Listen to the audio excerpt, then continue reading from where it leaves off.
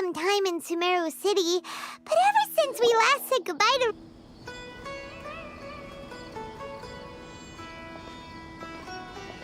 Ad Astra Avisask. We meet again, you two. Hi, Catherine! Do you have any commissions for us today? Commissions, huh? Let me think. Oh, how about this? Please attend the Academia's Academic Symposium this afternoon and recite a love poem on stage. Wait, say what now? And if possible, please also use your camera to capture the reaction of the audience upon finishing the poem. Huh? What kind of commission is that? I see. It appears that you're not interested in this commission. In that case, please go to Port Ormos and convince the Eremites there to spend some time volunteering at the local orphanage. Hey, that's not any better. I'm sure the mercenaries will have some interesting reactions as well. Paimon's gotta ask, just who exactly has been submitting these commissions to the Adventurers Guild? Oh, the commissioner? Well, actually, I just wanted to see the two of you in action. Was it so obvious? I was hoping you would actually take one of those commissions. That kind of chance to observe humans doesn't come by often. Ah, so it's Nahida. Paimon just knew Catherine wouldn't crack those kinds of jokes. When did you get into her head? From when she said, Ad Astra Abisask? So it's been you this whole time? Are you done resting up, Nahida? Yes. I've been sleeping ever since we parted ways, and I even had a really, really long dream. It was another dream about the Sub-Zerus Festival, except it was a happy one. In my dream, I was sitting in the middle of a flower terrace, and everyone in Sumeru City was holding hands as they danced in circles around me. They danced round and round, and everyone looked really happy. I also got to sit on a gigantic flower carriage. Ferris, the Knight of Flowers, raised me really, really high above the ground, and I was throwing an endless amount of Yalda candies at the children. You know, Nahida, maybe your dream is how the Sub-Zerus Festival really should be. It's meant to be a joyous time where everyone gets together to celebrate your birthday. Huh?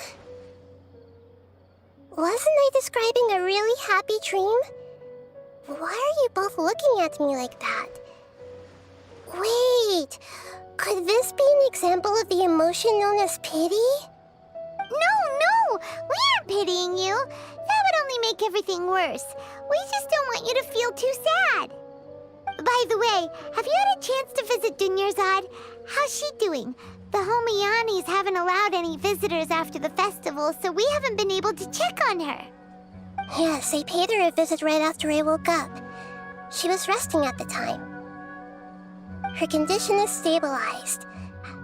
However, since Elazar is a manifestation of the withering on the human body, we can only cure it by finding a way to take care of Irminsul's own withering. But for the moment, our top focus should still be figuring out what the sages are up to and what they're planning.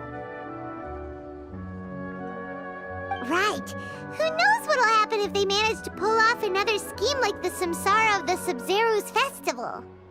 So our first priority should be investigating and putting a stop to the sages' activities. As for how we should pull that off, let's discuss it somewhere else. There are too many adventurers around here. Oh, good point. Sorry, adventurers. We're gonna be borrowing Catherine for a little while.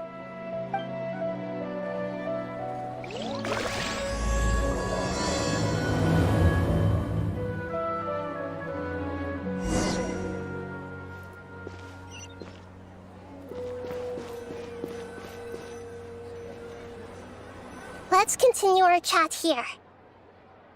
Okay, so do you have any ideas on how we can investigate the sages, Nahida?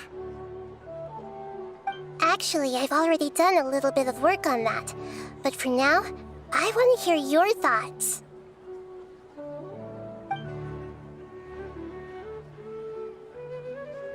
I've already tried that, but all the key members of the Academia, even the core of 30 guards, intentionally avoid wearing their Akasha terminals. It seems that from the very beginning, they've been guarding against info leaks from the Akasha. Of course, it could also be because they're wary of me. Have you already caught the sage's attention? I'm guessing not yet, but distrusting me would make perfect sense if they've ever paid attention to the urban legends about me. In any case, I probably can't take over their minds directly. No way, that's too risky. You mean it'd be too easy to get caught? No, it's not that. We shouldn't involve innocent students in this. A single mistake could completely ruin their lives. Doing that would be ignoring the safety of my people for my own selfish goals. How is that any different from what the sages are doing? That's a good point. Spoken like the god of Sumeru. We're in the dark as of now. Since we still don't know anything about their goals, any rash move could tip them off and lead to terrible consequences. After all, every person in Sumeru City is one of their hostages. Are we really out of ideas? Nahida, you're super smart, so you already have something in mind, right? Don't keep us in suspense. Spill the beans already. According to a popular theory from the Vahumana Darshan of the Academia, rejecting impractical motions at the beginning of a planning session will give more weight to the actual proposal. Okay, but aren't you the god of wisdom? You don't have to use that kind of gimmick to make us take your ideas seriously. Well, I've been thinking that if I can't directly possess the leaders, and if I can't get ordinary people involved, then I should find someone who's already involved, but hasn't decided to side with the sages. You're saying we should recruit a spy? That does sound like it could work. Oh, before coming back, we met someone named Al-Haytham. He seems like he acts alone, and he likes doing stuff behind the Academia's back. They probably aren't in cahoots. Actually, I already have someone in mind. Do you still remember that female scholar named Sataria? Sataria. Paimon remembers now. Isn't she the one who's always trailing behind the Grand Sage of the Academia? We ran into her basically every time the Sub-Zero's festival repeated itself. You could even say we're old enemies by now. Paimon still remembers the smug and mean way she always spoke to Nilu. I've always liked observing all kinds of people, and Sataria has always stood out from the crowd. She was born in the desert and was hailed as their greatest genius. Her academic gifts allowed her special admission into the Academia, and also gave her the opportunity to serve as the sage's assistant. Oh, Paimon didn't know she was from the desert. She must be pretty special then. Paimon feels like most of the desert dwellers around the city are working as mercenaries. The name Sataria means star. When she lived in the desert, she shone like the brightest star in the night sky. Later on, she was chosen by the sun. The star was given a place in the daytime sky to complement the sun's dazzling light. Soon after, the star witnessed the sun scorching the earth, which brought forth many disasters. The star began to waver. Instead of staying beside such a sun, wouldn't it be better to return and light up part of the night sky? But in the end, she couldn't give up the radiance of daytime. To cope with her shame, the star buried her guilt and closed her eyes. From the sound of it, Sataria's just hung up on the research opportunities here. doesn't really support the academia. She still feels guilty about not doing more for the desert, right? She's just running away from her problems. Indeed. When they are presented with complex moral issues, many people will simply plug their ears and go with the flow until the problem can't be fixed anymore. She's suppressing a lot of guilt, but before she realized it, she had already become the sage's accomplice. She can't deny her part in their schemes anymore.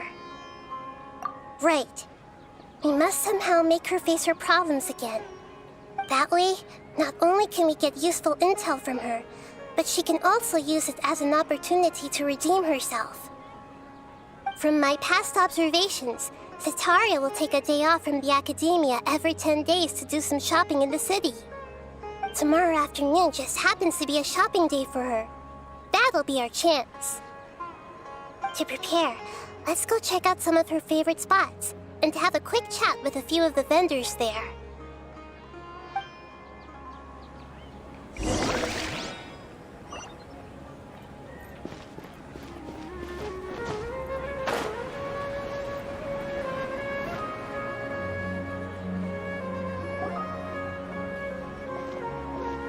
This should be Setaria's favorite fortune-telling spot. So should we ask the fortune teller about Setaria? No, I already have enough information on Setaria. The most important thing now is for you to pay attention to the vendor's talking style and key characteristics. Talking style and key characteristics? My poor lost lambs, have you become troubled over your fates? The divine voice of wisdom often echoes between mine ears. If thou be blessed today by the gods, I may be able to show you the way. Huh? Really? Nahida, you've been whispering things to her? Shh! My friend here has some doubts regarding her future. Can we get a fortune reading for her? Of course, of course. In that case...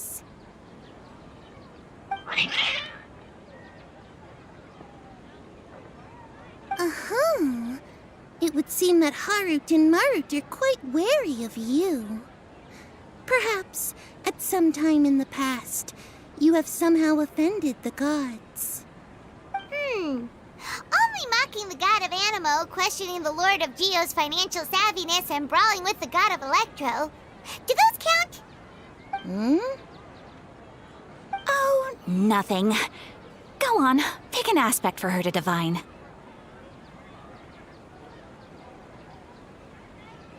Health prospects, no problem at all.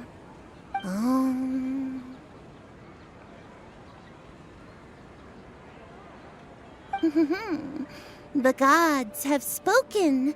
The truth shall be revealed. Your life shall continue on for... many tens of thousands of years? Impossible. Harut, Marut, did you two spoil my divination?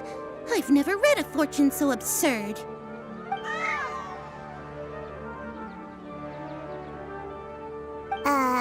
Actually, Paimon thinks this is probably the most accurate fortune-telling you've ever done. I admit that the orientation of today's celestial matrix is suboptimal. As such, there will be no charge. Is that so? Well, that can't be helped. If you were to bring some food offerings for Harut and Marut on your next visit, perhaps they could help you reverse the wheels of fate.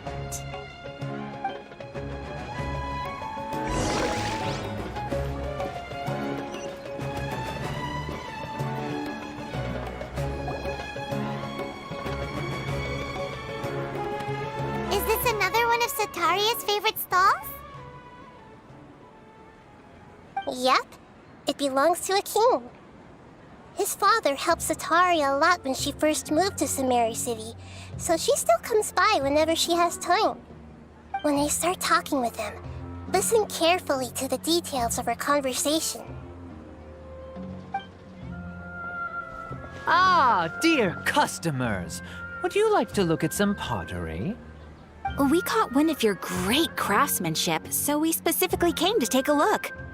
Oh, I recognize you. Aren't you Miss Catherine from the Adventurers Guild? Sounds like I'm in for some big business. Speaking of, where did you learn this trade? I suppose you could say it all started with my dad. He's a mason by trade, but I picked up an interest in clay while apprenticing for him. After that, I began making pottery by myself in secret, and I simply changed trades when my works turned out well. Although it's a pity that I'm no longer making much use of the knowledge provided to me by the Akasha. That's nice. You're making a living doing something you love. So is your father still working as a mason? Oh no, not anymore. A few years back, he fell from a roof and broke his leg. Since he had already saved enough mora over all these years, he's just enjoying the retired life in Port Ormos nowadays. I see. We wish him peace and happiness in his retirement. I'll have someone in charge of logistics at the guild come by another day for some goods. We'll leave you to it. Take care now. No problem. Rest easy, all our goods are sure to meet your every need.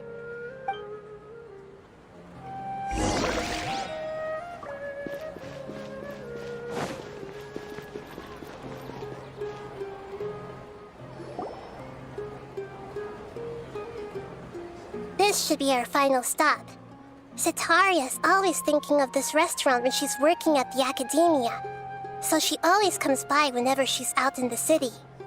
Nahida, you've really thought of everything. It's my duty to protect Samira's citizens, after all. Hi there. I feel like I've seen you down by the docks before. Huh? Sorry, I don't quite remember.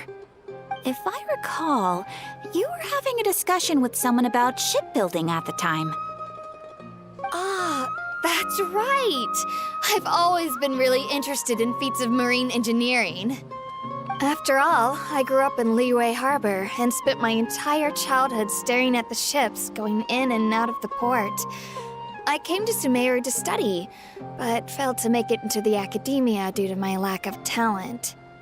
But I'm still discussing all kinds of problems with different scholars, and I'm continuing to study and perform research from the restaurant's basement. I'm sure I'll get to the academia after their next round of exams. What an admirable spirit for learning. Amazing. Sure, but you'll find hardworking people wherever you go. So this restaurant has a basement as well? Huh. First I've heard of it. That's right. It's not usually open to patrons. Most of the time, employees use it for breaks or to hold private events. I see. Guess that makes sense. Well, good luck with your studies, Miss Chishan. Thank you so much. As long as I can make it into the academia as an official student, I'll be happy.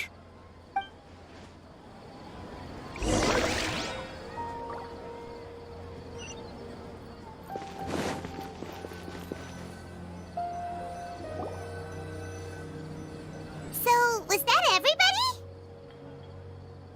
Mm-hmm. 3 familiar faces should be enough for Sitaria. What's the point of all the information we've collected? Nahida, you still haven't told us how you're planning to make Sitaria face her problems.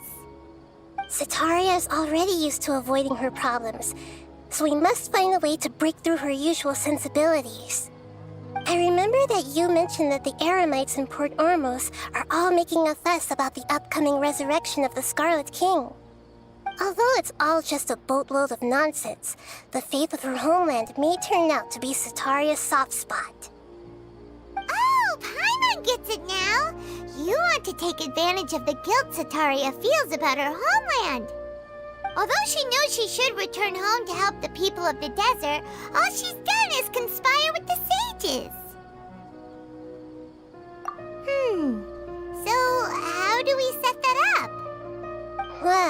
the Scarlet King is long gone, and Setaria is also too smart to fall for any simple tricks. If we simply engaged her under the guise of the Scarlet King's believers, she would definitely be wary of us, and we may not get anywhere. But if we were to borrow some of her close acquaintances to talk with her, her reaction would probably be very different. So, you mean you're going to possess those people we just talked to? Yep. Possess them through the Akasha, imply that they've already converted to the faith of the Scarlet King, and then convey our made-up will of the Scarlet King. As long as everything goes smoothly, we'll get through to Setaria for sure. She'll never guess that we had anything to do with it. Ah, so that's how you're going to use all the info we collected on these people. It's so that you won't slip up and break form. Possessing them will only work if you can manage to pass off as them. Exactly. So, best of luck with impersonating them. Huh? Best of luck? But we don't know how to possess anyone. That's no problem at all. I'll just share all their senses with you once I've possessed them. As long as you're also wearing an Akasha terminal, the effect will basically be as if you've possessed them yourself. Huh. That is pretty convenient. But why does she have to do this? Can't you do it yourself? Although I've been observing humans for a while, I've never been good at imitating them. You're not wrong. It's always been painfully obvious whenever you try to pass as Catherine.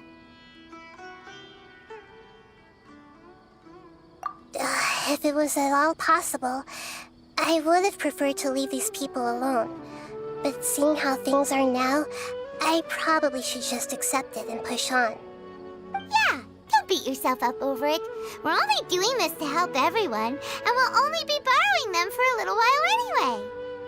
Alright, then let's give it a go tomorrow afternoon.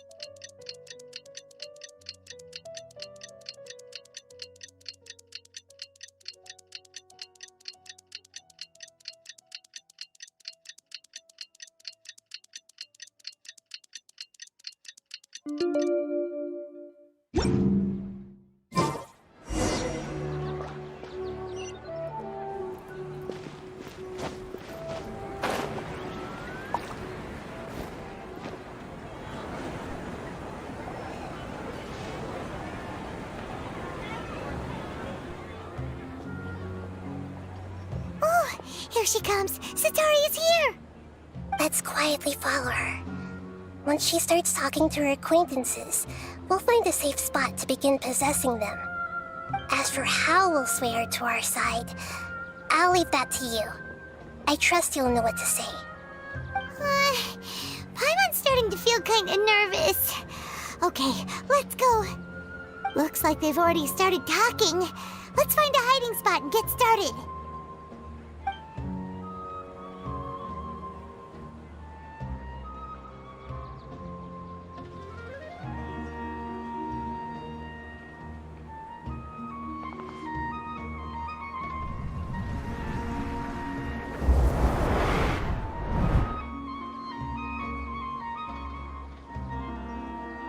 That's right. You really can't force anything when it comes to love.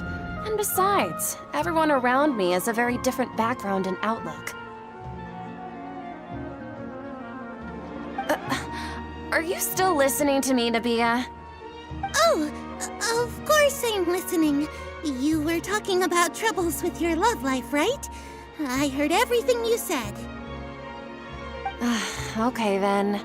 You just seemed a little distracted for a moment there.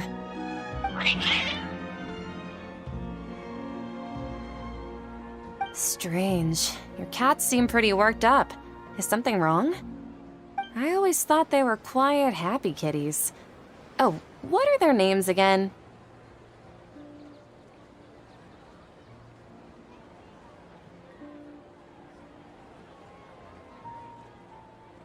Ah, that's right. They are just little darlings, aren't they? Harut and Marut. So, which fortune do you want me to read for you today? You must have come for another echo of the divine voice of wisdom. I'd like to get another reading on my love prospects, but to be perfectly honest with you, I feel like I've been a real mess recently. A mess? Well, could you do a reading on how long it'll take me to finish my current project at work? I really just want to get it over with. I hear you. No problem at all. The gods will reveal the truth.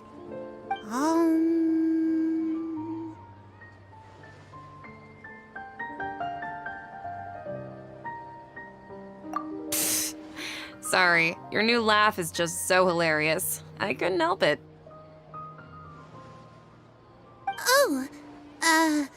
Please pay no mind to those kinds of details. The gods are asking, Setaria, why haven't you gone home? Why haven't I gone home? Do the gods really know everything I've been thinking about? Setaria, why don't you just go home? It's a demand now instead of a question.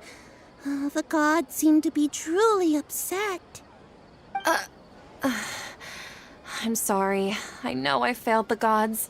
Please pass on my most sincere apologies and ask for their divine forgiveness. And if I may ask, Nabia, is there a specific god who's speaking to you right now?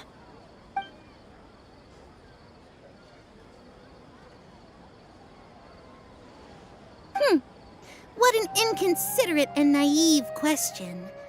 The god who is speaking to me is, of course, the wisest and mightiest of all, the Scarlet King. The Scarlet King?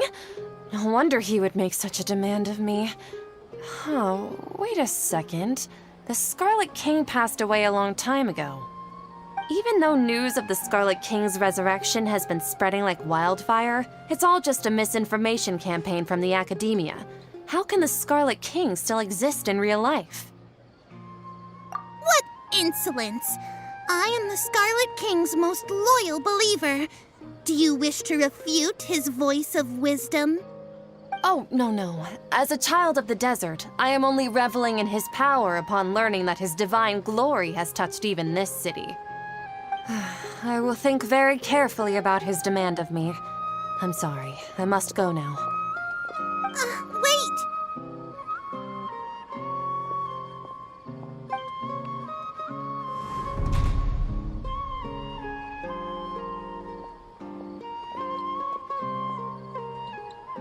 Whoa! She just ran off in a hurry. She looked pretty upset, too. Well done.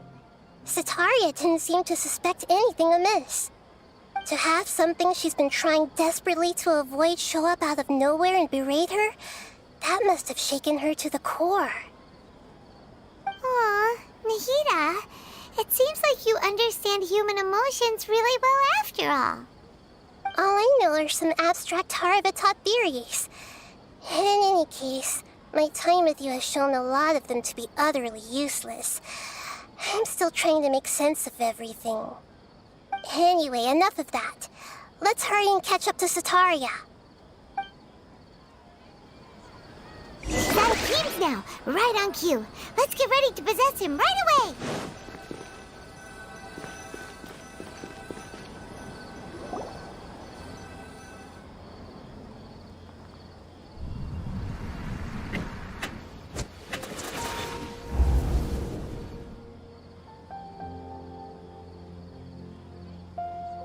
It's okay. I just got caught up in something.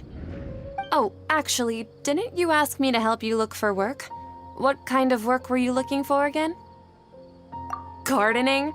But don't you hate everything to do with plants? I still remember getting mad at you for secretly throwing away the bonsai that I gave you as a present. You see, a friend told me that the secret to self-improvement is to work on things you're not so good at. Fair enough. I didn't think that was something you would consider. Speaking of, how's he doing? Is he feeling any better?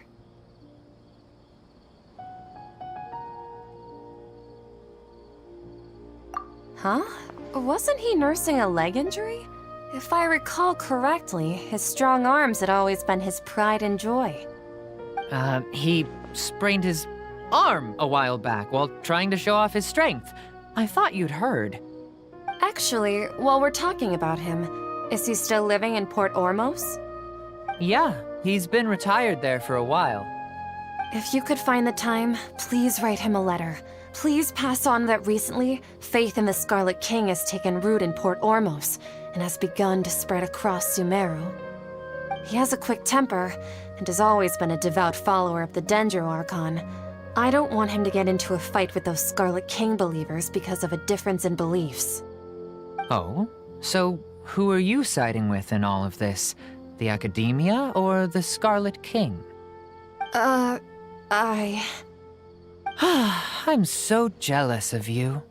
You were born a child of the desert, yet you chose to betray the Scarlet King, and now you spend all your time with those crooks from the Academia. Akeem, you don't mean you've also become a believer of the Scarlet King? What's so strange about becoming a believer of the wise Scarlet King? In fact, aren't you the strange one? The one who still can't pick a side? Can't pick a side? Me? Whoa! Paimon had no idea you'd be so good at this! You really zeroed in on the issue and put it right in front of her. It might feel a bit overwhelming for Sataria. But once everything is over, I'll be sure to pay her a visit to her mind and explain everything. Anyway, let's keep going.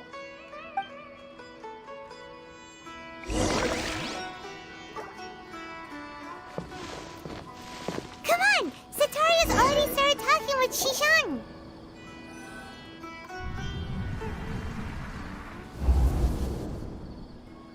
So, Shishan, have you noticed anything weird in the city lately? Like, as if someone was trying to preach to you about something?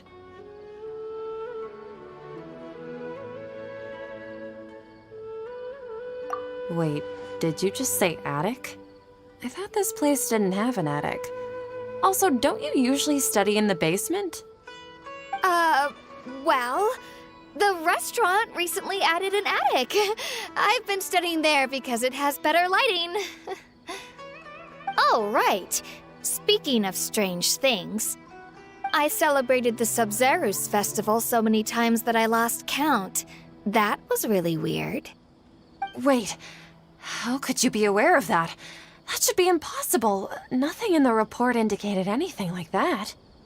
Are you still failing to realize that the Academia's lowly tricks could never deceive all of Sumeru's citizens? Jishan, don't tell me that you've converted to the Scarlet King as well! What an absurd question. You make it sound like I should be ashamed for becoming a believer of the Scarlet King. In reality, shouldn't you be the one who is ashamed? You, who works side by side with the Academia and treated people as nothing more than experimental subjects? Please, please stop! Even now, Sataria's still trying to run from her problems. She can no longer justify everything to herself. Hey, she's trying to talk to the guards! What should we do? This is the most important part of all. Quick, get ready. Mercenary, you're a member of the Corps of 30, correct? Please help me pass a message to the Matcha right away. The situation in the city is getting out of control.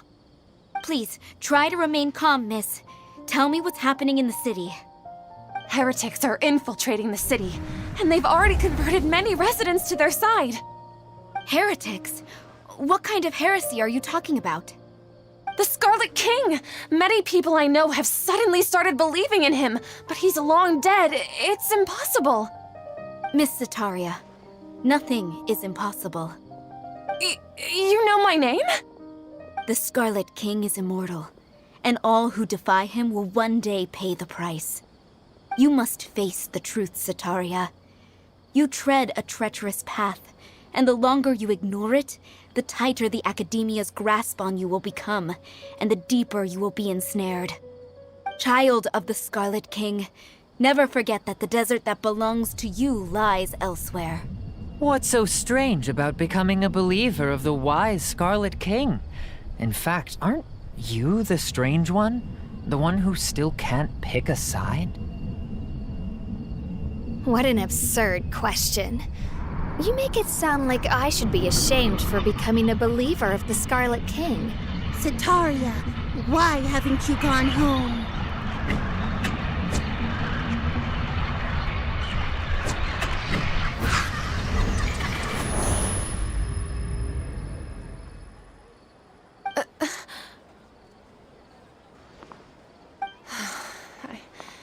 It seems that no matter where I run, I only keep finding more believers of the Scarlet King.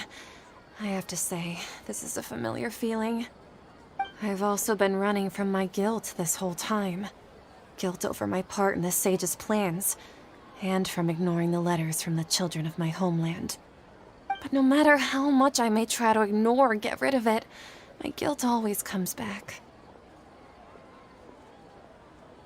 You won't necessarily lose your research opportunities by facing the truth. Besides, did you really want to conduct your research while carrying such heavy feelings of guilt? How do you know me so well? Are you truly just a believer of the Scarlet King? Or are you the god himself? That's not important. The important thing is to pass judgment on the Academia and its sages, and to correct their mistakes. If you could provide some assistance in this matter, perhaps it could serve as a form of atonement. I've actually never believed in the gods, but I've always believed in serendipity. Your appearance must be a fated opportunity for me to get out of this wretched situation. Please tell me, what can I do for you? How much do you know about the sage's current activities? I was just one of the designers for the masked dream harvest scheme, which is what happened around the Sabzeruz festival. But I know very little about the full scope of the overall project. I'd assume that only staff with the highest clearance would have access to those confidential documents. I've just been working to meet the Grand Sage's specified requirements. However, there's something that's been really bothering me. I heard that a scholar who was previously expelled has returned to the city, and even the sages are still quite wary of him. To fight against the Academia, we will need to figure out the nature and the purpose of their work. Is there a way for us to get access to the confidential documents you mentioned? It should be possible if we're willing to take some risks. After all, I'm an assistant to the Grand Sage, and I've been working on many tasks outside of the project. One thing, though, I won't be able to transfer the documents to you through the Akasha once I get my hands on them. The sages have always closely monitored all activities within the Akasha. Let me see... let's use the most primitive method. Send someone to pick up the documents tomorrow evening at the Academia entrance. The Academia entrance. Wouldn't that be too conspicuous? Don't worry about that. I assure you, this won't be a trap. I'm only suggesting this location because it'll draw more scrutiny for me to leave the Academia again.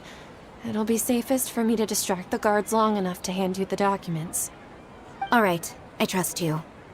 So, if I were to successfully complete this task, would it mean I've atoned for my wrongdoings? That'll depend on the judgment of the Dendro Archon. The Dendro Archon. That's right. Her people are the ones we have endangered. As the God of Wisdom, she's also the one responsible for judging and guiding the scholars. Maybe it's time for me to find a god to believe in. Just as Nahida predicted, we've managed to bring Sataria to our side. The Traveler's execution was ingenious. She's the one who deserves all the praise. Well, now that we've made plans to meet again tomorrow evening, all we can do is pray for Sataria's mission to go off without a hitch. Pray? But if we're going to pray to the gods, aren't we just praying to you? God of Wisdom and Guardian of the Scholars? No. The truth is the true Guardian of Scholars. I've always believed that. Anyway, let's meet again tomorrow evening at the Adventurers Guild.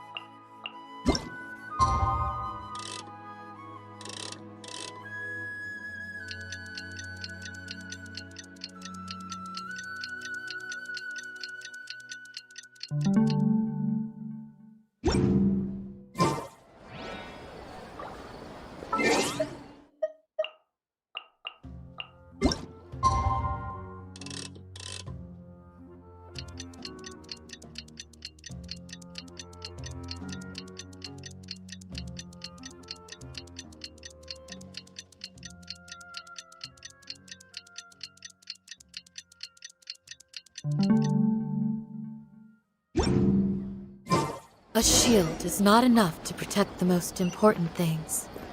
That's why I must also wield a spear.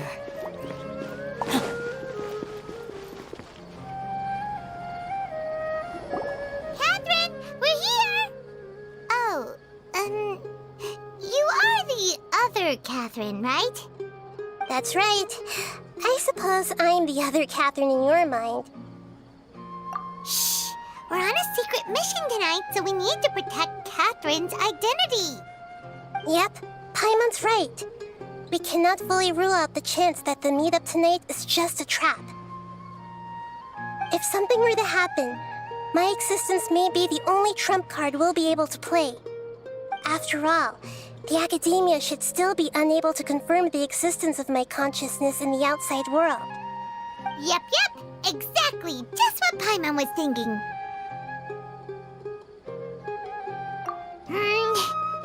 Anyway, enough about that. Let's just make sure to be on our guard.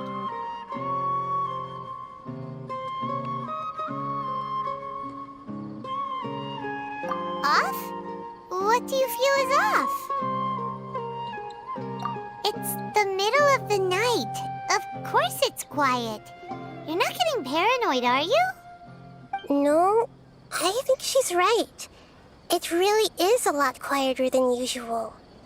If you look around, there seems to be fewer people on the streets. I'm not sure if this is the case for the entire city, though. Huh. Maybe it's just a coincidence. Maybe Sataria figured out a way to not only distract the guards, but also to get everyone to go to sleep early, just so we can exchange the documents in peace. I also can't quite figure out why things feel a little off.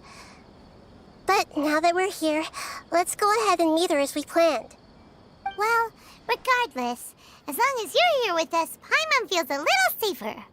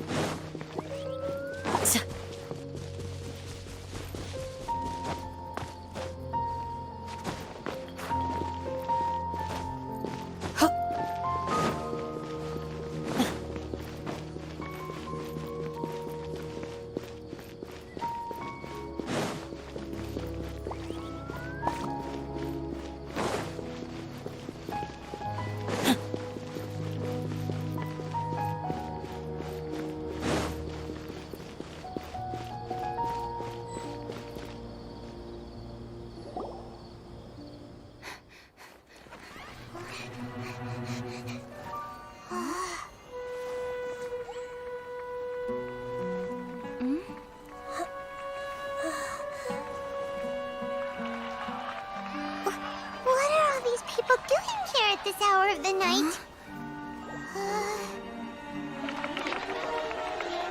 Ah, the triumphant hero returns at last. And to a rather spectacular welcome, even if I do say so myself. You're the outcast, expelled from the academia. Indeed I am. Although these days they tend to call me the Doctor.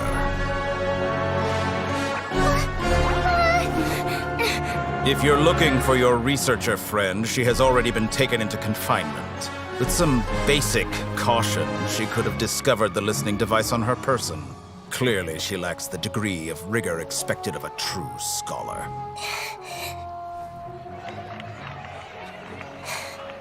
The people of Sumeru City.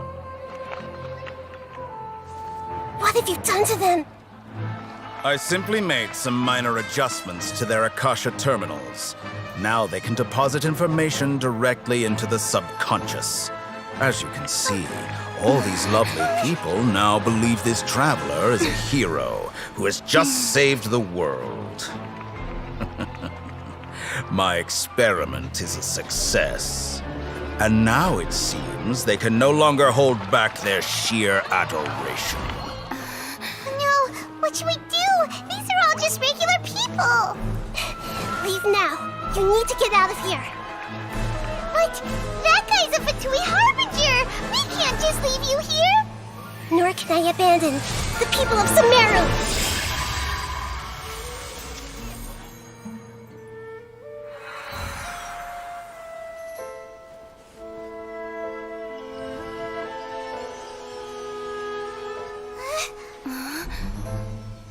Don't worry. We'll meet again outside of the city.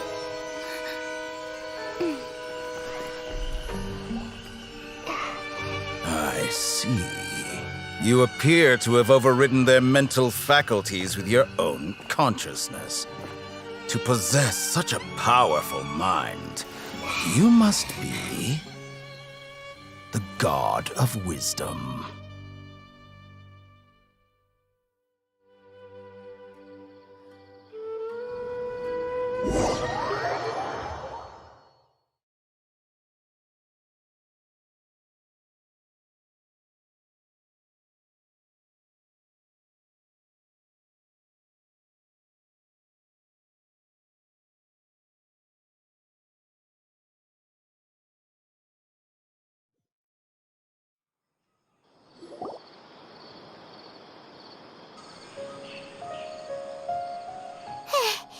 This should be far enough.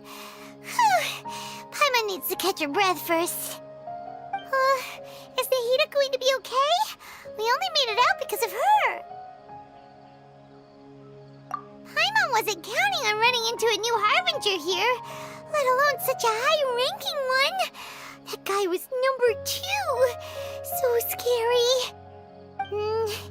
He called himself the Doctor. Remember, Tainari told us about him.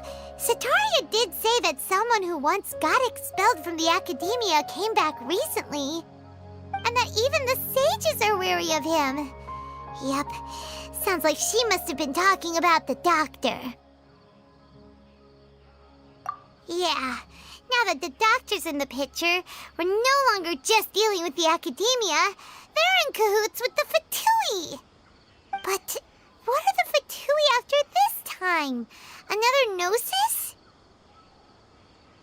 Yeah, things would be a lot easier with Nahida's help. Nahida said we'll meet again outside of the city. But we can't just keep waiting around, right? You mean... Oh, right! Wasn't he invited by the sages to work on some project when we were staying with him in the Vidia forest? That has to be the same project. Even though he turned it down at the time, he might still know something. There's no time to lose. Let's go to Gandharvaville.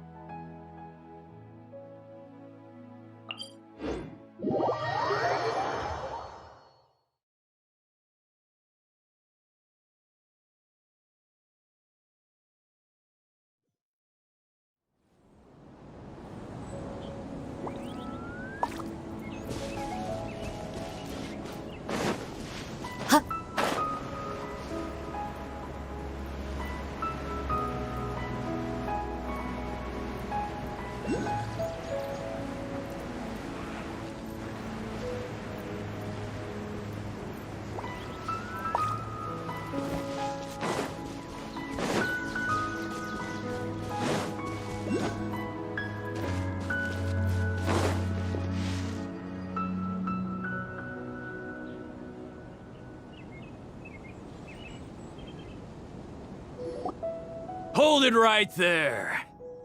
A blonde-haired traveler and a floating fairy. We've got you all right. Take a look around. You've fallen right into our trap. Are you mercenaries from the Corps of 30? Did you come here to arrest us? Corps of 30? We're nothing like those government lapdogs who don't even get scraps for their work. We are an elite brigade that commands the highest commission rate in all of Sumeru. We're here on the orders of a client known only as the Outcast. The outcast? An outcast from the academia? But why wouldn't the doctor just send the Fatui after us? Still wasting time on idle chit-chat. We'll shut you up soon enough. Get them! You're up, traveler! Following orders. Coming to beam! Rest and rebuild! Pin them down!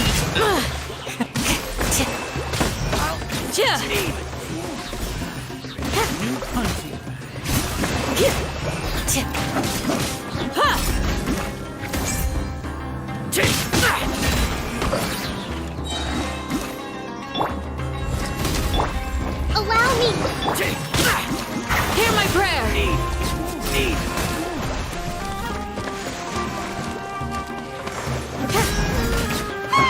It isn't over yet! Here comes reinforcements! Try to keep up! Take that! You're exposed! Hold the line! You want this one? That was pretty rough. Is that what elite mercenaries are like? Yeah, looks like we'll have to keep our guards up. But this doctor guy seems like a pretty tough opponent. He knew exactly where to set up an ambush. Did he predict that we would try to find Tainari?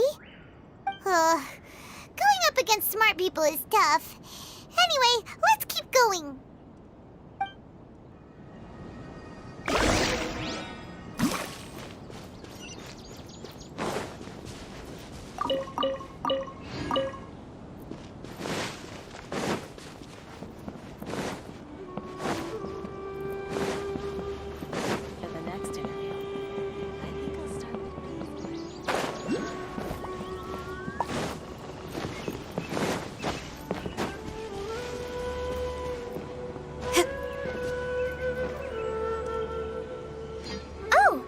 Traveler and Paimon, what are you two doing back here?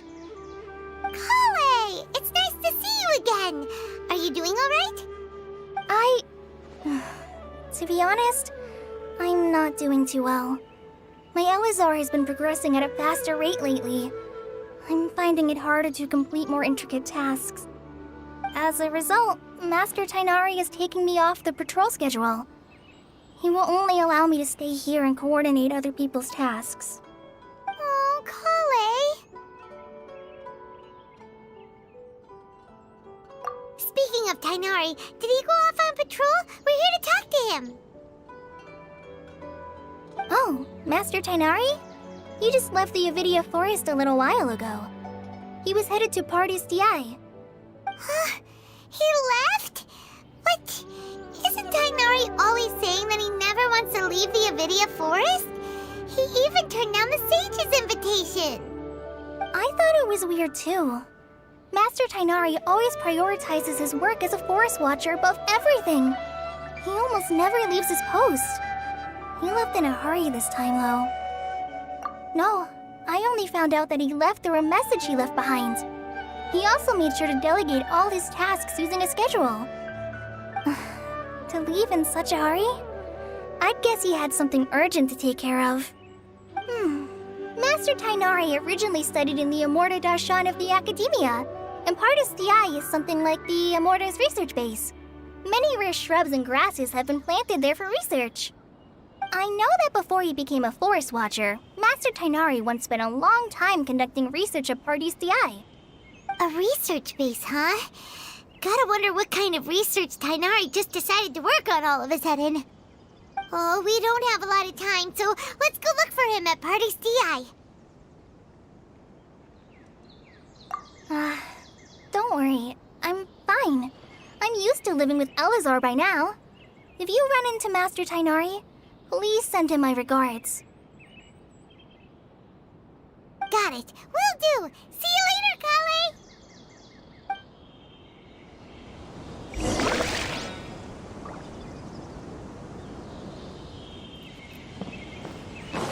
How many roots? Yesterday, a total of 5 dusk birds.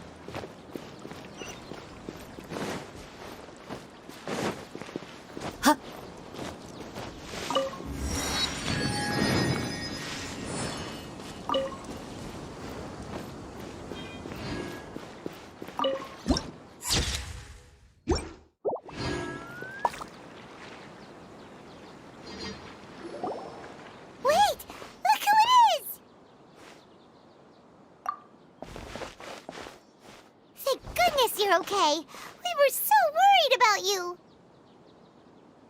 Hey, this was supposed to be a touching reunion, but you're ruining the moment. Actually, it's very smart of the traveler to be wary of me right now.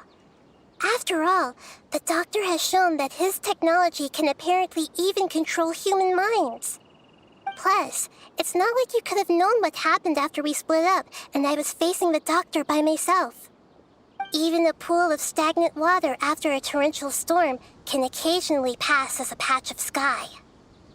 Paimon feels like only the real Nahida could come up with such an obscure analogy. Huh? But I wasn't trying to win your trust or anything. All I wanted was to clarify my point. Well, we understand that point now. Please, Nahida, tell us more about what happened. Are those poor people all right? When you left, I was still in the middle of restoring everyone's minds. Thankfully, when the doctor mentioned depositing information into the subconscious, he didn't mean engraving information into their minds. Instead, he did something closer to creating hallucinations. That was still within my power to fix. Luckily, I managed to finish my restorations and mind jump away from him just as he was about to capture me. Whew. What a relief. The doctor sure pulled out some hidden cards, but good thing we had Nahida with us. I wouldn't be relieved just yet. I gave away my true identity when I restored everyone's minds, which means we've lost another one of our trump cards. Also, the doctor is already an expert at modifying Akasha terminals. Maybe it's only a matter of time until he captures my consciousness inside the Akasha. Would that mean you'd no longer be able to jump between minds? Then how do we stop him? He's still at the academia, so It's possible he already started messing with the Akasha. Ugh, it feels like he's toying with us. What a nasty piece of work. Plus, the doctor's combat ability alone is apparently enough to make him worthy of being number 2 of the Fatui. We shouldn't give up hope just yet. Let's try to find another way to attack this problem. Actually, Nahida, how did you know we were trying to get to Party's Dii? Have you been waiting for us? Yes, I have. I can see the Traveler's elemental energy, so I deduced your destination by looking at the direction you were moving in. You didn't come here for sightseeing, right? Did you find any leads? We're looking for a scholar we know. His name is Tainari, and the sages once tried to reach out to him. Why don't you come inside with us and see what we can find? Okay, let's just hope we won't get him into trouble.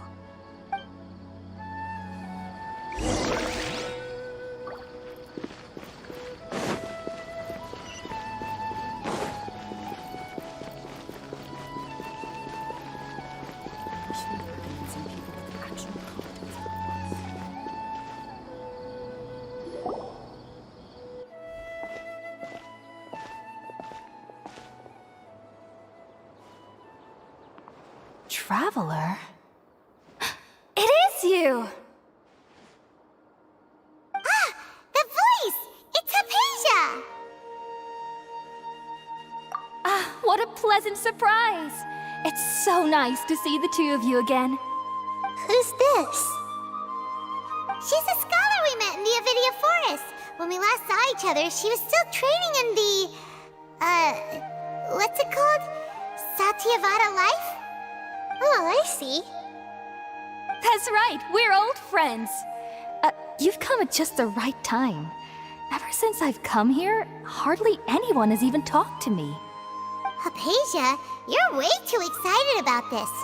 Actually, for you to leave the Avidia Forest means... you're not in training anymore? Wait, no. Did you already finish your training and reach Paripurna life? What do you think? My consciousness has already managed to make contact with the divine. You did it! Congratulations!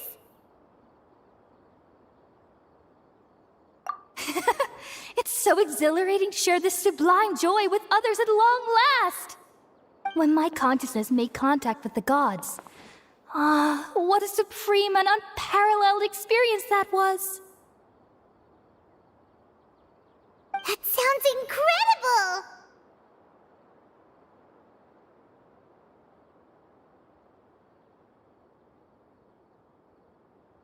Oh, all right. Actually, please wait. I haven't forgotten my promise to you. Remember? I promised to help you understand what you saw from Irminsul once I gained deeper insights. My current self has not only gained true insight, but I can even help you establish a direct connection to the consciousness of the divine. You can do that? I've never heard of anything like that, but if you want to give it a try, I'll do my best to protect your consciousness during the process. Hold on. I brought some spirit borneal with me.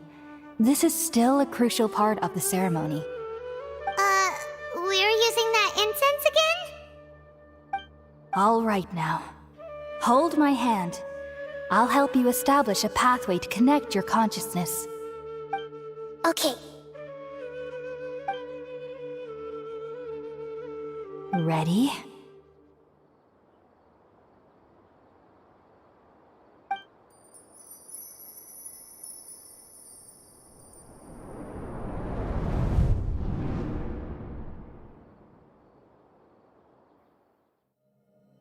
It took 3 betrayals for me to finally understand. The world is just an elaborate tapestry of lies. My fury will never be quelled. The first to betray me was a god. My creator. My mother. valuing strength above all. She saw no worth in me and I was discarded. The second was a human. My family. My friend. Consumed by fear, he saw me as an abomination. The third was one exactly like me. A hope for the future. A fledgling barely out of the nest. Powerless before his mortality, he broke his promise to me. Humans, they can't be trusted.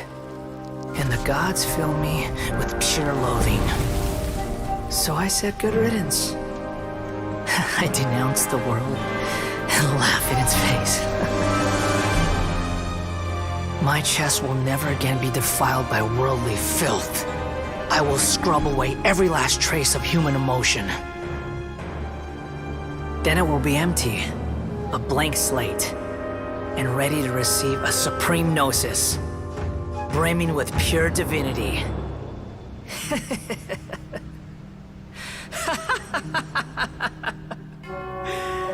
There is no need to fear. The pain will be brief. Your era is coming to an end.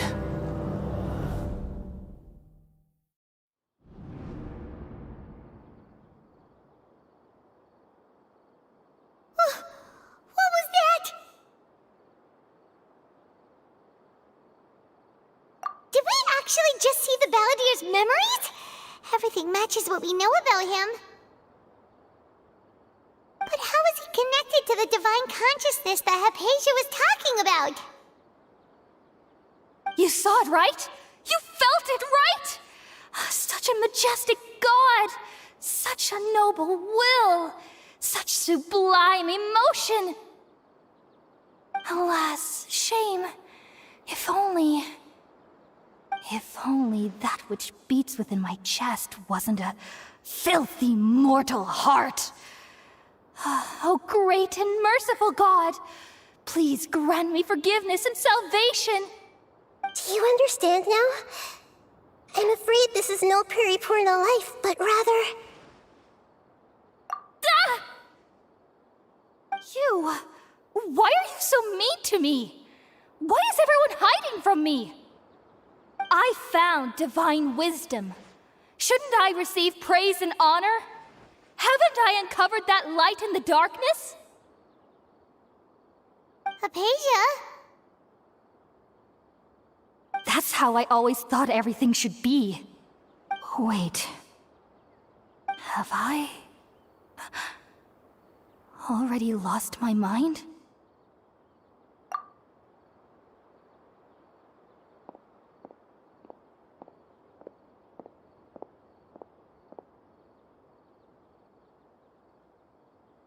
Wait, something isn't right.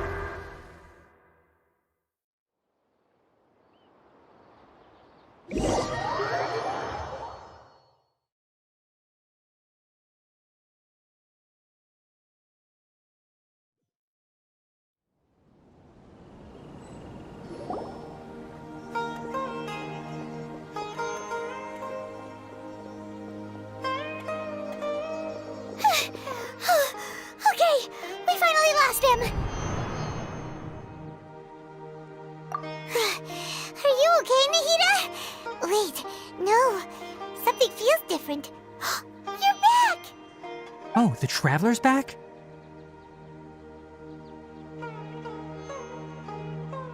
Nahida was controlling your body for a while. It seemed like she jumped over to you as an emergency measure right before the Catherine puppet was destroyed. After that, Tainari heard the commotion and came over. He helped us defeat the mercenaries and then he ran with us all the way here. What? You swapped places? You mean your consciousness also went into Nahida's body? Wait, then where is Nahida's consciousness? Where is she now? I never imagined that an individual's consciousness could be transferred around like this. Had I not seen it with my own eyes, I would have never believed it. I don't think this can be achieved with current human technology. Also, while we were running, the consciousness in your body told me to pass on a message. She said, "The doctor has found a way to trap my consciousness, so I can't journey with you anymore. But even in a moonless night, a shower of starlight can still drown out illusions and lies." Oh no! Nahida's trapped in the sanctuary of Surasthana for good this time. Was that message all she left for us? It's pretty vague. Oh, that makes sense. Since the doctor captured her, she won't be able to say anything without him knowing. She's being extra careful. Even in a moonless night, a shower of starlight can still drown out illusions and lies. Huh. Paimon knows the moon illusions and lies are from that alchemical divination at the Sub-Zero's festival. Didn't Nahida use a starlight analogy before? It had something to do with Sataria.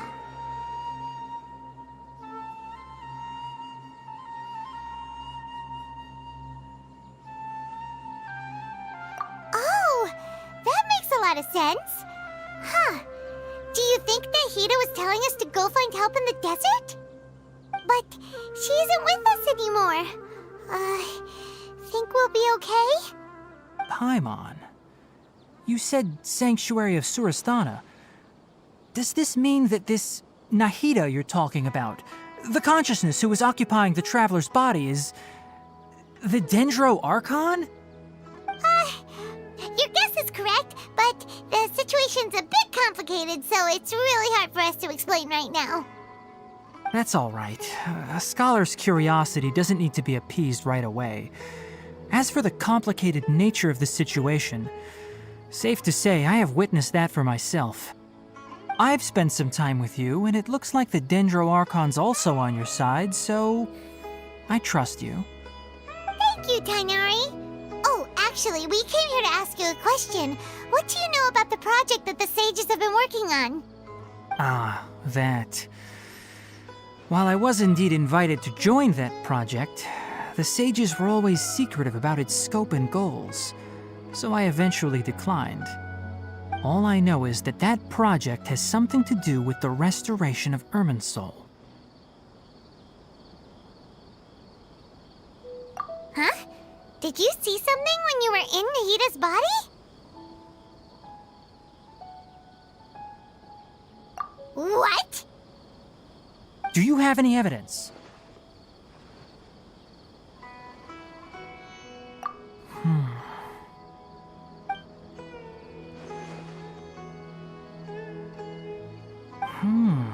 So that's what happened. That explains why Hypatia's symptoms were different from those of the other scholars who went mad. It's because she made contact with the consciousness of a new god who is still in the process of being born. Tainari, did you leave the Avidia Forest because of Hypatia? I did. I noticed Hypatia's mental anomalies, but since her symptoms were rather atypical, I secretly took her to Pardes Dii and began searching for a way to return her to her normal self. If I didn't take action, Hypatia would have already been taken by the Matra to the desert, doomed to a life of exile at Aru village. Now that you mention it, I knew the Academia has never thought particularly highly of Lesser Lord Kusanali, but But I still didn't expect them to do something as arrogant as creating a new god. Looks like I made the right decision by not accepting their invitation. The Doctor and the Balladeer. We have 2 Fatui Harbingers in Sumeru. Sounds like we're in for a bad time. From your description, I don't think they've completed their project. There may still be room for us to intervene. But then, what is the connection between creating a new god and restoring Irminsul? Yeah, it feels like we're still nowhere close to figuring out the sage's goals. Right, we've pretty much gone over everything we need to know, so we should head out. How about you, Tainari? What are you going to do? I'll stay here for now. I still want to try a few more things to help Hypatia. If you're planning to go into the desert, start by heading for Caravan Rabat. That'll be your fastest route. Come find me here if there's anything else I can do to help. May the spirit of wisdom go with you. Thanks, Tainari. Hopefully Hypatia will feel better soon. We're off then.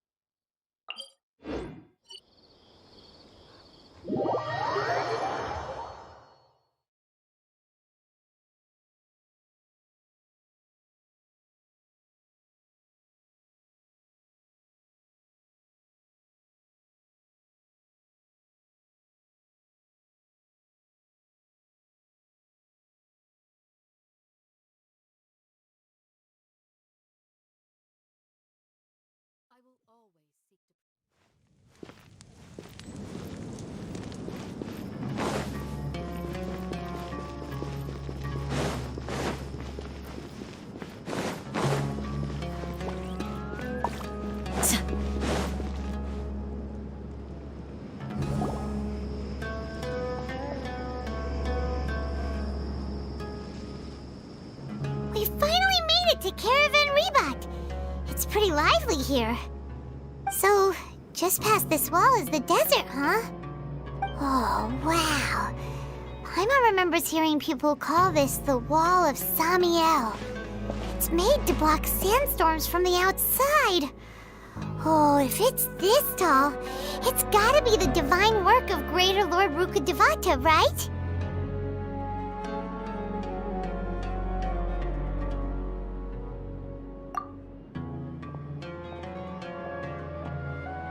Enough gawking. Come on, follow me. Huh?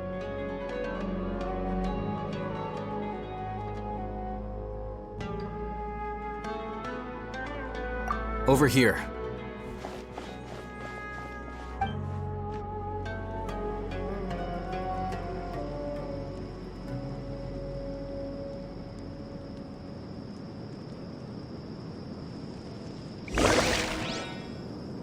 Ethan went that way! Let's hurry up and follow him. Wonder what he's up to.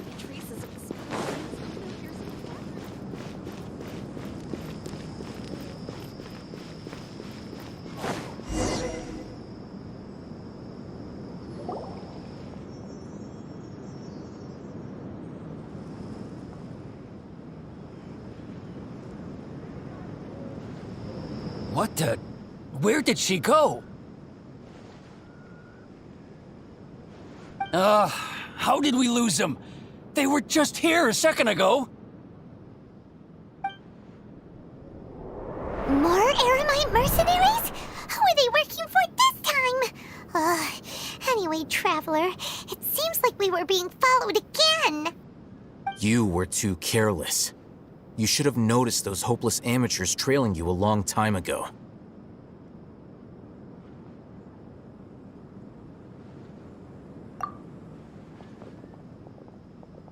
There's no need to thank me. I've never cared to keep track of personal favors. All I did was correct a mistake I happened to come across. It's a habit I developed at the academia. You really gave Paimon a scare, Alhaitham. We never thought we'd run into you here. Last time we met at Port Ormos, didn't you say you were going back to the academia? Wait, don't tell Paimon that you're here to take us back on their orders! Oh, so you've already landed yourselves on the academia's hit list. I can't say that I didn't expect it. However, had I wished to turn you over to the academia, don't you think you'd already be the Eremites' honored guests by now? Oh, right. You do have a point. I have no interest in running errands for that project. As a scholar, I've always belonged to the camp that promotes researcher autonomy. And these days, you're more fascinating than anything the sages can offer.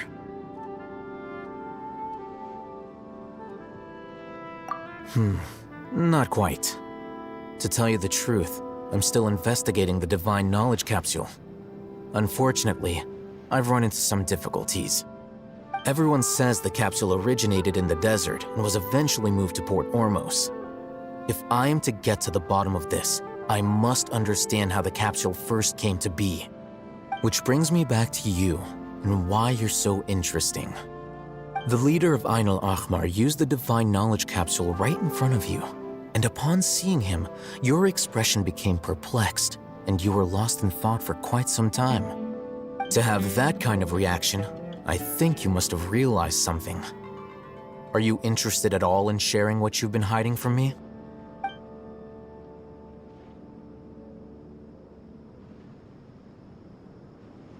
Alhaitham, you really have a ridiculous eye for detail. What kind of person even notices or remembers stuff like that?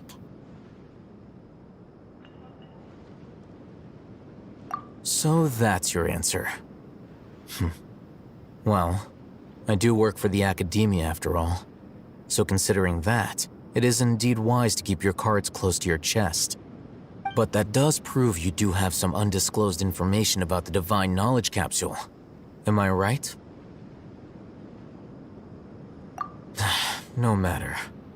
Rather than simply learning the answers from you, I'd still prefer to investigate on my own. Speaking of, you two are also headed to the desert? That's right! We have the same plan as you! But we don't really have any concrete goals at the moment. Then I'd suggest starting with Aru Village. It's the largest settlement in the desert, so it'll probably have more resources and intel than anywhere else. Well, would you like to head there together? It's always better to travel with someone you know. Let's go!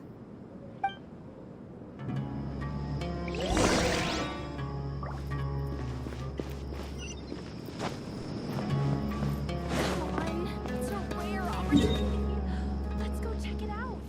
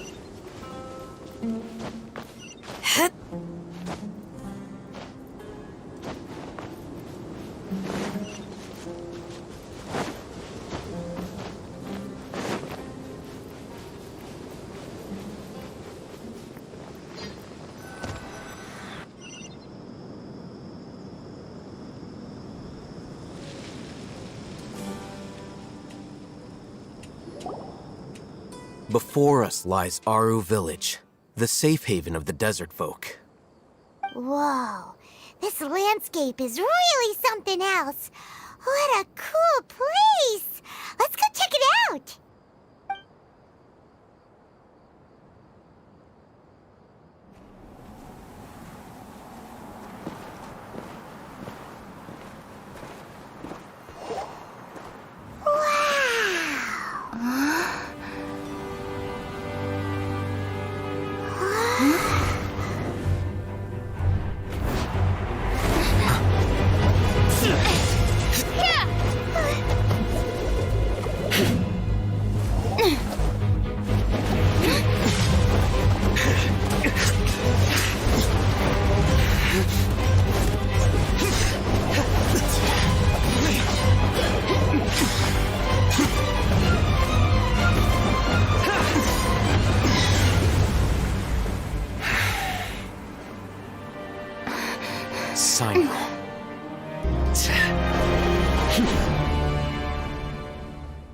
Unless my memory fails me, we have barely spoken 2 words to each other before now at the Academia.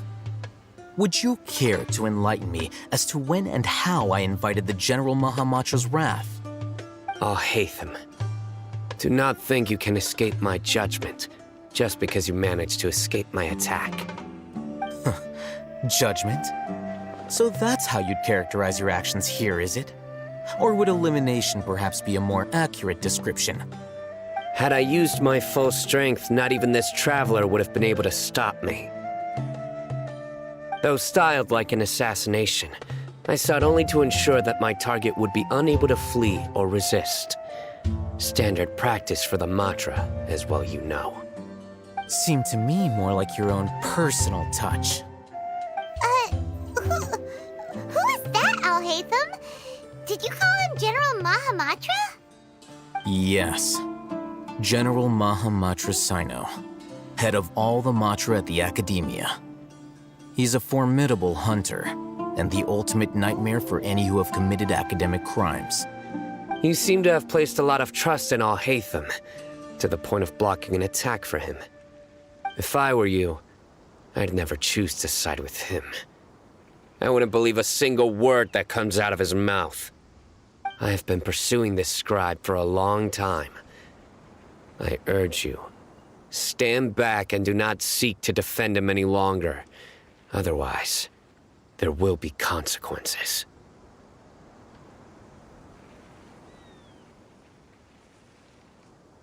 Has Alhaitham done something wrong? Paimon doesn't think he's as bad as you've made him out to be. I won't waste my breath explaining things. Alhaitham, I saw it during our fight. Take it out. The divine knowledge capsule you're hiding on your person. Unless you want me to retrieve it for myself. Very perceptive of you. Nothing escapes a Matra's senses. Wait, the divine knowledge capsule? Didn't it fall into the Matra's hands in Port Ormos? No wonder you speak with such confidence, Sino. But I must admit, I'm very curious. What does this capsule mean to you, General Mahamatra of the Academia? Are you all alone in the desert? As far as I'm aware, the other Matra have been speculating about your disappearance. Have you been given a mission that's, let's say, morally dubious? If I was the real target of your mission, what was stopping you from simply using your authority and resources to judge me within the walls of the Academia?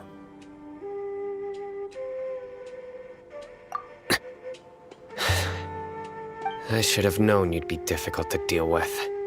You two? Ugh! What you would do, Traveler? Paimon feels like we can't trust either of them. Ahem. Well, look at you two, acting all tough and self-righteous over there. Wait, Dia?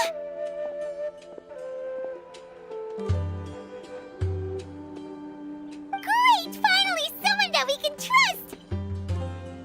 You gotta help us out here, otherwise these two are gonna start fighting again! Yeah, sure looks that way.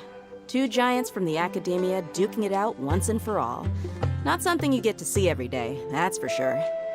Listen, I know you academic types love to fill up your big brains with self-righteous morality and lord your empty rules and virtues over each other. But how dare you bring your petty disputes into the safe haven of Aru Village? It seems like someone's gonna have to beat some sense into your thick skulls until you finally learn to respect these grounds.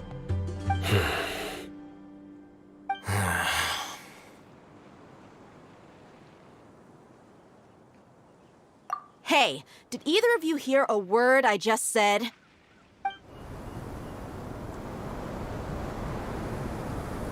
Whoa, what's going on? The wind's so strong! Is this a sandstorm? Paimon's gonna get blown away! Another sandstorm? What's up with these recently? Hey! All of you, over here, quickly! We have to take cover! Someone's calling for us! Oh, this wind is too strong! Let's get over there! That sounded like Candace. Come on, you two. Jeez, are all of you academia folks such hard work? Move it! All right, stop yelling.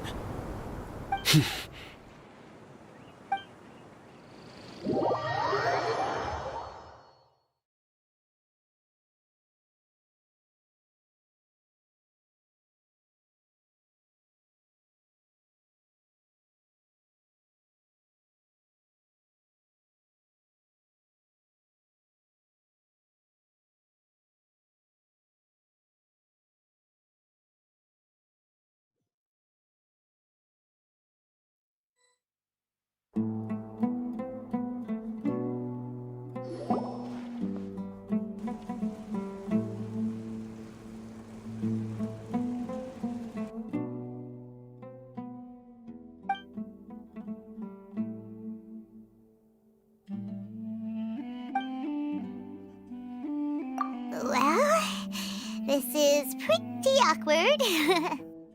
Hey, wanna play sardines with 3 people who wanna tear each other limb from limb? Sure, why not? Sounds fun. The air is so thick and heavy. Paimon can hardly keep floating anymore. My sincere apologies, everyone. This is the home of our village chief. I will have to ask you to make do with this small room until the sandstorm dies down. Please, let me introduce myself. I am Candace, protector of Aru Village. Our savior has come at last! Nice to meet you, Candace. The name's Paimon. Thank you so much for helping us. There's no need to thank me. It's only right to help each other when the weather gets rough. Wow, she's so gentle and caring, like a nice older sister. Unlike those guys over there. All right.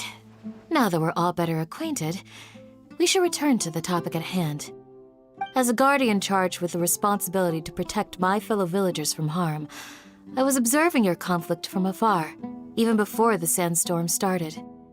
And now that you have set foot within our village itself, it is all the more my responsibility to make absolutely sure that you pose no threat whatsoever to us. So please, have an honest and sincere conversation with one another, and put your hostile feelings to rest. If anyone dares to start anything again while they are under this roof, I will not hesitate to send them out for some quality time with the creatures of the sandstorm. Oh, on second thought, Paimon may have misjudged Candace's character. And that goes for you too, Miss Dia. Do I make myself clear? All right, we got it, Candace. That's what I like to hear. So, which of you will begin? I was supposed to be a mediator, but I might have gotten a little too involved just now. Anyway, one of those two should probably start talking. Wait, that was you trying to be a mediator? I have nothing to hide, so there's no shame in explaining myself. While Al-Haytham wasn't wrong about the other Matra not knowing my whereabouts, it's not because I've been assigned a morally dubious mission. Rather, I've chosen to exile myself. Huh? Exile yourself? A little while ago, I discovered that there was data missing in the Academia's project planning and development files. What little they did report clearly did not match the project's actual progress. As General Mahamatra, I had the responsibility and authority to request an audit. However, to my surprise, the person responsible for the erroneous data was none other than Grand Sage Azar himself.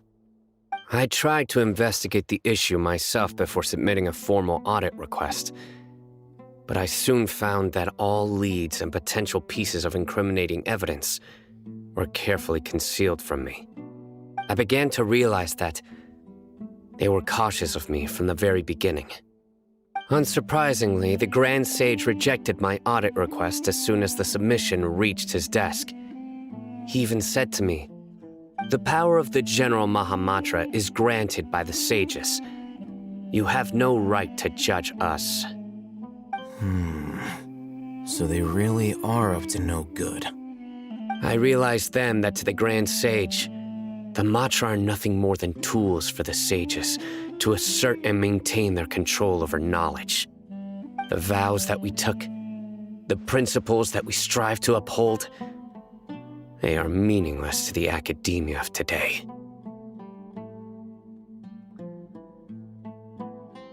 I believed it would be wise to flee the academia before the sages had a chance to take action against me. This way, they can no longer see nor predict my actions. I will never give up on this investigation. There's no need for someone else to give me power or authority. Once I find the truth, I will administer judgment by my own name. Sino seems to have the same goal as us. We're all investigating the sages. Plus, now that he's no longer the General Mahamatra, he somehow feels a lot less scary. Well, Sino, if that's your story, then why did you see Alhaitham as a target? When I was investigating the matter in the academia, I overheard a conversation between Alhaitham and a sage. The sages asked you to investigate a blonde-haired traveler. Do you dispute this, Alhaitham? What? Like many parts of the project, this assignment was undocumented. Now throw in your suspicious behavior with the Divine Knowledge Capsule, and I think we deserve an explanation.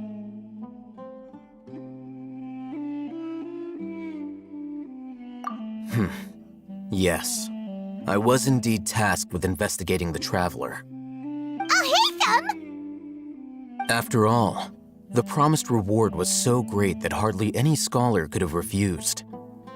The sage told me, once you've completed this assignment, I can give you a glimpse of divine knowledge. A most enticing offer. Unfortunately, those academics don't know me at all. Their words contained one key piece of information, namely that divine knowledge indeed exists.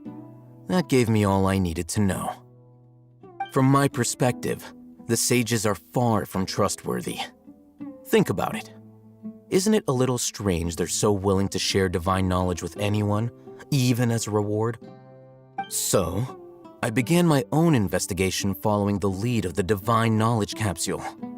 In the end, I realized my wisdom in committing to this rather than collaborating with the sages.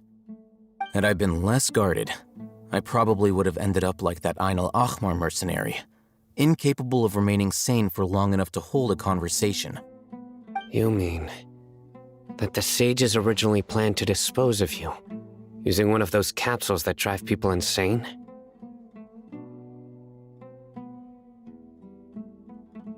I'd already given up on the assignment by then. I only told the academia I was waiting in Port Ormos for you to appear so they wouldn't suspect anything. So it came as quite a surprise when I encountered my erstwhile target while investigating the Divine Knowledge Capsule. Criminals do love to talk about coincidences. Even though I ran into the Traveler by chance, I had no intention of providing assistance to the academia. Also, you should remember, you were the ones who decided to follow me and strike up a conversation after I left that tavern.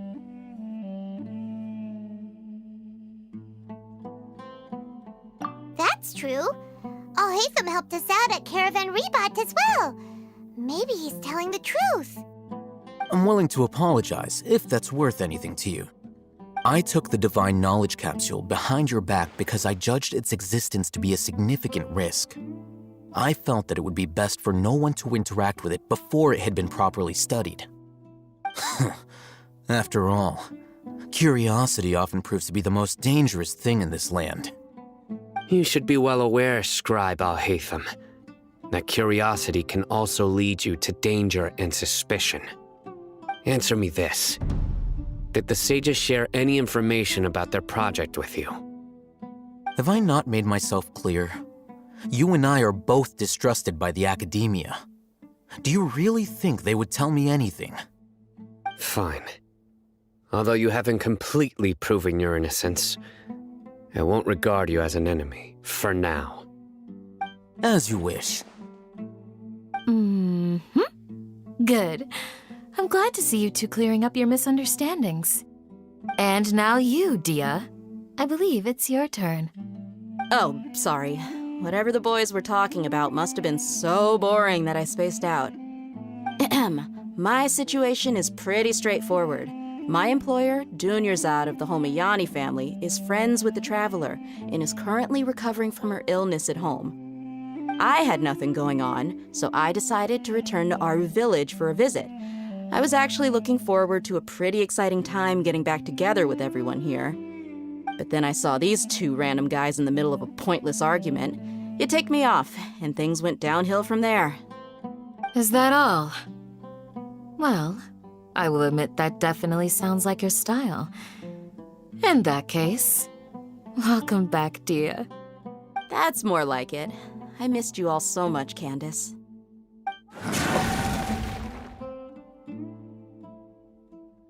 Whoa!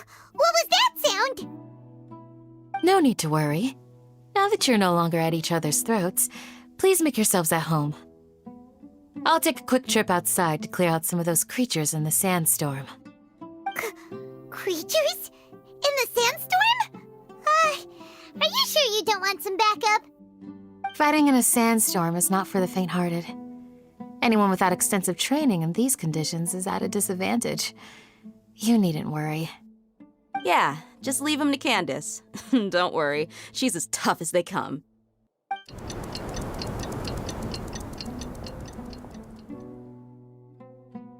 The wind's died down. That means the sandstorm's over, right? Candace still isn't back yet, though. Is she alright? Maybe we should go out and check on her. When you put it that way, even I'm starting to feel a little worried. All right, let's go. We've been here long enough, and the boys are as chatty as the floor.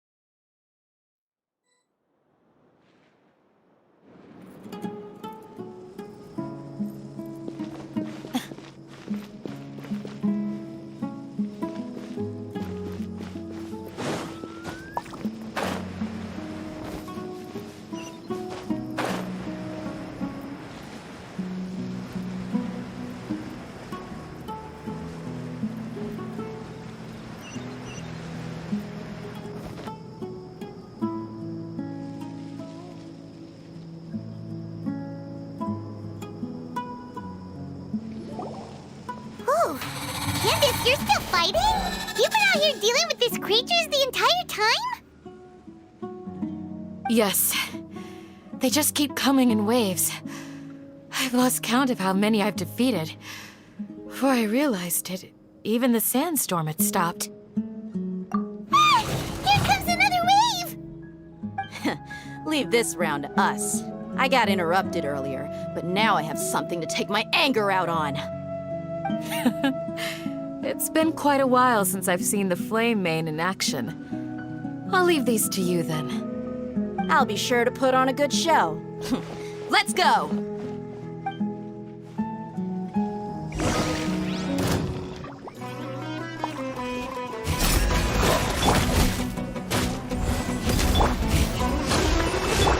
Need to train harder.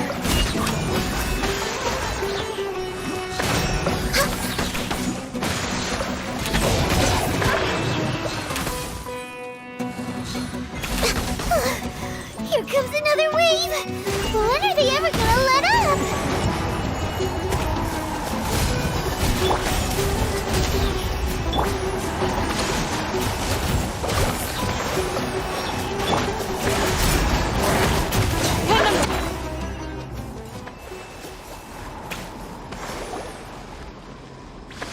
monster stopped appearing. Was that the last of them? What we fought just now was probably the aftermath of the sandstorm. So we should be safe for the time being. Well fought, everyone. No injuries, I hope. Huh? Who are you? Ah, my apologies. I haven't had a chance to greet you yet. I had my hands full taking care of the village's elderly and children. I am the chief of Aru village. Everyone usually calls me Uncle Anpu.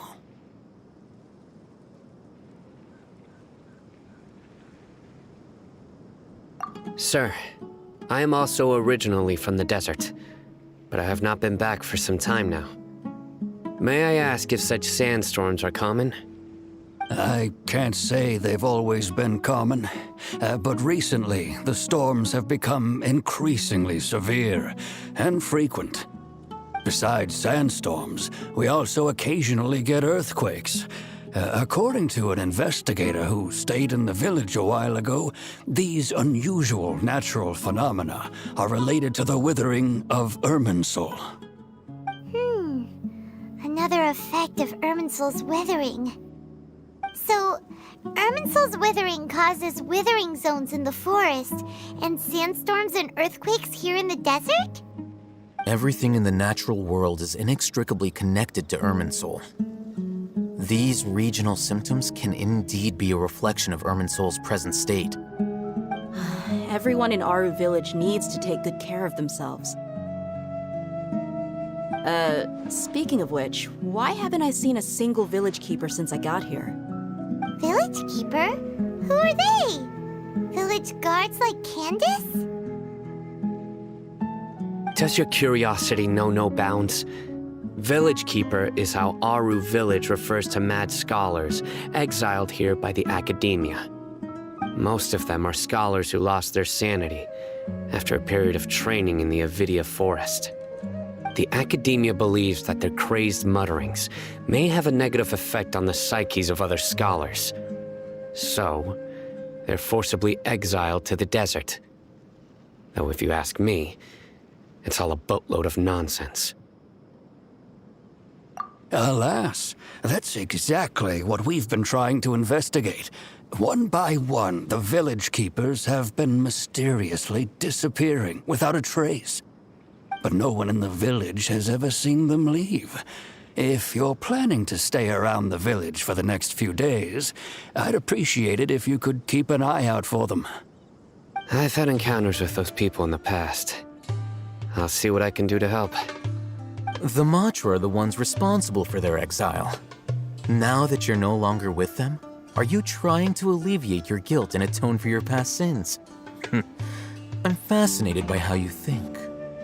Mock me if you will, but if you are guilty, I will eliminate you, regardless of my position or identity. Oh, you're the former General Mahamatra. You must be an expert in these kinds of investigations. Thank you for your help. Is it because you're reminded of Hypatia? Oh, these poor scholars. First they lose their sanity, now this! We need to help get them back home, safe and sound. But, is it really a good idea to tag along with Sino? You seem like you really don't trust him. I'll be grateful for the assistance. No doubt you will do a better job than some of my former subordinates. Let's start by finding a spot to share what we know so far.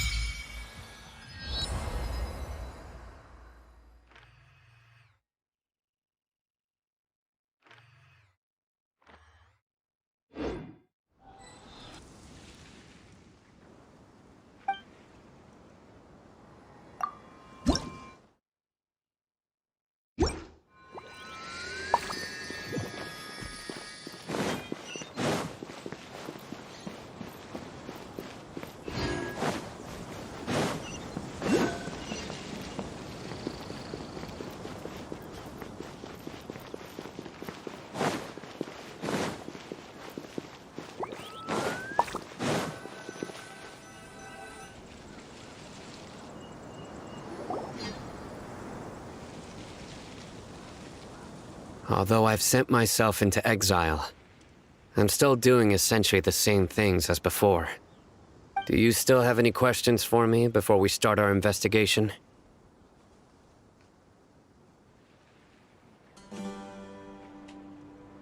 One of my former subordinates told me that this title has its origins in a strange incident. The Academia has long exiled mad scholars to Aru Village.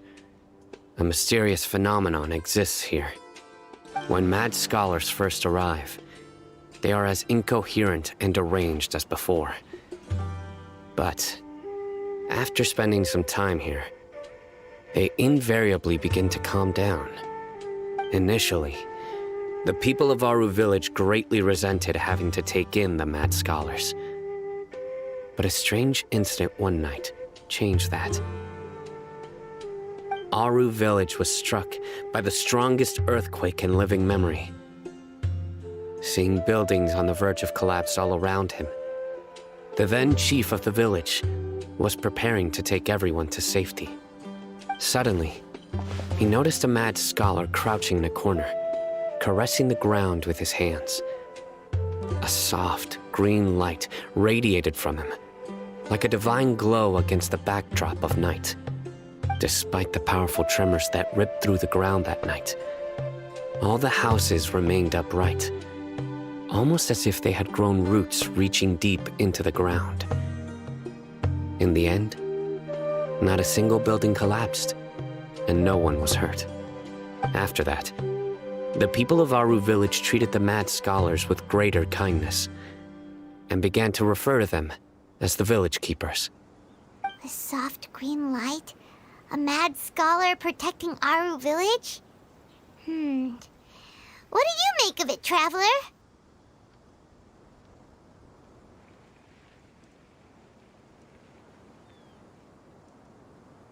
Paimon thinks so too. Actually, Sino, do you know if any of the mad scholars continued to wear their Akasha terminals at Aru Village? In theory, they would continue wearing them so the Academia could still monitor their activities. With that said, the main Akasha system would no longer have any interaction with them. Oh, no wonder! Everything makes sense then! Add in the fact that they calmed down, it was probably Nahida who calmed them. If you are able to draw a conclusion from this one story alone, then it appears you possess much more information than I do. So, what do you make of the story? Really? Lesser Lord Kusanali. What? You don't believe us? Lesser Lord Kusanali was definitely using the Akasha to give her power to the mad scholars! No, it's not so much that I don't believe you. I'm just struck by your reasoning. Lesser Lord Kusanali, the current Dendro Archon. Is she really active in Sumeru? The Academia has always placed far greater importance on the late Greater Lord Rukkhadevata. They've more or less ignored Lesser Lord Kusanali, and I've never had any reason to doubt their views. In addition, I've never heard any stories about Lesser Lord Kusanali and her deeds. To me, she might as well have been a god that never existed. No way! Nahida definitely exists! She's a... How should Paimon put it? She's a good Archon who's kind and wise, even if she says weird stuff sometimes. I've spent many years interrogating criminals, so I can easily tell when someone is lying. Good! Then you should know that we're telling the truth! That look in your eyes. I've never seen that from a liar. You two really must have met Lesser Lord Kusanali. How can this be? To think, our Archon has been amongst us this entire time. Alright, now it's our turn to put our skills to good use for this investigation. But easier said than done, especially since we don't have any leads. Maybe we can start by knocking on some doors. Excuse me, are you here to help me find my grandpa? Huh? Who are you? By the sounds of it, a resident of this village. My name is Isak. You'll help me find my grandpa, right? Is your grandpa a mad scholar? Hey, don't say that. Grandpa is just Grandpa. Why do you have to call him that? It's not like he's a bad person or anything. The person you're referring to is not a local, yet you are. Why do you call him Grandpa? Grandpa is just Grandpa. He's my family.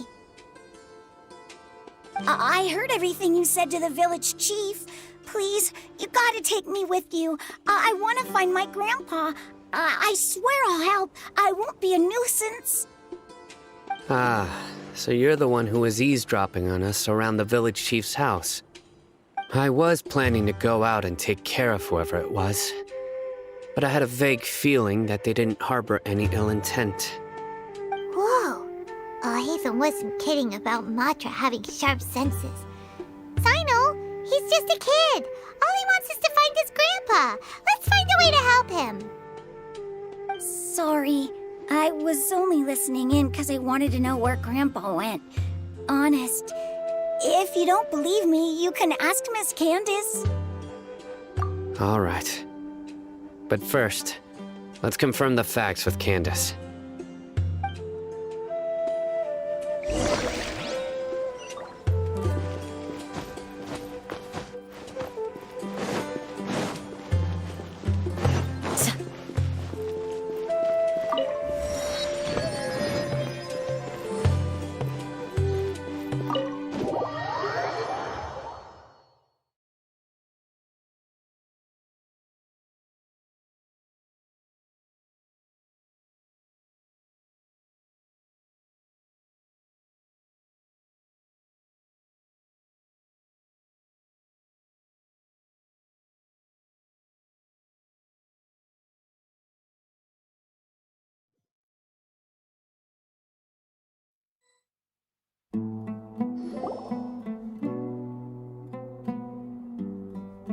Sino is super vigilant.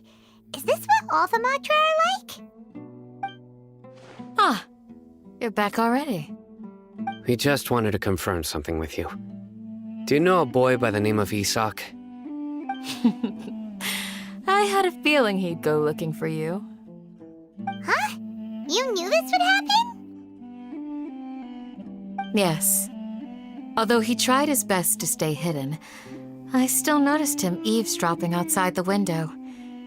He really wants to get his grandfather back. Isak's parents were both Aramite mercenaries who rarely returned to the village after finding employment in the city. He was raised by his grandfather. Unfortunately, it was only a few years before his grandpa passed away. Isak was still very young at the time, so various families in the village took turns caring for him so he could survive. Later, an elderly mad scholar arrived at the village.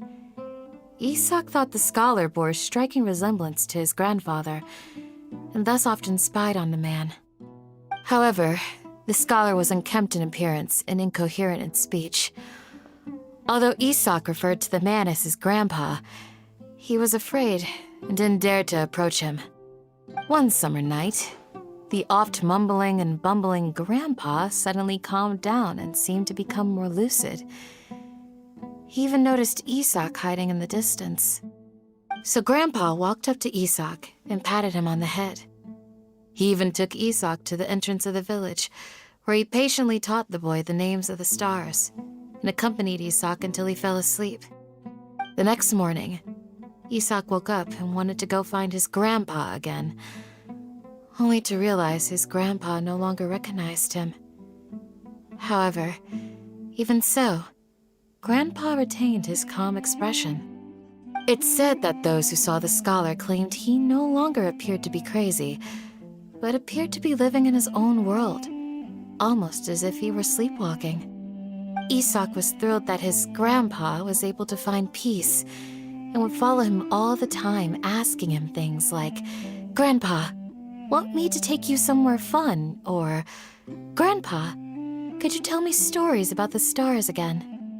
All this somehow just makes Paimon feel really sad. It seems like they both deserve so much better. Perhaps. Nearly everyone who lives in the desert has some form of hardship or regret. But even so, we must still continue on with our lives. It's also my reason for fighting. I must continue to protect this land.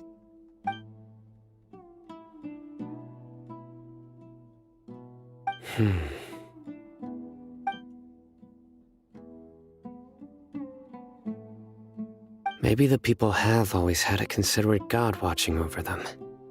Huh? What did you say, Sino? No, nothing. As long as Esau keeps his word and doesn't get in our way, we can take him along. Perhaps you are more compassionate than I gave you credit for. Please accept my thanks on Isak's behalf, Sino.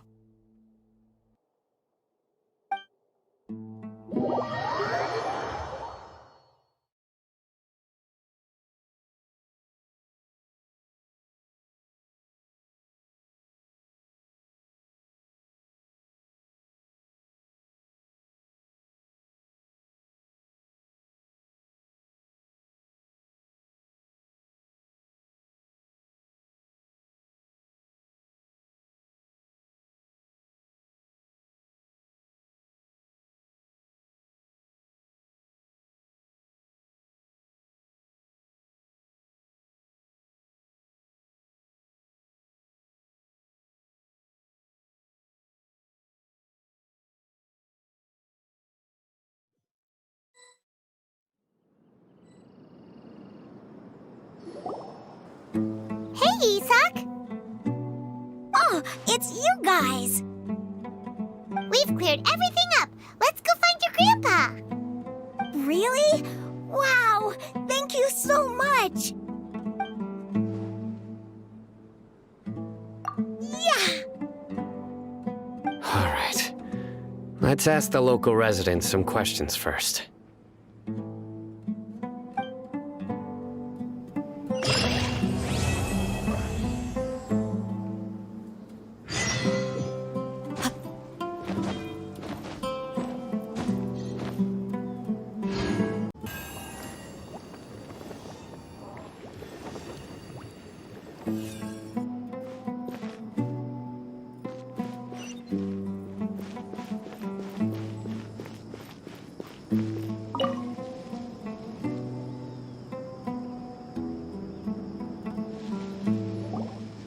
Excuse me, did you happen to see where the missing scholars went?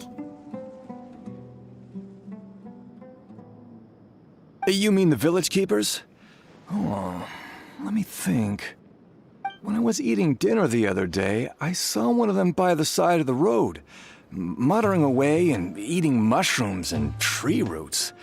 They shouldn't go around eating that kind of stuff. Okay. Did you notice anything else? Anything else? No, I think that's all I have to tell you. Sorry.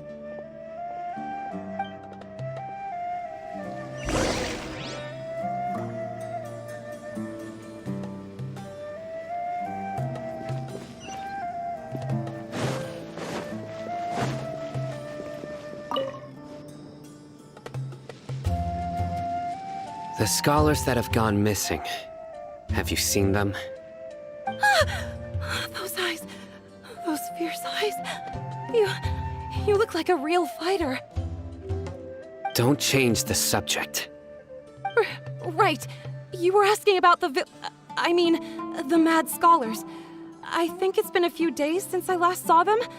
I usually go to bed pretty early, so I'm not too familiar with what goes on at night.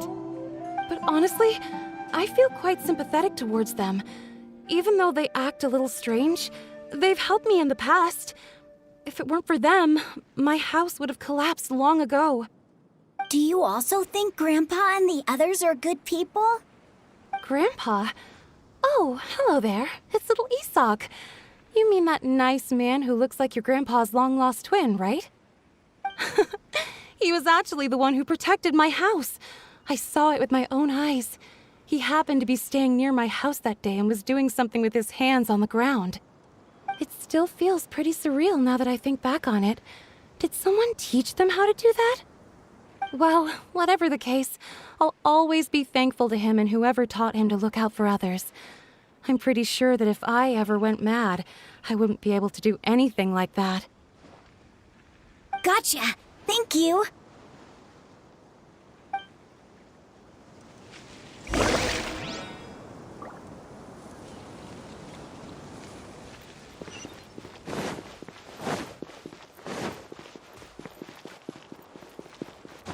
Stay safe and don't get hurt.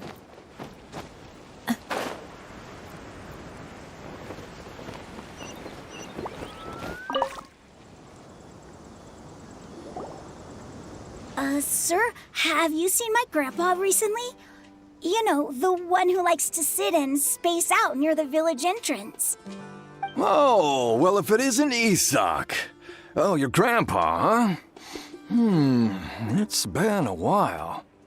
The last time I saw him, he was spacing out by the road as usual.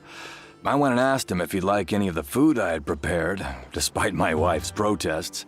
Like many people, she's really quite terrified of them. And speaking of my wife, she's still always complaining about how I don't make enough mora. Might explain why she's always mad at me. Oh, thank you. Thank you for taking care of him. It was nothing. You're looking for him, right? Did he go for a walk and get lost? Yeah. That's no good. Well, once you found him, come by my place again and I'll cook a little something for the both of you. I've known you since you were very young, so as far as I'm concerned, you're family. Please feel free to come by anytime. Wow, what a nice guy! Okay, thank you, sir. Huh?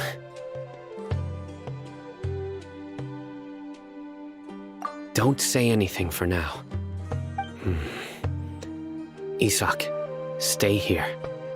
Let's head over there. Stay quiet as you move.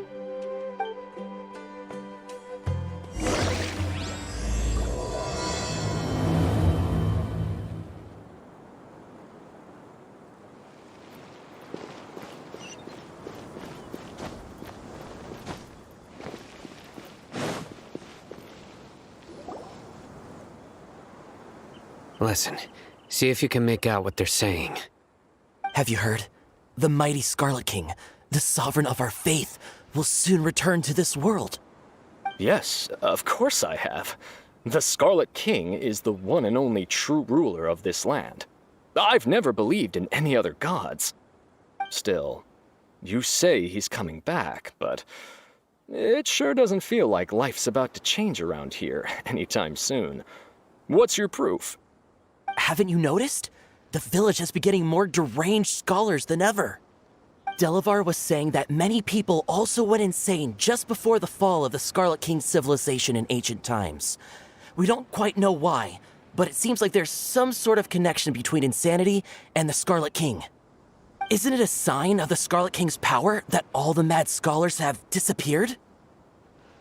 If you ask me, they must have been chosen as the final sacrifice for the Scarlet King's resurrection. Huh. Now that you say it, that does make some sense. Does this mean our lives are finally going to take a turn for the better? Exactly. Those city folks will get what's coming to them. Now, repeat everything you've just said from the very beginning. Huh? Who are you? Where did you come from? My patience is running thin. You heard what I asked.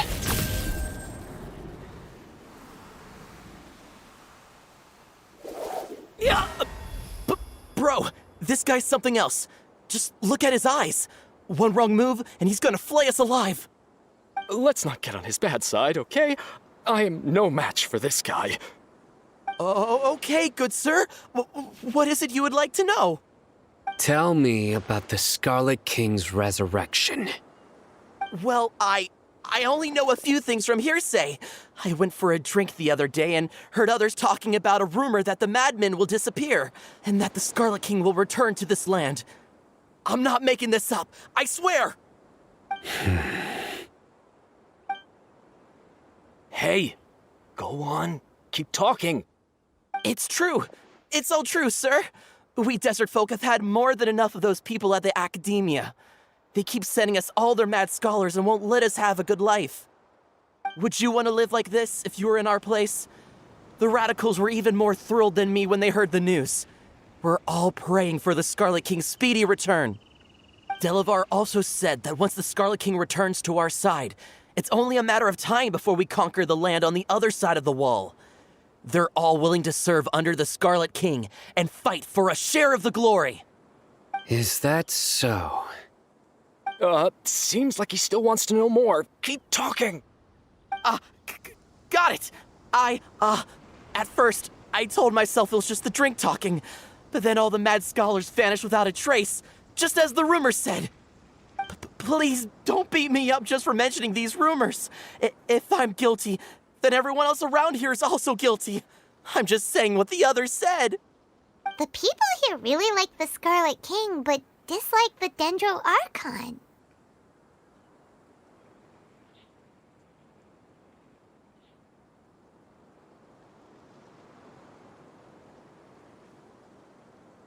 Where is this radical person you talked about?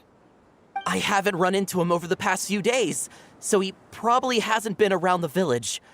What about you, man? Have you seen him at all? No, not at all. We wouldn't dare lie to you. He's really not here right now. Sounds like you're not too close with the radicals. No, of course not. All we know are their names. I have many ways to stop you from talking, and many others to stop you from sending warning messages. So you'd best just stay home and hope I don't hear of you trying to contact anybody. Don't do anything until I've gotten to the bottom of this. Try something foolish, and even Candace won't be able to protect you. Yes, got it. We'll do just as you say. That scared Paimon half to death. Sino is pretty terrifying. He didn't try to reassure us at all. It's like he's used to hearing that. Oh, Paimon bets lots of people have told him that before. I heard that. Sorry. It's part of being a Matra. The rumor we heard just now seems like a strong lead. But we need to check a few more places. Very well. Isak! I'm here. Where's your grandpa's house? Well, I can take you there. Just follow me.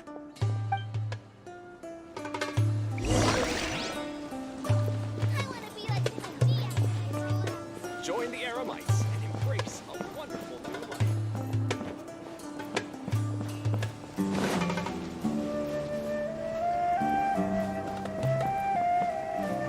Grandpa, he likes to be alone.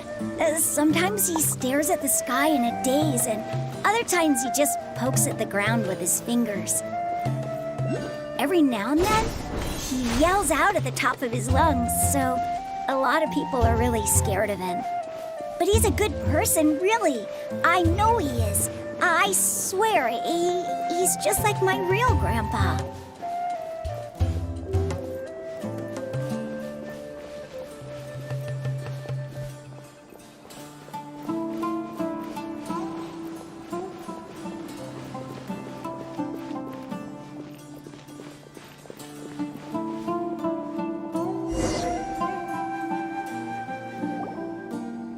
This is where Grandpa usually stays.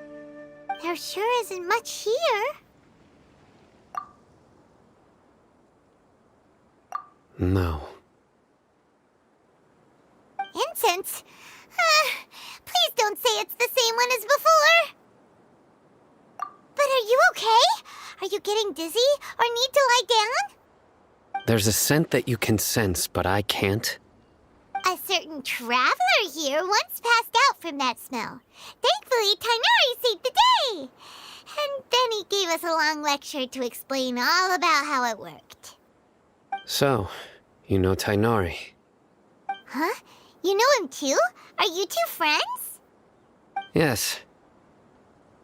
Now that I concentrate, I can also make out the scent of incense. Wait, surely Tainari didn't lecture you too? No, no need. Did you first encounter this scent at Tainari's house?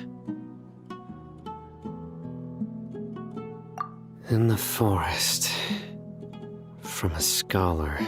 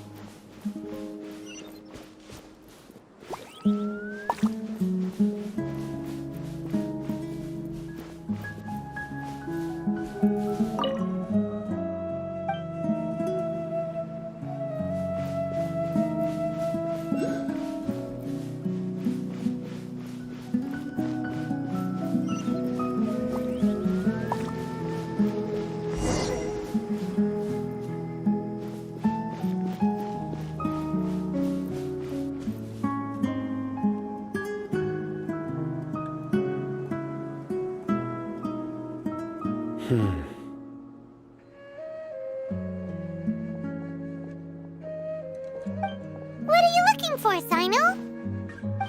Here it is. Take a look right here. Paimon doesn't see anything. Although the traces have been completely buried in the sand, there are footprints here. From the size and shape, they belong to an adult male. This pattern is a common one from this area. Local shoes. This was probably someone from the village. The scent is quite faint, but still extant. The footprints head in the direction of the door. But who would come looking for Grandpa? He doesn't have any friends. We'd have to ask whoever lured him away with the incense. Huh? So you can lure someone away with just a scent?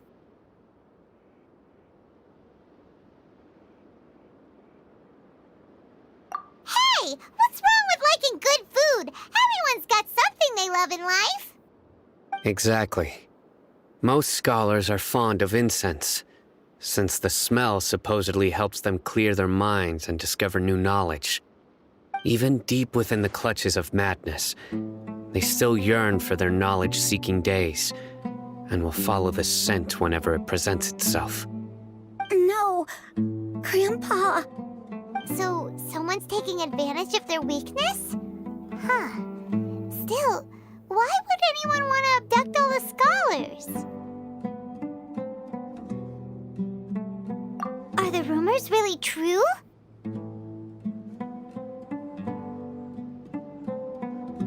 Could the disappearance of all the mad scholars have something to do with the radicals? It's highly likely. Please, you have to save my Grandpa. Grandpa's never done anything wrong. Please help him. Sounds like we'd better help get him back. Don't you worry, Isak. We won't let whoever took him get away with it. Let's head to Aru Village and inform Candace and the others about what we learned here. After that, we'll set off to find the scholars.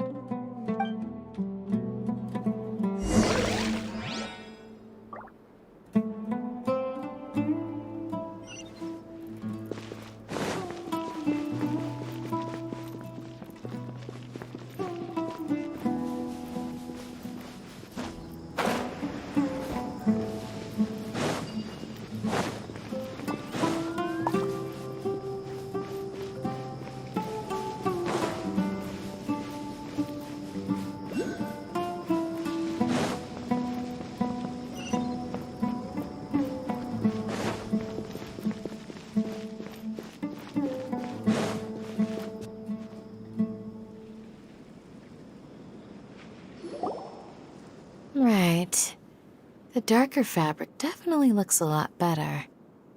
That'd be my choice, too. We're back, Candace! We've got a lot to tell you. Ah, welcome back. Sounds like everyone's friends already. Oh, Dia's here too! You bet. So, everything goes smoothly? Reasonably. Alhaitham didn't go with you? We haven't seen him at all. Huh. I saw him around the village entrance earlier and figured he was investigating with you. I guess he must have gone off on his own. Did you find out anything useful?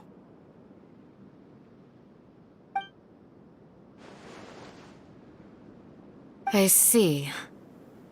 So someone used a kind of incense to lead the exiled scholars away from the village.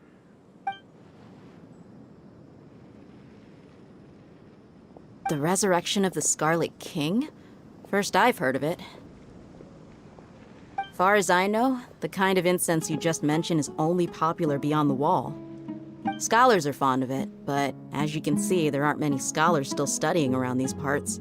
No seller would be able to make a profit here. Not to mention, making incense is a labor-intensive process. You won't see anybody in the desert with the patience to make or sell something that requires that kind of effort. It seems someone from beyond the wall must have been supporting this. Makes sense. So what should we do then? Do we go back to the academia and search for leads there? If it was any other day, that would be your next logical step. But today, you've got me on your team, so you get an extra tip. Didn't you say that the villager got his news from the tavern? Well, I also like to drink at the tavern, so I know a thing or two about these radicals he mentioned. If Paimon remembers correctly, the leader of the radicals is some guy called Delavar. Ah, yeah. Delavar, the scar-riddled bandit, Enger, the wide-eyed butcher, and Jabari, the duck-tailed bearded crook. The whole lot of them are known around these parts.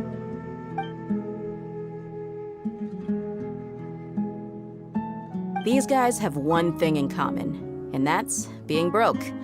The rougher life gets, the more they want to believe in the Scarlet King. Way they see it, the Scarlet King's resurrection is their only chance at overthrowing the academia. Throwing all of Sumeru into chaos is the only way to change the way of life here in the desert. Anyway, that's my guess why they've chosen to become radicals. Tia! You're amazing! You really know this place inside and out!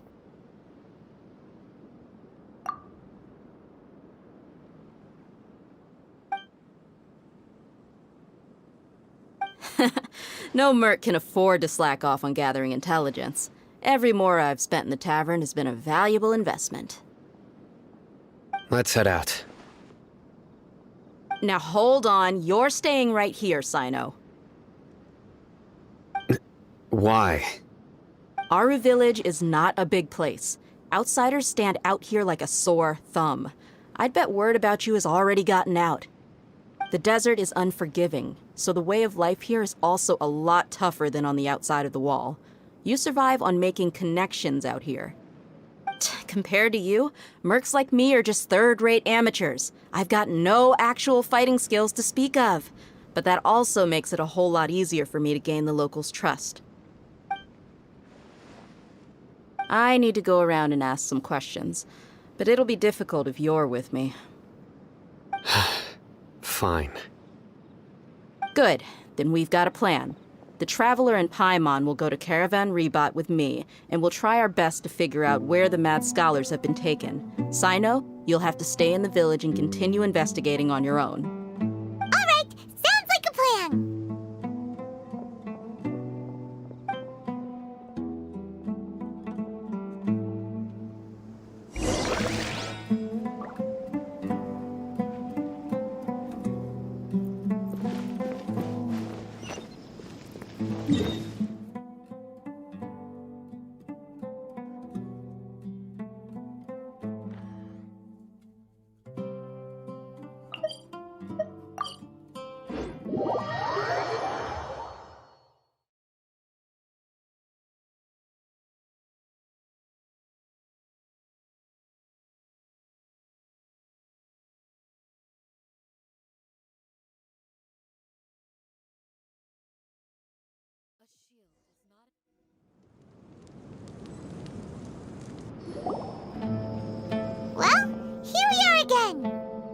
Sounds like you're starting to get familiar with the area. Paimon's amazed every time we see the wall of Samiel. How can a wall this tall even exist? It's almost unreal.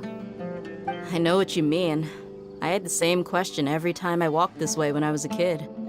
Also, why is this high wall here? And can a wall really block sandstorms?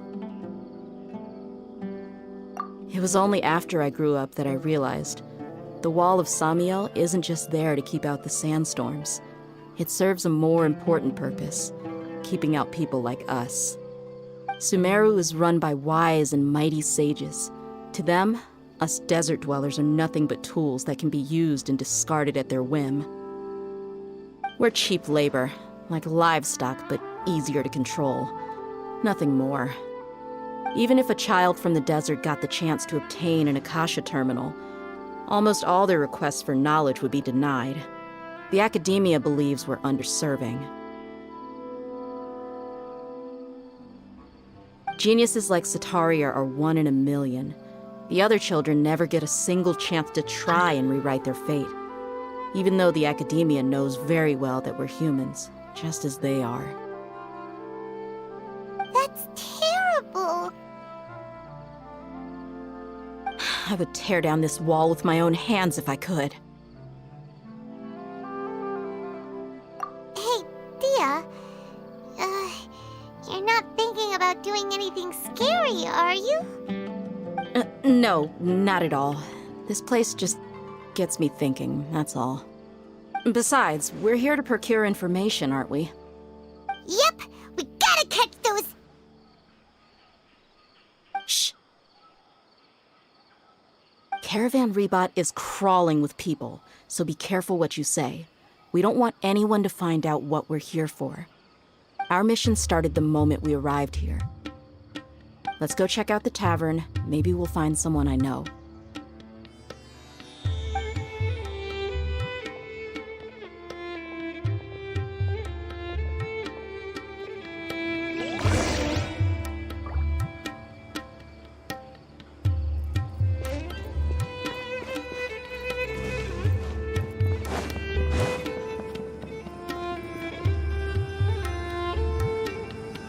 Just our luck. None of them are here today. You mean, you don't see anyone you know? Dia, is that you? What a coincidence. You here for a drink too? Zaki. Finally, a friendly face. Oh, and who do you have with you here? Guests from another land? Hello, hello. I'm Zaki. Dia's, how would you put it? Drinking buddy? We've had drinks together a few times. You could say we go back a ways. Anyway, as far as my friends here, they aren't too shabby, are they? You rarely see any Outlanders so friendly and respectful nowadays. Absolutely. Much better than those people on the other side of the wall. So, Dia, are you looking for someone? Yeah. Have you seen Edgar, Delavar, or Jabari recently? Of course I have. Matter of fact, we were all here drinking together just a few days ago. I've got a spice trading deal from another nation. I thought maybe Delavar and his friends might be interested. Know where I could find him? Ah, how thoughtful of you. Then I assume you also know that Delavar's been having a hard time making ends meet these days. So, you came here to help him out? Hey, keep it down. Let's just say I prefer to keep this deal a secret. Y'all at Caravan Rebot are like family. If there's more to be made, why not do it together? Besides, Delavar and his friends have muscle.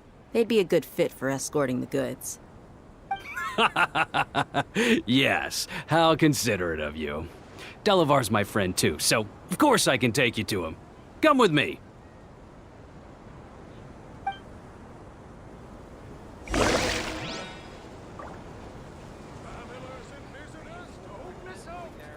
Welcome, weary travelers. All who seek rest will find it here.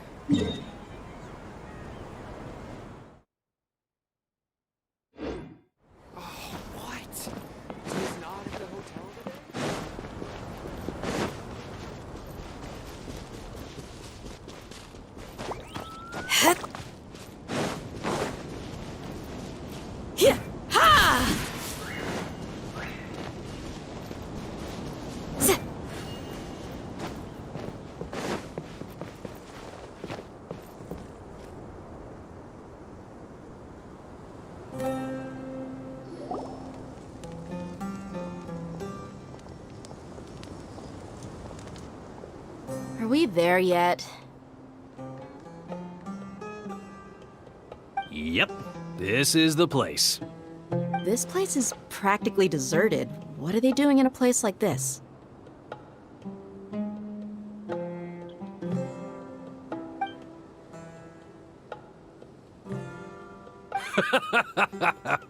Why don't you take a guess? Go on, a wild stab in the dark.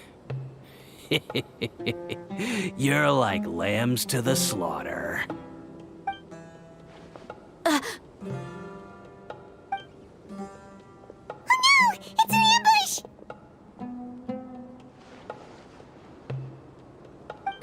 What's this all about, Zaki? Come on, Dia. You really think we didn't hear about what you said back in Aru Village? The boys have kept a close eye on you from the moment you set foot there. Not only do I know that you're looking for Delavar, I also know that you've teamed up with people from the Academia to look for the missing scholars. So, you've been watching us from the very beginning? Uh-oh. Paimon knew leaving Sino behind was a mistake! And you left the strongest one in the village, didn't you? Who do you think you are? You really thought we'd fall for your little business deal nonsense? So you and Delavar have been partners all along. Dia, I guess it's only natural for a traveling mercenary like you to be out of the loop. Those of us who hang around the tavern have stronger bonds than you think. But you got one thing right. We're all looking forward to an uprising in Sumeru. There's nothing more we'd like to see than the desert folk overthrowing the Academia.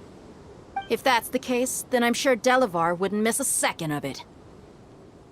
I'll be honest with you, if it weren't for what you said in the village, your little monologue about the Wall of Samiel would have convinced me that you're one of us. Delavar. And Engar, you're here too, huh? Long time no see, Miss Mercenary. You should have known the traitors are what us followers of the Scarlet King despise the most. Dia, I thought that you, a fellow desert dweller, would understand that the Scarlet King is greater than the Dendro Archon. Little did I know, you don't deserve to join us. Yeah, gee, what a missed opportunity. Adopting radical views and kidnapping innocent scholars, all because of some baseless rumors. Anything else I'm missing out on? See? There you have it. Mercenaries are just a bunch of faithless scum with only one thing on their minds. Mora. Pathetic. You're all like a pack of street rats. You're not wrong. Mercenaries are driven by Mora, and my faith lies with whoever's paying me. As long as there's a profit to be made, anyone can become my friend. Enough talking! Get him!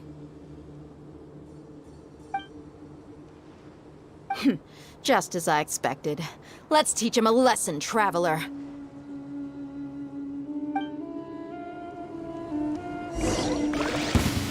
Following orders. Rest and rebuild!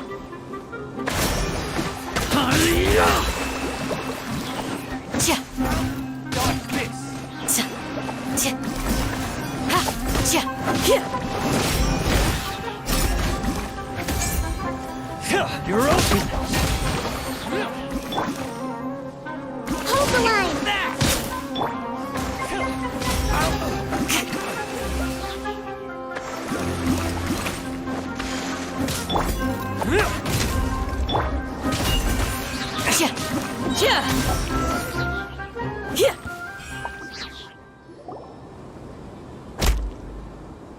Impossible! How could you? So, what do you think about your meticulous network now, Zaki? How did you say it? It's only natural for a traveling mercenary like me to be out of the loop. I'm guessing your informant told you that I'm just an incompetent merc with no real fighting skills, correct? I mean, that is what I said after all. And of course you would believe everything he reported. The only thing you know about me is that I'm a mercenary, but you've never seen me in action.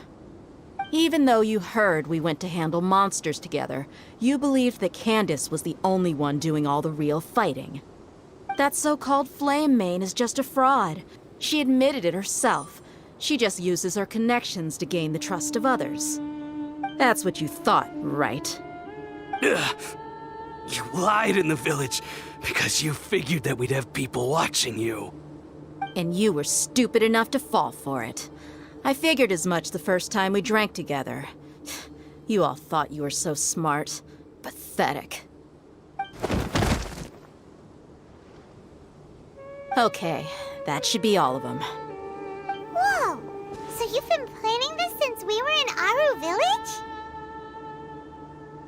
No task can be done without preparation. I just happened to notice a couple suspicious-looking people while you were out investigating. Oh, but instead of catching them right away, you let them report back. Those two who were snooping around were just a couple small fries. If we want to get the real catch, we have to be patient and give it some time. Oh, you mean the funny name she mentioned back in Uncle Ampu's house? The wide-eyed butcher, scar-riddled bandit, Paimon can't remember them all. That's just a bunch of drunk talk. Edgar and Delavar like to talk themselves up when they're drinking. Edgar, the wide-eyed butcher, and Delavar, the scar-riddled bandit, are the nicknames they came up with for themselves. Alcohol has a way of making people share what they really think. So Edgar and Delavar are always rambling in the tavern about how the Scarlet King is a superior deity. What about Zaki? He's just a numbskull who fell right into our trap. Zaki was probably the best hidden of them all. My initial plan was to find Delavar first, and then try to track him down. That's what you wanted to ask when we were at Uncle Anpu's house, right? Jabari is one of the villagers you talked to. You know, the one who wanted to treat Isak and his grandpa to some food. Wait, so he's a radical too? No, he isn't. I just needed to tack on a random villager name to make the eavesdropper think that I was making some wild guesses based on my impressions. Wow, what a genius idea! Well, that's an expert mercenary for you. Ah, you're too kind. It was straight from the usual playbook, if I'm honest. So, that thing you were saying before, is it really true? About what? About how mercenaries only care about Mora, and that anyone's a friend as long as there's a profit. Does that bother you?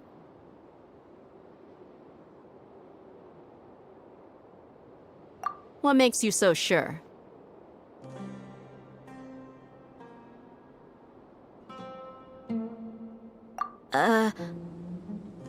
Dia, do you dislike the Dendro Archon like the other desert folk? You two are pretty sharp. No, I don't have anything against the Dendro Archon. I've heard a lot of nice things about the Lesser Lord from Dunyarzad. I can understand her devotion and gratitude. Dunyarzad's just an ordinary person. There's no way a god would be so involved in the lives of everyday people, unless they were truly compassionate. I've begun to realize that the sages are behind everything that's happened recently. The radicals' blind belief in the Scarlet King, making the Dendro Archon out to be an enemy. It's all the Academia's trickery. But I see through it all. And unlike them, I can never be hostile towards anyone who's never done anything wrong. Dia. Anyway, looks like we're done with business here. Traveler, lend me a hand. Let's tie him up and bring him to the village.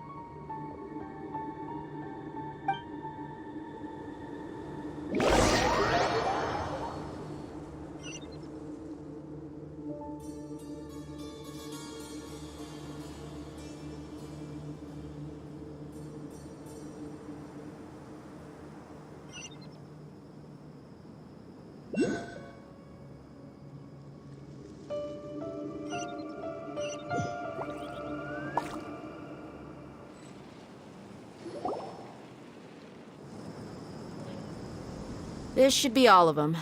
I'll let you take it from here. All right. I'll be in touch. Until then, please stand by. Candace, do you need any help? Candace will be okay on her own. I trust her, so you can too. She's been guarding Aru Village for quite some time now. If anyone is qualified to question the offenders, it's her.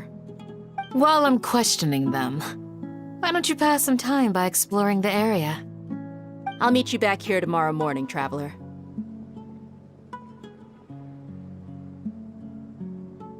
As for these idiots, let's just hope they live to see another day.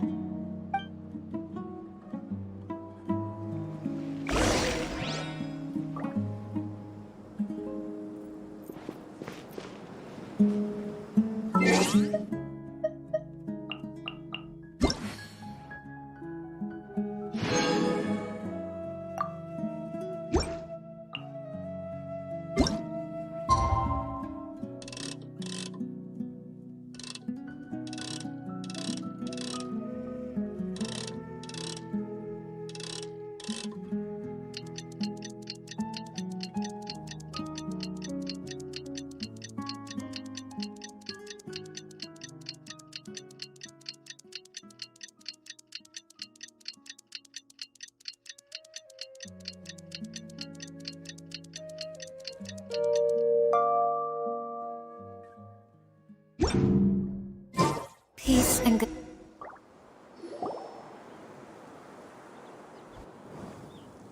Hey, Dia! Right on time. We'll know any moment now.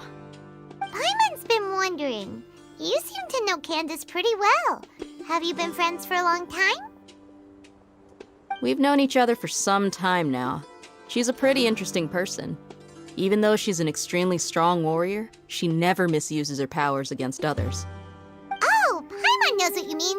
Like a lot of martial artists say, never take the fight outside the ring. Yep, I guess you can put it that way. It takes strong convictions to be as dedicated as she is, and shoulder that kind of responsibility. Us mercs, on the other hand, we pretty much live from one day to the next. Well, Paimon thinks you're great too. Really? Thanks for that.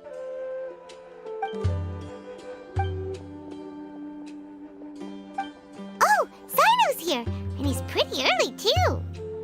Yes, I was here yesterday to help out a little. To help out? By doing what? Sharing some interrogation techniques. Oh, you mean you taught Candace some more persuasive methods? Right. Come on in, everyone. Come on, let's go inside.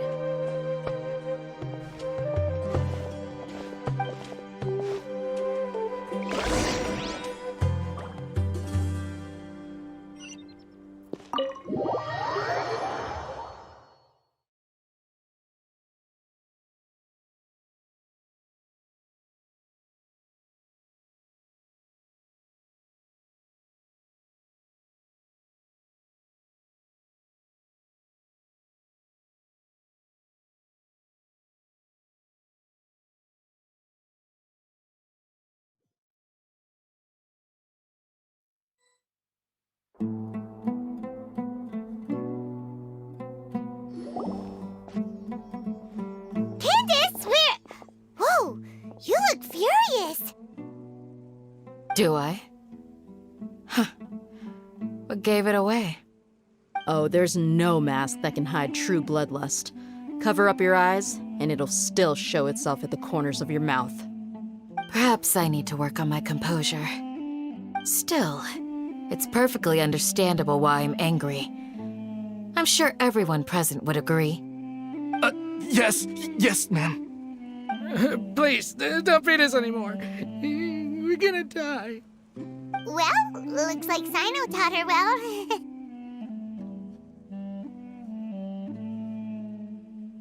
You fear death yourselves, yet you do not hesitate to place the lives of others at risk. The absurdity is mind-boggling. The ones you call mad scholars are known to us as the Village Keepers. They are vital members of our community, and some even count them as family. You come here to my village, and you treat my people as nothing more than stepping stones towards your goal. Tell me, what would you do to you in my position? Mercy! Please have mercy! You've made your bed. We may both be desert dwellers, but there is one thing that I understand better than you. The resurrection of the Scarlet King will only result in war. And war serves no one. The people of Aru Village care little about which god is in power. Life may be tough and tiring, but we wish to preserve our way of life. A war would only cause us to lose all that we have. And that is not a responsibility that you can afford to shoulder. We understand. We're sorry! I'll tell you everything I know. Please, just let us go. I'm listening.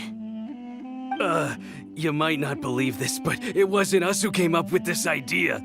Someone was spreading rumors in the tavern. That's how we ended up hearing about the Scarlet King's resurrection. Some mystery man told us that mad scholars will make the perfect sacrifice to usher in the Scarlet King's resurrection. They give their lives, and we can get anything we wish for. They're called village keepers. Slip up again, and you'll regret it. Yes, sorry. It was all that mystery man's doing. He told us to spread word about the Scarlet King's resurrection and talked us into helping him. In return, he said he'll help facilitate the resurrection process.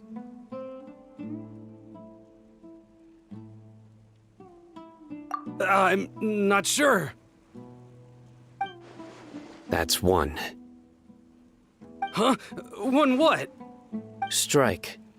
You get a total of 3. Then, you die by my hand. Wait, I'm telling the truth. We don't know anything. It was all him. 2. He got us to lure them out of their houses in the night with some kind of incense. We take them to a junction outside the village. Then the mystery guy takes them from there. You gotta believe me, please. I'm telling the truth, I swear. Just ask them if you don't believe me. That was indeed the truth. Traveler, go on.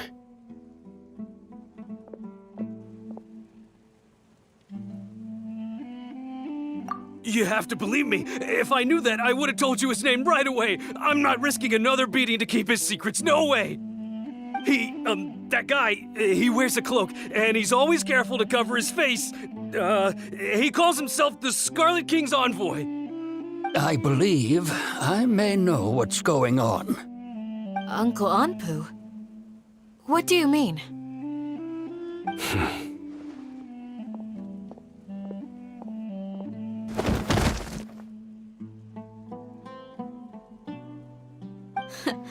Smooth. Okay, speak. If my suspicions are correct, this mystery man they speak of could be from the Academia. Some time ago, people from the Academia attempted to take the village keepers away. I refused, insisting that they are part of our community. It strikes me now that this secretive character shares the same goal they had. Which means it's highly likely that the Academia was purposely spreading a false rumor to trick the radicals into delivering the village keepers right into their hands. They were the ones who brought them here to begin with. Now they're trying to take them back? We aren't gonna let that happen. Not the Academia again.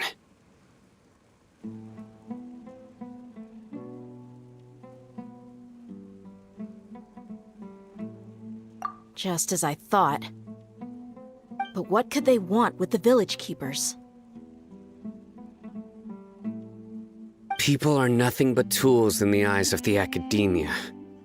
A change in their plans likely means they found another way to exploit the scholars. Regardless, our top priority now is locating the village keepers. You're right. Isak is still waiting for news on his grandpa. Time to go. Let's leave the village and try to track them down. Yes. Pack up and get ready to leave. You got it. Candace, I'll let you deal with the radicals. Leave everything outside the village to us. All right. Let's meet back here once everyone's ready.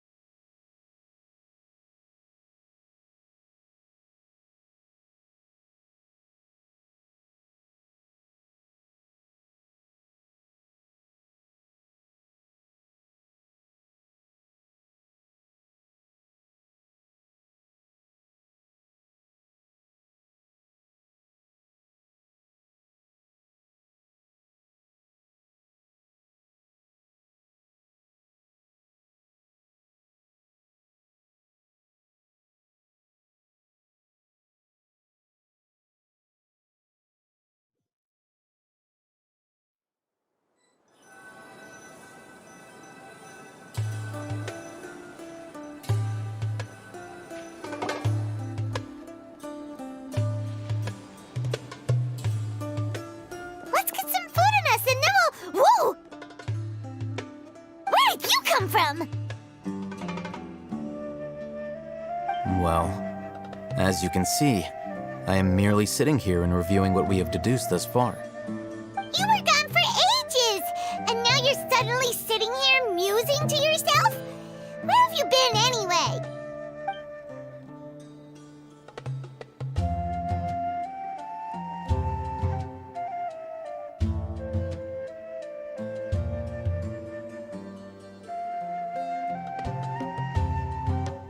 Hey, what's with the silence? You never think things through before asking questions. I'm giving you some time to make up for that. Paimon's so mad! Paimon's gonna give you an ugly nickname!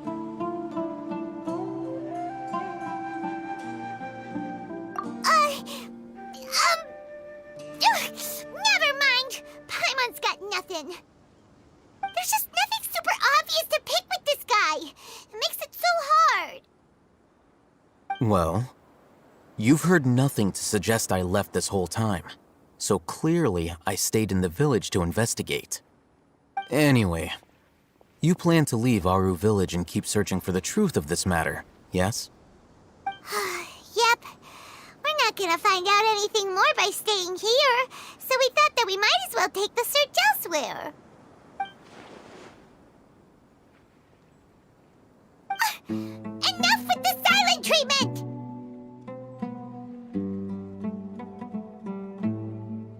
No. I'm just surprised that you decided to team up with him. All Hatham. You haven't helped us out at all ever since we arrived at Aru village. Bold of you to question our choices. Yeah, you're all talk! While you were investigating, I had my own work to do, which I've now finished. Really? Paimon doesn't believe you. To be honest, we aren't really a team, so I have no obligation to inform you of my whereabouts. Not to mention that going separate ways allowed me to find some important information that you all had missed. Huh? Right here in the village? Correct. What did you learn? I'm going to take you to someone. But before that, you need to understand where she's coming from. What does that mean? How do you think the residents of Aru village feel about what we're doing?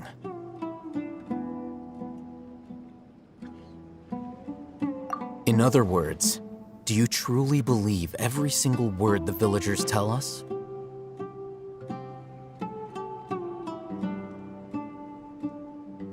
You mean some of them lied to us?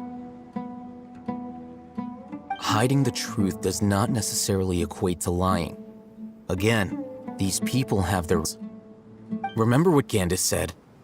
Most people in Aru Village don't necessarily care which deity is in charge of Sumeru. That's because whether the Scarlet King or the Dendro Archon has power is of little significance to them. By contrast, the perils of their daily lives are ever-present concerns. They won't simply share everything they know with you without good reason. That's why you believed there was no further information to be found in this village.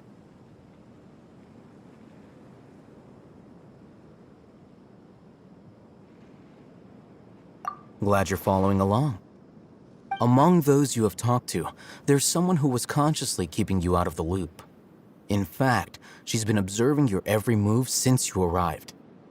The reason being, to someone who only wants to live their life in peace, any external factors introduce unpredictability into the equation.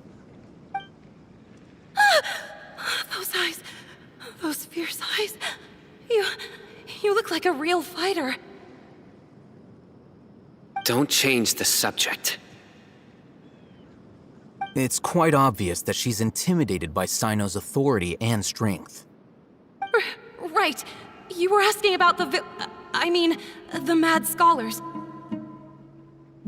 She corrected herself mid-sentence because she's aware that there are Scarlet King fanatics in the village.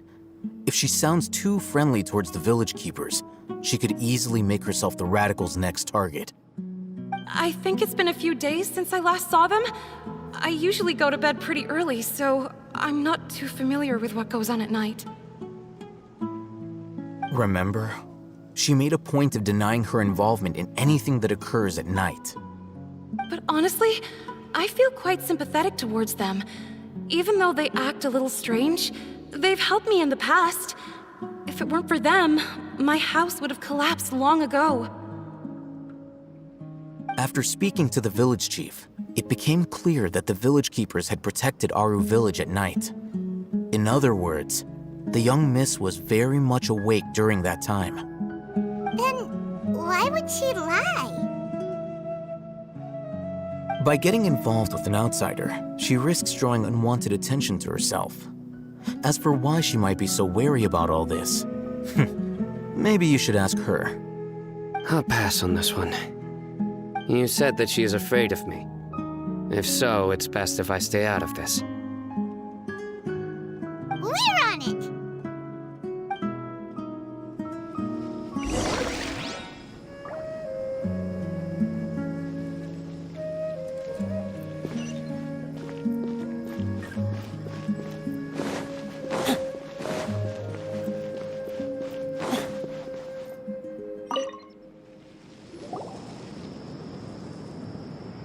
Miss Shawnee, as we discussed earlier, I've brought someone with me. Mr. Alhaitham, I'm aware of where you stand, but how can I make sure that your friends think the same as you? Huh? What do you mean? We need to clarify our stance or something? Go ahead and talk to her. You'll get the answers you want. Go on. Earn her trust. Is it really that simple? May I call you Traveler?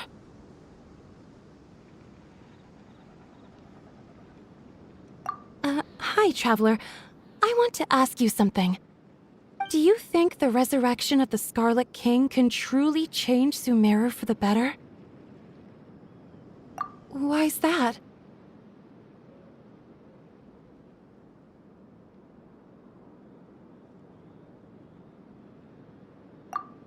That's very similar to what Miss Candace says. I know you two are friends. That's why I'm willing to talk to you, even though I do have some reservations.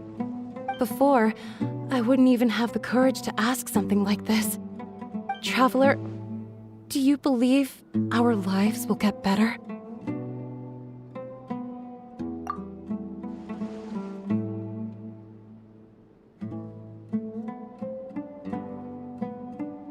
Yeah! We came here from another nation, so it isn't wrong of you to be weary.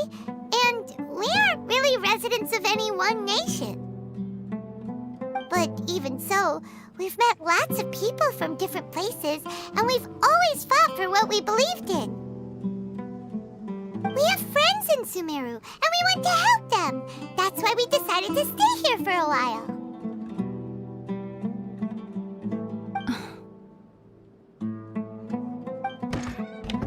I want to trust you.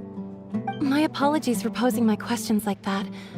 To be honest, I didn't expect you to come back for more information. Alhaitham told us you have your reasons. It's okay. We understand. The fact is that only one side of my family is desert folk. I don't really fit in anywhere in Sumeru. Some believe in the Dendro Archon, while others believe in the Scarlet King. I don't belong to either side, and neither side would want me. Speaking of which, the Radicals mentioned that they despise traitors. Do they just think that anyone who's different from them is a traitor? Yeah. Some people can be so narrow-minded when it comes to bloodline and beliefs. It makes no difference what I say or how I behave. I'll always be suspected of having ulterior motives. Slowly, I just stopped talking to people. I pretended not to hear or see anything. All I want is to live my life in peace. And then it happened. The village keepers who had helped me disappeared with no explanation, and I didn't dare breathe a word about it to anyone. Until now. You can tell them. I'm sure she'll keep your secret. All right. I'll tell you what I told Alhaitham. I actually have a sharper sense of hearing than most. Sometimes, I hear strange crying sounds in the night. There are ghosts? Perhaps. I'm not sure. It's faint, but it's definitely the sound of crying. It comes from far away in the distance, and always carries very raw emotion. It used to be louder and more frequent, but ever since you arrived in the village, it doesn't seem to happen as often, and when it does, it's much quieter. I have to focus really hard to make it out. I confirmed this with the guards on night duty. They also have someone with a good ear, and he's heard similar sounds at night. But because we're in the middle of a desert, he would rather believe that they are the cries of beasts than ghosts.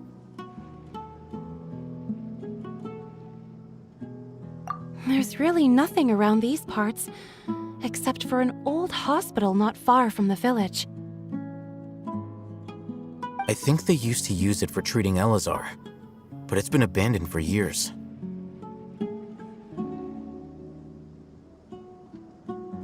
Yeah, let's go!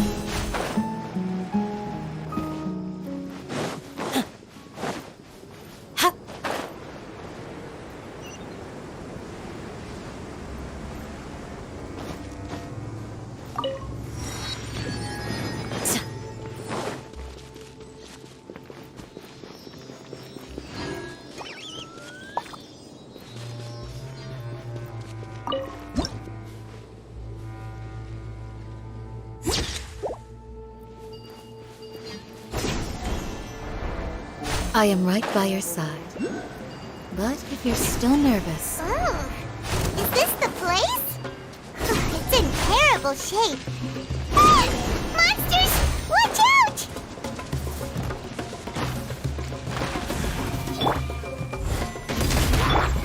Rest and rebuild!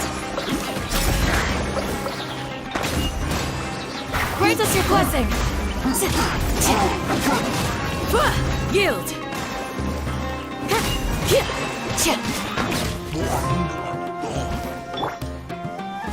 Burst forth!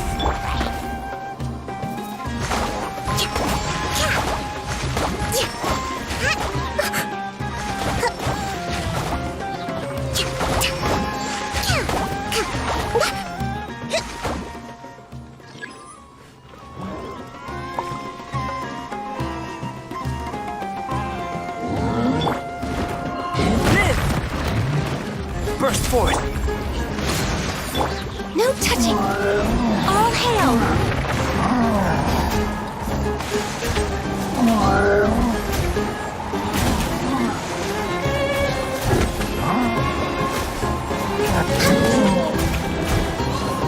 I can fix this!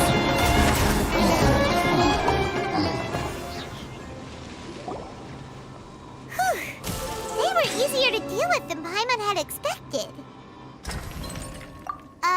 Super strong bandits? Or monsters taller than buildings dropping out of the sky? Or, something like that. He looks super serious. We gotta stay on our A game too. This is the one.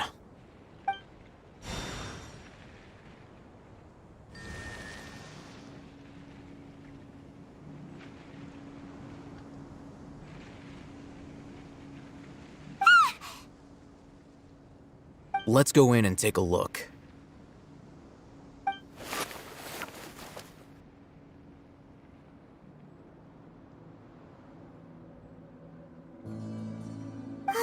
Hey, Hatham, we haven't found Squad. Are you sure we aren't wasting our time here? Patience. Shawnee says she only hears the crying at night. We have time to burn. Until then, I'm taking a break. And just like that, he sits down. Wait, he even brought a book to read? What are you reading? Let Paimon see!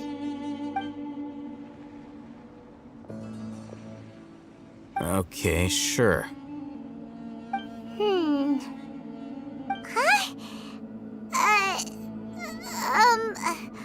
The natural position, which is the positional propensity of an entity in natural motion in contrast with an object in forced motion? Huh? When free from external influences, every entity displays the tendency to follow its natural trajectory? So, you got that? Oh, Paimon gives up. You keep reading your book. See ya! How is he so relaxed? Look at him, reading an impossible book in a creepy place like this.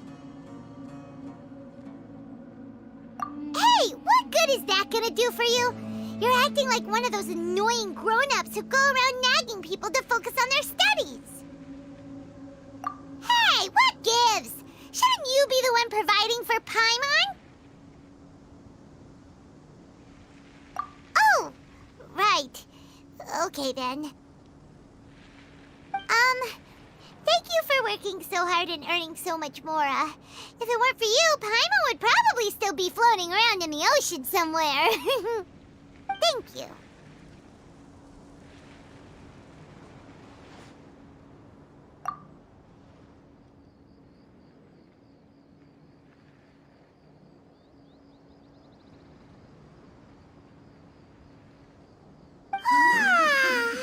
Paimon's getting so sleepy. Huh? What was that sound? There it is. It's coming from that direction. Is the sound coming from here? Huh. Paimon's not seeing anything. It's from below. But there's no way we can get down there. Something is off about the interior here.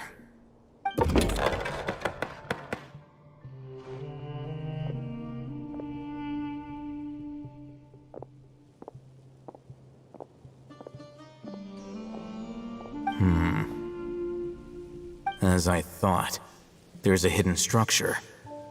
Whoa! It's like they tucked another hospital into this one! Oh, it looks like there are other mechanisms around here. Let's keep exploring.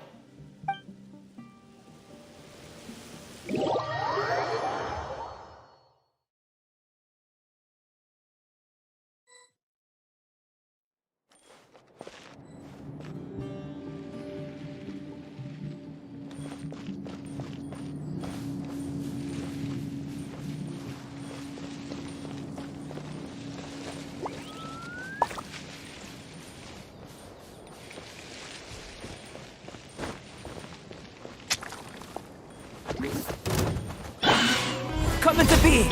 Hold the line! Access denied.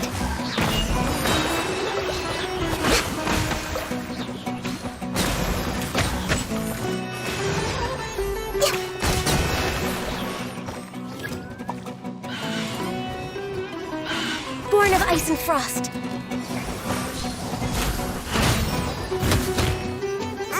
Didn't see that coming. Live! Rest and rebuild! Access denied.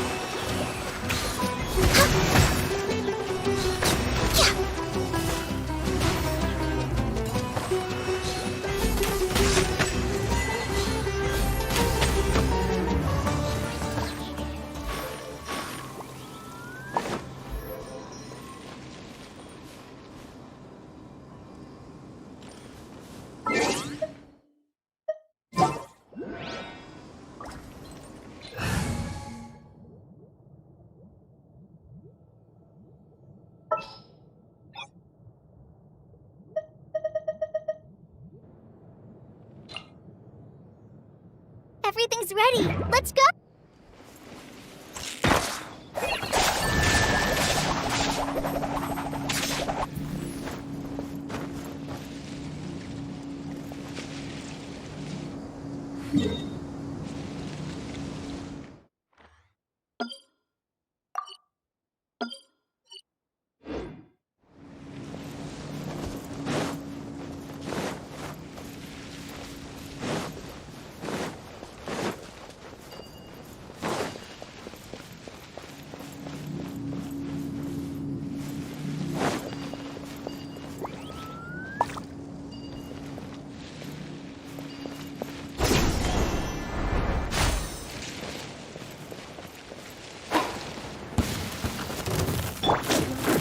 Coming to be! Allow me! Live!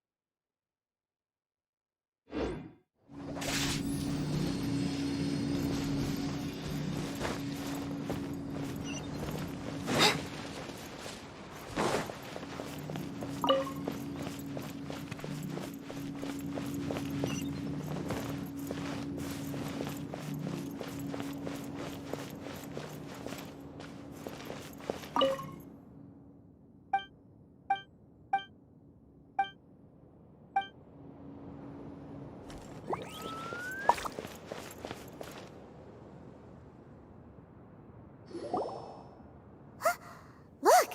There's someone over there! Good idea. Let's approach him slowly without alarming him.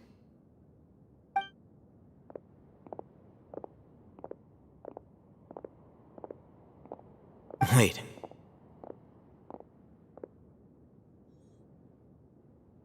You're...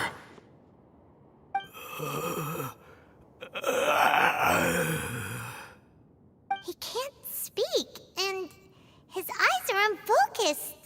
But he looks too young to be anyone's grandfather. Also, why is he the only one here?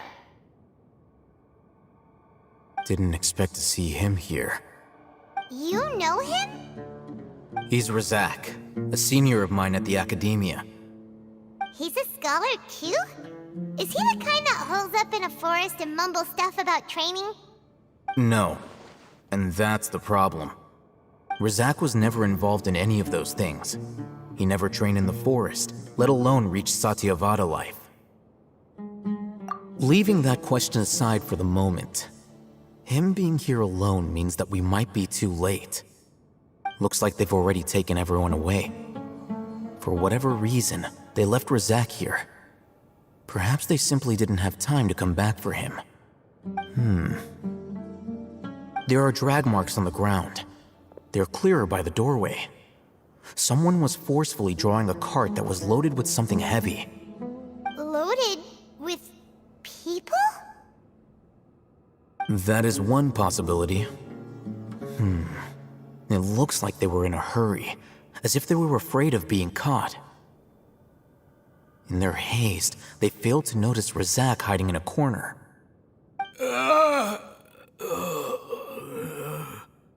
The symptoms are identical. Looks like we found living proof. Huh? Why do you say that? Allow me to jog your memory. Recall your time at Port Ormos.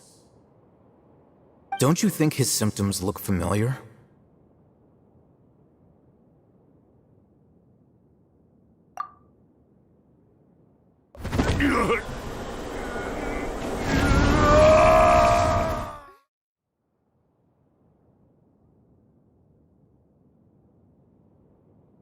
Oh, now that you mention it, they're acting the same way.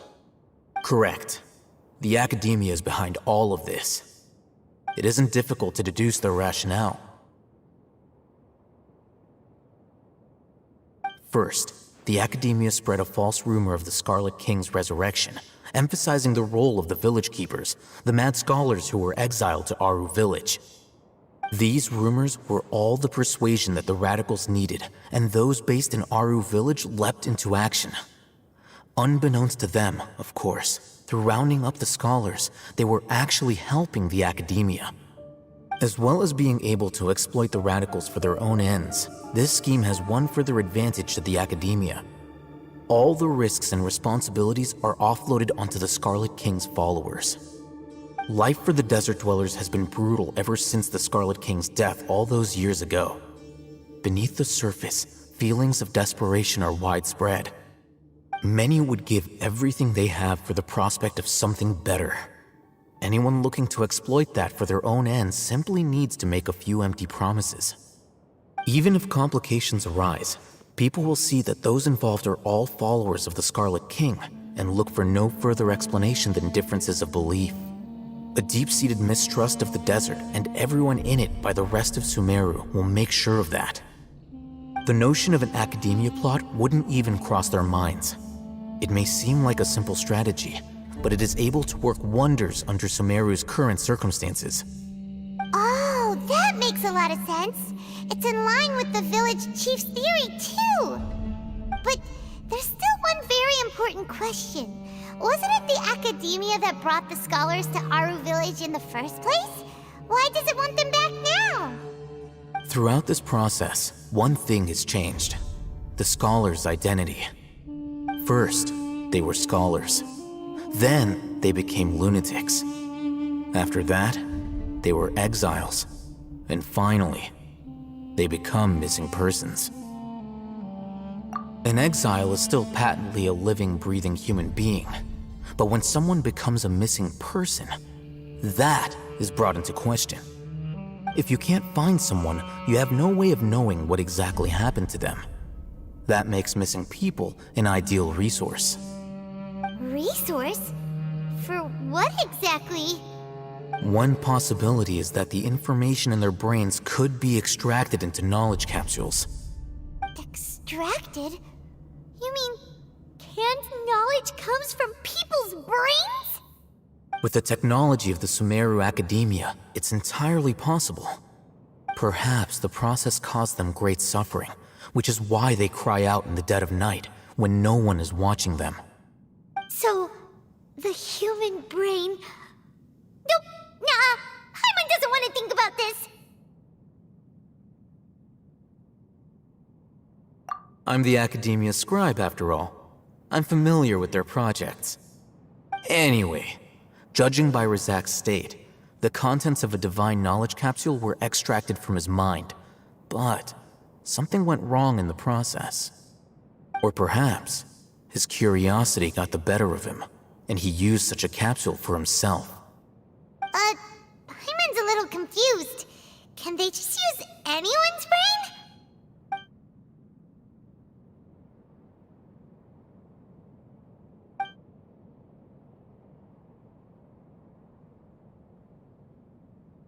The look on your face tells me you've realized the answer. That's right. To some scholars, gaining knowledge about the gods is their entire life's pursuit. Extracting canned knowledge is just one of the extreme measures they turn to. However, I can't help but wonder, what do they seek to gain from divine knowledge? The Academia is going out of their way to look for forbidden knowledge, but what is their ultimate goal? I've spent quite some time trying to analyze the contents of the divine knowledge capsule, but to no avail. It seems like my way of thinking is too different from theirs. You mean you're not even slightly interested in getting your hands on this forbidden stuff? All scholars seek to expand the horizons of knowledge, but I'm not particularly interested in gods, so I don't share their degree of zealotry. Extracting information from people as if they were lifeless objects? If this is the direction of academic progress, then the Academia may as well shut its doors. Sounds like you're really against all this. Of course. The Academia's actions run contrary to their rules. Whether it be academics or knowledge, everything has its boundaries. If those lines are crossed, the rules and order that govern everything in the world will be destroyed. This matter needs to be corrected, just like fixing a typo in a book. Wait, didn't you step in to help because you felt sympathy for those poor people? Not to be callous, but no. My criteria are a little more restrictive than that. There is no shortage of suffering in Sumeru, and the same can be said for the rest of Teyvat as well. What do you plan to do about that? Save every last person? Probably not. Paimon's not sure. You can say that. Simply put, I don't blindly place my faith into strength or heroism. I do what I want. The divine knowledge capsule is something I want to investigate in full. That doesn't mean I'm willing to take action for the sake of a few strangers.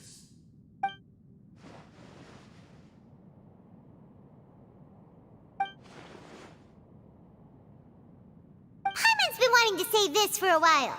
There are a lot of bad guys in the Academia, but you're not one of them. You're their weirdo. You're probably right. Though I must say, I quite enjoy this feeling of being the odd one out.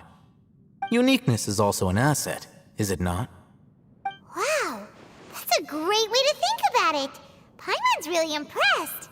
If only Miss Shani had a similar mindset, her life would definitely be a lot easier. I'm just a more likable person than her in general. There's nothing more to it than that.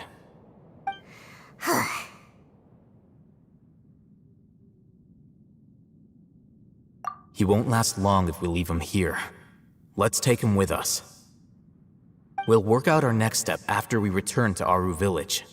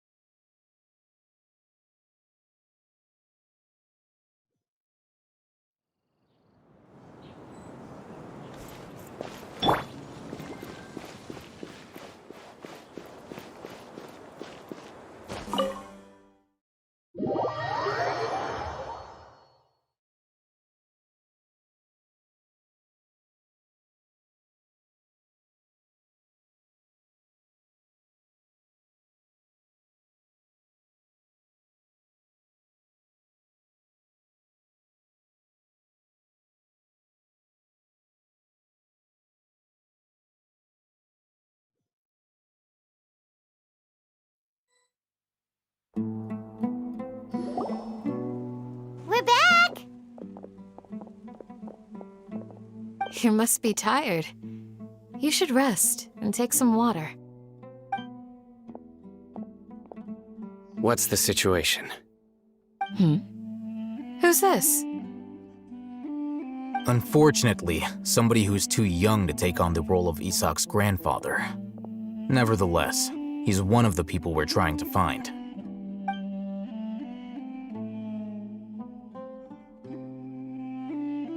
So, at one point in time, the abandoned Elazar Hospital served as the Academia's site for extracting divine cant knowledge.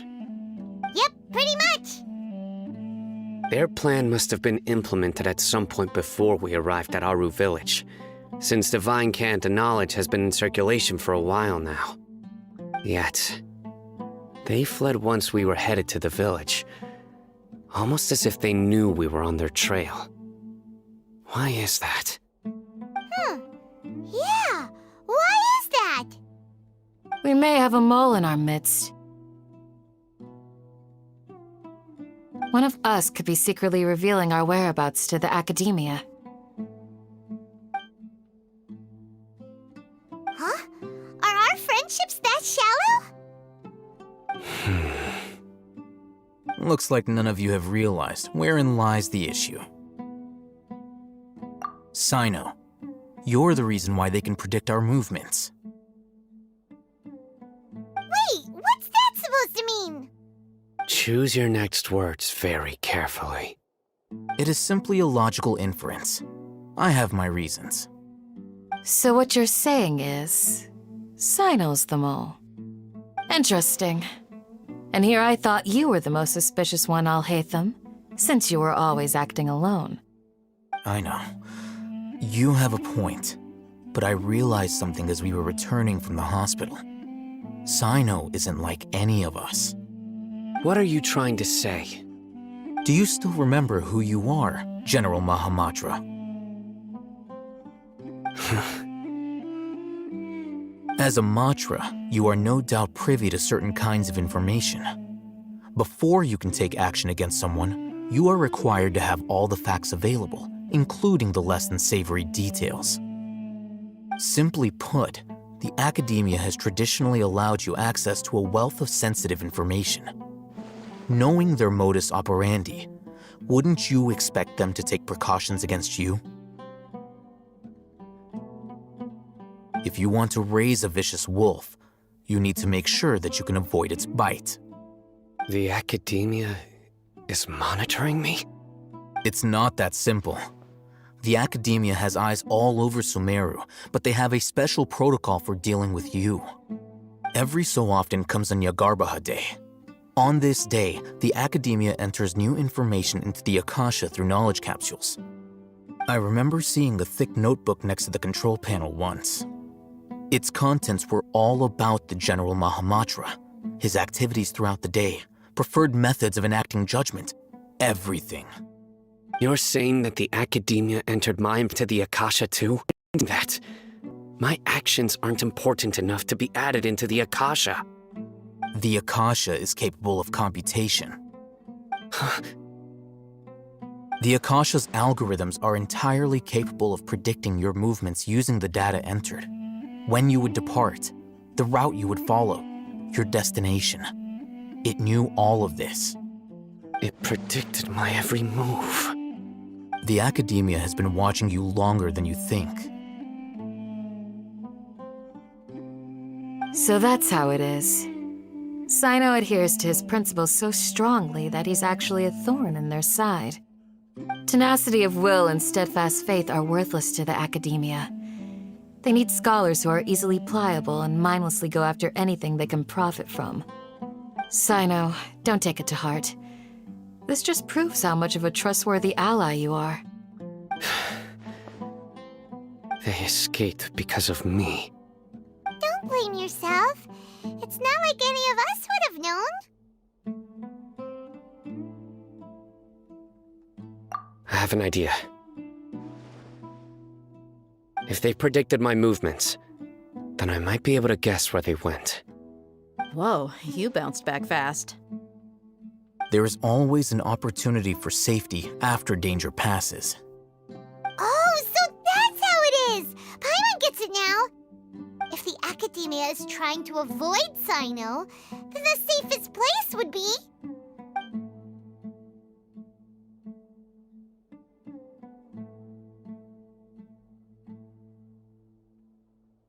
Yep, that's right! They'll want to proceed in the direction opposite of where I'm going.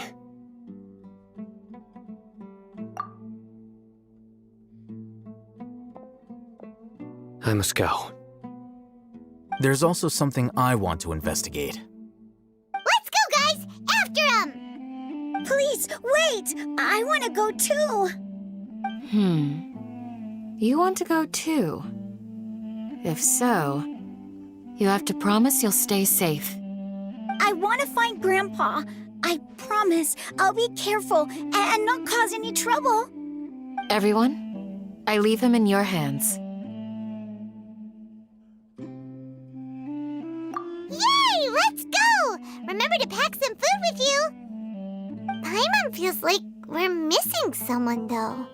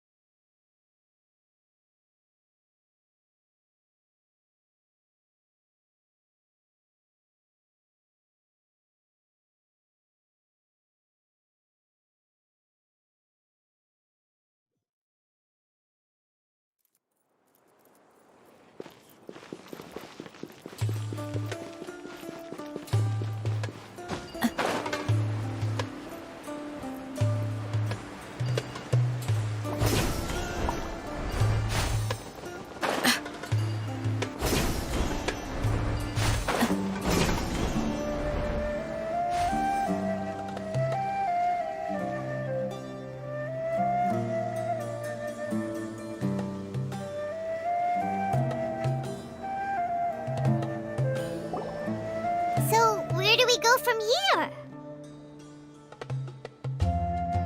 Yes.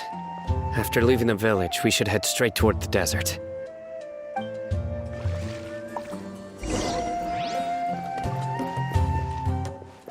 I know the desert like the back of my hand.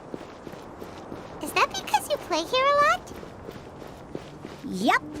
One time, Grandpa almost got lost in the desert, but I was the one who brought him back. There's something here. What's this? It's buried in the sand. Looks like we'll need to roll up our sleeves and do some work. And Paimon thought running around everywhere was already enough work. Okay.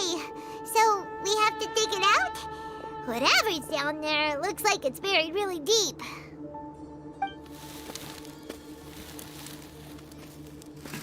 These are likely fragments of an Academia-developed device, something akin to a headset.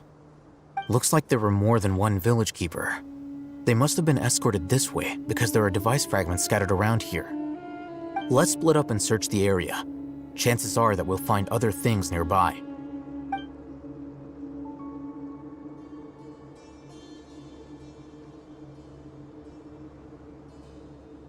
Is this what we're searching for? It looks kind of scary. This is definitely a device used to extract divine knowledge. How did it end up buried in the sand? That can't have been part of the plan. They must have been attacked along the way. Wait, what?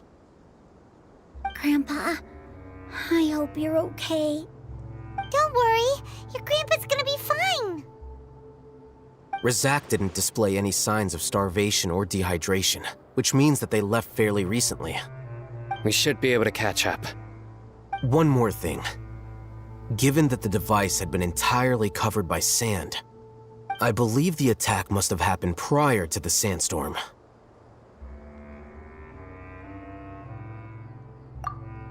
Let's keep going. They can't have gone far.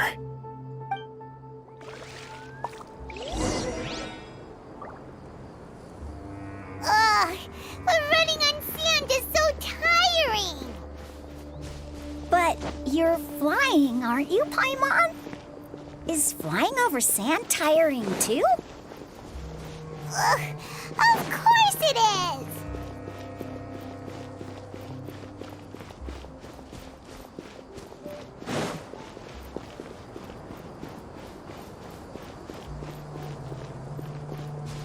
Voices, over there. It sounds like an argument. Whoa, you have really good ears.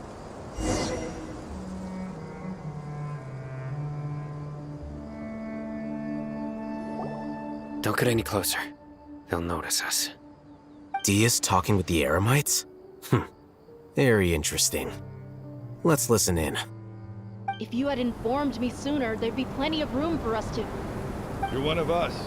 We would never lie. Scholars. You don't know as much as I do. Need me to... I knew it. That's our Dia. Dia? Why would you... Dia!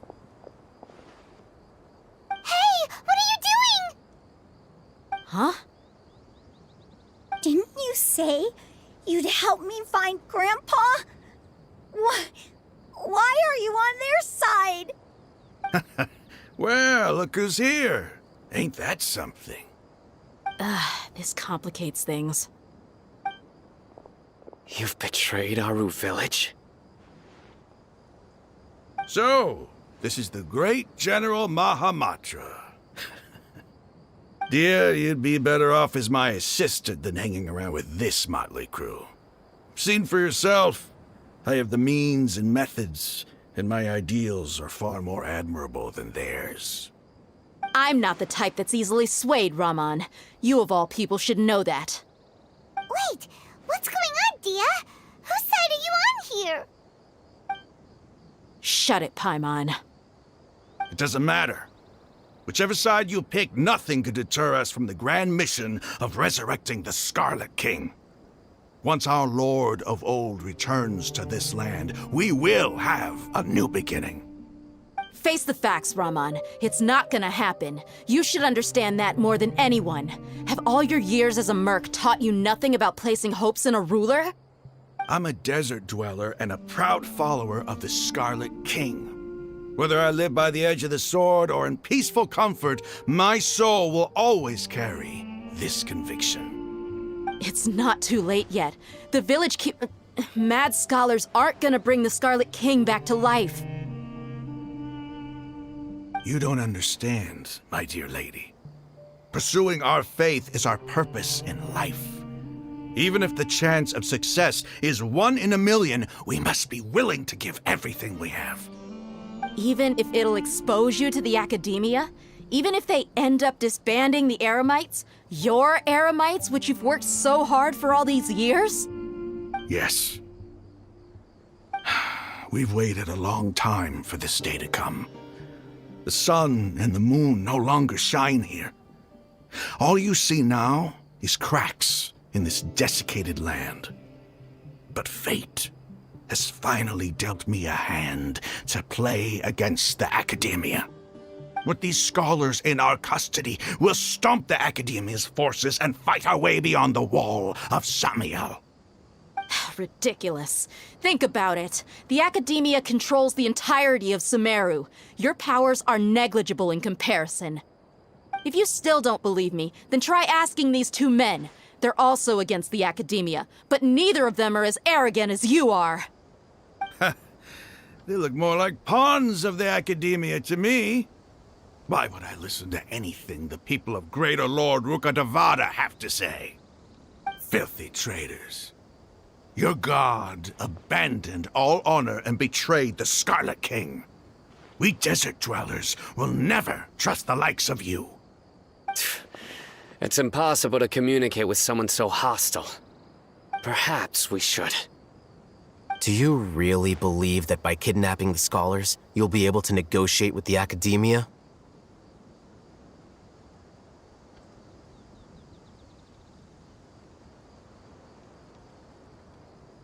These people have no value as bargaining chips, but I could be persuaded to take their place as your next hostage.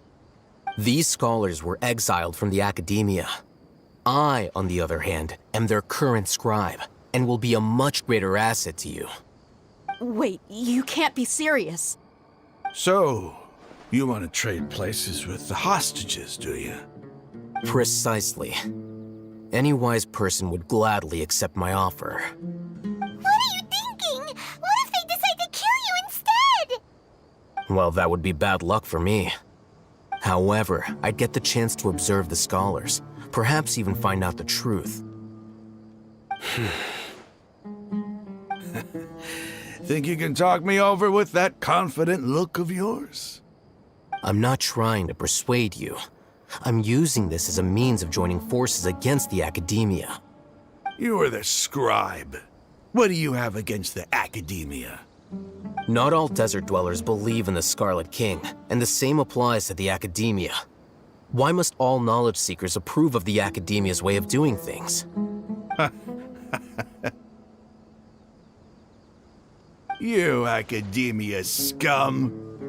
Every last one of you is nothing but a hypocrite, just like everyone else on the other side of that wall. I've made myself clear enough. I won't listen to another word from the Dendro Archon's people. Not so fast. I'll hate them. Do you stand by everything you just said?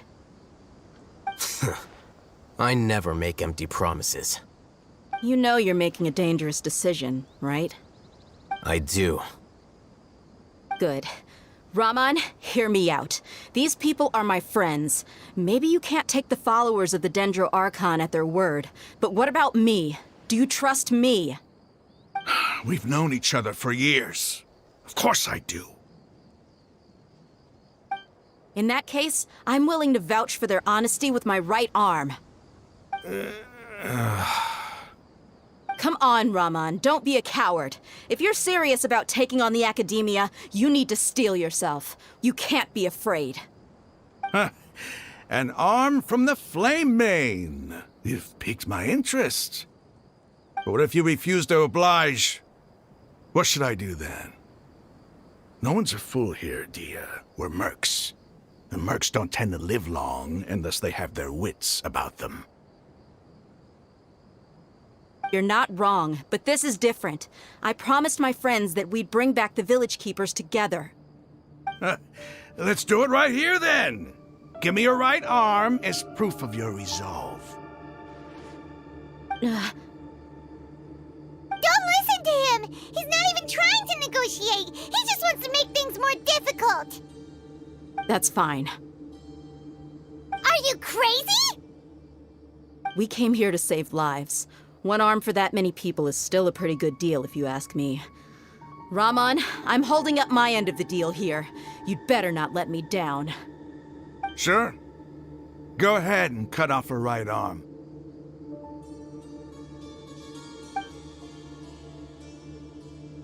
No! Dia! What are you gonna do? Think of something! You don't have to go this far. That's not for you to decide. Do it! Dia!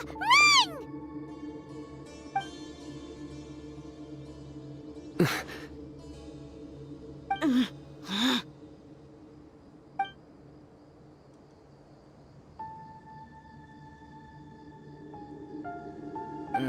Stop!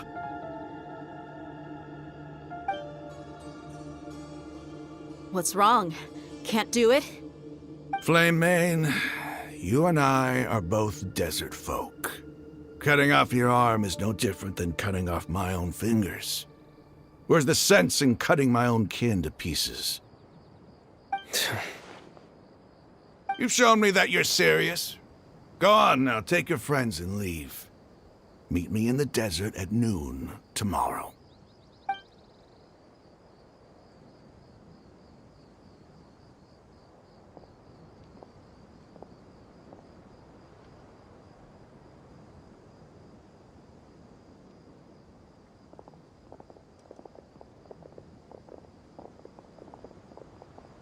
Phew. I was really counting on him not going through with it. Dia! That was crazy! Have you all lost your minds? What if he'd actually cut your arm off? Then I just have to hold my claymore with my left arm.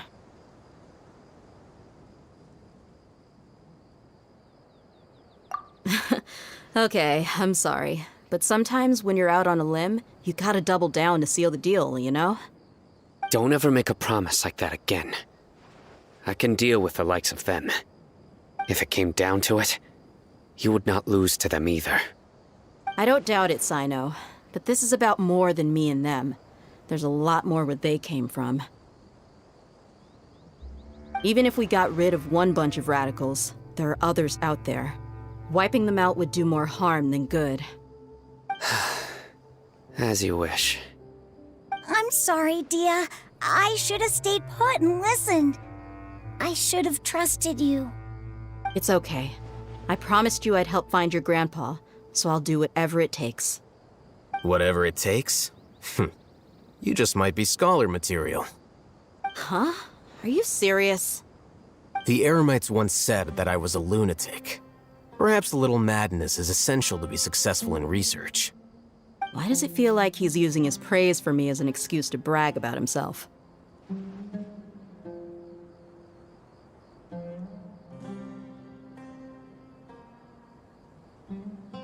Okay, let's get moving. We should head back to the village and rest up. Today was just a trial run. Noon tomorrow is gonna be the hard part.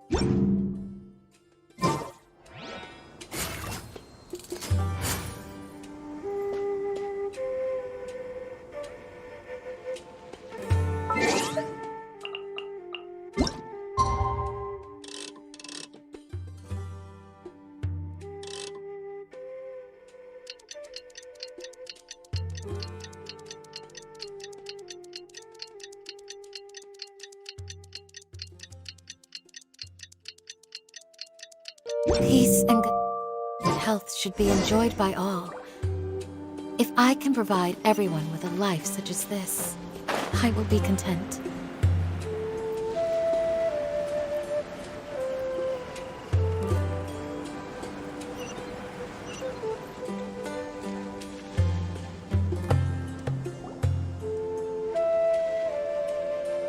You're all here so early. Looks like we have everyone here. Isak, are you sure you want to come with us? I'll watch from a safe distance. Dia, I want to be there to bring Grandpa home. Okay, let's go then. Dia, wait. What's the matter? I heard that you were quite reckless yesterday. No more of that today, understood? Or I'll be very upset with you. Fine.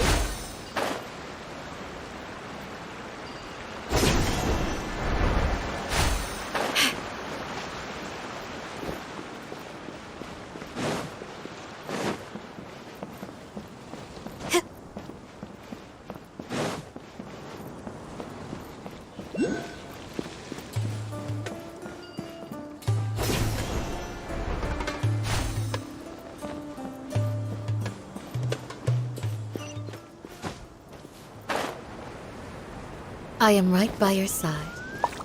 But if you're still nervous, just take my hand.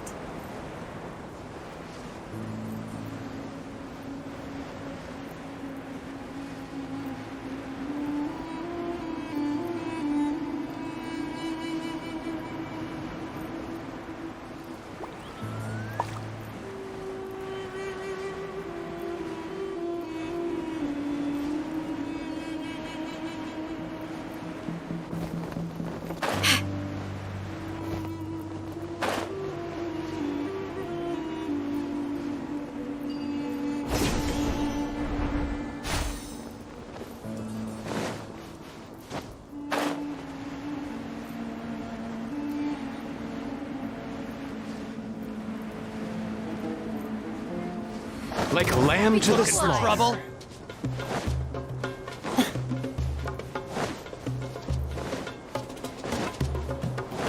Happy to oblige.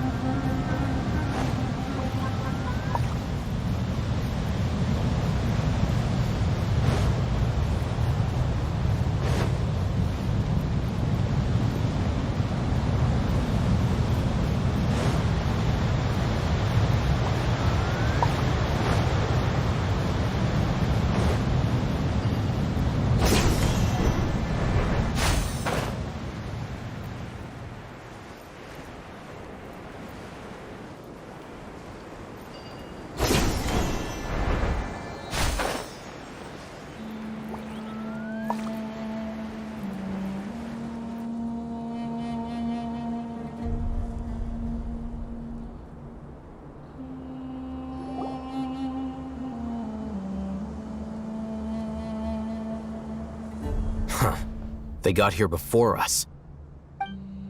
Uh-oh. Is it because Paimon overslept by 5 minutes and held everyone up? Is everything ready? Absolutely. Although, you brought fewer people than I imagined. Bring him over.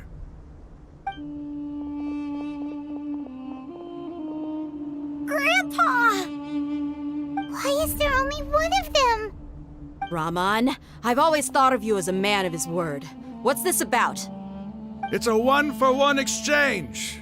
Sounds fair, don't you think? And let me put it this way. Agreeing to any kind of deal with the Dendro Archon's people is already a huge compromise on my part. Don't you think you've asked enough?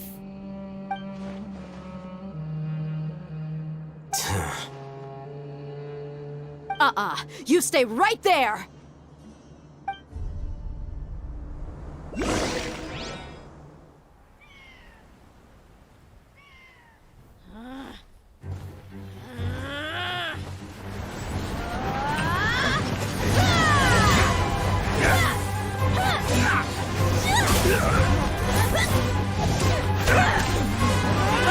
Playmate! What do you think you're doing? Grandpa! Don't you see this blade here? You coward! Why are your hands shaking? Wait a second! It's a earthquake! Grandpa!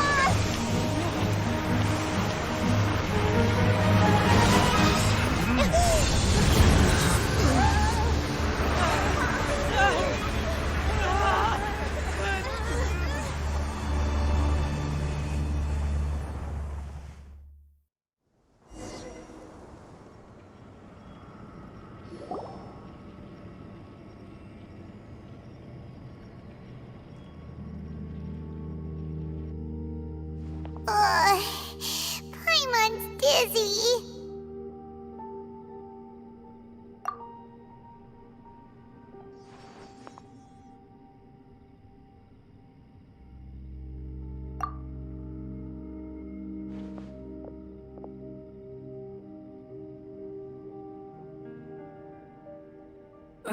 This day's going just great. What a nuisance. The sand dune collapsed. I saw an energy field. It glowed green with dendro. Just like you said, it may well have been the remains of Lesser Lord Kusanali's power inside the scholar's body.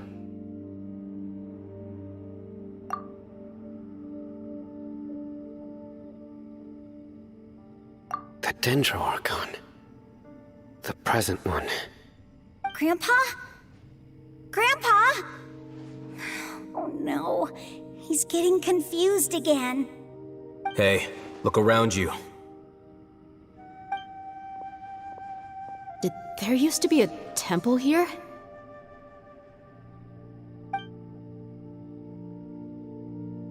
It seems that when the sand dune collapsed, it exposed these underground structures. The symbols on the gate belong to the Scarlet King's civilization. This structure must be ancient.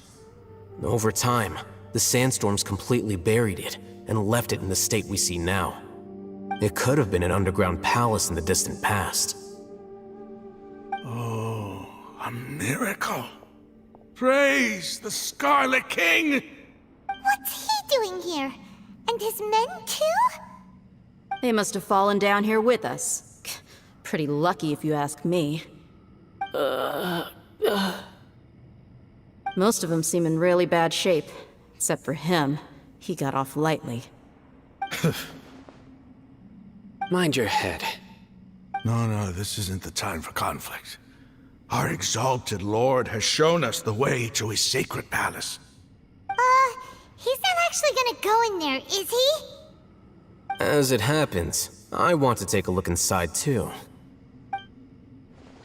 What are you doing? Don't you think it's curious? 1 minute, Lesser Lord Kusanali's power protects us from harm, and the next, remnants of the Scarlet King's civilization appear. Two major deities are vying to showcase their power to us. It would be a shame not to witness them both. Paimon thought you weren't interested in gods. Indeed. In my view, gods are just a higher form of living being, or creature, you could say. New discoveries are always worth investigating. Whether they have anything to do with gods is neither here nor there. Raman, what are you gonna do about your men? I'll just let them lay here. The Scarlet King will take care of his people. Right now, I'm going inside.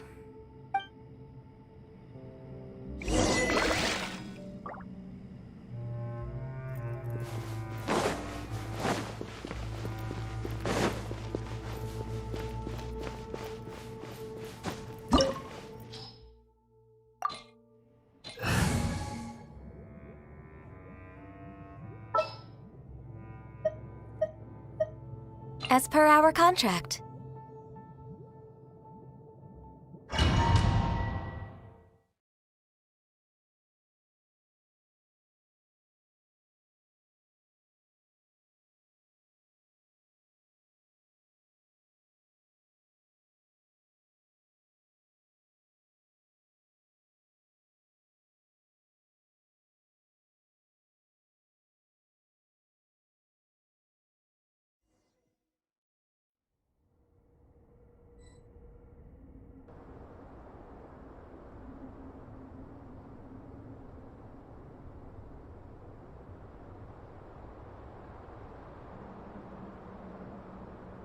It's full of life here. This defies comprehension. It looked completely desolate from the outside. Yet, it flows with energy inside. Yeah, and there's so many plants. It's so pretty. Sir Raman. What, huh? Me? Do you see another Raman here? Are you mocking me? What do you mean, sir? Interpret it however you want, but there's something I'd like to draw your attention to. While this structure is clearly left over from the Scarlet King's civilization, the energy that flows in here is that of the Dendro Archon. Whatever you say. It's not like I have a vision. There's nothing to be angry about. Think of this as an academic journey. It does seem kinda strange. If that's true, then we might have to explore this whole area to find an explanation.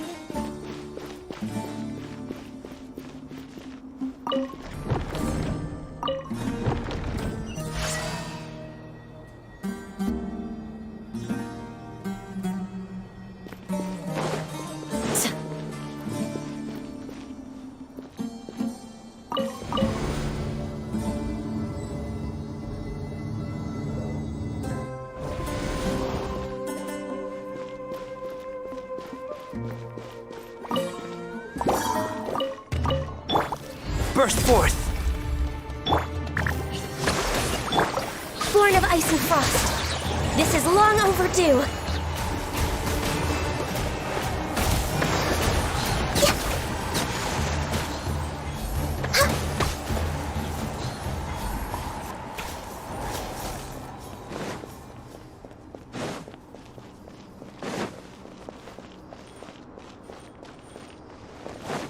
We're waiting. No touching.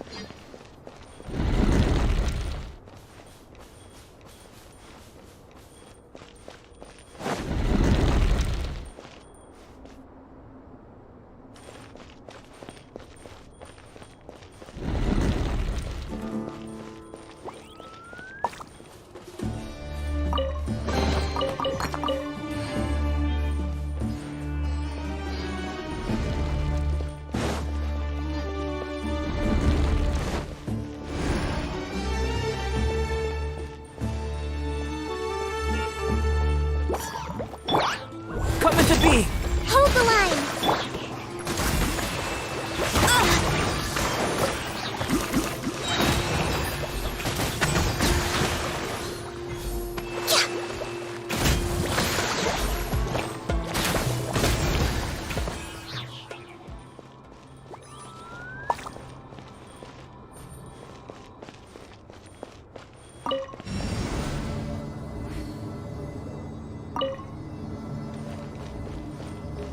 Next on the agenda.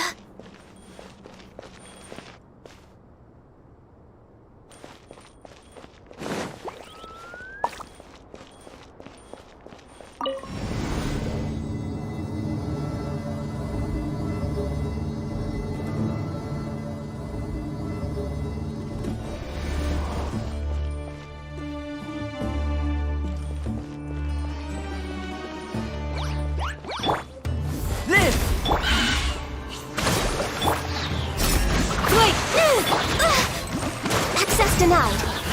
All hail!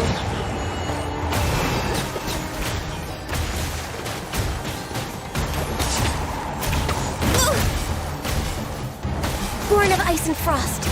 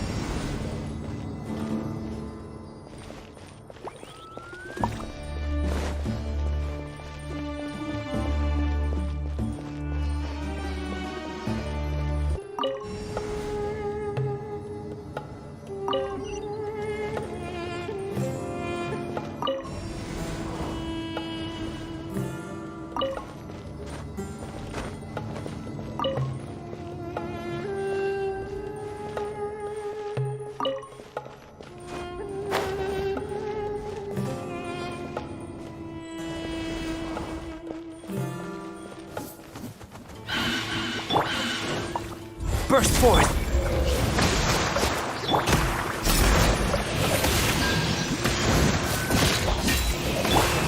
Access. Come on! Oh, no touching!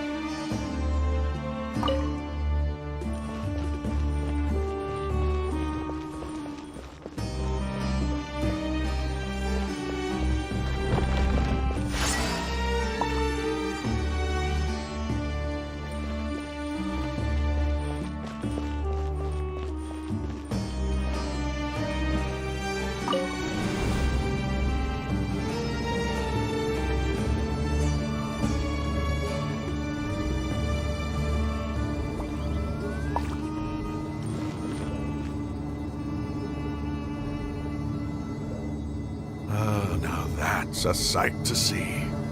The Scarlet King's splendor surrounds us. There's so much vegetation here. It's different than what I expected.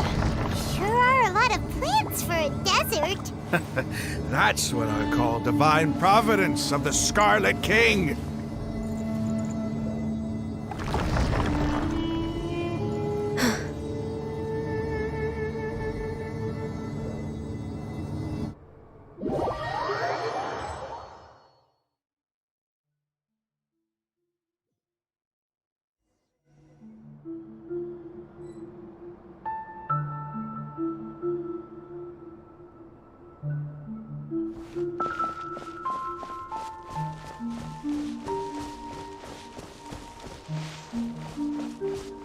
It's getting brighter! Oh, it looks so beautiful!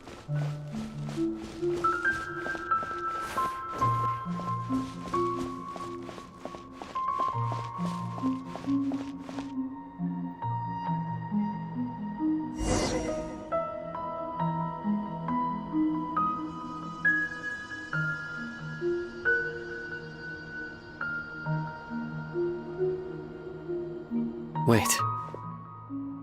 What's that?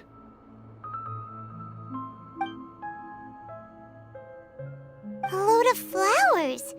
And it looks like there's something among them.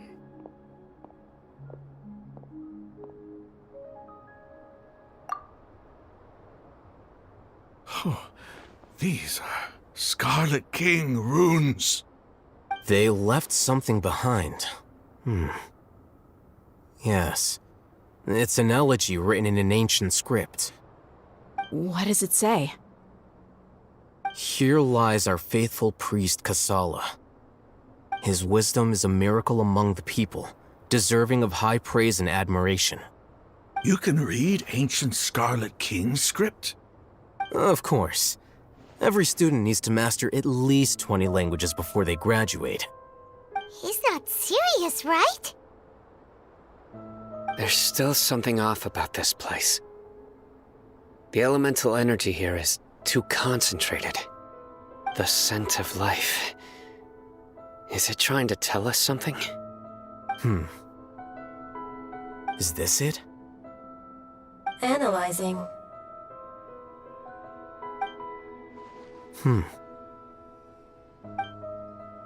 There seems to be a hidden message among these skeletal remains. Excellent. There's a device from the Scarlet King's civilization in this gravesite. I'll transmit the information over and project it for everyone to see. Isn't sharing knowledge against the Academia's rules? Yes. However, under the circumstances, I'd prefer you to see this for yourself. You'll understand after watching it.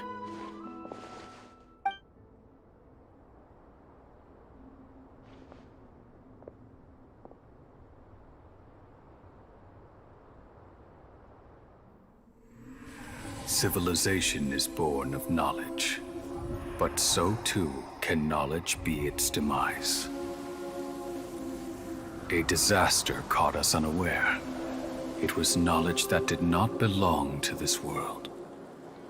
The Scarlet King brought this forbidden knowledge into our world, and it quickly spread like a plague. People's minds were filled with crazed whispers. Dark gray scales spread across their bodies. Even the land was stripped of its vigor. Only a desperate, deathly silence remained. Were it not for greater Lord Rukkhadevata from the forests, the damage would have been irreversible. She summoned the priests to build temples and infused into them the divine power of life. The disaster was miraculously tempered, and the embers of our civilization were preserved in Aru village. Alas, the miracle could not last. As long as forbidden knowledge continued to exist, it would forever blight this world. In the end, the proud king of the desert, my eternal lord, chose to sacrifice himself. I have spent my whole life since guarding one of these many temples. But now, My duty is coming to an end. As I close my eyes for the final time, the sight of that noble deity will appear in my vision once more. In helping the Scarlet King to eradicate forbidden knowledge, she exhausted her strength, and her form became that of a small child. How strange.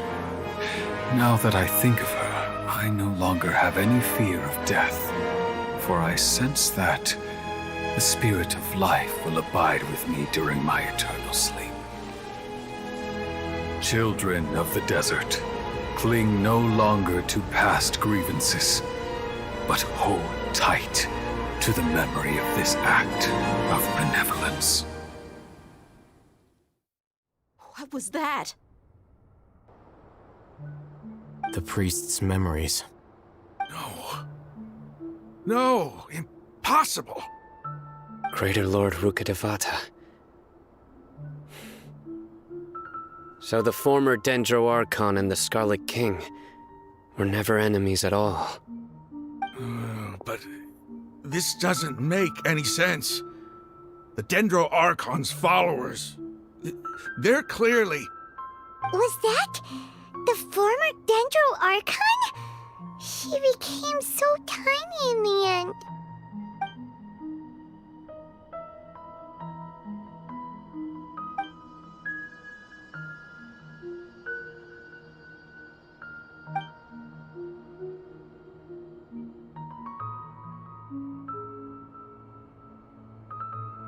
You might be distrustful of the Akasha, but there's no reason for you to doubt the Scarlet King's technology.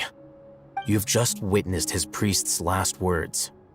I've never heard about any of this before. The surviving followers of the Scarlet King all gathered in Aru village. Our god did not make mistakes. We refused to believe any of the rumors.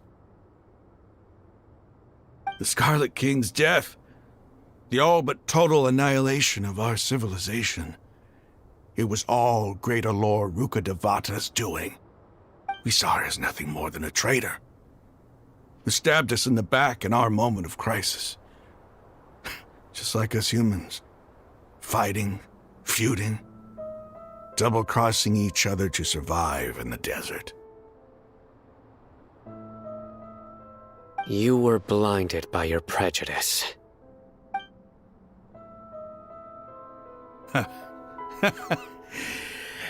If I hadn't seen this for myself, if I hadn't witnessed his last words with my own eyes, ears, and heart, how could I ever begin to accept this? The truth is so far from what I've always known. Am I really supposed to believe that after all these years, all this time seeking revenge, suddenly now my enemy is my savior? Raman, that's enough. Give it a rest. You're starting to make a fool of yourself. Dia, tell me, my Eremites and I, what are we even fighting for?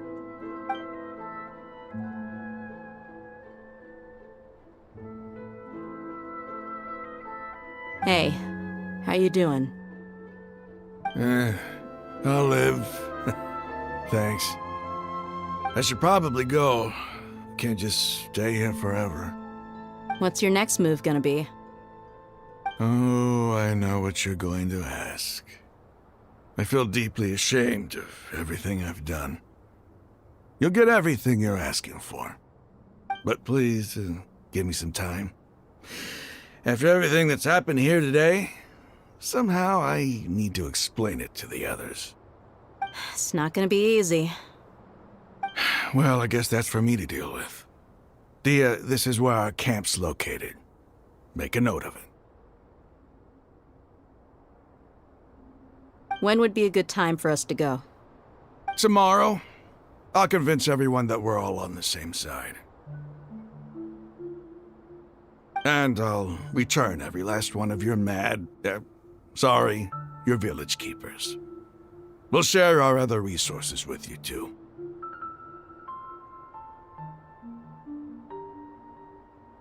You seem to finally understand that our true enemy is the sages. Yes. The gods never gave up on anyone. It's the people responsible for all this that need to face the consequences of their actions.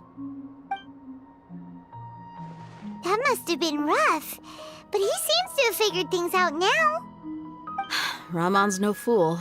Being the leader of your own faction in the desert is no easy feat. It's too bad he was held back by his belief in the Scarlet King. But now that that's changed, I guess we have a few more people on our side. The outcome, at least, is favorable. We should get going too. Let's head back, have a proper meal, and a nice, long sleep. We'll need all our energy tomorrow.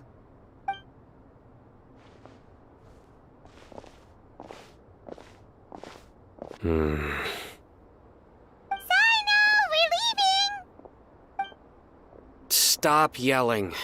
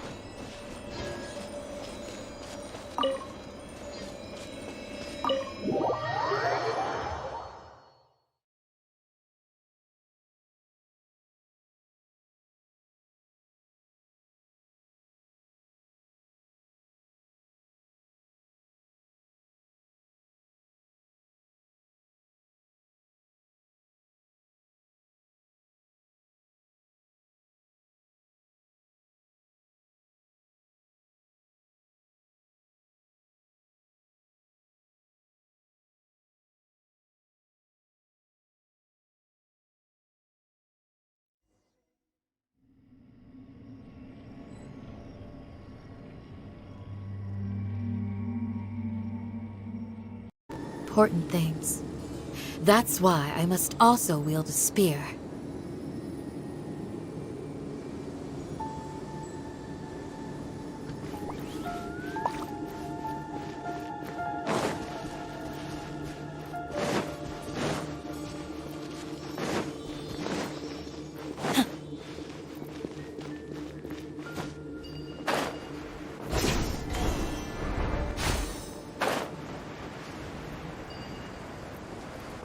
I am right by your side. Like a lamb to the You're slaughter. still nervous. Just take my hand.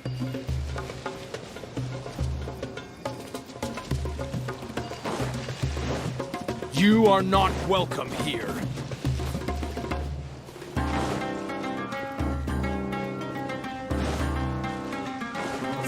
Following orders.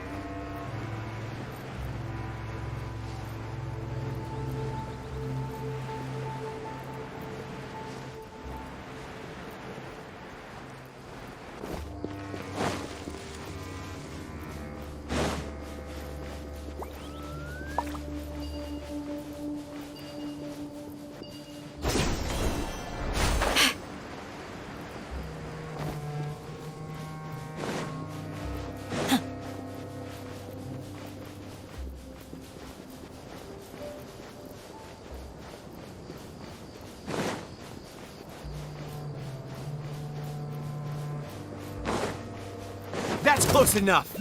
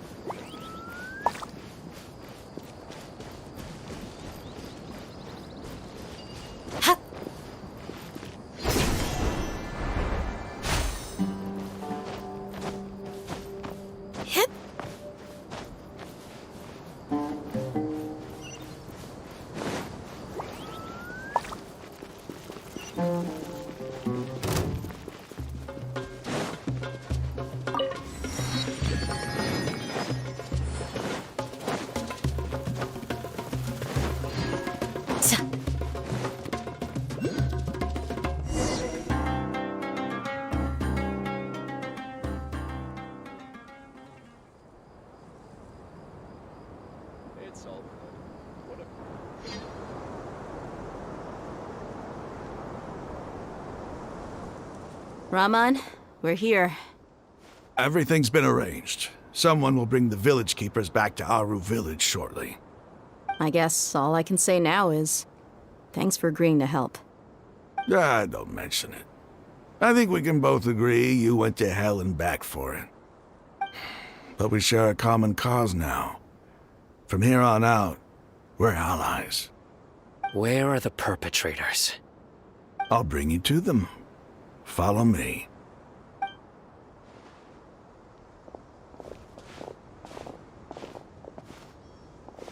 So these are the people who kidnapped the village keepers. Oh no, it's the scribe!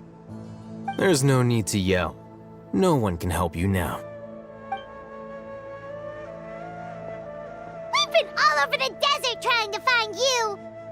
That's right.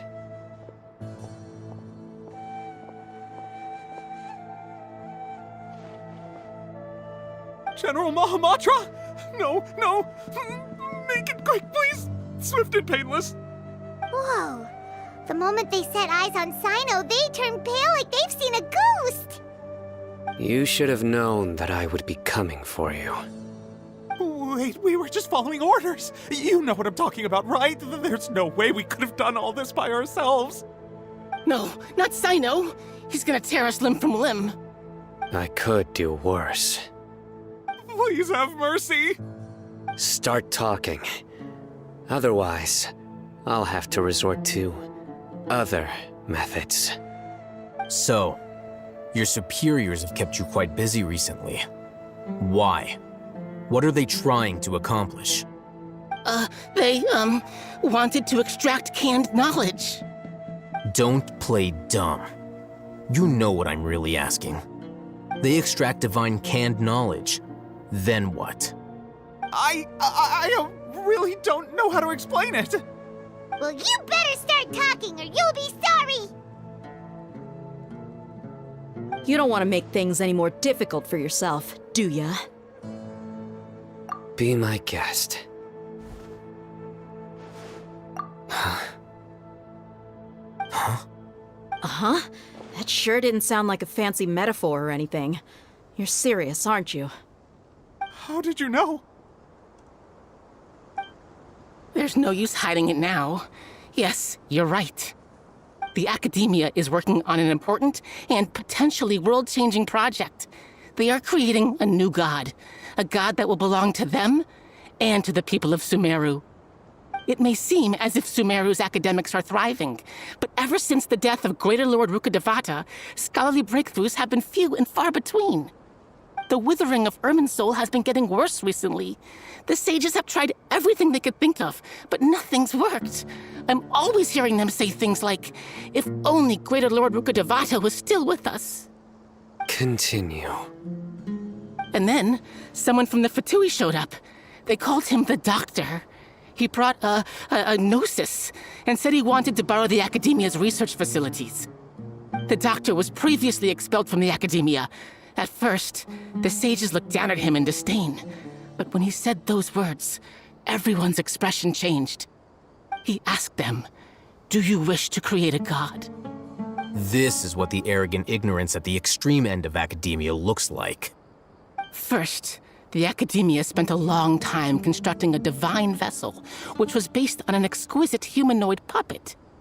After that, they harvested dreams via the Zeb-Zerus festival Samsara, maximizing the Akasha's output.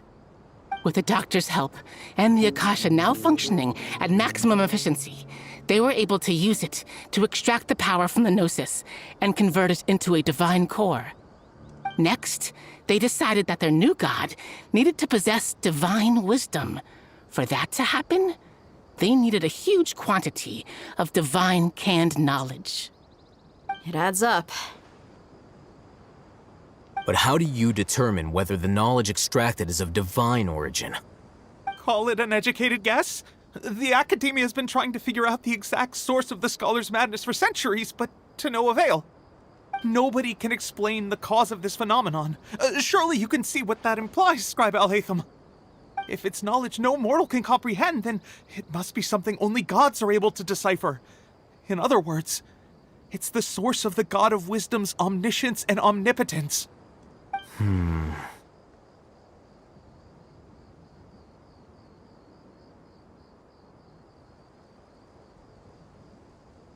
You must have noticed by now. The Academia doesn't care about who their god is. It's the ability to exercise control over knowledge and wisdom that matters. It is as if they are cursed with a desire for omniscience and omnipotence that burns in their blood. Some organisms demonstrate phototaxis, and thus orient their entire lives in respect to sources of light. For the sages, their only source of hope is the existence of a deity who embodies the acme of wisdom. This is but a form of phototaxis. For many scholars, the absence of a god of wisdom means stumbling in the darkness for the duration of their lives. Then what does Lesser Lord Kusanali mean to you? Is she not a true god present in this world? If you already have a new god, why try to create another one? From the beginning, the Academia has never treated her as a god. When the Academia first discovered Lesser Lord Kusanali, the newborn god of wisdom, the sages hoped that she would be as wise as Greater Lord Rukkhadevata. But upon evaluation, they found that at the time she possessed no more intelligence than any ordinary human child. The sages never had a ruder awakening. This forced them to accept that Greater Lord Rukkhadevata had indeed passed away. Not to mention that Lesser Lord Kusanali's gnosis had been used to power the Akasha this entire time. By herself, she has neither an Archon's raw power, nor the spectacular insight expected of a god of wisdom. Slowly but surely, people began to forget about her existence. So, this is the path the sages have chosen.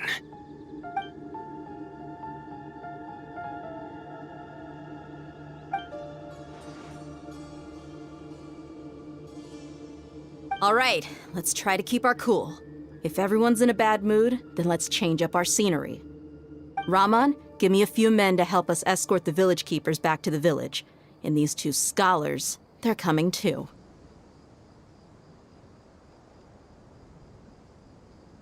Sure, as you wish.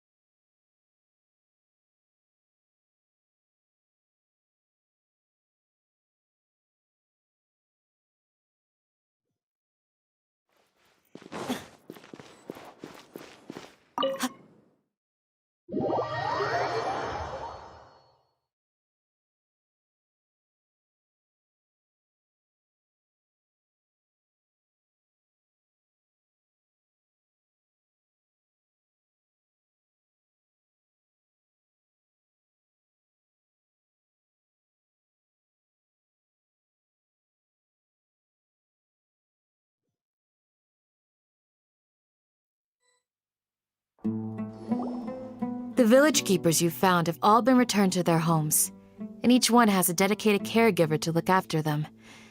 The two new scholars are being kept under close supervision, too. Really great work, everyone. The atmosphere is so heavy.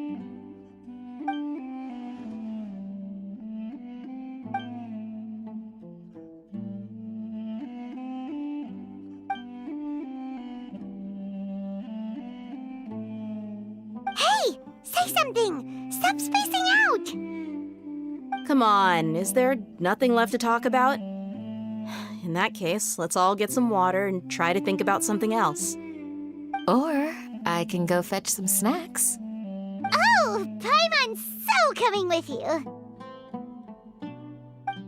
Do you have any plans, Traveler? Gods above, you're not talking about work, are you?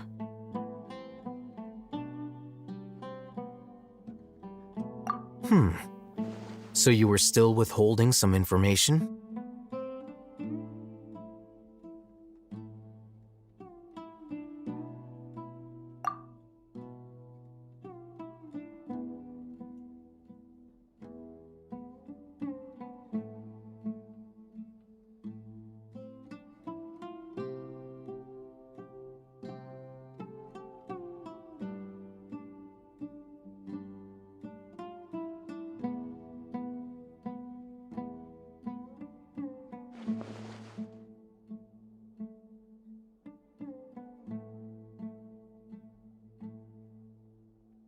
Even though we lived through all of this firsthand, it still feels super surreal to hear you talk about it again.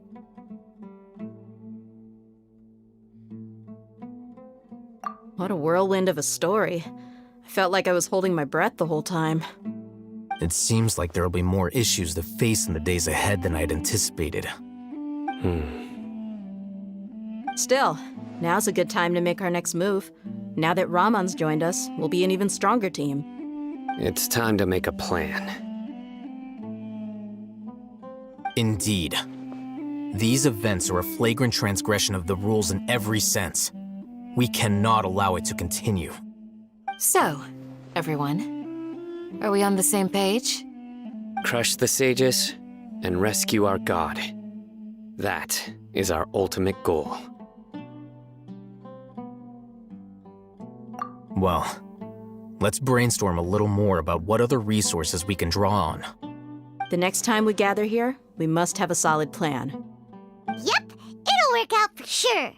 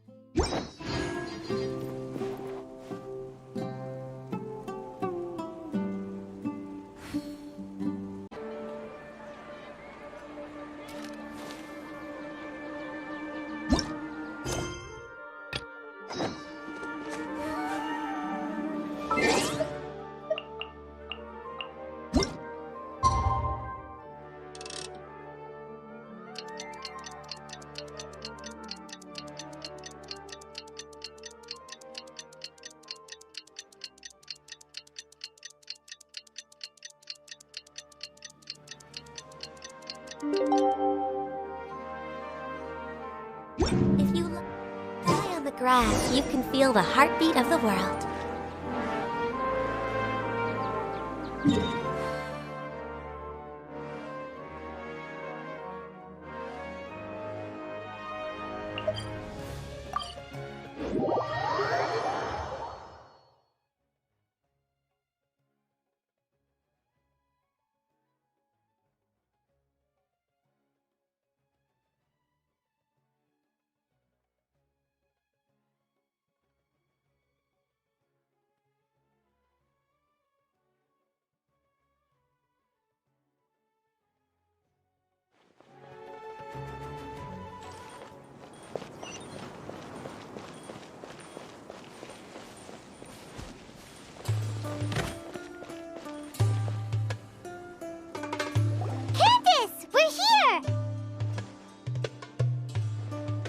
Has everyone arrived? Everyone is already waiting inside. Well, what are we waiting for? Let's join them! Please, wait a moment. Before attending the meeting, I hope you can promise me one thing. What do you need? Promise me that you won't commit to anything too reckless. What do you think? Okay.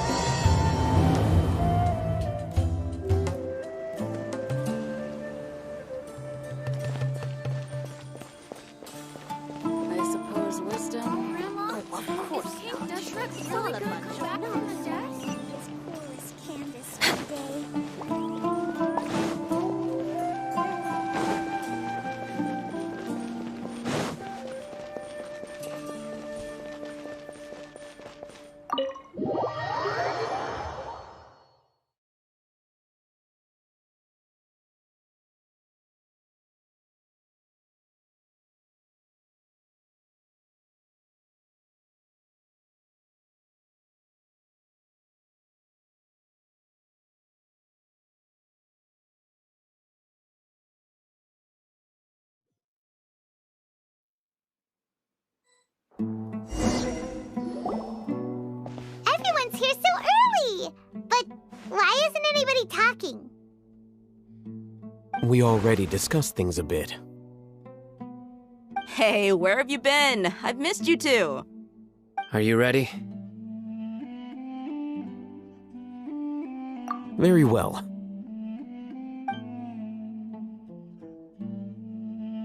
Are you sure this is gonna work? I gotta admit, it's bold. Color me impressed. It's worth a try. The point of discussion is to arrive at a solution. Let's cut the small talk and move to the next point. You're making Paimon nervous.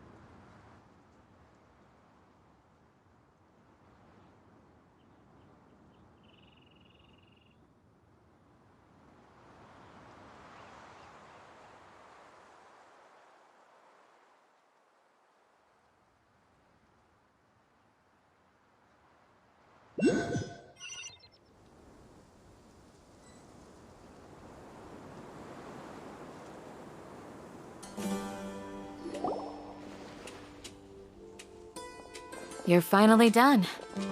I have some other stuff to take care of. Catch you all later. Come on, don't give me that face. I know what you're going to say. I'll be careful.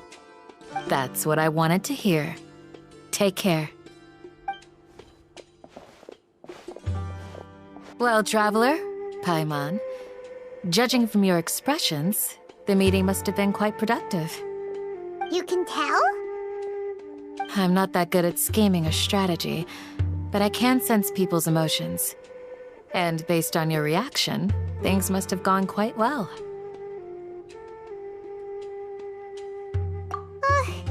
Paimon's a little worried. Hopefully nothing will go wrong.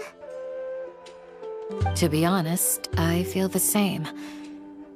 But you're so you have my trust. Candace gave us a compliment. Your deeds speak for themselves. Candace, we stayed behind to tell you that, although you won't be coming with us, we'll be sure to remember your words. I'm very glad to hear that. I've said the same thing to everyone here today as I said to you when you arrived. Your safety is the most important thing. Only when you're safe can the plan be successful. So please, take care. You're welcome. And thank you for taking my advice.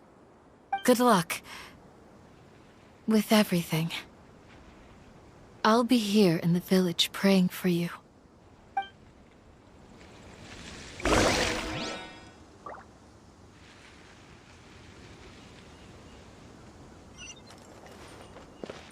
We're way behind schedule.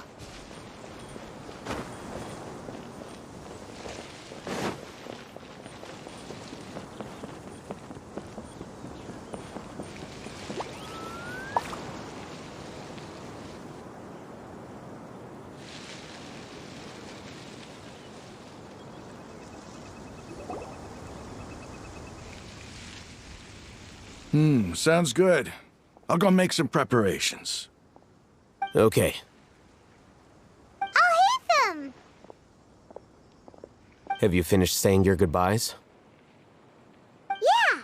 Also, Candace told everyone to be careful. Yes, she did. But I think my point also bears repeating. Our plan is not child's play. We won't be able to achieve anything if we're simply careful. We must go beyond that and fully commit ourselves to it. I hope this is clear to you.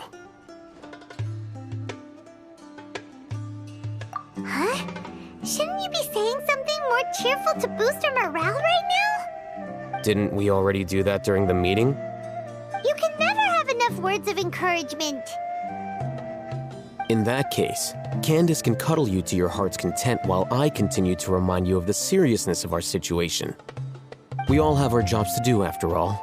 It's like how some people can be put in charge of logistics while others will fight on the front lines.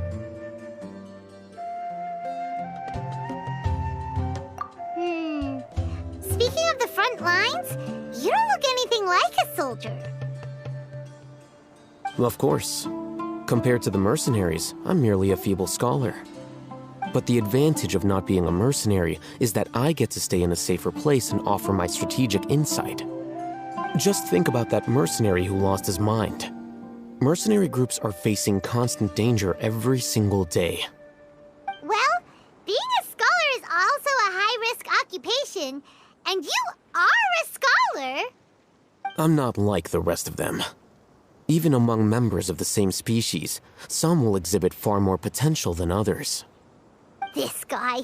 Paimon still remembers when those mercenaries in Port Ormos called you a lunatic.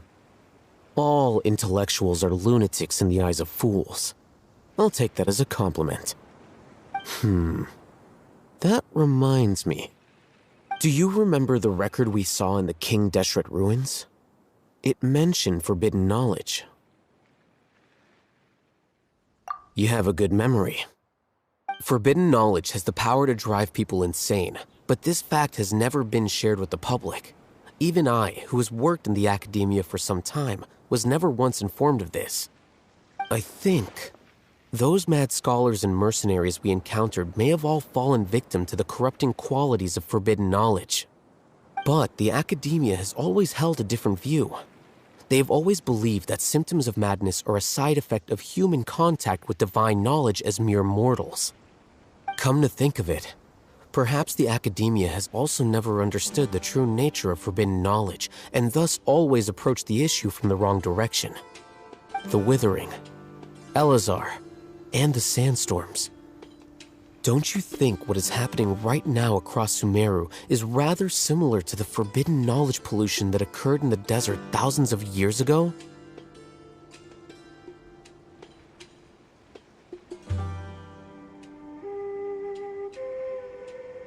But Paimon thought that Irminsul's disease is what caused the withering in the sandstorms. At least, that's what Tainari told us. Wait a second. Could it be that? Ah, you've connected the dots. The cause of Irminsul's illness may precisely be the pollution from forbidden knowledge. But if that's the case, what should we do? This is huge!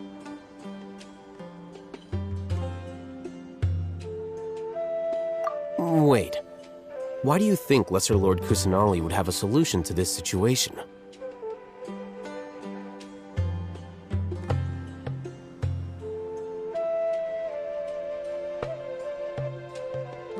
You mean, it's related to the scene you saw when you passed out in the Avidia forest? That whole, the world forget me thing? In that case, it's imperative that we rescue Lesser Lord Kusanali. Only by working with her to save Irminsul can we completely resolve the problems Sumeru currently faces.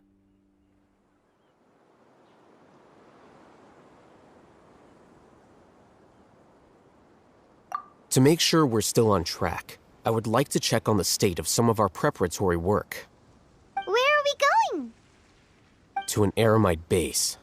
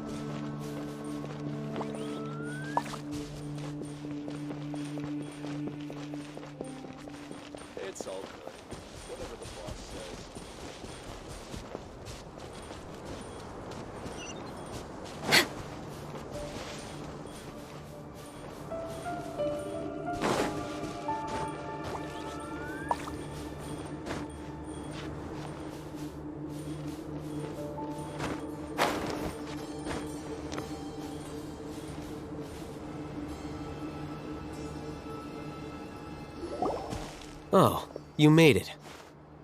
Huh? What are they doing here? I gave them some technical work to do. Ah, it's the scribe. And is that the traveler I see? How's the work going? Ah, yes! We have fixed the devices according to your instructions. One of them is already ready for use, while the others are still under repair. Aren't those devices for canned knowledge extraction? What are you doing with those? Look here. Huh? More canned knowledge? Are you going to put more weird stuff into her head again? What's that look on your face? Are you scared? Paimon's a little scared, but very, very furious! That's an interesting response. Anyway, we're not going to use this just yet.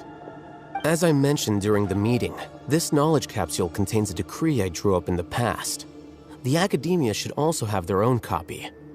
And according to the plan we just came up with, Traveler, I want you to record something into this capsule.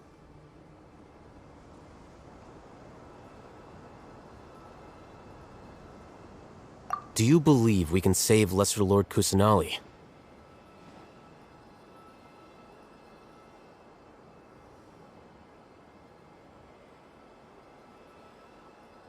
Good. Conviction is the most important part of all of this. Now, please get ready and put on this device.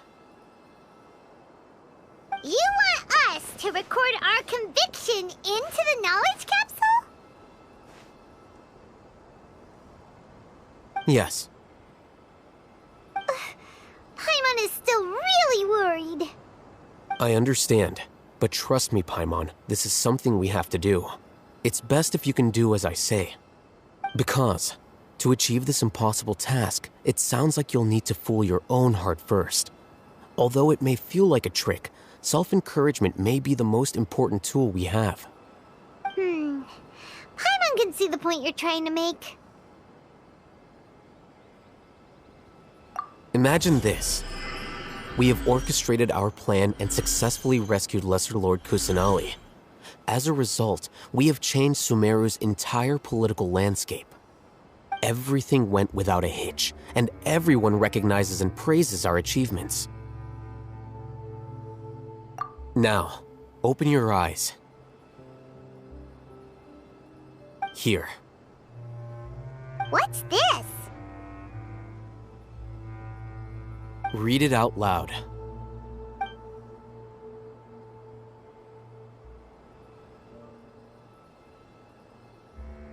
It's done. Is your head okay? Does anything hurt? It's just a recording. There should be no negative effects. But what was the point of doing this? Paimon doesn't get it. And that's perfectly fine. In any case, these capsules aren't meant to be used by you. Huh? What do you mean? Have you forgotten? Our plan needs to account for those who have long relied on the Akasha. You may find it hard to believe, but for those people, everything the Akasha transmits to them is nothing short of absolute truth.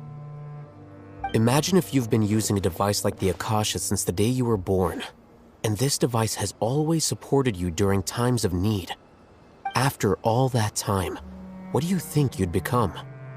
A fool? A machine? A slave to orders. And that's why rules are so important. In addition, those who understand the rules can delineate boundaries and identify gray areas. But why would you need to identify the gray areas? You could say that those kinds of ambiguous zones can be very interesting. One might even say they're advantageous in the right hands. The things you're interested in are really out there. Are all Sumeru scholars like this?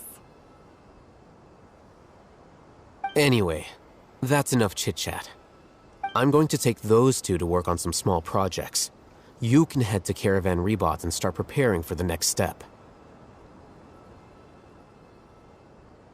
Small projects? We're going to tinker with the Akasha terminal and make a few modifications.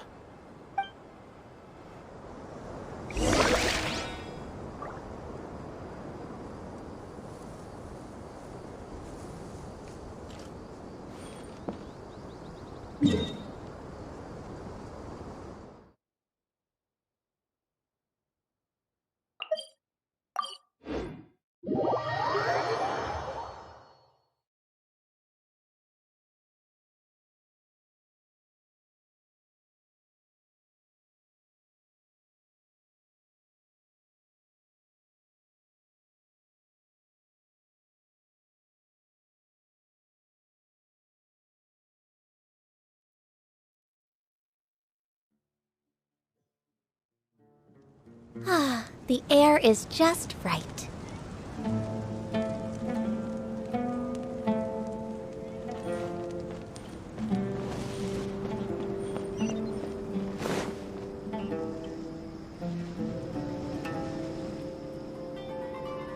I thought we agreed on a plan. How can you go back on your word? The plan is too radical and carries a high risk for casualties. I've given it a lot of thought. And in the end, I still can't agree to it. But it's still the best plan we have. As a former Matra, you of all people should be able to see the bigger picture and recognize the innate advantages of our plan. I did.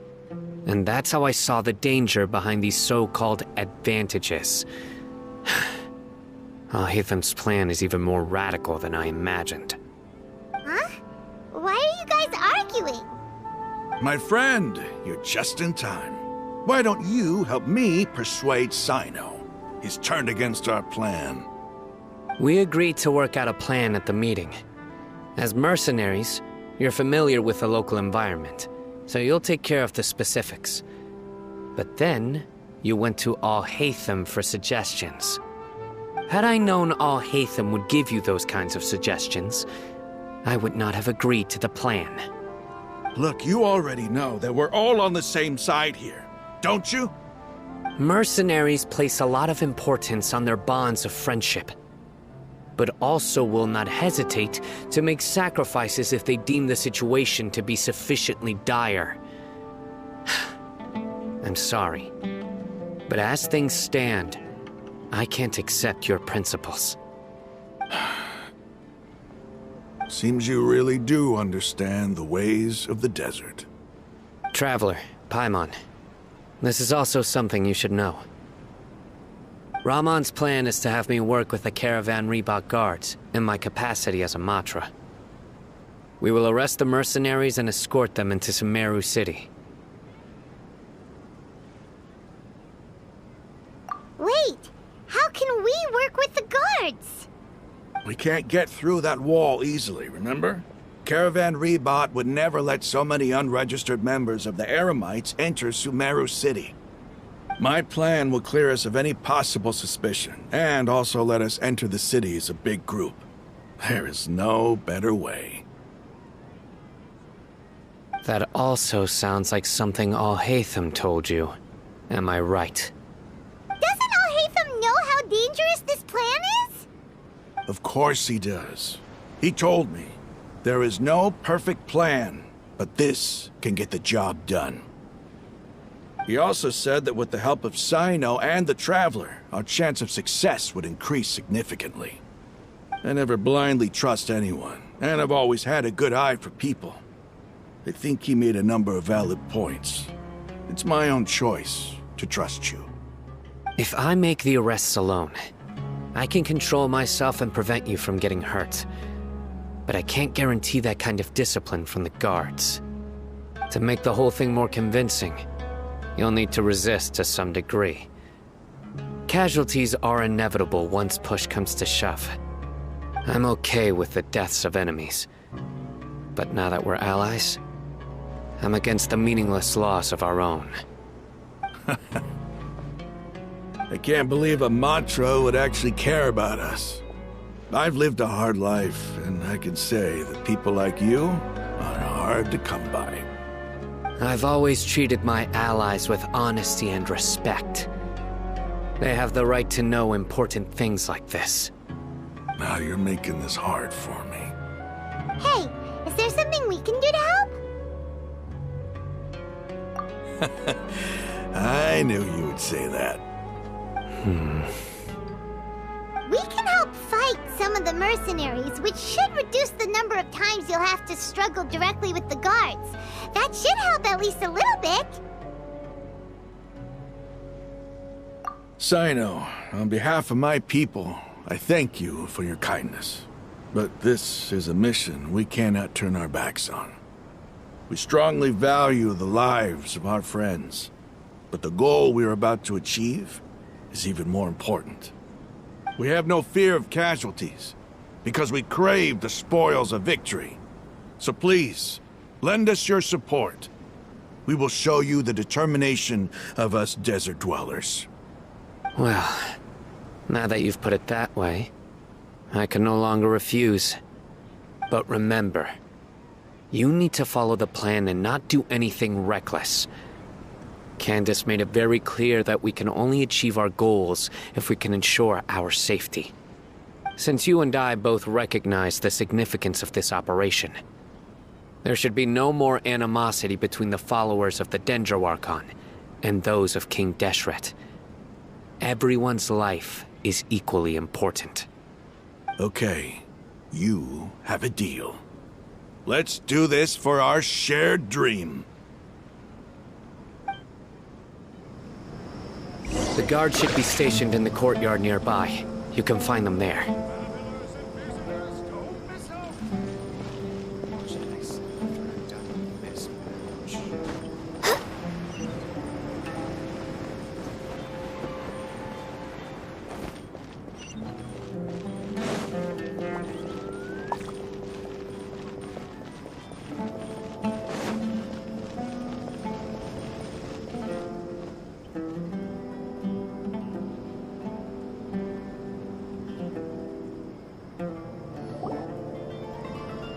Guards! General Mahamatra! To what do we owe the honor? Keep your voice down. This is a secret operation. I'm going to arrest a large criminal gang near this location. According to the Academia's Guide and Regulations on Secret Operations, I have the right to ask for the cooperation of Caravan Rebot. Ah, of course, of course. Mahamatra Sino's order is the Academia's order. Just let us know what you need. But who exactly are you planning to arrest, and how many people are you expecting? Depending on the scale of this operation, we may need to report it to our superiors. They're a squad of Eremites whose number is comparable to Ain el Akhmar in Port Ormos. They're involved in the theft and resale of supplies from the Academia. As many as Ain el Akhmar? This should definitely be classified as a joint operation. Then I suggest that you report this to your superiors as soon as possible, and treat it as a top priority desert operation. I will need personnel. Got it. Please wait a moment. I'll contact them immediately.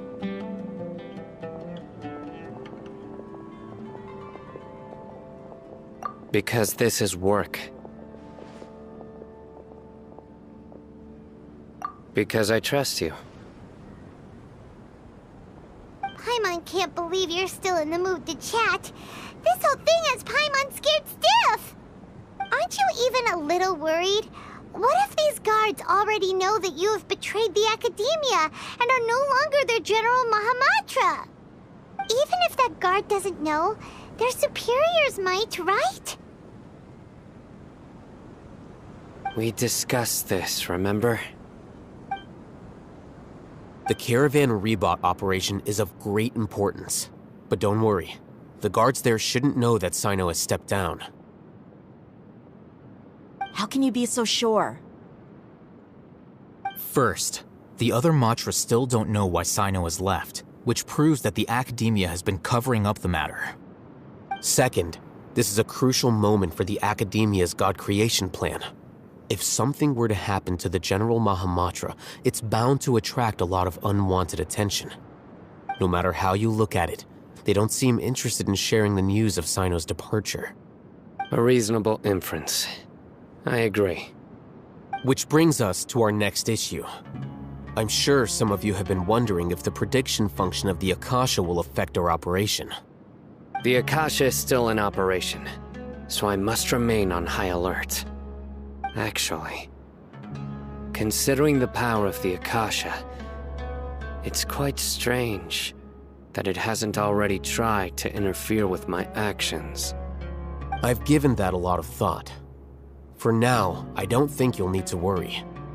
If you remember, when you first came to Aru Village, all your actions and routes were predicted by the Akasha. It even gave that information to those who kidnapped the village keepers. But things like that never happened again after we met up with the Traveler. That's true. But why? Look at it from a different angle. Why do you think the Akasha will predict your actions? Because my personal data has been entered into the Akasha. That's true, but the key to this question is, how well can the Akasha make predictions about a person? Haven't you ever thought about it? Just how can it do this in the first place? Because the Akasha controls the entirety of Sumeru. The Academia firmly believes that all human actions can be explained through logic. By sorting and analyzing entered data, the Akasha can derive behavioral logic and predict the actions of those who fit an existing logic model.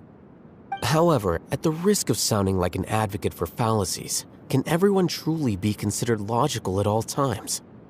Emotions are part of our behavioral logic, but can you guarantee that every experience of the same joy or pain would be equally intense? How can our feelings and opinions be predictable down to the letter in every single instance? Sino, in the past, you've always worked alone. In the absence of another person who could sway you or your thoughts, the Akasha could produce predictions that were similar to your real-life behavioral principles. Decisive and principled, you were used to solving problems alone. That's why the Akasha could figure you out. But now, you've joined a team. And I believe the Akasha hasn't yet figured out the full composition of it.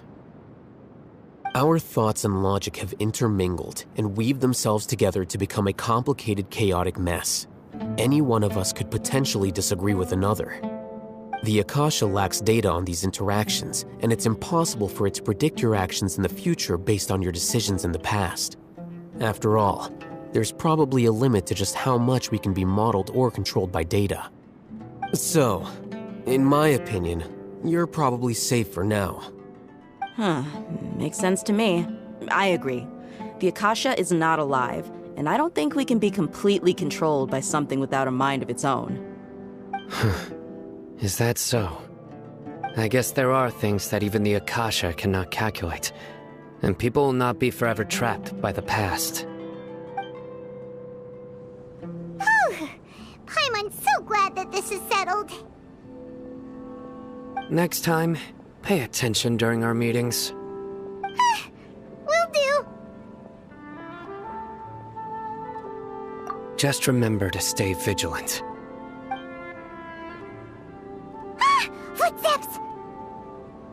General Mahamatra, we were not expecting your presence here. I'm the security officer of the Grand Deshret Desert District. My name is Luxembarbo.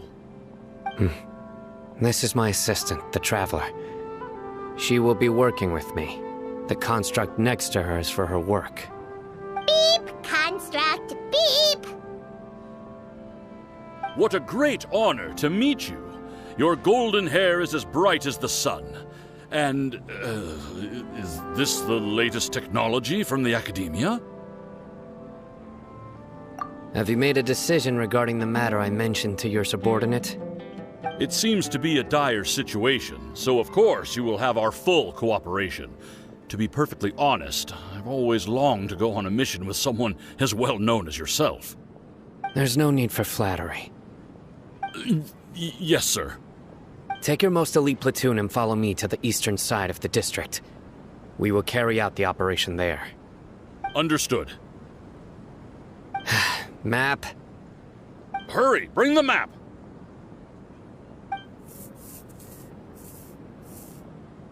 In 2 days, we will engage Rahman's Eremites and capture all of them. Any questions about the time or location? None at all, sir. Good. See you then. Yes, sir.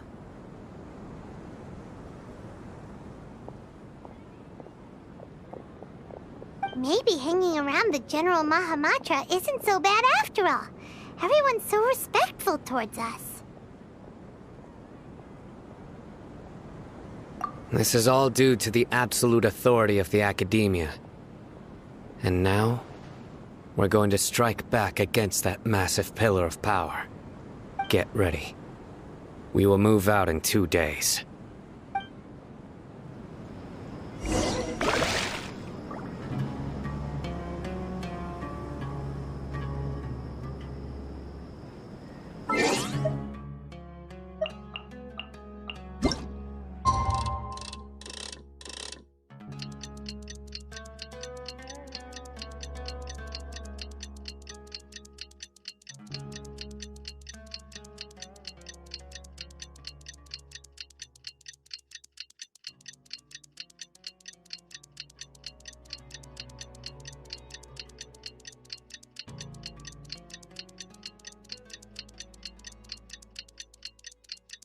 It's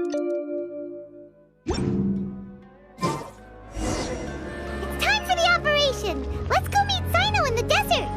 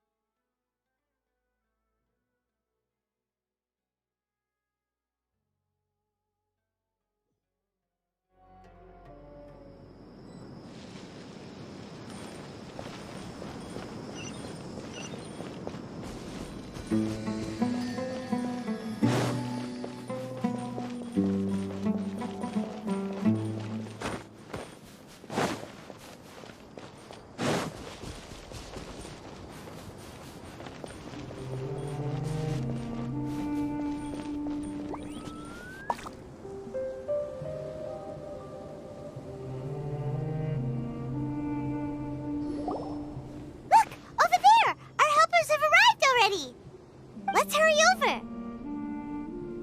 Wait a moment. Ah! Oh, it's you. You're my assistant, remember?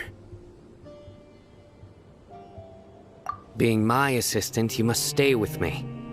Now let's head over there. It's General Mahamatra and his assistants. We meet again. Huh. You're here early. It's to show how important we think the operation is. Since this is a big case for the Academia, we are prepared to give it our best. I'm glad to hear your sense of resolve. Remember, we must capture them alive. They are our only leads for the case. If they die, we will be unable to continue the investigation. Understood. Everyone! The Eremites are approaching from the west! Make preparations and be ready for combat!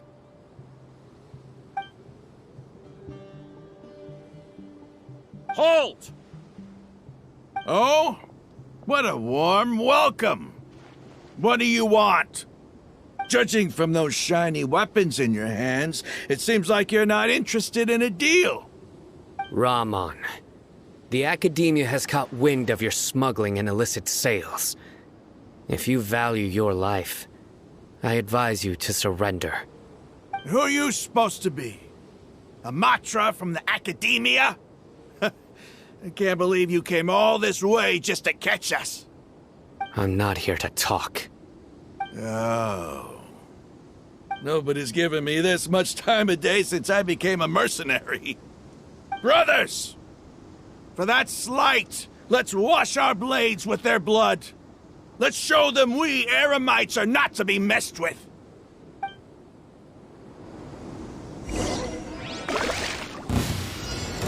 Access denied. Come into being. Emerge.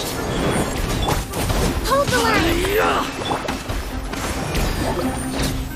No touching!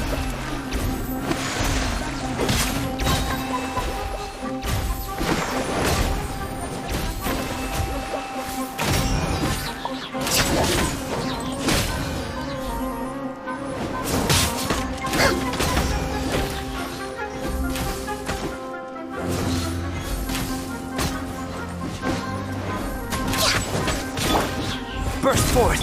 Come on out, right now. Emerge. Come into being! Rest and rebuild!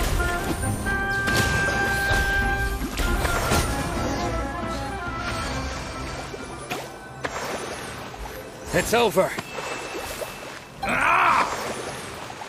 We have subdued them. The operation is now over. All Aramite mercenaries and related personnel in the area have been arrested.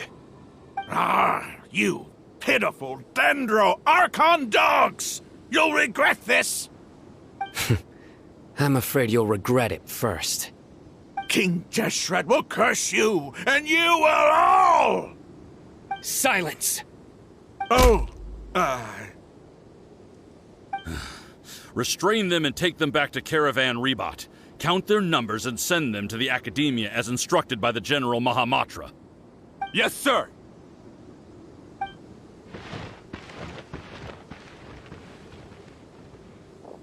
Mahamatra Sino, I will now take my leave. If you need further assistance, please come to Caravan Rebot and ask for me. Understood. You are dismissed. There they go. Let's talk elsewhere.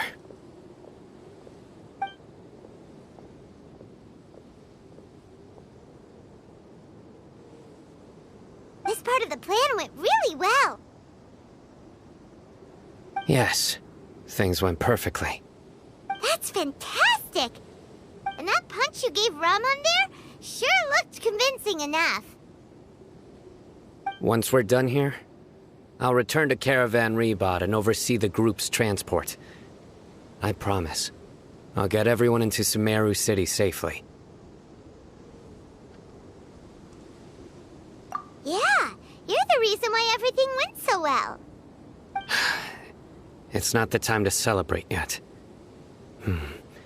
I believe Dia should already be waiting for you. Go join up with her. She will need you to introduce her to Tainari. Speaking of which, is it really okay for us not to share the full plan with Tainari? What if he'll feel miffed about it and refuse to work with us? I have a very close relationship with Tainari. Given how well we know each other, I believe my message alone should be enough to bring him to our side. He knows I won't make jokes about things like this. If we need help, Tainari is the best option. Get ready for the next phase of the plan. Don't keep them waiting.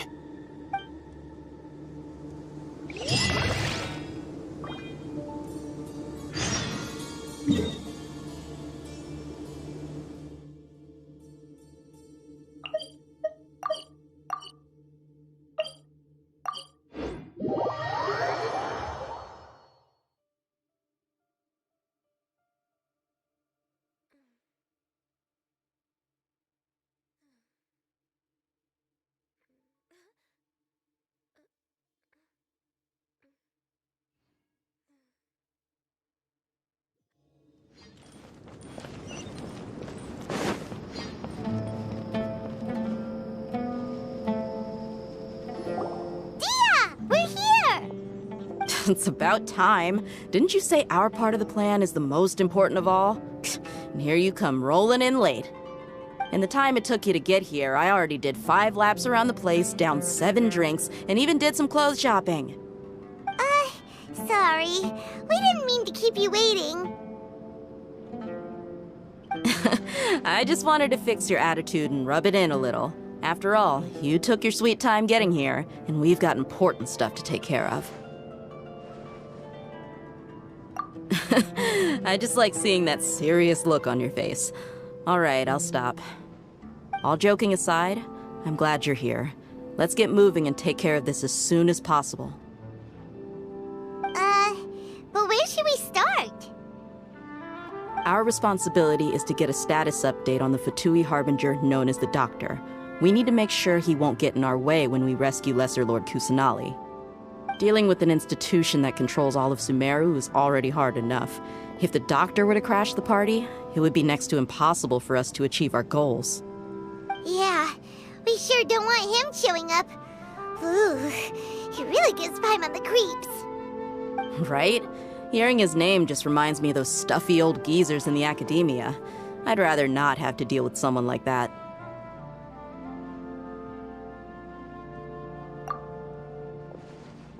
According to the plan, we should first go to Pardis Di and ask for Forest Watcher Tainari.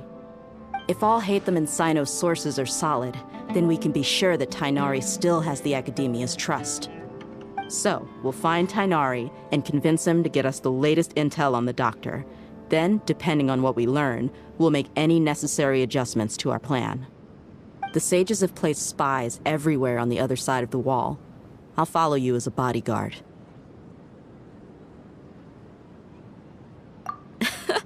You should be honored. I don't offer my services to just anyone you know. But Paimon thought mercenaries would do anything for Mora. That's certainly true. But when multiple employers are vying for your services, you should always go with the best offer. Let's see. If I were to charge you a bill, I guess I can apply a discount. How much more do you want? Paimon's not sure we can afford it. How much do I want? Hey, how about paying me with a smile? What do you say? I haven't seen you smiling much recently. If you ask me, someone like you must look lovely when they smile. Come on, give me a smile so that I can be less worried. Looking good! I hope this pretty smile will become our lucky charm. There are many kinds of smiles, but only a truly joyous one can bring blessings to others. Let's consider this smile a down payment for our future victory. Let's go. It's time to pay a visit to Pardis Di.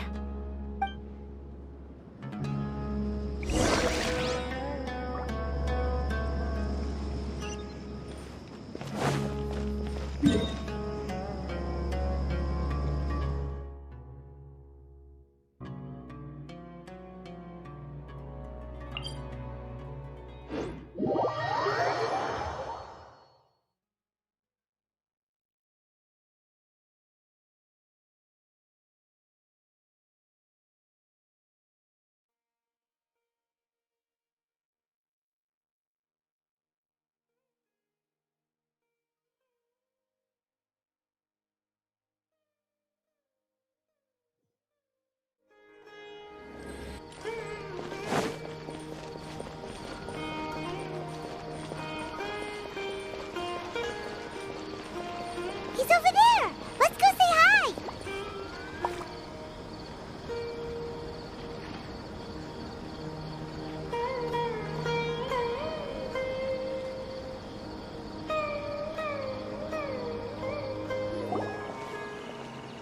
Tainari! Ah, Traveler, Paimon. And you are? Hey there. This is our friend Dia. She's an Aramite mercenary. A mercenary?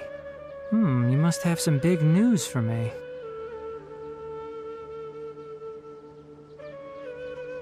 It's something really important. Please help us out. All right, then follow me.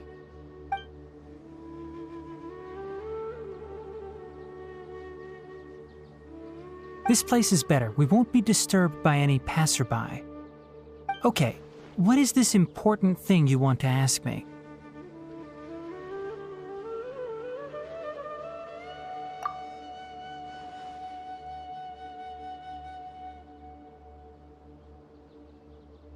The doctor, huh? He's that strange-looking Fatui Harbinger with the mask. Paimon thinks he has blue hair. Yes, I know him. Actually, he left Pardis Di just a little while ago. He left already? Yeah, he came looking for me. Can I ask what it was about? Sorry to ask you like this after having just met, but your answer is very important to us. For now, all we can share with you is that your friend Sino is working with us. Sino, you say?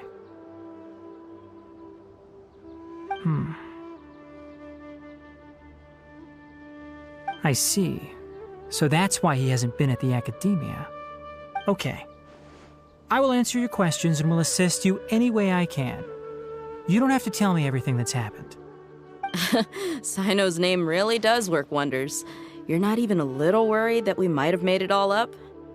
Despite having just met you, I can sense that you're the serious type. Between you, the Traveler, and Sino, none of you strike me as the type that would conspire to deceive me. You don't need to tell me anything you don't want to. I'll also get straight to the point. The Harbinger you mentioned came to me because he wanted to take the scholar Hypatia away with him. Hypatia? Why would he want her? And what do you mean by take away? Is he planning to leave Sumeru? Yes. He told me his return to Snezhnaya is imminent.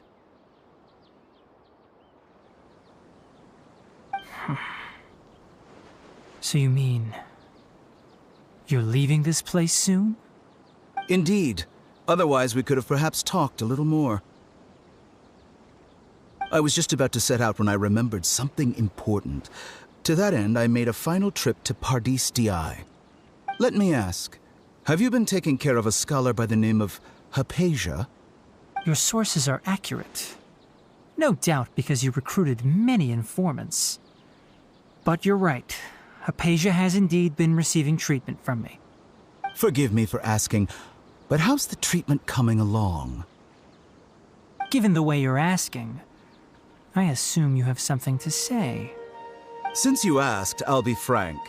I would like to take Hypatia to Snezhnaya.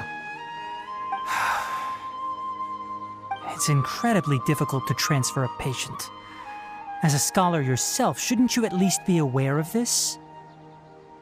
Oh? I can't believe your utter lack of faith in me, to the point of even questioning my general level of knowledge. How unbefitting. Well, you're the only one who's ever made such a request. I have my ways of keeping her safe during the journey. In addition, I can also promise that under my care, Hypatia will receive the most advanced and effective treatment. I will personally supervise her treatment and see to her recovery. Would that be agreeable to you? Hypatia was born in Sumeru and remains a scholar of the Academia. Her situation has not become dire enough to necessitate her transfer to another nation. Transporting her to Snezhnaya is risky, and the potential benefits are unknown. As the person currently responsible for her treatment, I cannot possibly sign off on this transfer. Your suggestion is rude and reckless. I'll pass. I don't know much about the doctor, but after talking with him, I realized that, just like many other scholars, he possesses an aura of arrogance that I've come to detest. It's not so much that he's looking down on others, but more that he's so confident in himself and his abilities, to a point of near insanity. I would never refer a patient to someone like him. I prepared myself for a protracted battle of wits, and was really surprised to see him just give up on the topic. Still, his reaction really concerned me.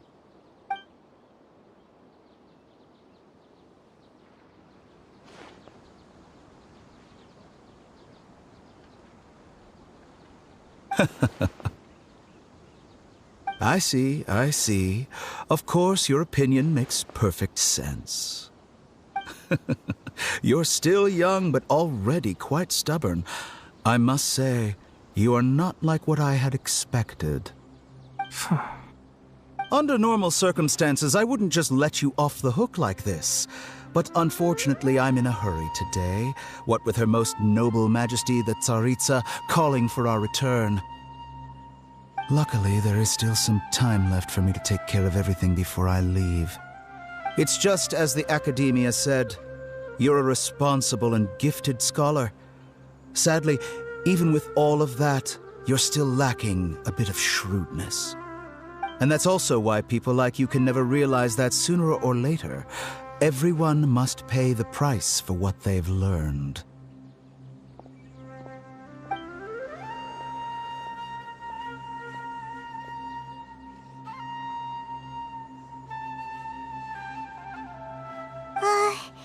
Paimon can't help but feel like he's hinting at something unpleasant. He asked a question, yet didn't care for my answer. Perhaps I'm nothing but a talking rock in his eyes. He never came off as malicious, but an utter lack of compassion permeated throughout our conversation. From his tone, I can sense that he's always looked down on others. I can barely believe it myself. But if that's true, the situation will be in our favor. I don't think I missed any details. Frankly speaking, I don't want you to do anything too risky. Now that you know a little more, it should be easier for you to stay safe.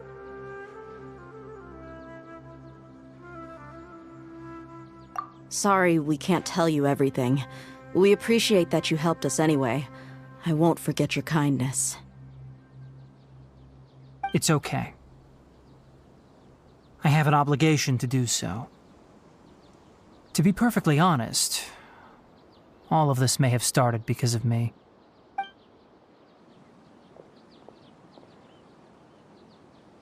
Recently, my master wrote several letters to me, asking me to return to the academia and assist him with his research. Hasn't he already asked you several times before? Yes, but there's something off about this most recent batch of letters. The handwriting and tone are both familiar, but some details have been omitted. My master will occasionally leave a few dots on the back of the letter. 1 dot means that he wrote the letter on a sunny day, and 3 dots stand for a rainy day. This has been a habit of his for many years, but I didn't find any dots in his recent letters. I believe something may have happened to him. I get it. Since you are always at Gandharvaville, you would like me, someone already working at the academia, to investigate this matter, right? I'd like to ask you to do that for me. If you can keep yourself safe, please withdraw immediately at the first hint of danger. I can do that, but I have a feeling it won't be that simple. The academia has been working on a big project. I'm not quite sure what it is, but your master might be involved with it. If the higher-ups really are hiding something, then it will be difficult to remove myself from the situation once the investigation starts. If the situation becomes critical, I'll leave the academia. If you don't see me there for an extended period, that's your cue. All right, we've got a plan. I'll stay at Gandharvaville to support you. If that scenario comes to pass, you must be extra vigilant. And be wary of any messages or direct requests from the academia. I must say, I didn't expect a warning like this from the General Mahamatra. Being loyal to the academia doesn't mean blindly doing whatever the sages say. I know what I'm doing.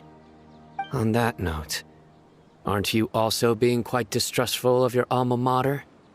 The academia, yes, but my master is a man of integrity.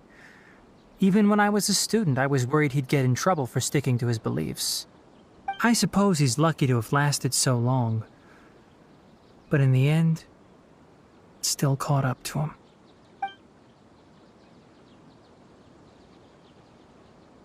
I see. So you noticed something was up with the academia from the very beginning. This may well be how Sino became involved in all this. In that case, I must keep my promise and help you however I can. Also, if you run into Sino again, please help me pass on a message to him. Trust your own senses and experiences. I think this may be something he needs to hear right now. Okay, we'll find a chance to tell him. Thanks. Right. Now let's go hunt down this Harbinger. Oh, by the way, Which way did the doctor go when he left Pardis Di? That way. Gotcha. Thanks so much. We'll be on our way.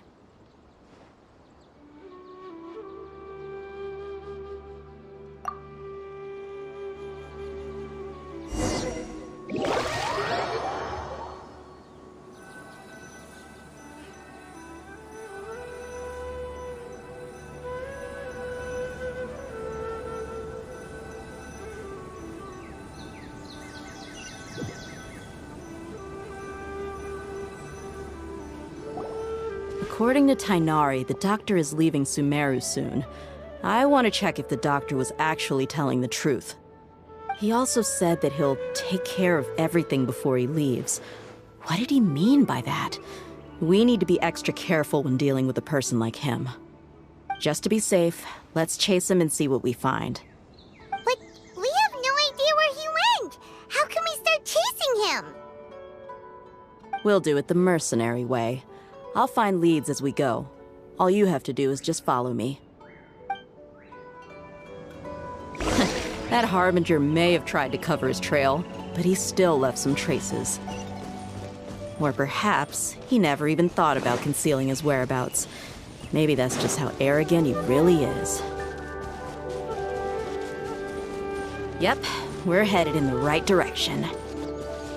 The traces are still fresh, but there's no sign of his entourage. Clearly they're in a hurry.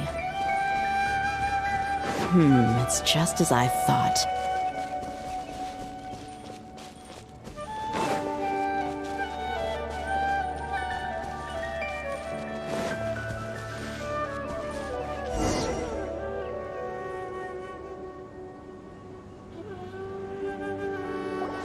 We can stop here. I think I know where the doctor went. To the south of here is Port Ormos, which seems to be where they're headed. Port Ormos? They're going to leave by boat?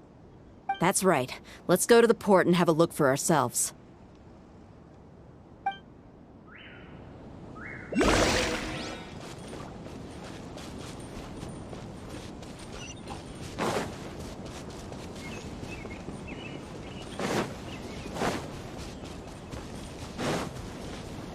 We're way behind schedule.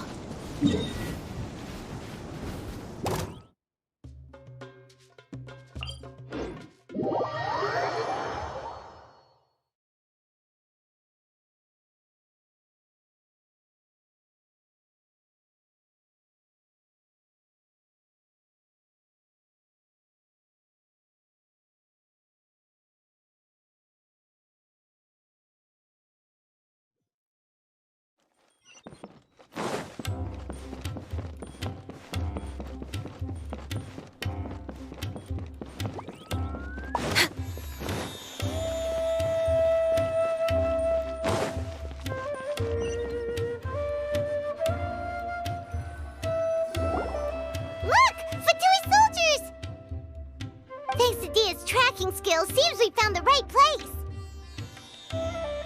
Shh! Don't draw their attention. The port is crawling with Fatui soldiers. Let's keep going and see what we can find.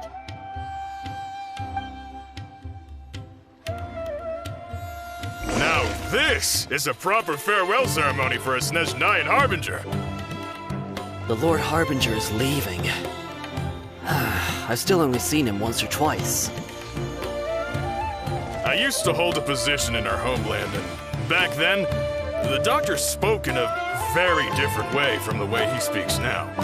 Maybe the way people talk in Sumeru has rubbed off on him? It's always like that when you spend too long away from home.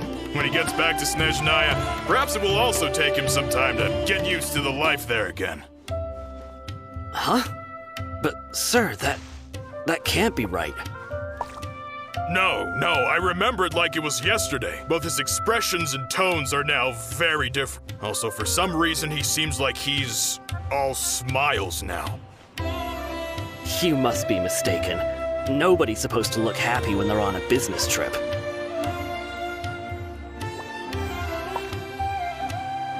The doctor is on that boat. So he told the truth after all. He is actually leaving Sumeru. Let's get closer and find a place to hide so we can observe him.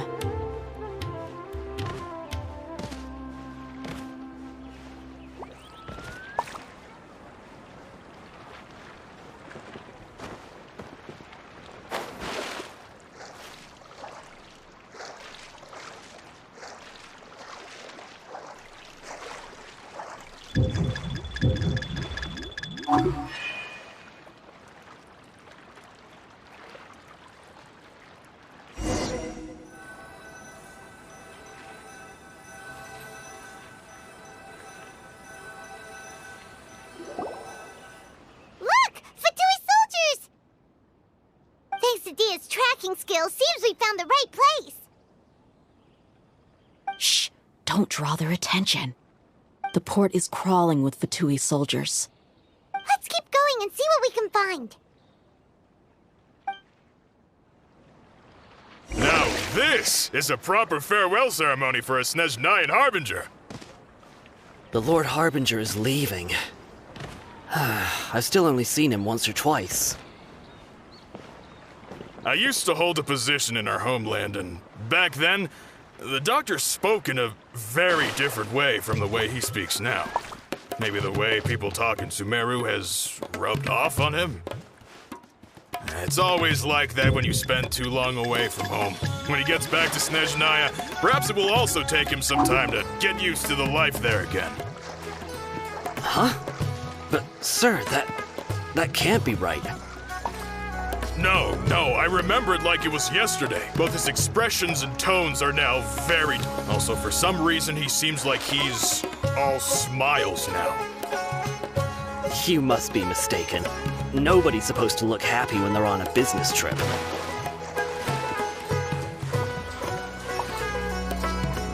The doctor is on that boat. So he told the truth after all. He is actually leaving Sumeru.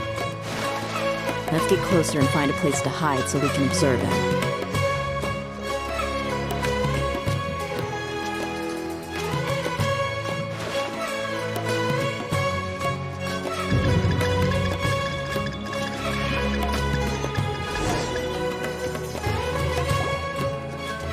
Look! Fatui soldiers!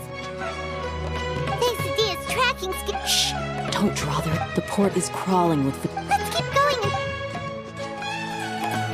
Now this is a proper farewell ceremony for a Snezhnayan Harbinger. The Lord Harbinger is leaving. I've still only seen him once or twice. I used to hold a position in our homeland, and back then, the doctor spoke in a very different way from the way he speaks now. Maybe the way people talk in Sumeru has rubbed off on him? It's always like that when you spend too long away from home. When he gets back to Snezhnaya, perhaps it will also take him some time to get used to the life there again. Huh?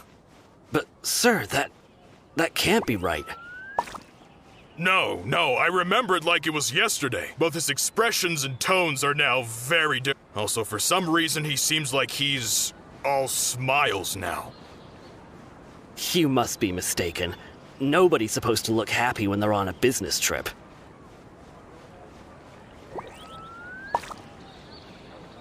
The doctor is on that boat. So he told the truth after all. He is actually leaving Sumeru. Let's get closer and find a place to hide so we can observe him.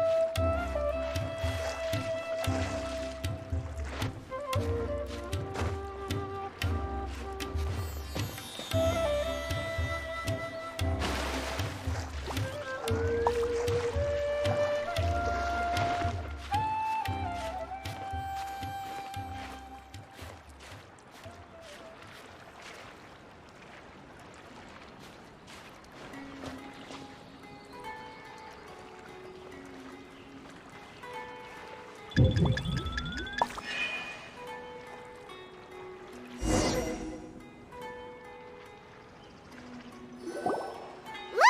Thanks to Dia's tracking... Shh! Don't. The port is Let's keep going and... Now this is a proper farewell ceremony for a Snezhnayan Harbinger. The Lord Harbinger is leaving. I've still only seen him once or twice. I used to hold a position in our homeland, and back then, the doctor spoke in a very different way from the way he speaks now. Maybe the way people talk in Sumeru has rubbed off on him? It's always like that when you spend too long away from home. When he gets back to Snezhnaya, perhaps it will also take him some time to get used to the life there again. Huh? But, sir, that can't be right. No, I remember it like it was yesterday. Both his expressions and tones are now very different. Also, for some reason, he seems like he's all smiles now. You must be mistaken. Nobody's supposed to look happy when they're on a business trip.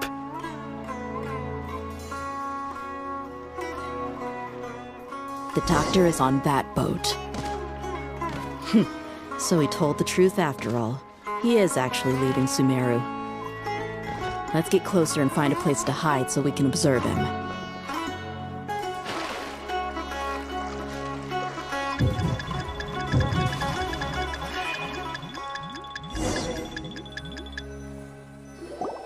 Look! Fatui soldiers!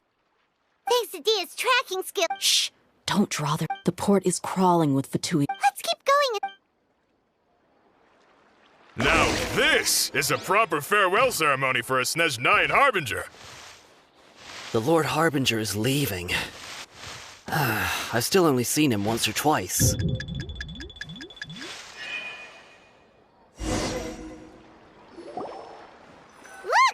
Thanks to Dia's tracking skill... Shh! Don't... The port is Let's keep going and... Now this is a proper farewell ceremony for a Snezhnayan Harbinger. The Lord Harbinger is leaving. I've still only seen him once or twice. I used to hold a position in our homeland, and back then, the doctor spoke in a very different way from the way he speaks now. Maybe the way people talk in Sumeru has rubbed off on him? It's always like that when you spend too long away from home. When he gets back to Snezhnaya, perhaps it will also take him some time to get used to the life there again. Huh? But, sir, that can't be right. No, I remember it like it was yesterday. Both his expressions and tones are now very different. Also, for some reason, he seems like he's all smiles now. You must be mistaken. Nobody's supposed to look happy when they're on a business trip.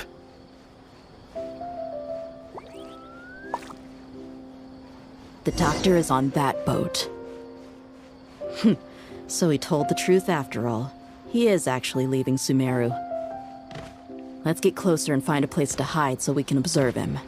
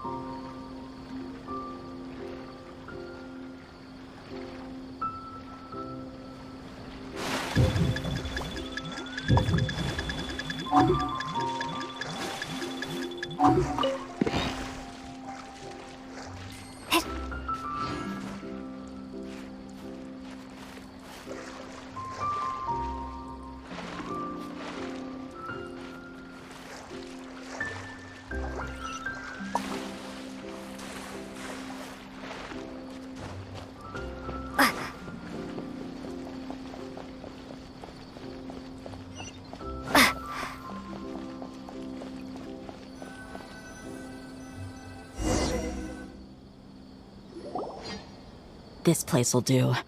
We can hide here while we keep an eye on the boat.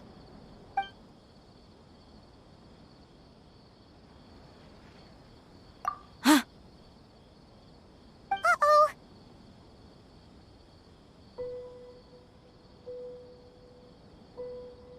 He saw us.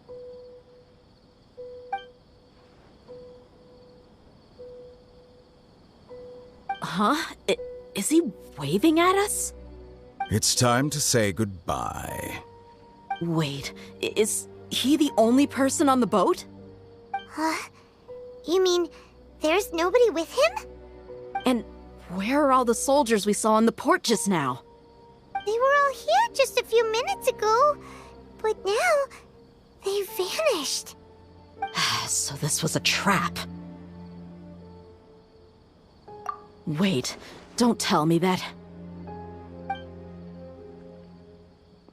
Luckily, there is still some time left for me to take care of everything before I leave. Oh no. They might be after Hypatia. Let's get back to Party's DI. Huh? What do you mean?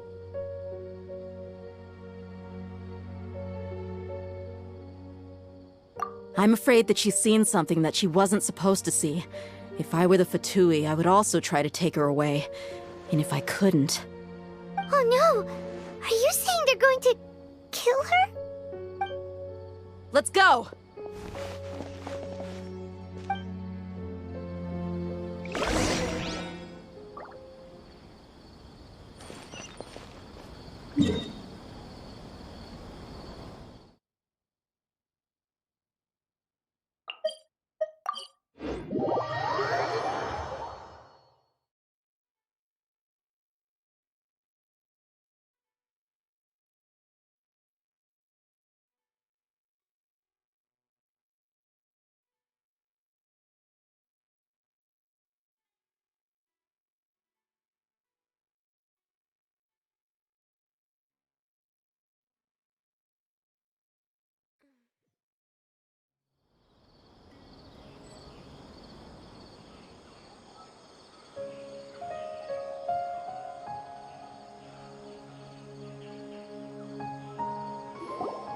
Pardes Dii is not a place you Fatui can just show up and do as you please. I believe we've already made ourselves quite clear. Our superior gave us permission to search for and collect medicinal herbs in Pardes Dii for research purposes.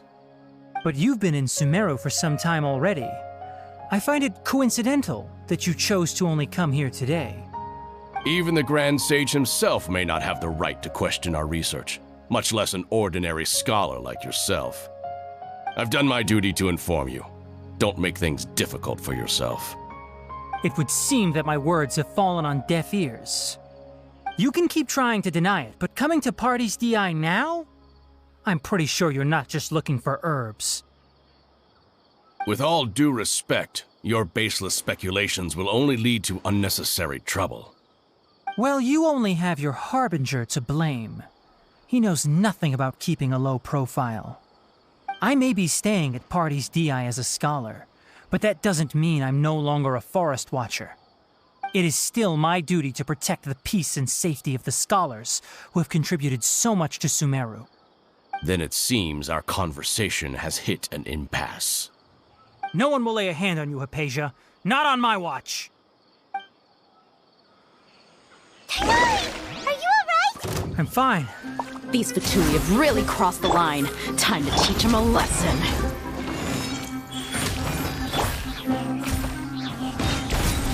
There's no use resisting! Give us Hypatia! Keep dreaming! Yeah, Kainari! Beat him up!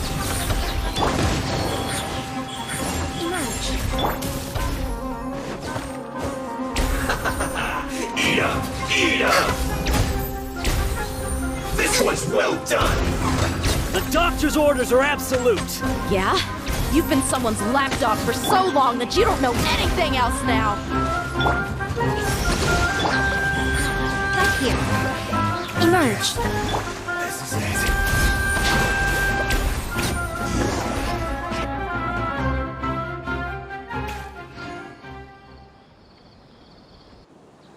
We're not getting anywhere. Traveler, Paimon, please go to Hypatia. We need to make sure they don't try to sneak around and attack from behind. Got it.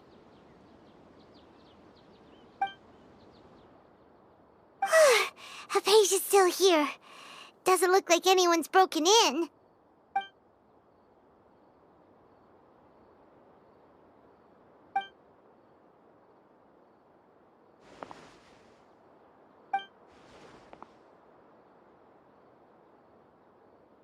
Well, how is she?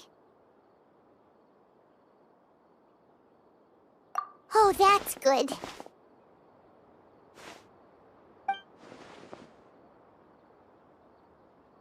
So, you think this is over?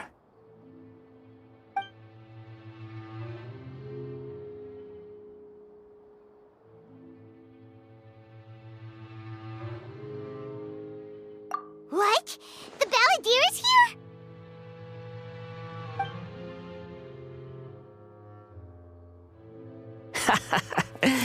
I've missed that look of abject horror. You've given me that look every time we meet. But, where is he?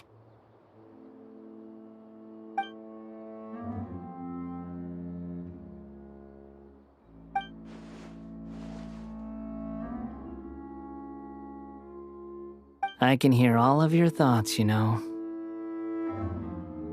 Don't you remember? I already saw you the first time you came to Parties Di and made contact with Hypatia. I didn't need to do anything. It is her honor to be able to connect her consciousness with me. Who are you talking to? It can't be the Balladeer, right? That's impossible. I know you must be curious. I might as well tell you that I decided to enter Hypatia's consciousness the moment I sensed your touch.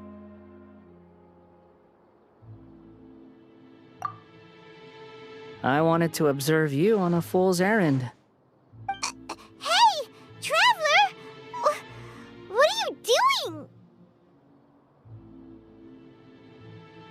My deification is nearly complete. All that's left now are just some final details. Do you understand? Even if you manage to rescue Lesser Lord Kusanali, it will be impossible for you to defeat a bona fide god like me. Is it wise to force that childlike god into a divine battle against me?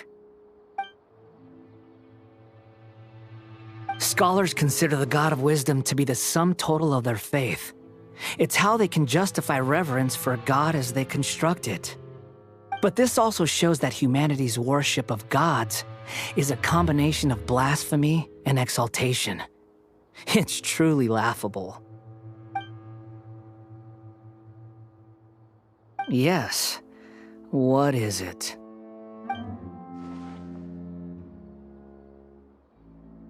Yeah, I'm in a good mood, which is why I'm talking to you like this. What do you mean?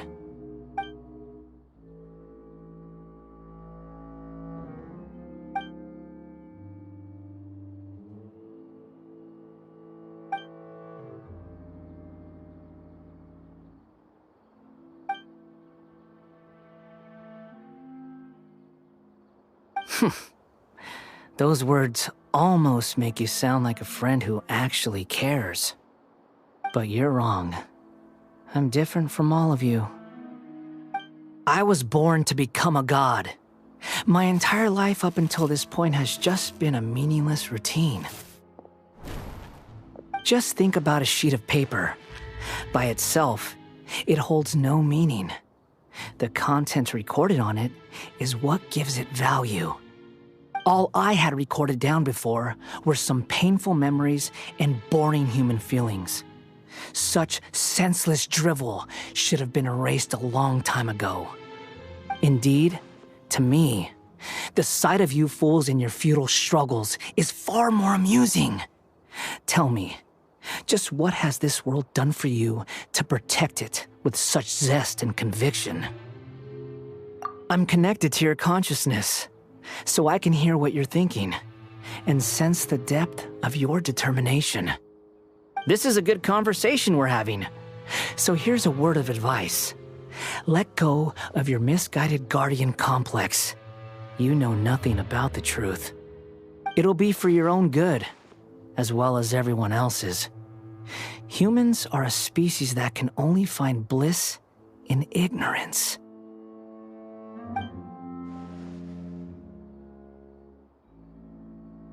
Ah, you've seen my affection for her. If you were in my position, I think you'd feel the same way. She peered into my consciousness and saw my past. Someone like that is qualified to become my first follower. All gods need followers. So Hypatia has been chosen. Her appearance heralds my imminent arrival at the throne of divinity, while her worship shall become my glory. You're doubting me again? No matter. Soon, you'll know what kind of authority you're challenging.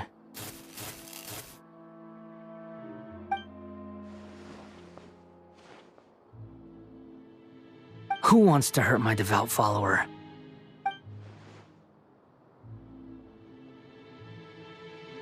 The doctor wants to hurt my first follower?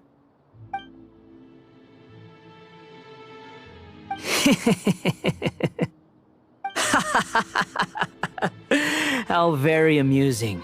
Has anyone ever told you that you're not good at sowing discord?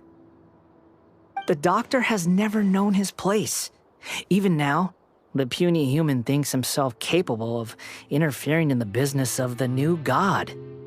You're still too naive if you think a few words will be enough to convince me to destroy the doctor. But I'm willing to give you a gift, just like my expression of affection towards Hypatia. It is an honor for you to be able to stand here and speak with me. As my listener, you will be rewarded.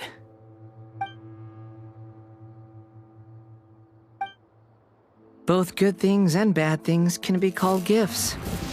After all, gods have never needed to be reasonable. Ah! Paimon hears thunder! That person Paimon couldn't see was the Palantir? Oh, he sure chatted with you for a while.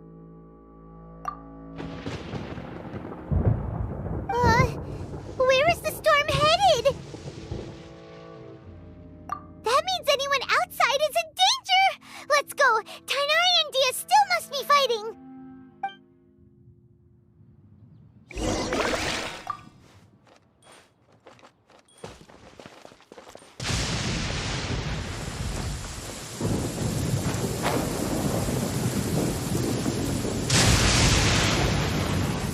Oh! Have the Fatui retreated? Hey! What happened to you? He's hurt. I'm fine. Don't move. I've seen Eremites get struck by lightning before. You need to rest. Struck by lightning? We were fighting, and just as things started looking grim, the weather suddenly became extremely strange. Lightning started attacking everyone, almost as if it were alive. Luckily, there were only two of us, and both of us were nimble enough to dodge most of the strikes. There were a lot of Fatui, though, and they were being torn to shreds by the bolts of lightning. With that, all the Fatui soldiers were forced to retreat. It's all right. My wound aside, you look like you've seen something unpleasant. Is Hypatia all right? Hey, didn't I tell you not to move? Just in case. Let's go to Hypatia's place and talk about things there.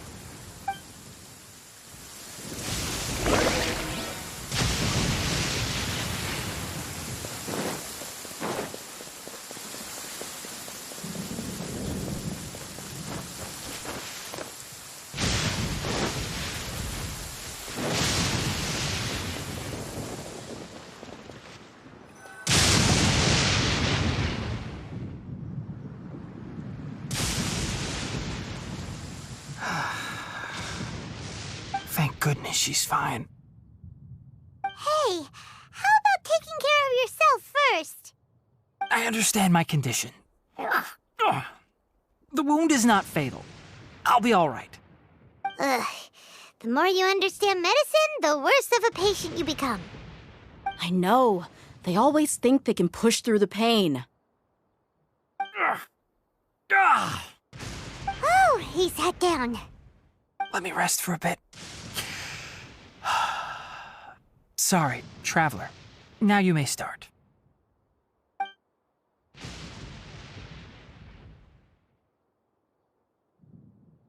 So that's what you were talking to the balladeer about? Oh, Paimon can't believe what he's thinking. The Academia's God creation plan. How ridiculous. That sounds, ambitious, I guess? Anyway, this is all way beyond me. As long as I can enjoy every day with a drink in my hand, tasty food in my stomach, and a good night's rest, that's enough. I'll only work when I have to. I must be the least ambitious person who's ever set foot in Party STI. Don't say that. I haven't even thanked you for your help back there. Don't mention it. Well, if nothing else, all this proves that the doctor really did have some urgent matter to attend to and left Sumeru in a hurry.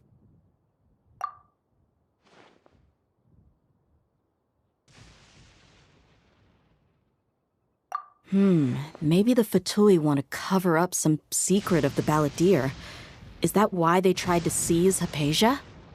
You said the balladeer claimed that Hypatia has seen his past. So, what could be there? Have you noticed? The balladeer is not happy with the doctor's actions. He thinks the doctor has no right to consider himself as his equal. So, if the doctor was to show up again, would the balladeer zap him with lightning? Based on what the traveler has said, I think he would. Having the doctor gone benefits him as well as us. In other words, we've successfully completed this stage of the plan. The doctor is out of the picture now. Yay! That's a big accomplishment! I'm also happy for you. Thank you for the help, Tainari. Make sure you rest up for now. Yeah. All right. Okay, that wraps things up for us here at Party STI. Traveler, it's about time we rendezvous with the others at the Grand Bazaar. Let's continue to keep a low profile. You can head there once you're ready.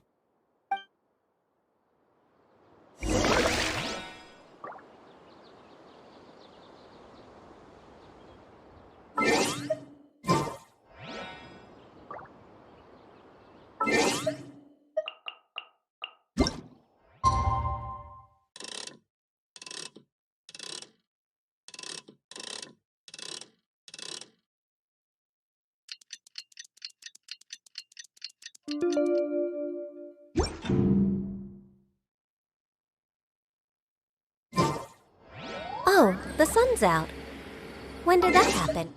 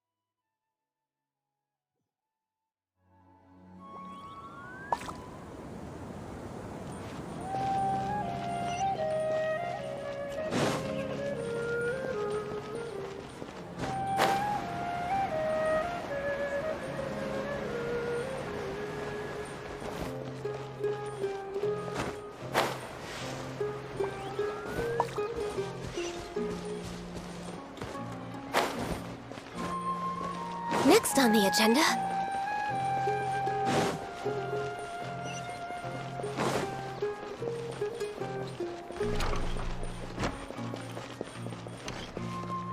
welcome. Get your spices here. We got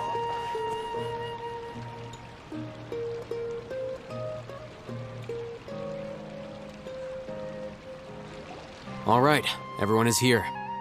How did everything go? Any luck with your missions? Let's report back one by one. I'll start first. We've made the necessary modifications to the Akasha terminal. In addition, the props required are also ready. I'll go next. The Traveler and I went to Party's DI. The situation was a bit complicated, but we found Tainari. Unfortunately, he was wounded during a fight. Who is behind it? Well, that's the tough part. What should I say, Traveler? The Fatui or the Balladeer?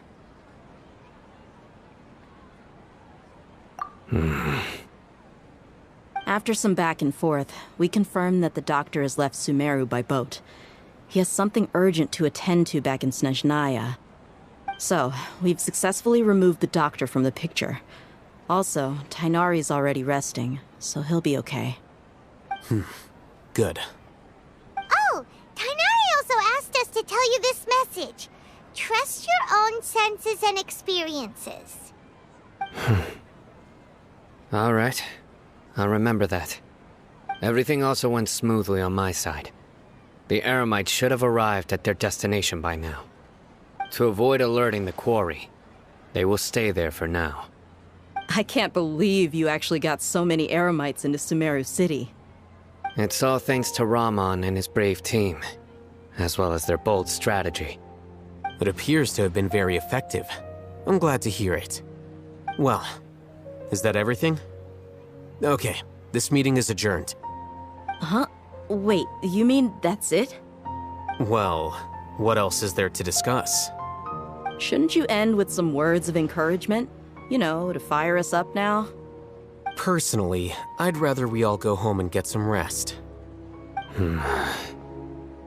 I'll hate them, you... Ugh. Oh, and if you wanted someone to say something to that effect, then I must reiterate that I'm here to strategize and not to lead. So you should find someone more suitable to do that. But I thought all of you Academia big shots were great speakers. Then I should remind you that I'm the scribe. I know that. So what? A scribe is responsible for recording meetings, not speaking. Fine, whatever. Well, Cyno doesn't seem to be much of a talker either. I guess that leaves it to my employer. Employer? Yep, the Traveler hired me. That's right. So come on, boss. What do you have to say for the team? Yeah, say something to boost morale. Huh? What are you all doing here? Oh, it's Nilu! Hey, everyone. I'm not disturbing you, am I? Not at all. I was actually just about to go find you. Judging from the group and all your serious faces, you were discussing something important, weren't you? But you also look like you're up to no good. Seems pretty interesting. Welcome, Nilu. Would you like to join us? Huh? Join you? You mean, you also want to discuss something important with me? Yes. Something very important. Nilu, are there any breaks in your performance schedule in the upcoming days? Huh? Wait, you're seriously inviting me?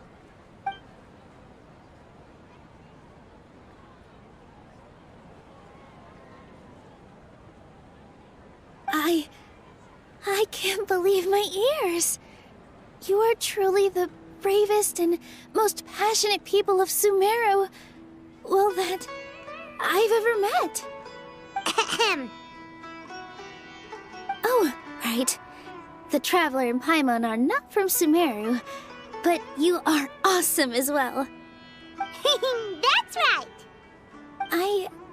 I must admit that I'm a little scared, but I'll try my best for Lesser Lord Kusanali. If I can somehow use my abilities to help you, then count me in. Remember, believe in yourself. Okay. I'll get my friends at the Grand Bazaar to help us tomorrow. Just remember not to say too much. Be discreet. Yep, you got it. All the preparations are done. Now, can we finally conclude this meeting?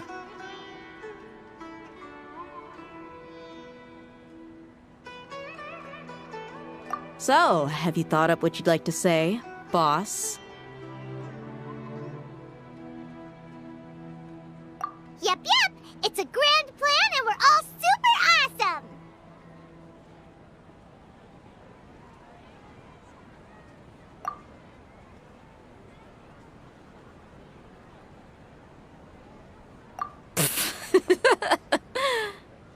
Well said. A good night's rest before an operation can be the difference between success and failure. Thankfully, I've had my place to myself recently. It's been nice and quiet. Huh? Oh, nothing.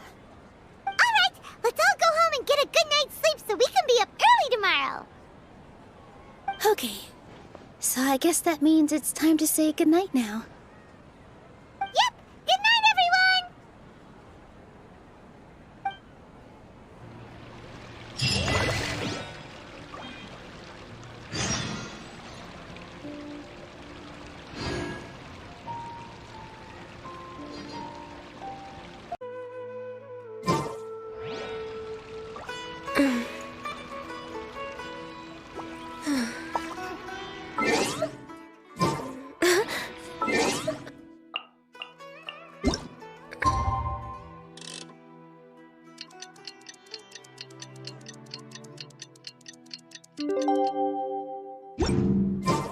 Today is the Academia's Mia Garbaha Day.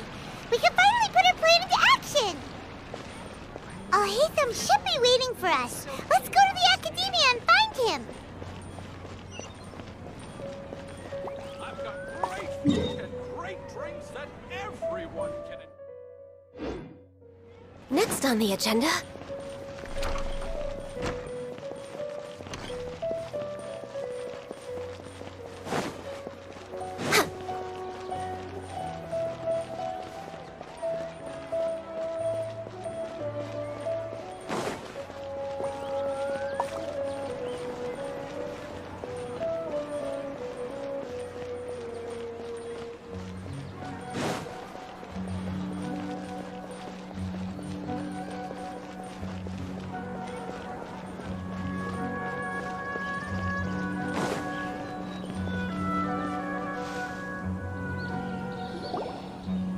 Hello, you two.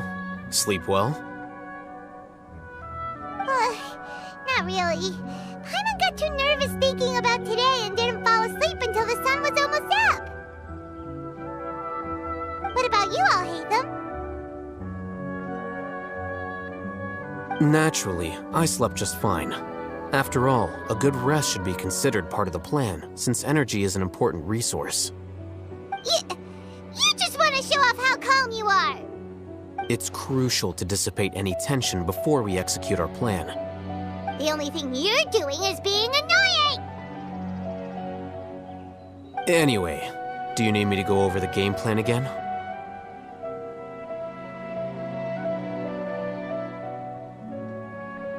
Our target is Grand Sage Azar's office.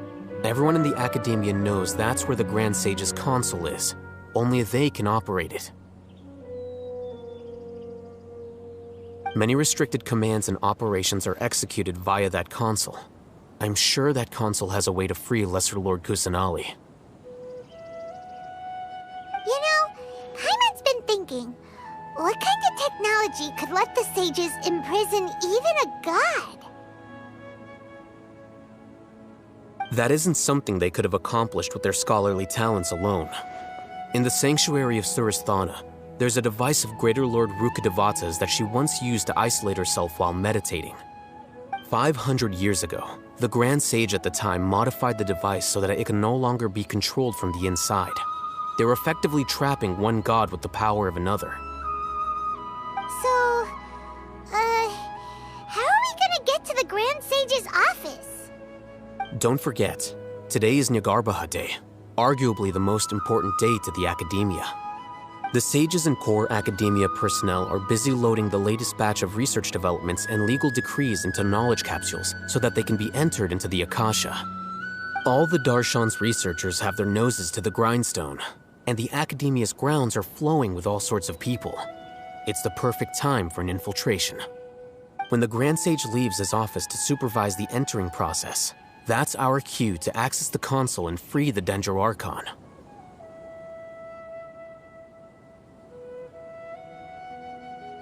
Well, yes. That's just the visible side of our plan, after all. If precedence holds, the Academia should have already started preparing for Nyargarbaha Day. Everyone should be in position. All that's left is for us to lead the charge. Let's go. So are we just gonna walk in through the front door, or...? Yes. Were you expecting a stealthier approach? Paimon can't think of a good comeback. Alright, it's all on Alhaitham if things go south.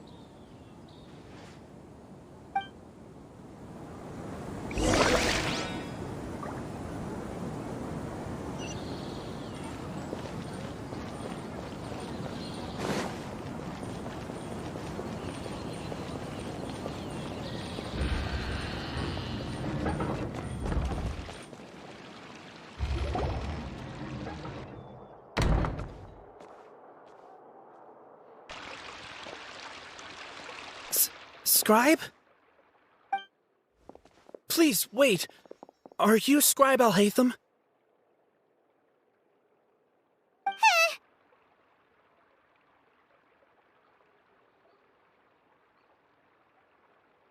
That's me. Is something the matter? I'm in a hurry. No. I was just surprised to see you here. I had heard that the sages were looking for you not long ago, but I didn't know what for. And, also, please don't bring outside guests into the Academia.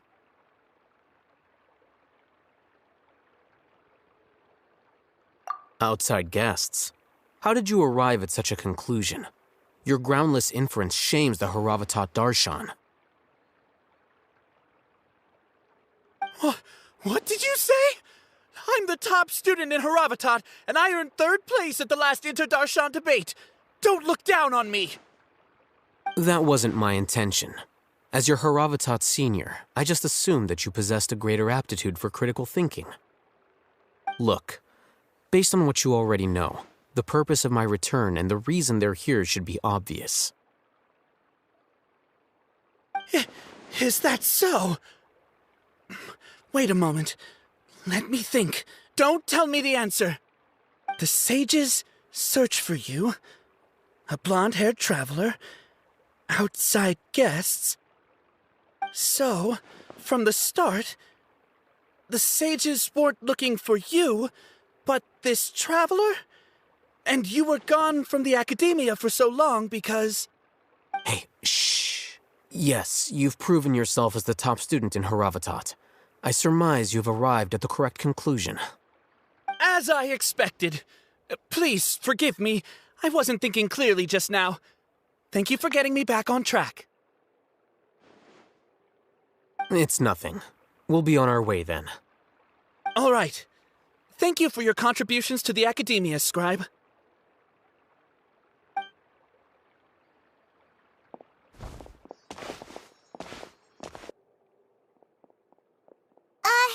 What the heck just happened now? What did he just guess?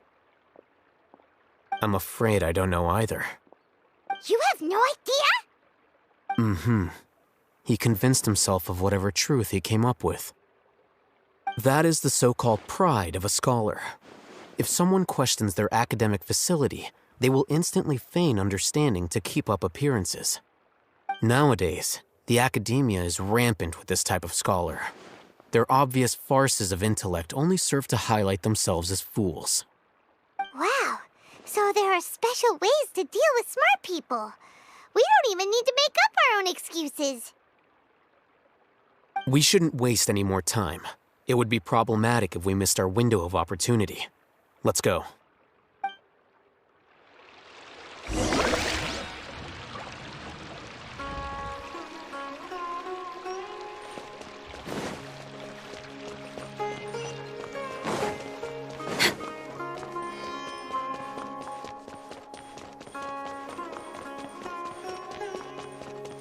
All hail!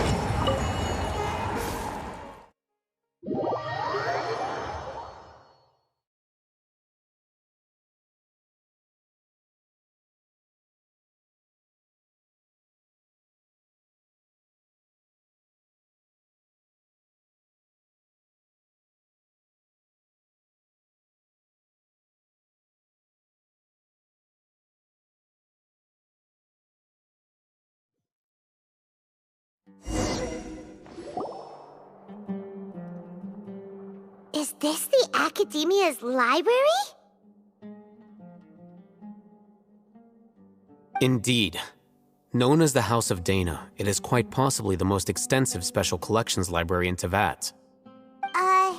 There are a lot of students going through here. Is it really okay just to waltz right in? The Academia marches to a fast beat, especially since it's Nagarbaha Day. They're all occupied with their own matters. Just act natural. Now, hurry along.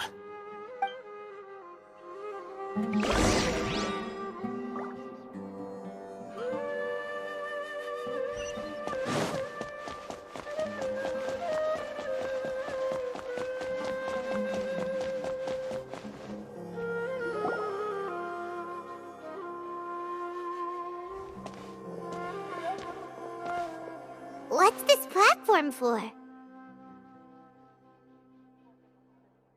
It's a lift that Academia personnel use to access higher floors.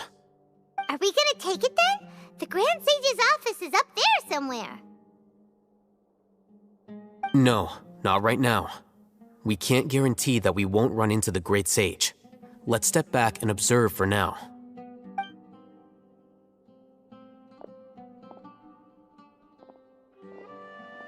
You think the Grand Sage will exit from there?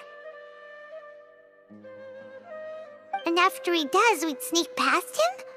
Oh, Paimon thinks that's really dangerous. Who knows? However, if we can confirm Azar's current location, our operation will be much safer if we... Allow me to offer you a hint. If you wish to know his location, look behind you.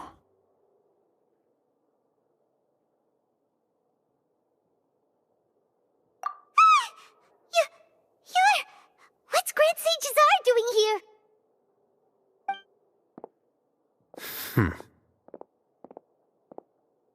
Do not tell me you believed the Academia would not grow suspicious of you after such a prolonged absence, scribe. An eyewitness had informed me of your whereabouts, so I came to personally welcome you. Great Sage, I didn't expect you to care so much about me. I'm truly flattered. I'm sure, but compared to you, I am far more interested in these two unexpected guests. You are the Traveler and Paimon, correct? It's a pity that only now have I been afforded the opportunity to formally meet two of Sumeru's most esteemed guests. I do apologize for my lack of decorum.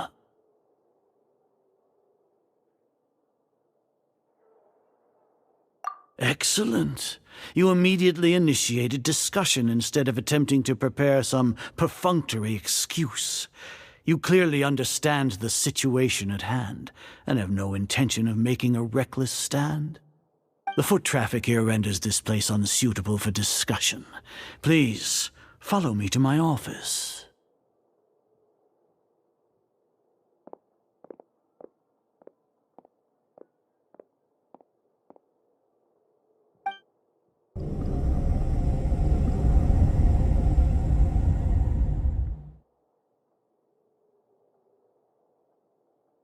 This place is crawling with guards.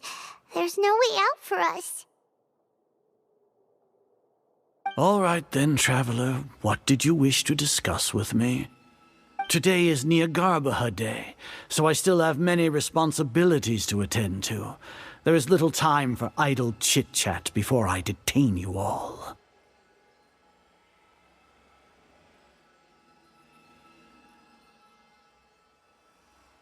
You seem to know quite a bit about our endeavors. If that is so, then you should be praising our great work, rather than using your trivial misgivings in a futile attempt to sway me. Trivial? Then tell me, what do the Fatui want from me?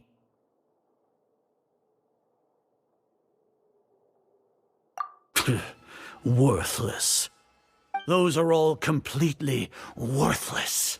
Benefits, divine power. These materialistic words do nothing but debase our great work. Creating a god. Yes, we are using human wisdom to create a god. If humanity cannot attain omniscience and omnipotence, then we shall create a god to reveal them. This is the pinnacle of human wisdom. We shall regain a god's guidance at long last. No longer will we flounder in the interminable void of consciousness and knowledge. Even Irminsul will be freed from its plight. For our nation of scholars, this is the ultimate aspiration. No cost is too great to realize it.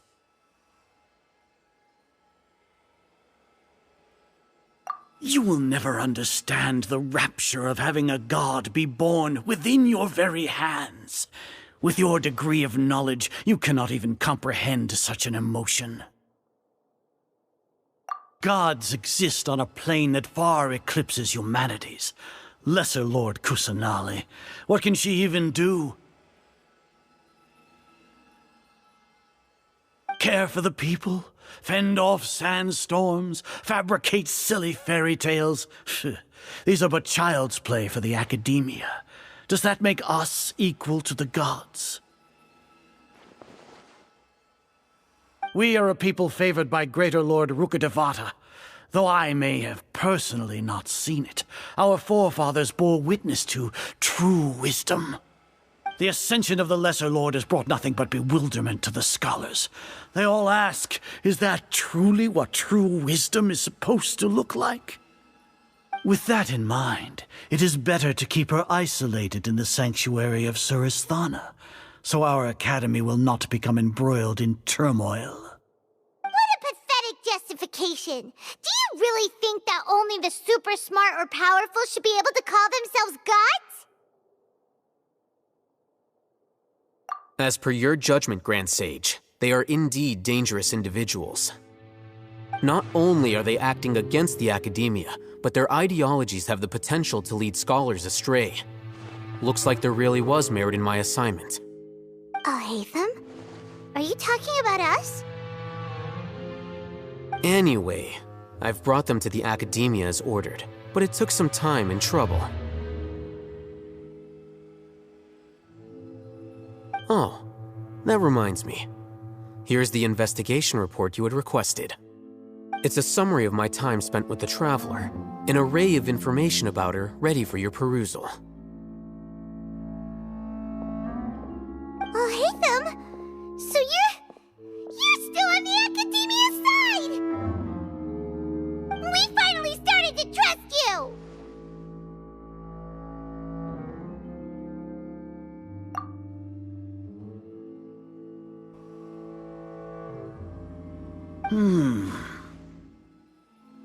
Excellent. Detailed contents with no errors. I would expect nothing less than an immaculate report from the scribe. As it is Niagarbaha Day, I'll enter the information on you into the Akasha. Surely you know what that means. We'll be monitored, just like Sino. With the Akasha's calculation prowess, all of your actions will be predicted with an accuracy of at least 98%. Furthermore, your data will be updated in real time whenever new information presents itself. To put it into words you can understand, wherever you go, you will be walking under an invisible leash, This is Sumeru's greatest penalty for dishonest persons. Are you not familiar with the concept that great responsibility begets an equally great suspicion? In any case, you are Sumeru's most concerning external variable. Locking you down will greatly decrease the chance of any undesirable outcomes coming to pass. You're despicable! Despicable? Perhaps from your perspective, but I suppose you had mentally prepared yourselves for this, no? Your ploy was to sacrifice the traveler here, was it not? Lord Azar, I know what you're trying to say, but I've been following your plan this entire time. Why are you doubting me at this juncture? Must I delineate your entire plan? Very well, I will spell things out. First off, I received an eyewitness report that you were spotted with the traveler at Caravan Ribat. However, you immediately departed for the desert and escaped surveillance range. Judging by the time, you all likely encountered the truant General Mahamatra in the desert. Am I correct? Maybe Paimon shouldn't have mentioned Sino just now. The Academia had not received correspondence from its scribe for a prolonged time. You were also in the company of the Traveler, a close associate of Lesser Lord Kusanali and General Mahamatra Sino, who had defected from the Academia. With their instigation, what was the probability that you would betray the Academia? Rationally speaking, 50%? 70%? What do you think? Regardless, that's only a guess. The facts are that I've brought the Traveler right before you, and I gave you my report. Indeed, your boldness deserves praise. To think that despite status as an outlander, the Traveler is still willing to sacrifice for the sake of your plan.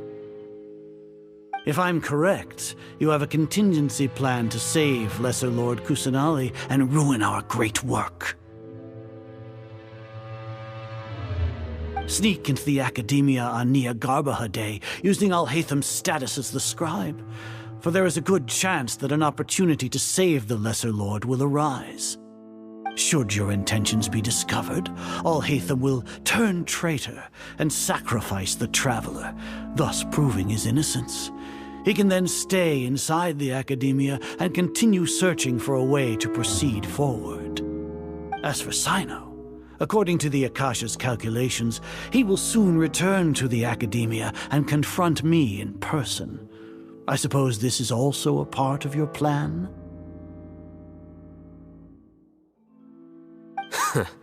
You'll see me as a traitor regardless of what I say, no? Even if you impugn me, it would have little effect on you all. You misunderstand. Losing our scribe would irreparably damage the Academia's regular operations and the development of Sumeru's future academic systems. However, under the current circumstances, even that is trivial compared to what we stand to gain from our great work. You said that I betrayed the Academia, but you, Azar, you've betrayed all of Sumeru, betrayed its Archon. So flight has turned to fight at long last. Guards!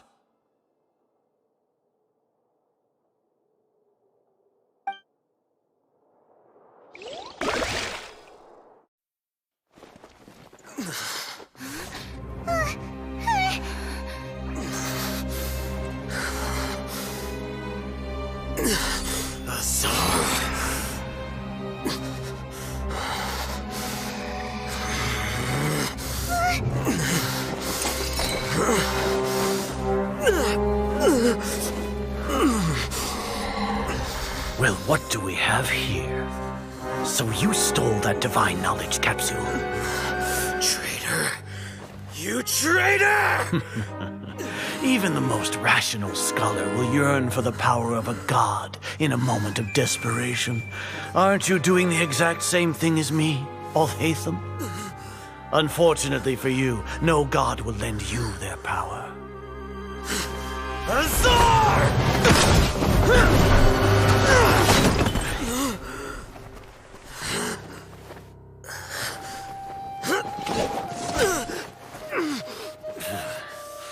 He has gone completely insane.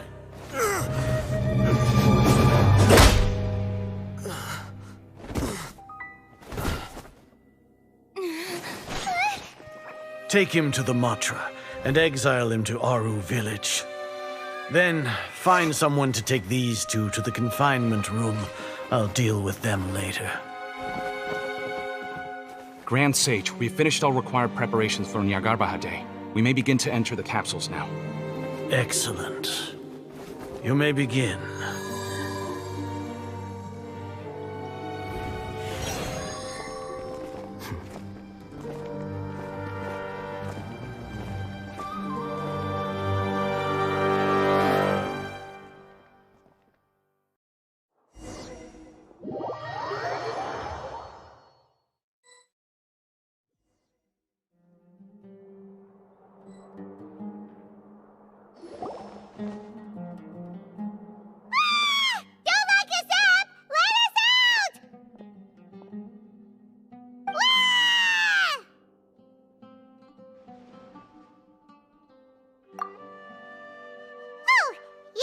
Paimon got a bit carried away there. How was Paimon acting just now? Great, huh? Everything's going according to plan so far. We made it into confinement, and Alhaitham's probably done with his part too. We even managed to trick Grand Sage Azar. Alhaitham sure knows how to cook up a plan. What are we doing next? Paimon has trouble remembering things when she's worked up. Right! Paimon thinks it went something like this. Apart from that, we still have yet another goal in the first stage of our operation, which is to send the Traveler to the confinement room. What? Why do we want to get her locked up on purpose? She's always been the person the sages are most afraid of, as well as the greatest obstacle to the successful implementation of their plan. They are very aware of the risk she poses to them. Once the Traveler is imprisoned, the sages will likely think that everything is under control. And with their guard down, the next phase of our plan will have a much higher chance of success. I can already see the pompous looks on their faces. Oh, that's a super tricky plan. But Paimon still thinks it's not really worth it. That isn't the only reason, of course. She has a more important task once she's in confinement. According to the Academia scholars in Ramon's custody, Lesser Lord Kusanali has sealed off her consciousness in the Akasha ever since she was captured by the Doctor. That way, they can't pry any more information from her. Even if we break into the sanctuary of Surasthana, it will take time to awaken Lesser Lord Kusanali's consciousness. We need to do that in advance. So our job is to wake up Nahida! Okay, totally worth getting thrown in jail for. The confinement room is inside the Academia, close to the sanctuary of Surasthana. It's a completely enclosed space, and you won't be receiving any visitors. I'll work with Ramon's scholars to make some modifications to your Akasha terminal. Once you're in, get as close as you can to Lesser Lord Kusanali and try to connect to her consciousness. However, as for whether she'll actually wake up, that will depend on our luck. No wonder you've been wearing your Akasha terminal today. It's the one that Alhaitham modified. Paimon thought they'd take our Akasha terminals when they locked us up in here. Were they being careless? Alright, so what now? Sounds easy enough. We can finally talk with Nahida after all this time. Let's do it.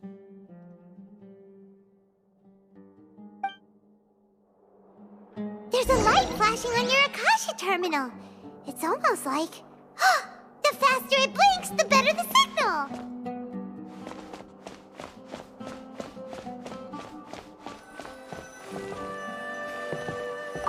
Whoa, it's Mora! Ooh, Mora! No, Paimon, we're not here to hunt for treasure. Here? No signal again. Is it getting jammed?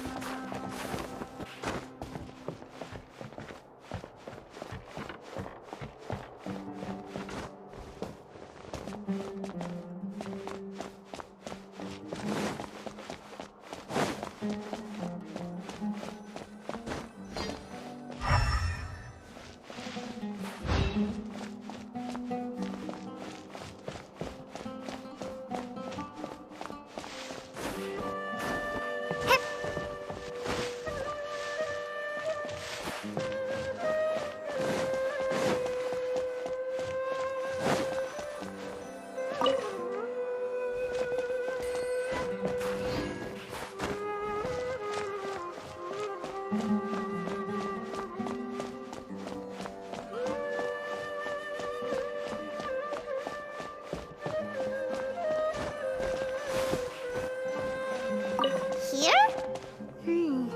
No signal again. Is it getting jammed?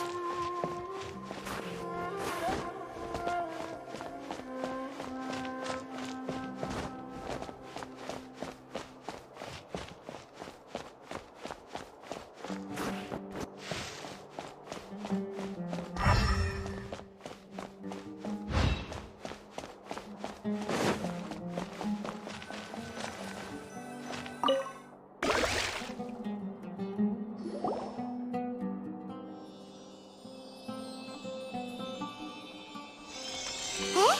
Is this the right spot? Are you getting anything? Please work.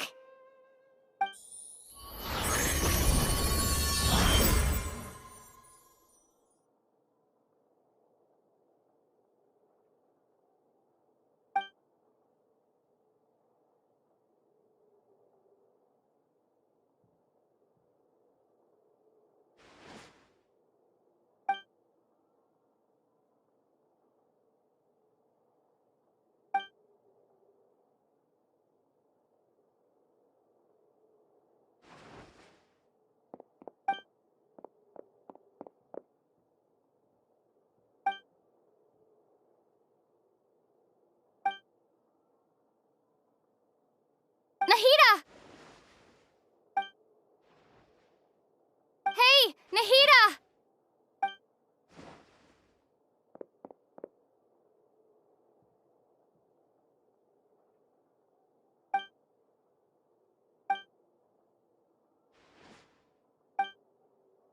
When did it first start? Oh, right. It started from the moment I was born. I want to become a worthy Archon. So I've kept studying. Kept listening to my people and their hearts. Kept looking for a way to save Irminsul. So I can catch up. Catch up to Greater Lord Rukkhadevata. But I'm stuck in the sanctuary of Surasthana. The sages are creating a god to replace me. And I'm forced to lock my consciousness in this boundless darkness. Nahida!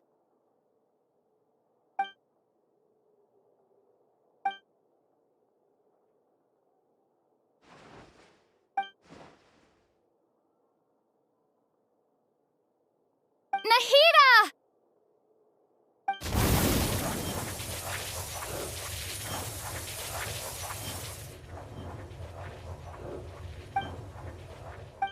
It's so quiet here. Now that I think of it, I don't think I've ever actually listened to my own inner voice. Do Archons have them? Should Archons have them?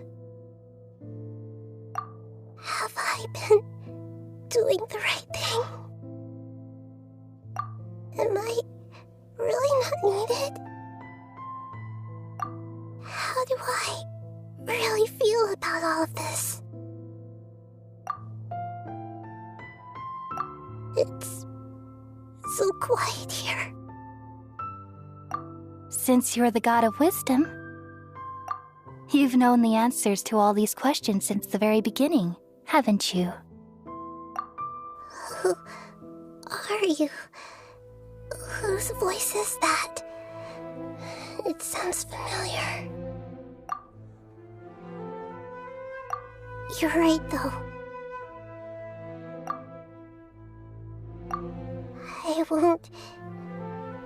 I won't ignore my own voice anymore.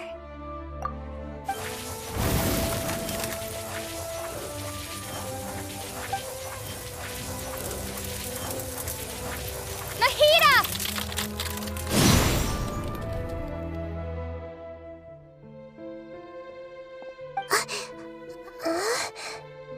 Nahida? Did you wake me up? Thank you.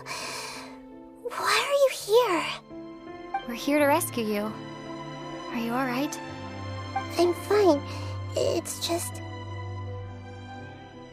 when I think of everything that's happened to me, I feel really angry now.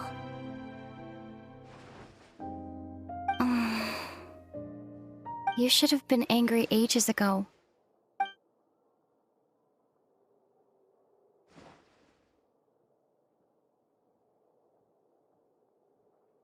Huh?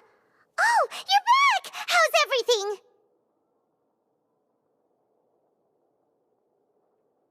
That's wonderful news! Great! We weren't locked up for nothing! When you went to wake up Nahida, Paimon was listening for any sounds outside. You were out for a long time. There are fewer and fewer scholars going about now. You think everyone's done with their Nyargarba Day stuff? Yep, so that means our next act is Nilou's performance!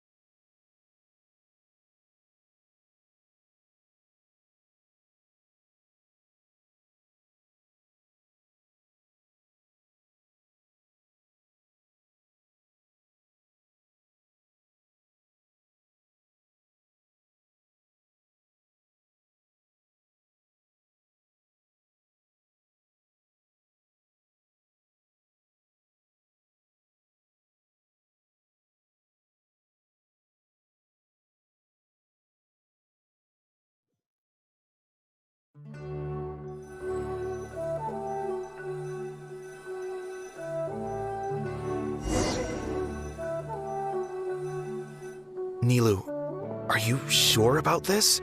You're taking such a great risk for them. I'm sure, and I'm going. You know that I don't like to pass up any opportunity to dance, and this one is especially important. All right. You seem to have a lot of trust in them, so I won't say more on the subject. But if anything happens, the few of us here may not be able to help you. Don't worry. They've been through worse. Everything's going to be fine. All right.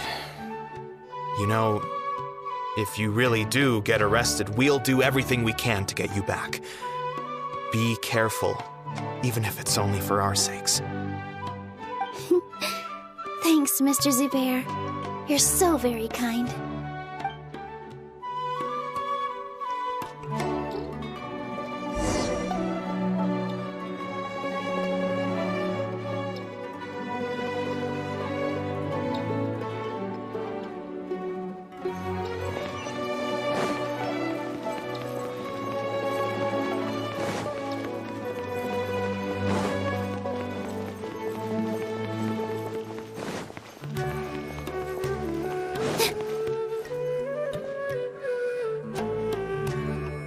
Nilu, how's it going? Nervous? Definitely more than usual. But it's because I'm worried I won't dance well enough. It's okay. Just focus on your performance. We'll take care of everything else. You sure know how to talk. Taking all the credit, even though we came here together to help out. Well, thank you both. I'll have to treat you to a meal after all this ends. I really, really appreciate all of your help. Ooh, that sounds great. Huh? How can we say no to that? All right, let's get back to business.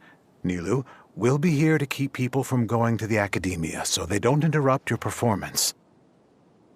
I was planning on telling them something like, the academia's been conducting a weird experiment, and some of their test subjects escaped. It's really dangerous there, so stay away. Oh, you couldn't think of anything better? Oh well, I guess it does sound like something the academia would do. I think it sounds great. I'm counting on you guys. Don't worry, it'll be a piece of cake.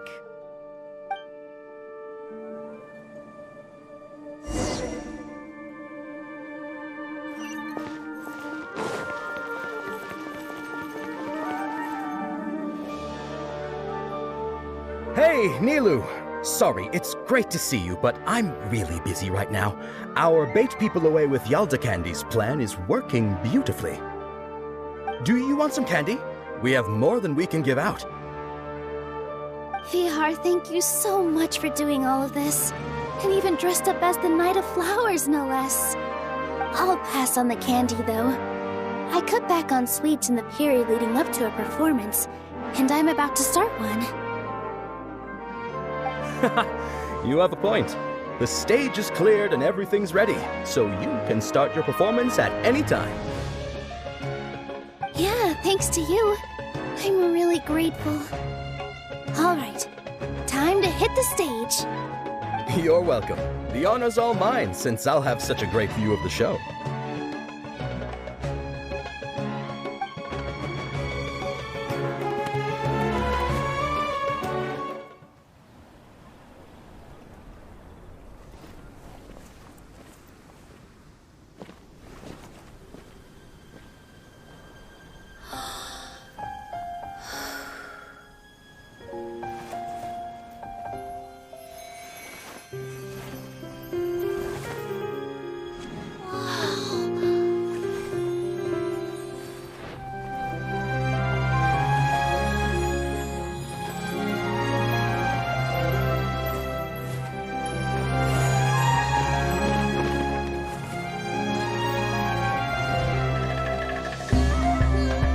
I've never seen a performance like this.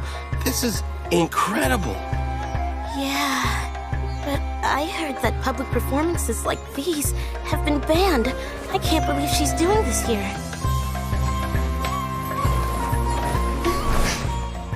Grand Sage, there's some commotion outside.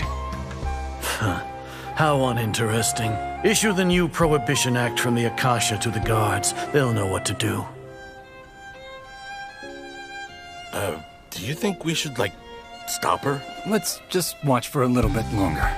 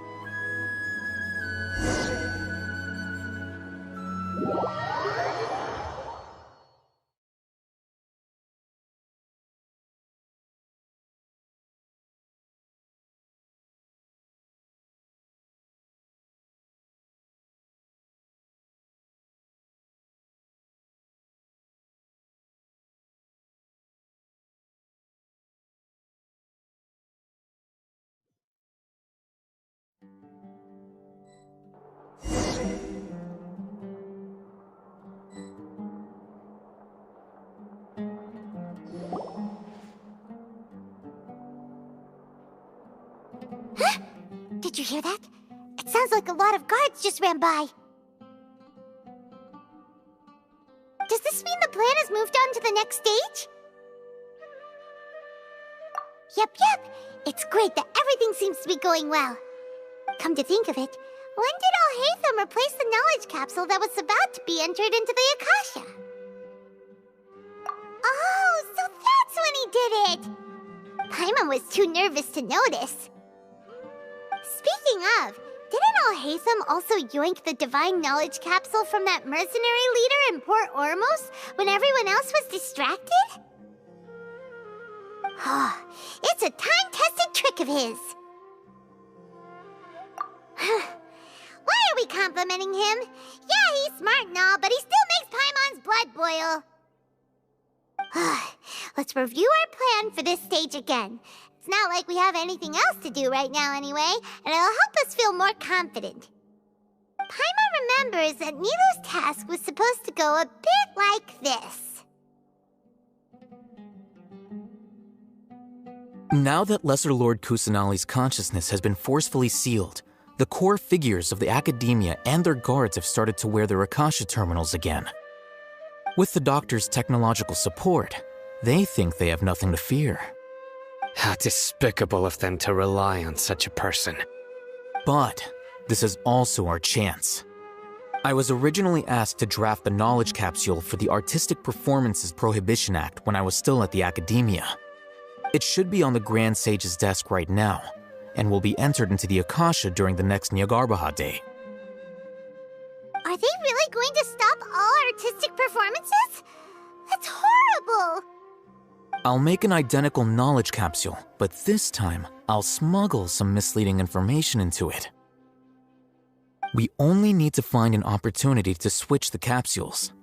Once it's been entered into the Akasha on Nyargarbaha Day, if someone were to be seen performing in public, the sages would definitely use that opportunity to announce the ban, and so the misleading information will be disseminated amongst the guards. Sure sounds complicated, but it seems like if everything goes well, we'll be able to get rid of all the guards in the Academia without any effort. That's pretty clever, getting right into their heads. I just have one question. Even if we manage to get the misleading info out to the guards, how can we be sure that they'll believe it? People who are used to relying on the Akasha become less inquisitive, and their ability to distinguish truth from misinformation is significantly reduced. They will view everything the Akasha releases to them as the unequivocal truth. The Akasha will turn humans into machines. I've seen it happen many times. Yikes. Good thing I didn't wear it for long when I was working in Sumeru City. At first, I thought it was a good thing too. By the way, this plan still requires a performer, right? Do you have someone in mind?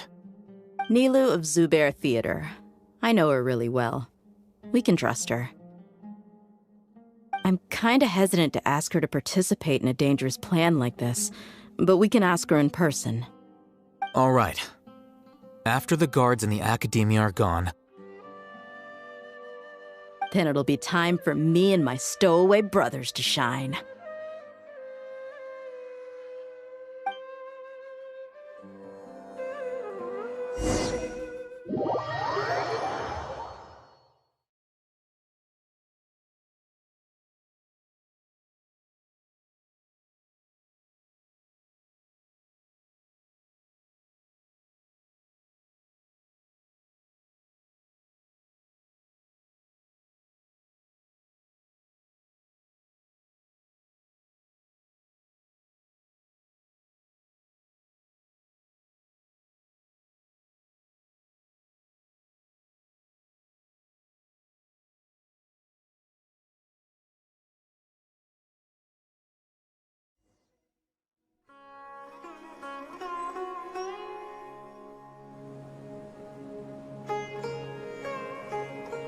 Here they come. Did you see that, Raman? They came out from the Academia in droves.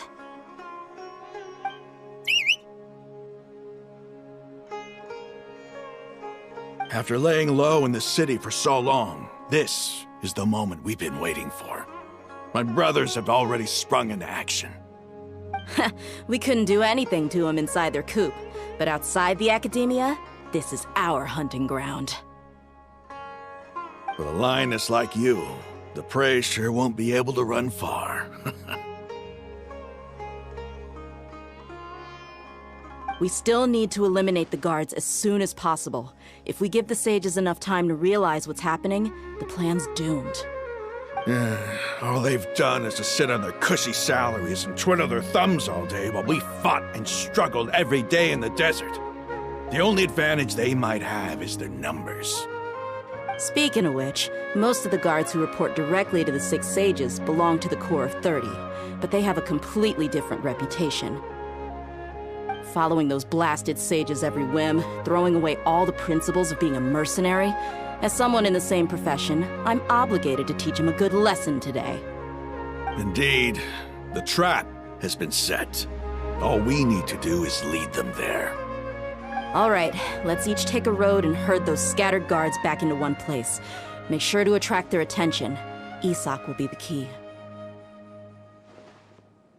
You gave such an important task to that child. Will he be okay? It'll be fine. Isak was so determined to help, so let's put our faith in him.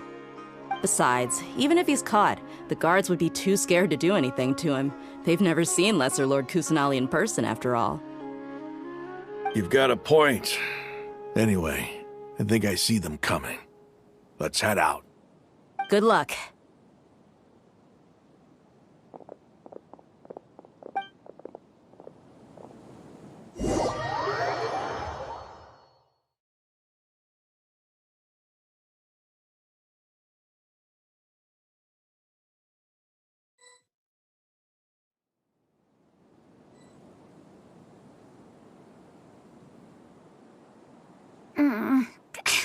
This outfit.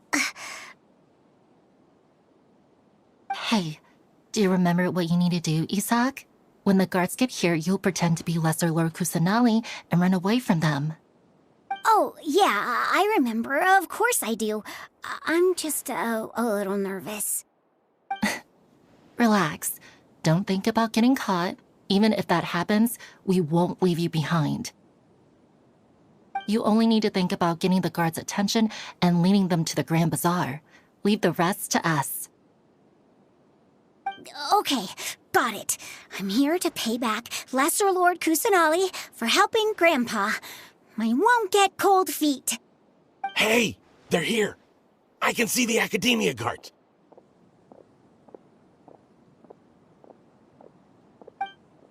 All right, it's time, Isak. Take a deep breath and go. You can do this.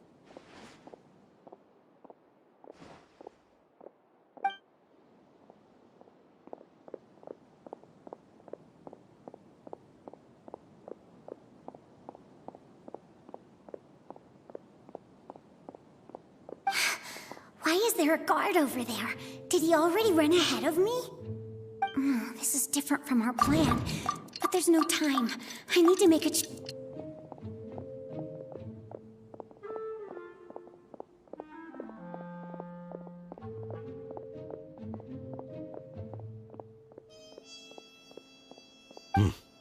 Let's have a look behind the house. What should I do next? Huh. Looks like nothing's here. A wasted time. Luckily, he didn't check behind the tree. The guard looks alert. What should I do next? Hey, stop! I saw you. Don't try to run.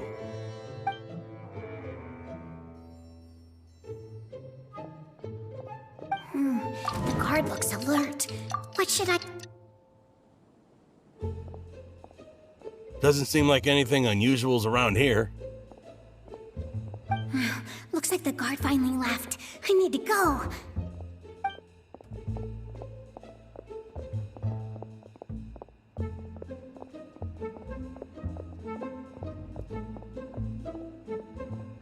Hey! Lesser Lord Kusanali is over there! Stop! What? Lesser Lord Kusanali? How did I not notice that? They found me. This is bad. Where should I go? The target suspected to be Lesser Lord Kusanali has escaped into the Grand Bazaar. Assemble and arrest her!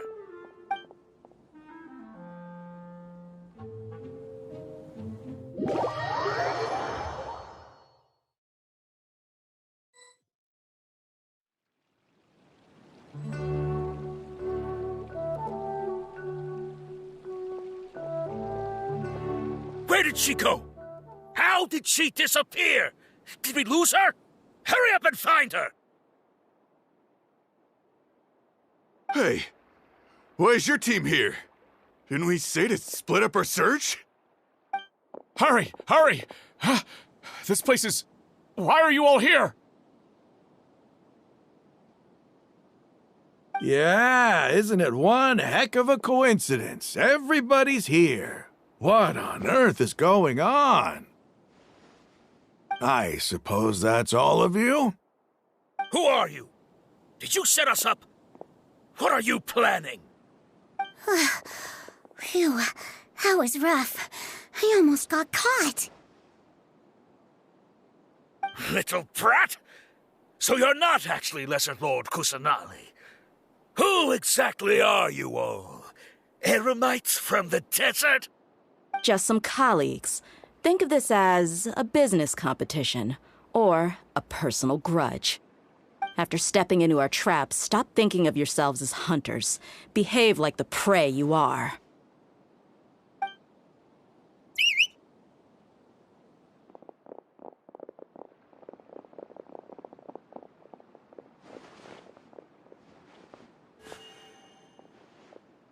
An ambush?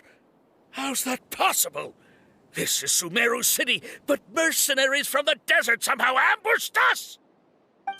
You've spent all your time hiding away in the academia. This place has long since become our hunting ground. Brace yourselves!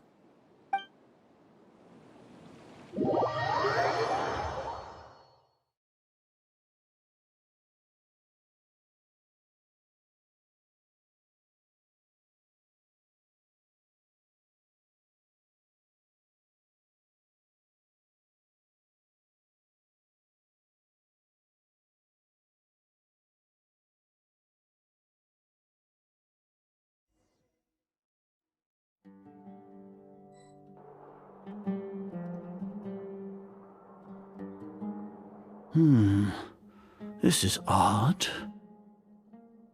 The academia has quieted down after the conclusion of the Niagarbaha Day ceremonies, but it's much quieter than usual.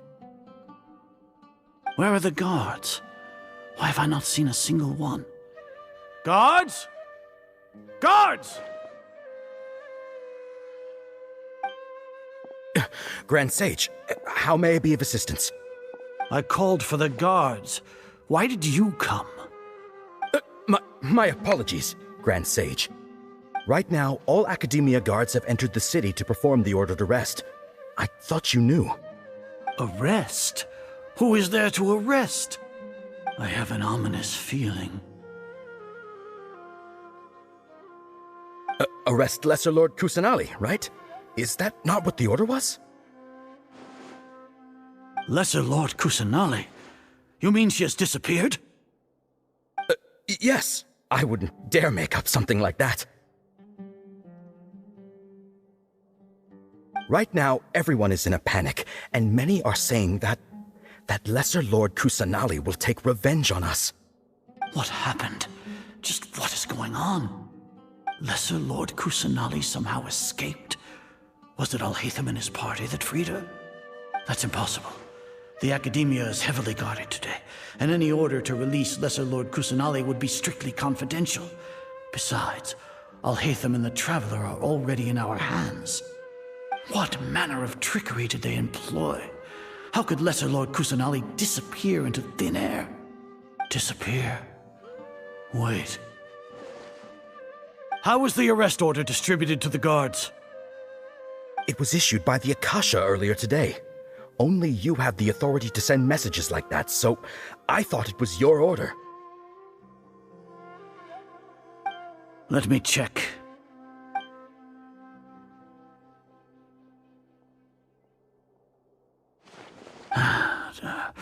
Here.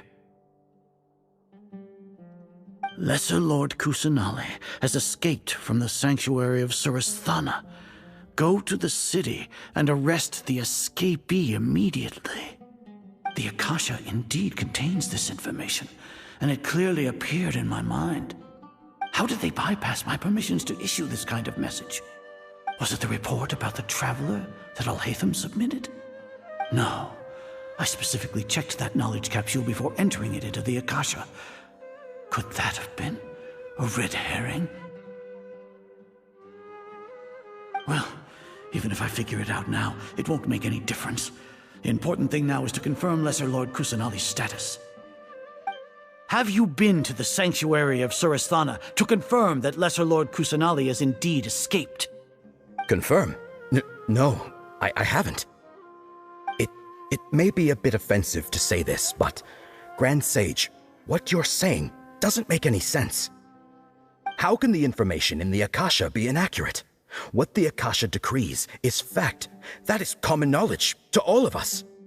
If we have to confirm the information and knowledge from the Akasha ourselves, then how is that any different from us learning that information ourselves? Wouldn't Greater Lord Rukkhadevata's legacy lose its meaning that way? In the beginning, it was I who asked you to believe in the Akasha, to believe in the legacy left by Greater Lord Rukkhadevata. Are you trying to use my words against me? No, Grand Sage. I'm merely confused because I believe in you. I never meant to refute you. Stay here and see if there are any suspicious people around. I'll go to the sanctuary of Surasthana on my own. Yes, Grand Sage.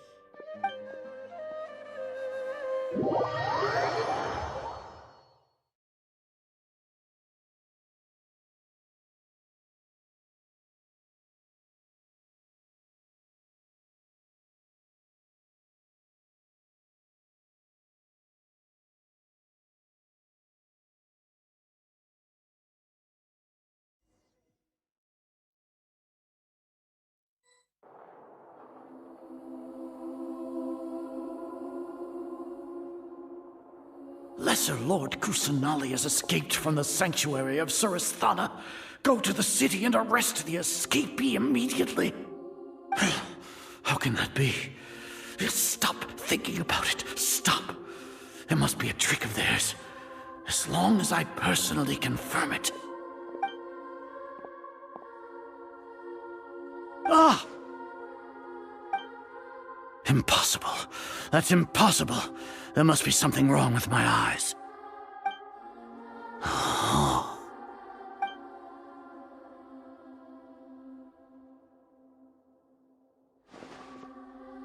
What a comical sight, Azar. Once the Akasha has put certain thoughts into your head, even the Grand Sage can no longer see what's right in front of him. You all can only see the world in your mind, the one you think you know. And precisely because of this, you disregarded Lesser Lord Kusanali's existence. She has been a wise and worthy Archon. Sino, have you been waiting for a chance like this? The Akasha predicted that you would return to the Academia to confront me. But I didn't expect it to turn out like this. I was careless. No, you were blinded. Your faults stem from your reliance on the Akasha. You're still the same as always. I truly did not expect a proud person like you to cooperate with Alhaitham and the Traveler. People change, Azar. Admit it. The Akasha can't predict my actions anymore. Then tell me, what have you found during your investigation? You want to buy time? This is the sanctuary of Surasthana. Under your own regulations, even Academia staff are forbidden to come here. No one will come to save you. As for the investigation, I've at least confirmed that you are guilty of insurgency against the Archon. A serious crime. So what? Did you do all of this so I would plead guilty in front of you, General Mahamatra? No. I want you to plead guilty in front of the Archon herself. You once said that I had no standing to judge you. So now, how about judgment in the name of a god?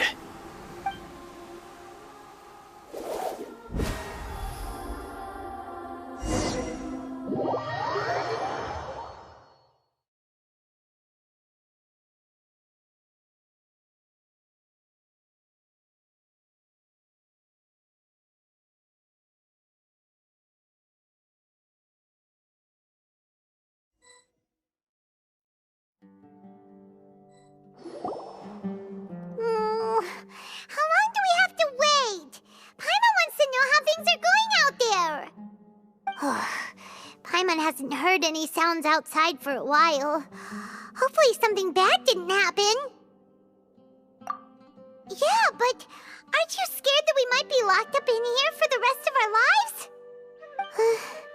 Thinking about it, at least Paimon has you. We could still chat like this. When Paimon thinks of Nahida being imprisoned alone in the sanctuary of Surasthana, Paimon can't help but feel sorry for her.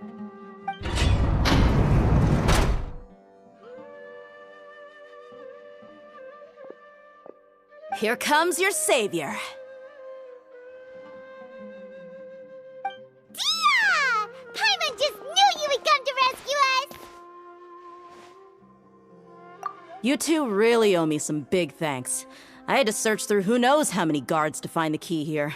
It felt even more tiring than whacking them. I'm exhausted. Thanks a lot. Need Paimon to rub your shoulders? No, that's, I'll pass. What are you afraid of? Oh, are you ticklish? Now isn't the time to talk about being ticklish. Things in the city and on Sino's side are both going well. The guards that stormed out of the academia are all taken care of. The Corps of 30 is in charge of the city's defenses, but we already talked to Asfand. They've been fed up with the sages bossing them around. As long as it doesn't break their employment contracts, they'll turn a blind eye. That's probably because you've been super great friends with them for a long time. So, how's Sino doing? The Grand Sage is in his custody. Even I know how terrible it is to fall into Sino's hands, so he probably does too. Sino forced him to release Lesser Lord Kusanali. He has no choice but to obey. So, hurry to the sanctuary of Surasthana. Assuming nothing weird happened, we should have already rescued our Archon.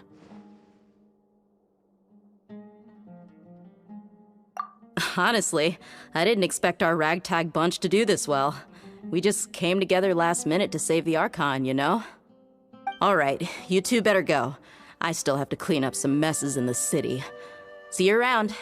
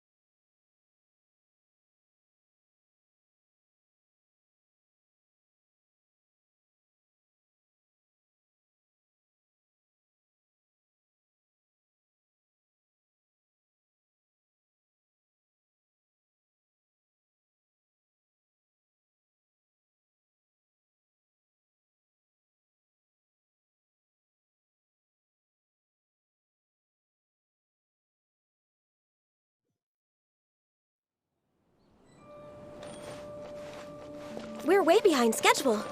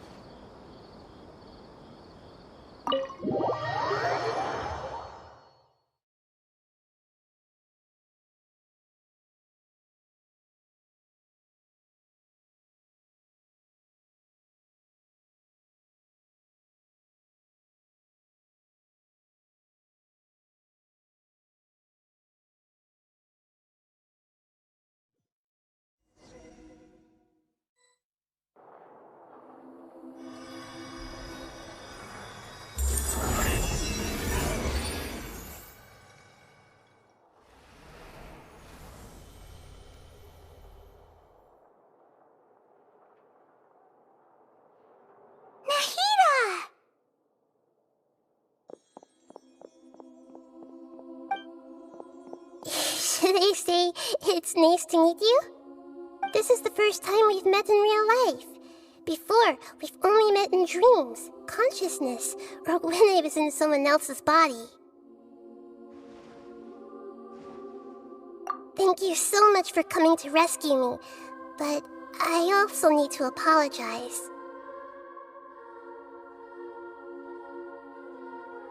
During this time, I did some self-reflection.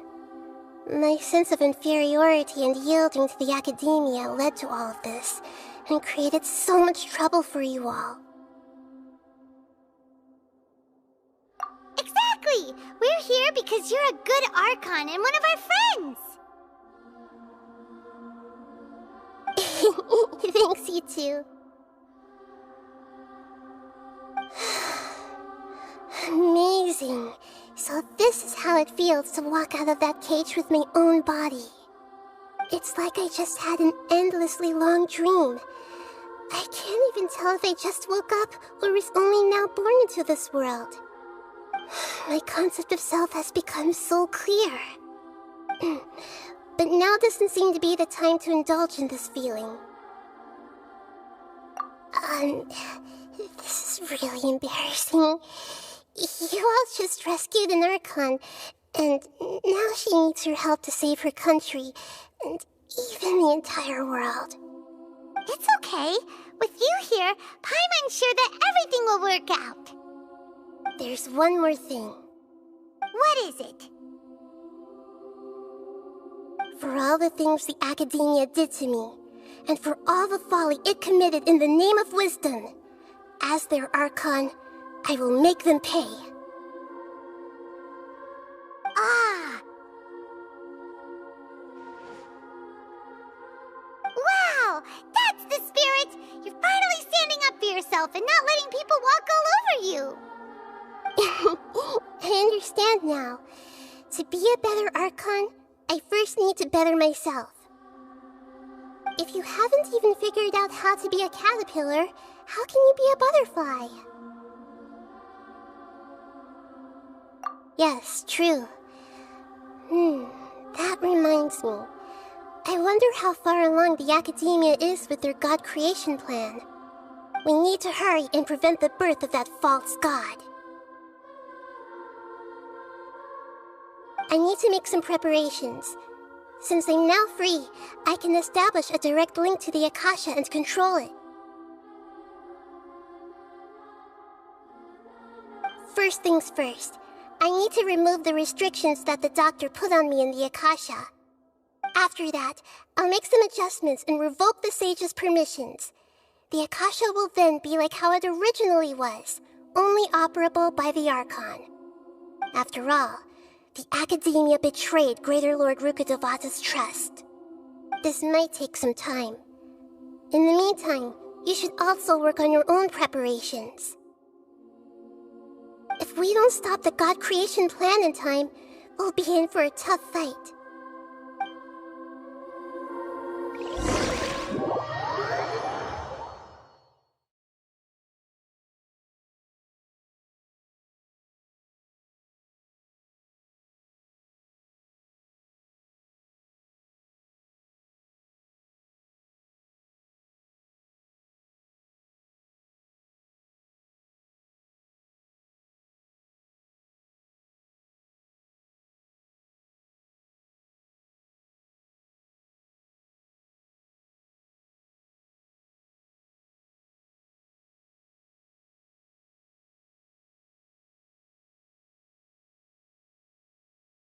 You might as well prepare for a fight.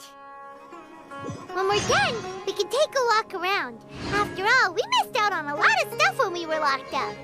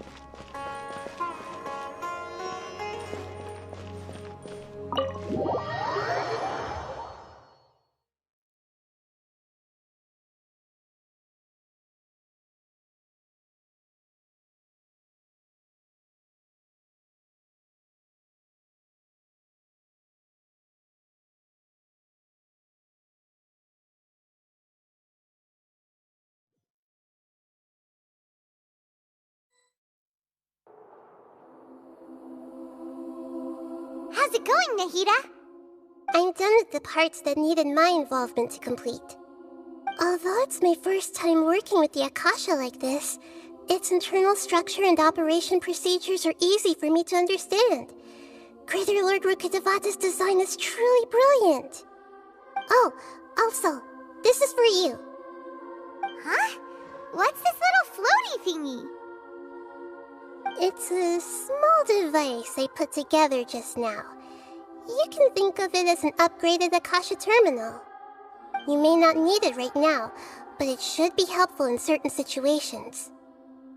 Wait! This thing has the same characteristics as Paimon! We're both small things that float! Oh, all the things that make Paimon special got copied! When Paimon appears with the Traveler from now on, people won't remember Paimon because she isn't unique anymore! It's alright, Paimon. It can't replace you. It's only a flying device, but you're the Traveler's irreplaceable friend. You're so good at comforting people, Nahida. If only the Traveler was as smart as you.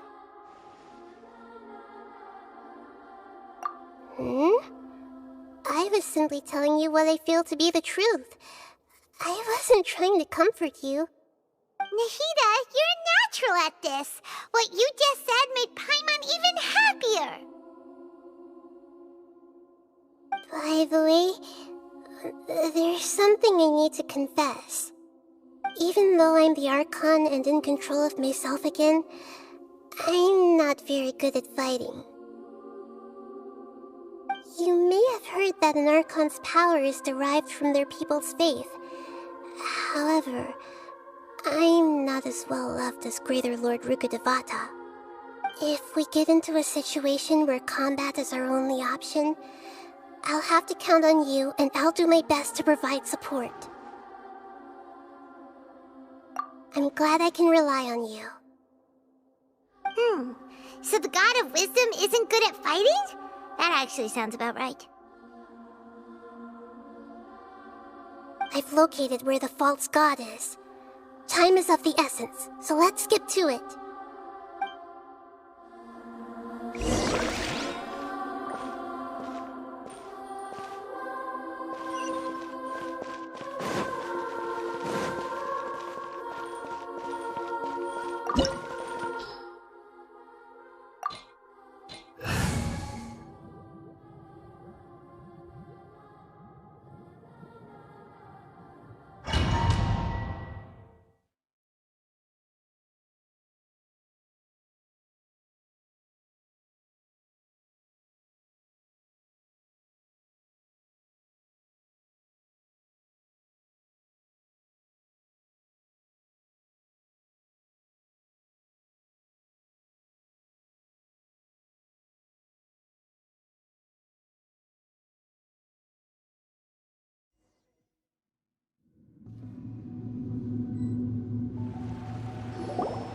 What is this place?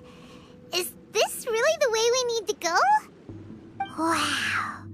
Who would have thought there'd be a place like this hidden right slap bang in the middle of the city? The sages wanted to realize their god creation plan without being discovered. The safest and most convenient way would be to build within the academia itself. That's true. They were already hiding one god, so why not two? Judging from the structure here, the project is a huge undertaking. The sages really saw the god creation plan as their ultimate goal. But this place doesn't look like it could have been constructed by the academia alone. The Fatui under the Doctor sure didn't hold back. They provided a lot of technological support. Yeah, or else they wouldn't have been that generous. Is that it, though? I've always felt that this Doctor is different from the Academia sages. He doesn't seem to share their sense of urgency. Instead of being interested in the end product, it's like he's enjoying the experimental process. The Fatui Harbingers are all such weirdos. So, the Doctor being weird is actually normal. So, this Fatui that they're trying to turn into a god is called the Balladeer? We had previously come into contact with his consciousness. He harbors particularly strong obsessions. One is the desire for a gnosis, since he was created to be the vessel for one. The other obsession is probably related to his past. I can't quite explain it. Paimon knows that he was a prototype puppet for the Raiden Shogun before he became a Fatui Harbinger. That's why he wants a gnosis so badly. There's no way he'd willingly be a test subject. Not with that temper and ego of his. It sounds like you know the Balladeer quite well.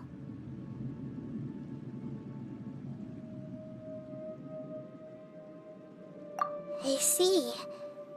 Tell me more about him and what he's like. The more we know now, the better we can plan for and react to any future situation.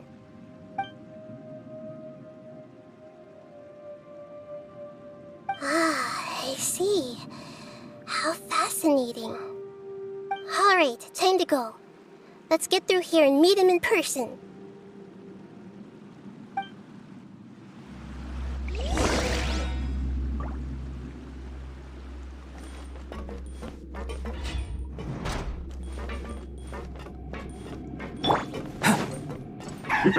Work time! No more time to work! Right here, right now.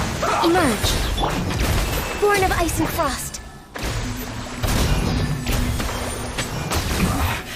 This isn't good.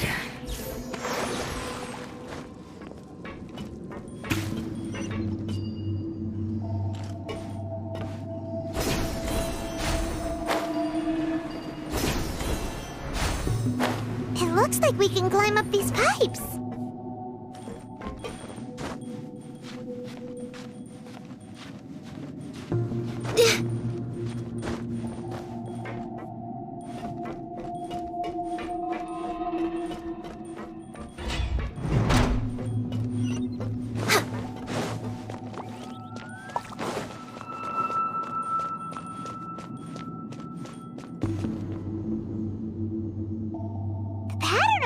Seems all messed up. Let's go around and see if there's a way to fix it.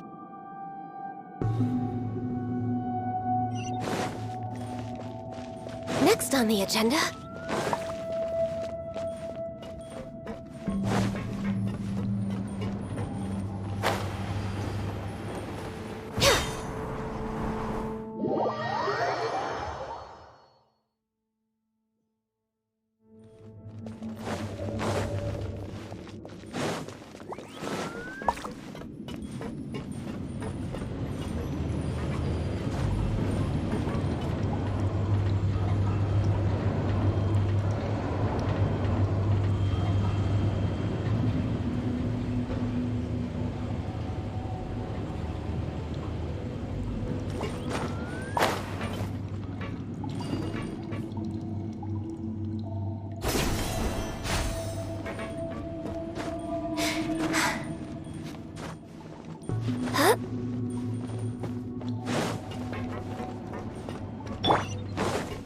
Coming to be!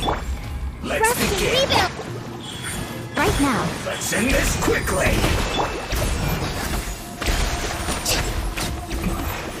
This isn't good.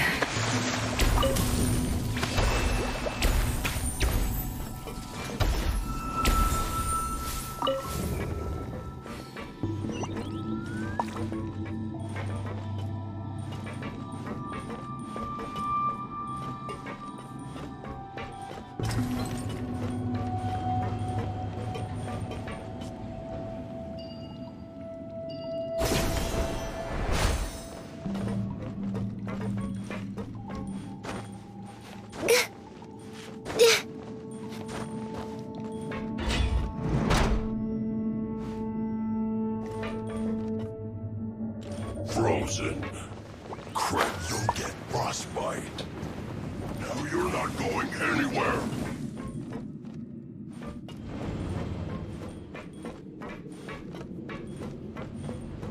Frozen descent.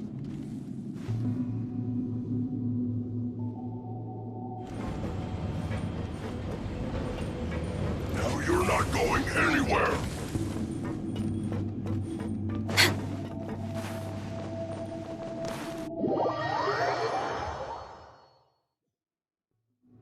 We're way behind schedule. You're not going anywhere!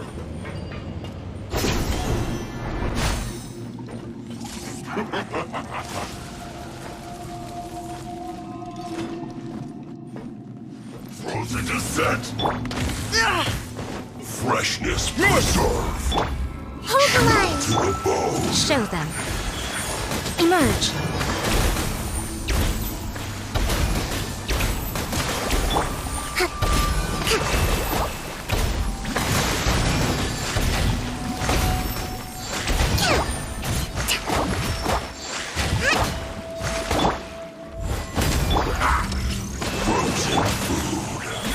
Right now, right here.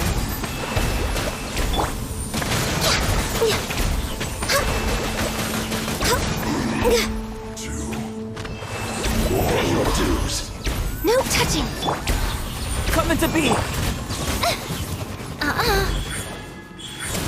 Right now.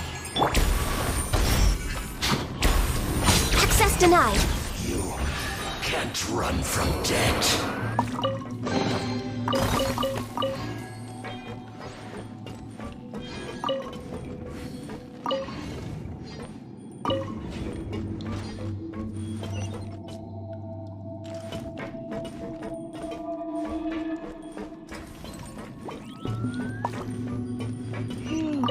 The cart is stuck. Maybe there's something wrong with the tracks. Let's try adjusting the direction of the device to clear the tracks.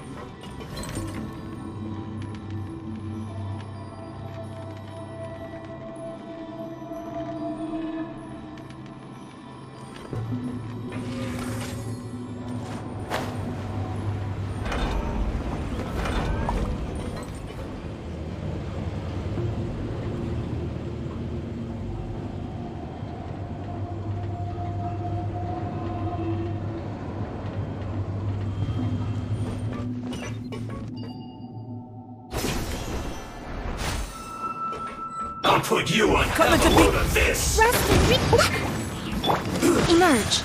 Right here. Right now. No touching.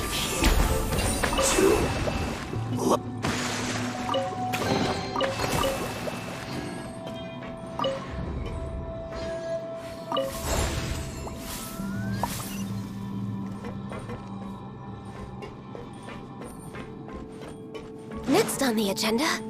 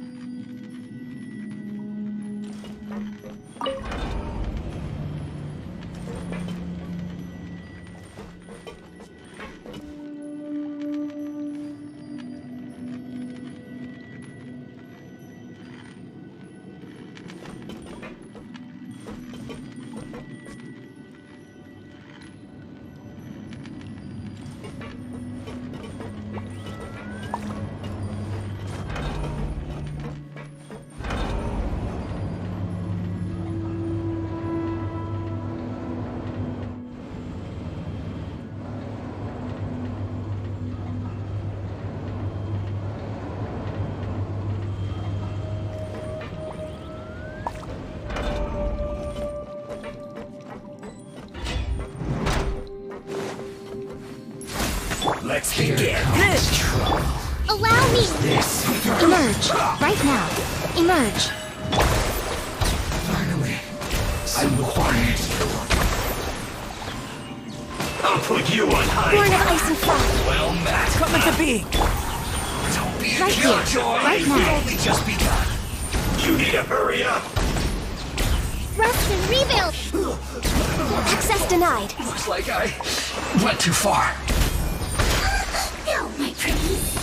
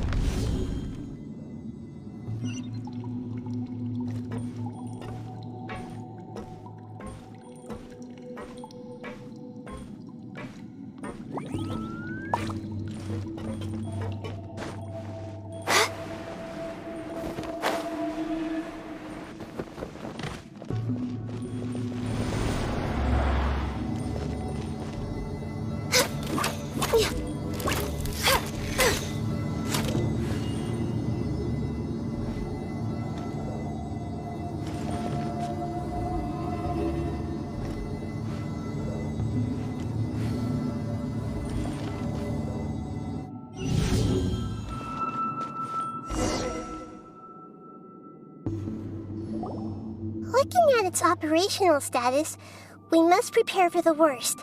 The god they wanted to create is likely close to completion or already completed. Oh no! What should we do? Paimon can't imagine how hard it would be to fight against a Fatui Harbinger with a Gnosis! Are you nervous, Paimon? If you really want to know, of course Paimon's nervous! Aren't you too, Nahida? Yes, I am. This is probably the first time I faced with a calamity of this degree since my birth. I feel not just nervous, but curious as well. Curious? Curious about what? Curious about our fate. To me, everything we perceive in this world, everything we learn, and everything that happens to us is considered knowledge. And if it's a form of knowledge, then it can be understood. However, only fate is about that which has yet to occur, so it has always drawn my curiosity. So to me, fate is the ultimate knowledge. That's also why I love observing humans and all the things that happen to them. It all brings me great satisfaction. And now, at long last, I'm not just an observer anymore. I will personally experience my own fate with you by my side. Isn't this such a wonderfully exciting thing? Ah, so that's what you mean. Paimon thinks she understands what you're feeling. Agreed. Okay, let's continue on. I can sense his aura from here.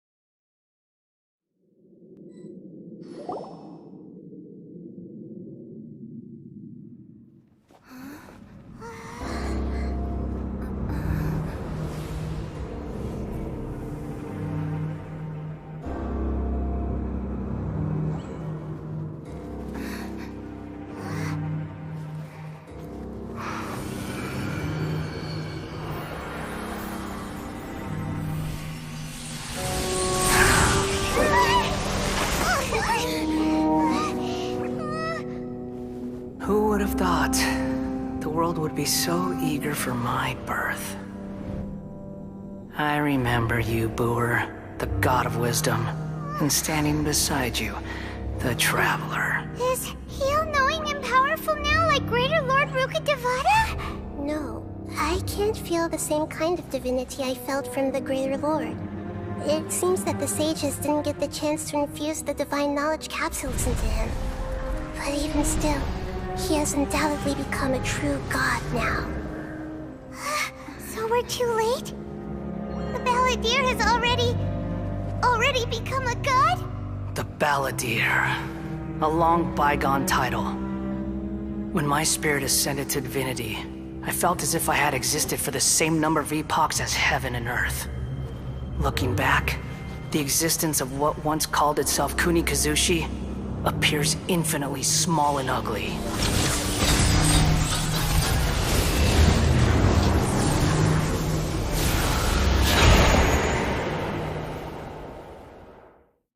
This imposing aura, it really feels like the gods!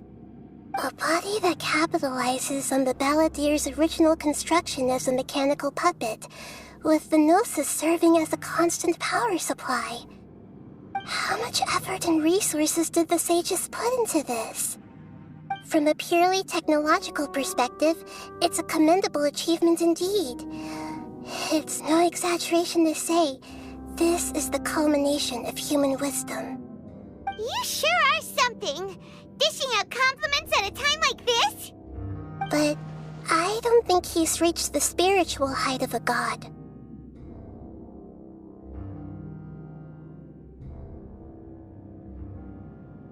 Strife is engraved upon every god and every gnosis brought forth into this world. Can you feel it? The exhilaration of such power, and the thrill of anticipation for our contention. Nahida wouldn't feel the same things as you! Do you not realize that you are interrupting a conversation between gods? Lowly creature, know your place!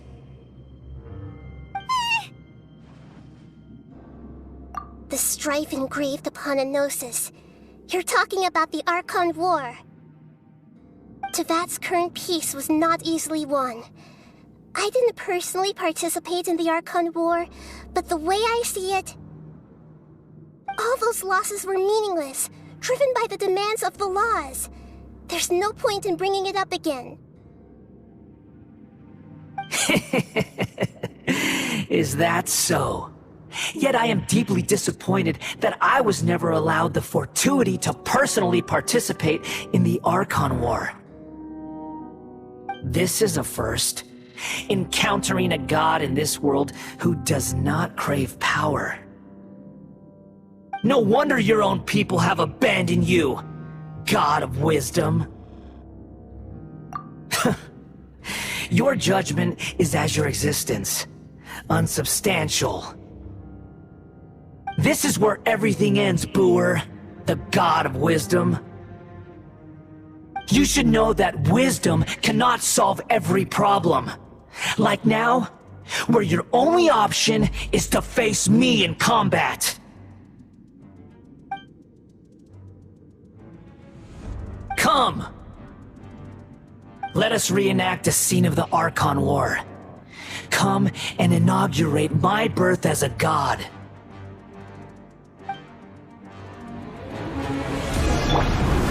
Sure! Burst forth!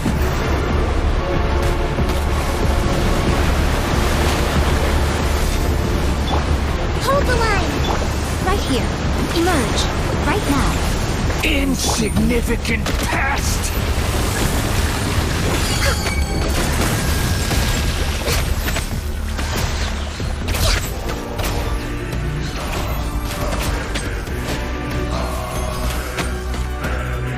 Feeble human!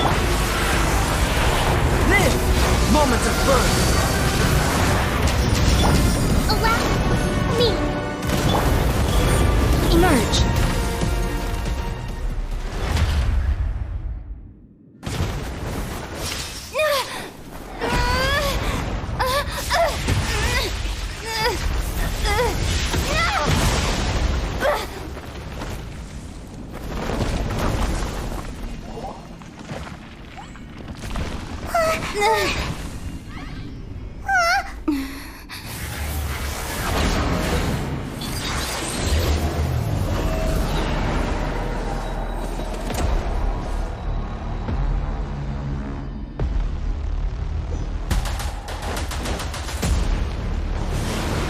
Tremble!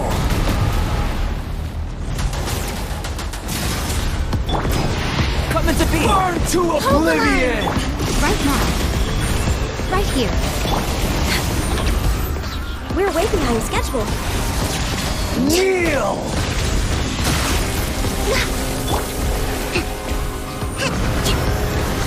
Let's move out.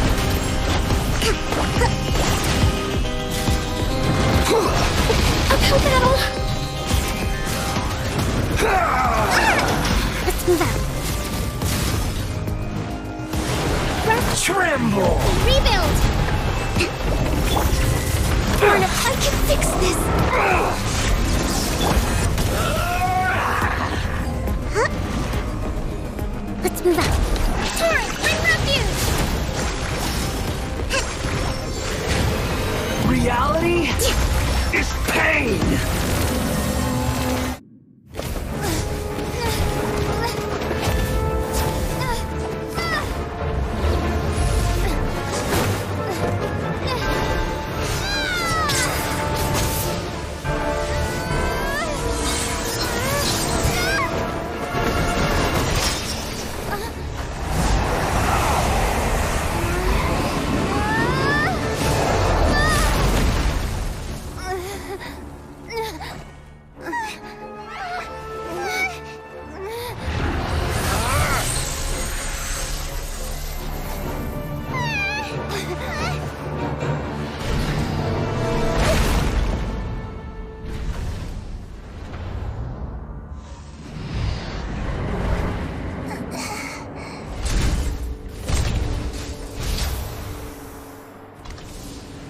This is supposed to be a battle between gods, yet you choose to hide behind a mortal. And now, you're acting like you'd sacrifice yourself for a human. Are you having fun proving a false sense of heroism to yourself, Boor?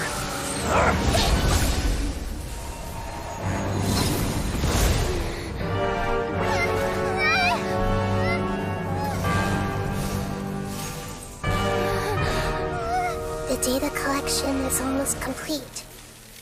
Do you even know how many times you've tried to take my gnosis from me?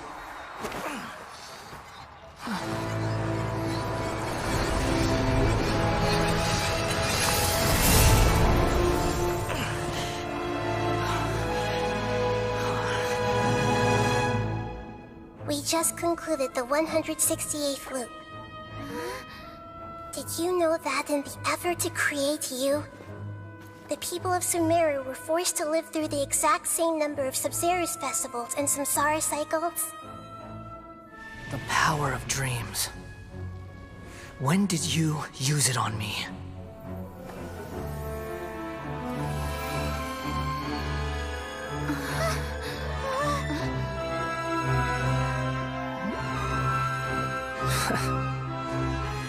You can't even defeat me in a dream. What do you hope to achieve with this little trick? Come, Traveler. Just like before. Allow me to awaken the memories in your dreams. All that battle experience! It's more than that. Compile everyone's wisdom in the name of the Archon. That is the original function of the Akasha. I've sent everything that happened just now to the people of Sumeru in the form of knowledge. I've asked them to help you find a way to defeat the false god.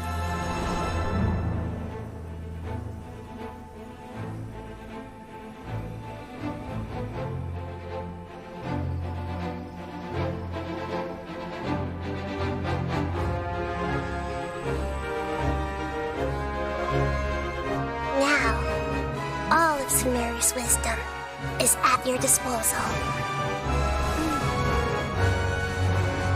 Meaningless tricks won't save you.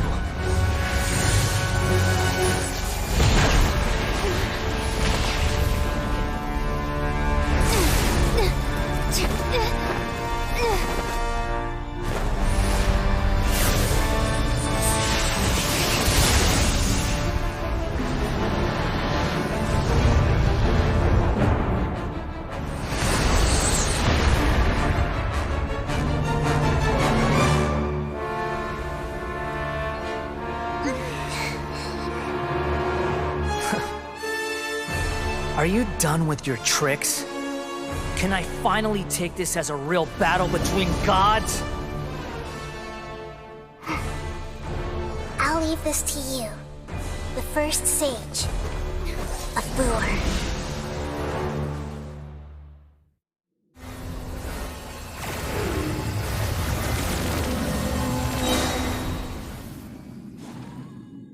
I am the all-knowing God!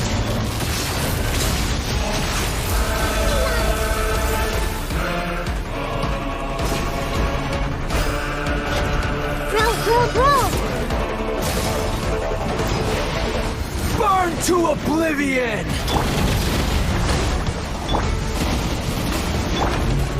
This! Right now!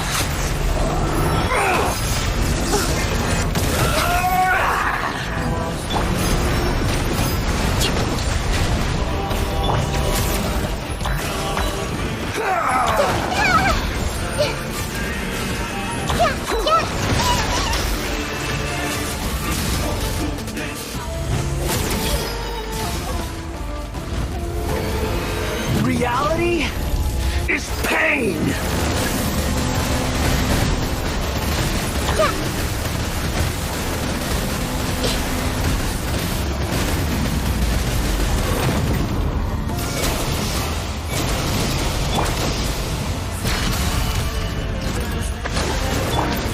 Burst forth!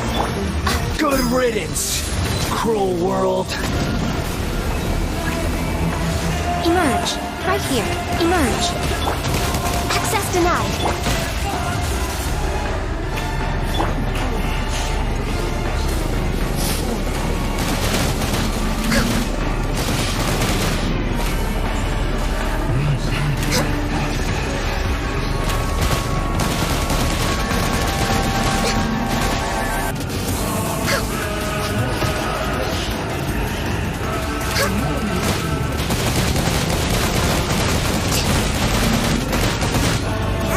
Didn't see that come. Hold the line.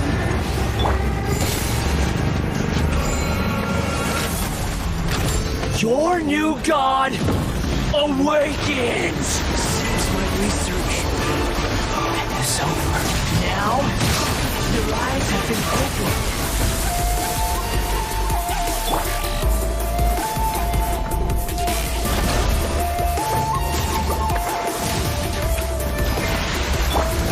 To oblivion! Right now. Emerge. Live!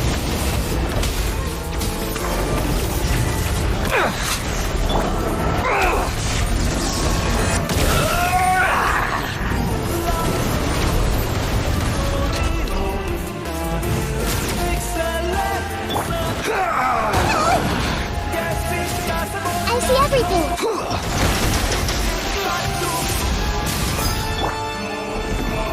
Allow me! Kneel! Burst forth! Right here. Emerge. Right now.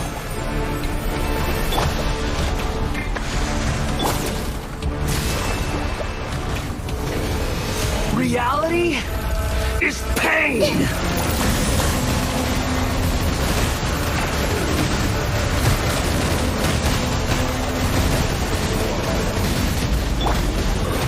Hold the line!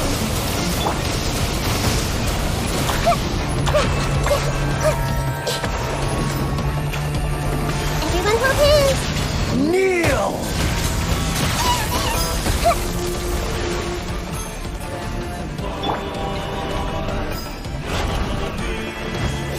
Live! Rest and rebuild! Burn to oblivion! Midsump, access denied. Tremble!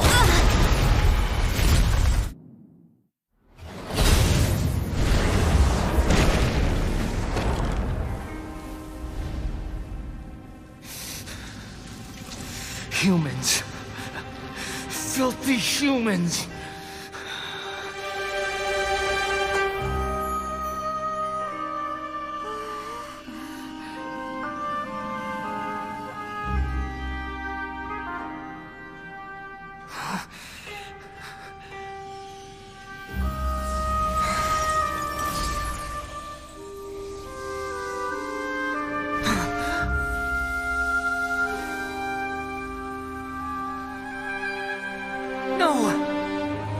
Please! Please! Anything but the Gnosis!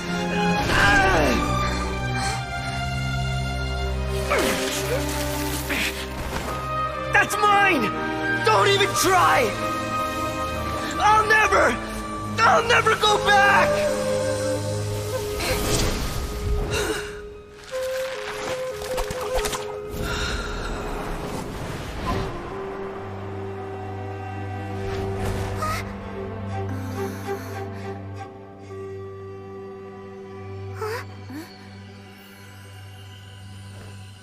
We haven't yet found the answer to the most important mystery.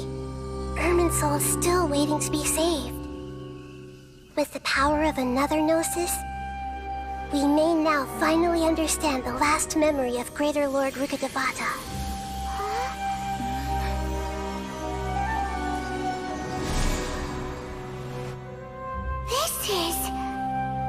That's right. This is the last memory of my predecessor.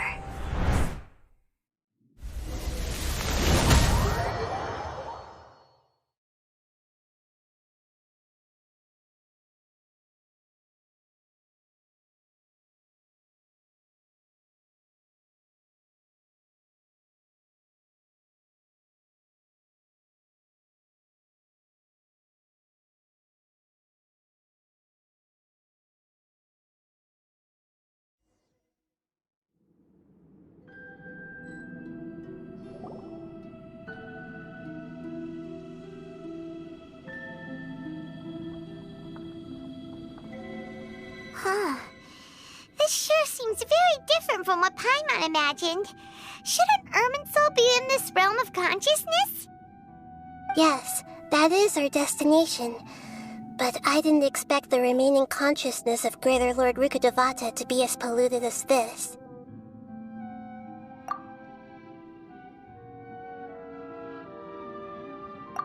Forbidden knowledge? It seems you know about a concept that even I don't completely understand. Could you tell me what you know?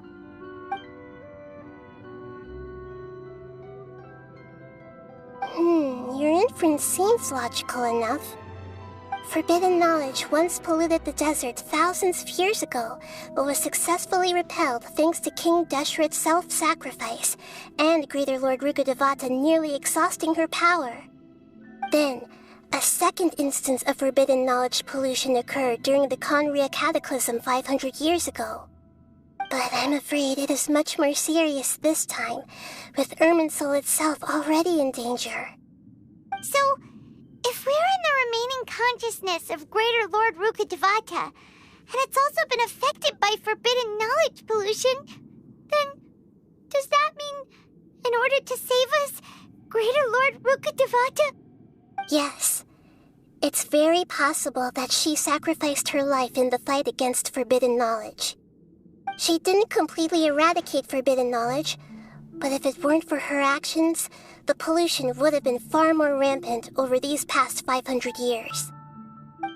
The way that everyone, including me, has forgotten everything about forbidden knowledge may very well be due to her restoration of Irminsul. Aww. Do you feel sad, Nahida? I'm just sharing her pain. The pollution of her consciousness here is severe. There is madness, chaos, and pain all around us. Did she fight to resist the forbidden knowledge pollution in such terrible conditions, all the way up to her last breath? She even used her last remnant of lucid consciousness to leave a clue for us to follow.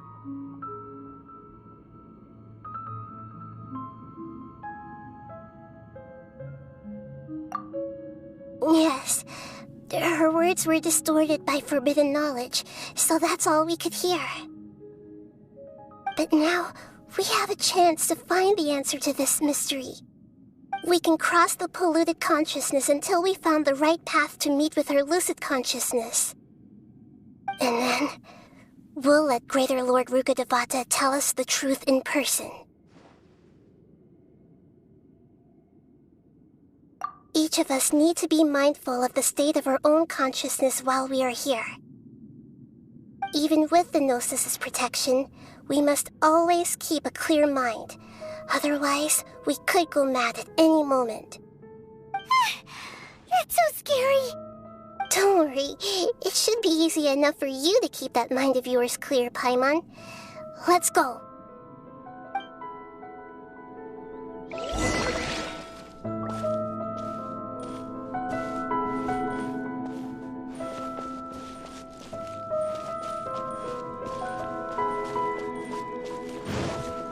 Are we in the air? And why is there a huge boat? That's the boat of consciousness, which symbolizes reason here. It's court. Wow. What are these? The monsters seem to have been affected by them.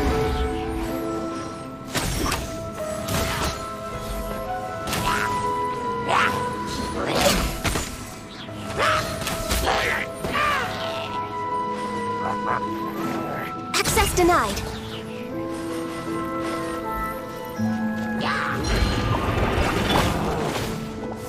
Burst forth. Allow me. No touching.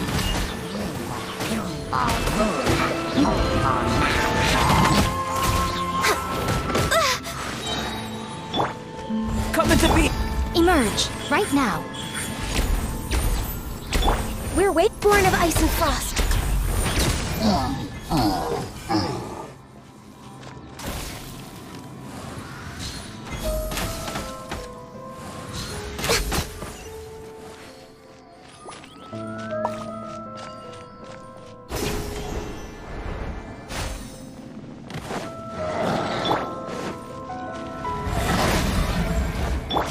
Hold the line. Emerge, right now. Right here.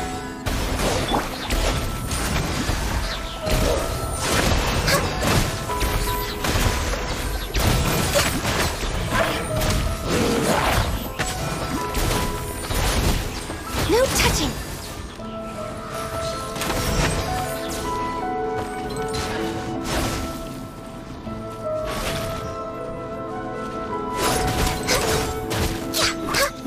Look! A four-leaf sigil has appeared in the sky!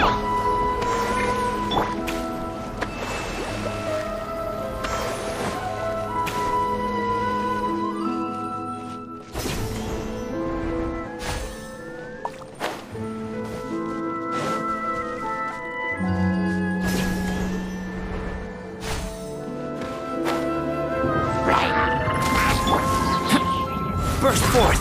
Emerge, right now. Right here.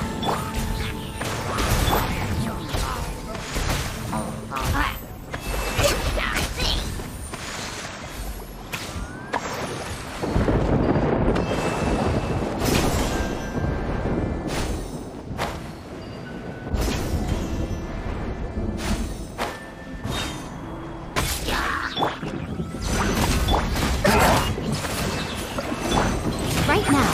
Right here. Emerge. Access denied.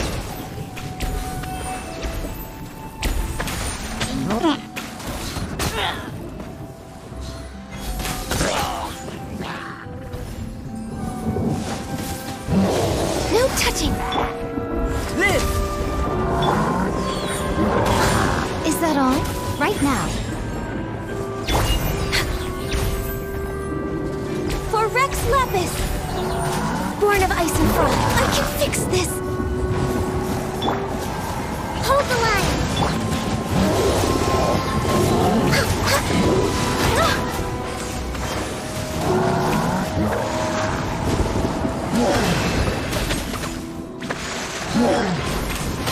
To control the boat of consciousness, we need to find the helm first.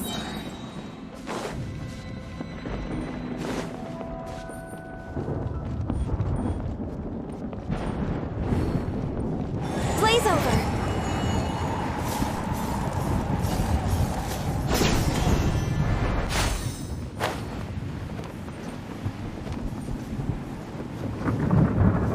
Next on the agenda.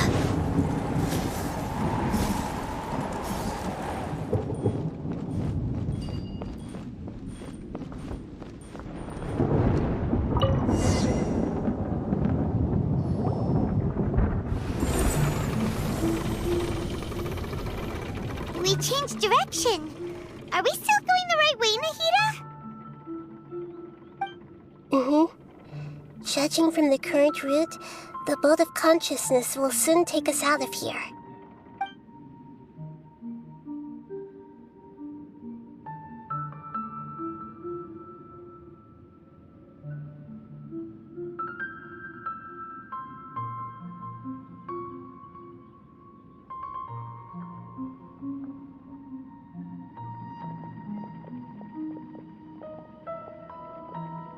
We'll be arriving at our destination soon.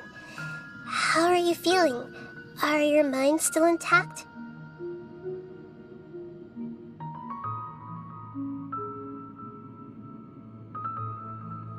Huh? But everything's been completely normal for Paimon. Hopefully there won't be any more interruptions. This time, we should be able to meet Greater Lord Rukkhadevata. Are you saying you've never met Greater Lord Rukkhadevata before? No. It seems that my birth and her death took place at the same time. Otherwise, I think she would have given me a little more guidance, and I could have done a better job. Hey, you've done a great job, Nahida. Let's get out of this creepy place and go meet her.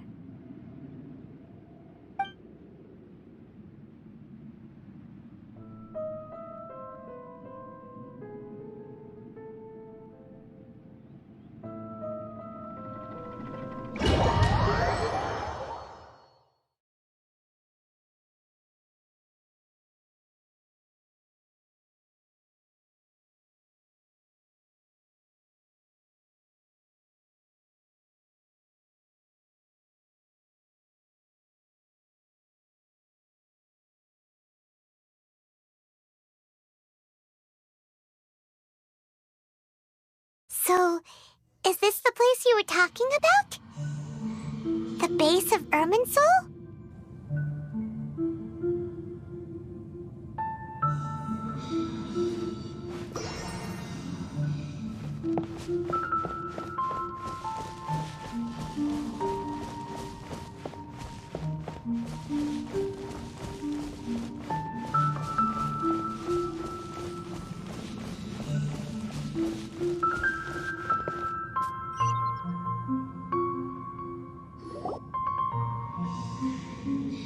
Well, this is the place.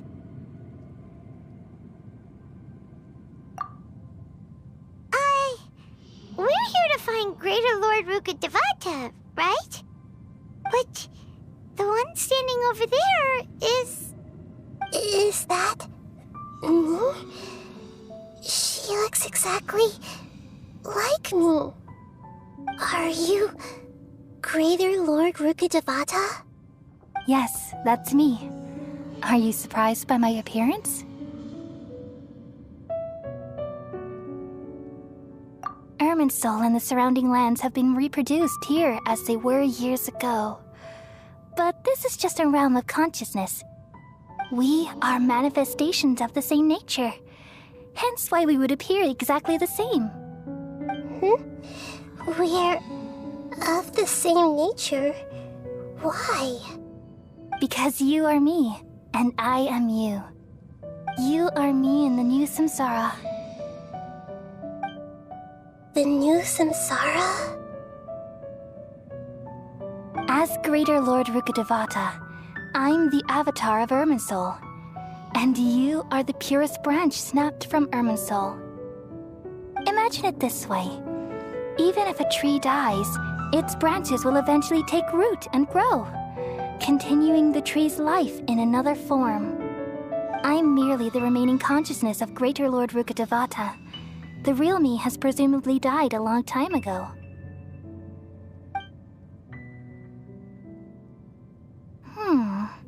Judging from your appearance, I've probably been dead for 500 years.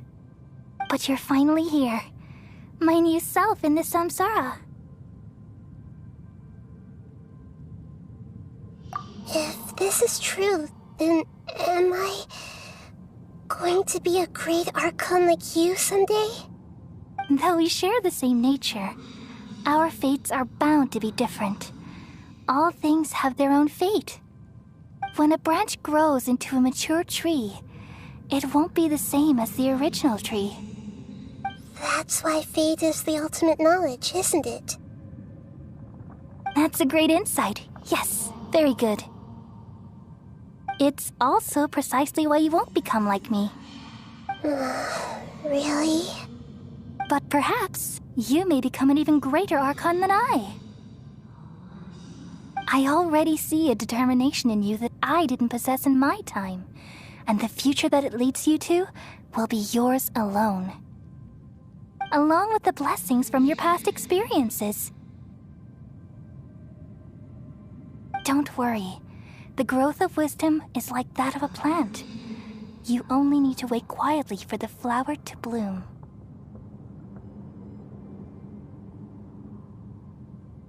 Come to think of it, the sages never had the faintest inkling of the meaning of wisdom. Thank you. Nothing makes me happier than discovering that the Archon I always admired was in fact myself in another fate. It's so nice to speak with you, Greater Lord Rukkhadevata. I've always wanted to meet you. The feeling is mutual. From the moment I snapped the branch off Irminsul and created you, I've also looked forward to talking with you. Could you tell me why you wanted to create me? And what exactly happened when you died? Ah, I see. You're here seeking answers, right? Everything that day, even the sky itself, changed into a color like this. At that time, the seven were all summoned to the nation of Conria. Except for me. I had a more important task to attend to. I had to protect Irminsul. The disaster occurred together with the pollution of forbidden knowledge. At that very moment, with my consciousness connected to Irminsul, I sensed something was wrong. The pain started to torment my mind.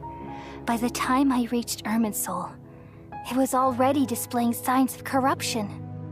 Had I not repelled the pollution of forbidden knowledge with King Deshret thousands of years ago, I might have felt even more hopeless and lost. So what exactly is forbidden knowledge? It's a kind of knowledge that doesn't belong to this world, and a form of truth that can't be understood. It came from the very bottom of the abyss. Even I could never understand it. The world is constantly rejecting it, leading to all kinds of bad phenomena. If we allow forbidden knowledge to pollute Irminsul, I'm afraid the entirety of Tevat could fall apart. So, there's knowledge that even the God of Wisdom can't understand? At that time, I knew I couldn't repel the forbidden knowledge with my strength alone. Which is why I created a device that compiled human wisdom and named it the Akasha. It's truly the world's most amazing invention. Thank you. For a long time, I thought dreams were the fruit of human wisdom. Though it was selfish to do so, I borrowed people's dreams using the Akasha. Then I compiled their wisdom and all of my own power. Well, did it work? Thanks to the wisdom of the people of Sumeru, almost all the forbidden knowledge was cleared from Irminsul. But things didn't go as smoothly as I thought. I had a terrible headache, which gave me an uneasy feeling. And then I remembered that my consciousness was also connected with Irminsul. It brought me knowledge and wisdom, but vile corruption as well. From the very beginning, my existence had been polluted by the forbidden knowledge. Oh no! How could that happen? I've experienced that pain in your consciousness. It must have been a horrible experience. Yes, But my feelings weren't important. The important thing was that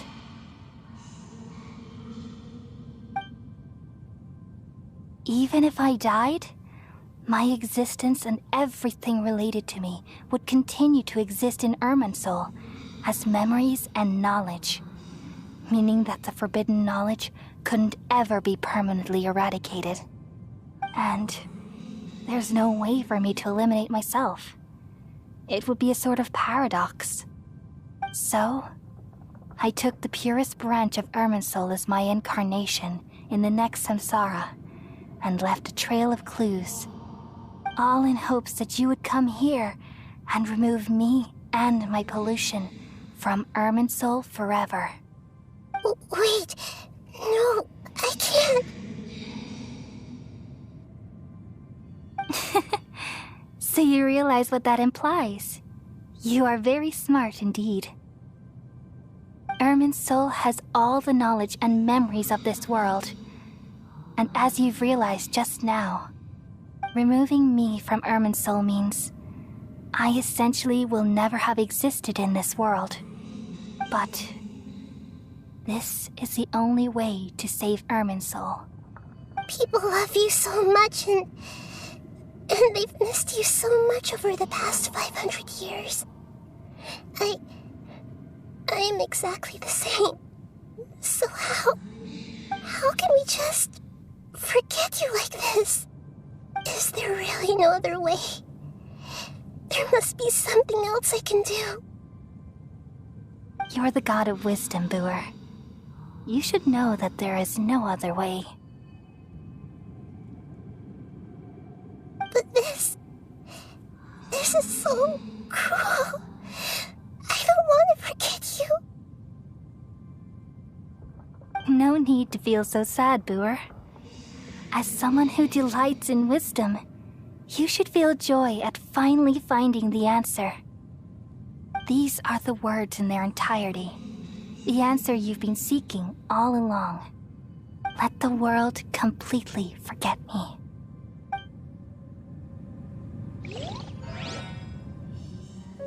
We all nestle under the great tree of wisdom, peering out to perceive the world. From the earth and from the rain, we perceive its wonders, until we become a white bird to perch atop a branch, and finally snap off the most important leaf.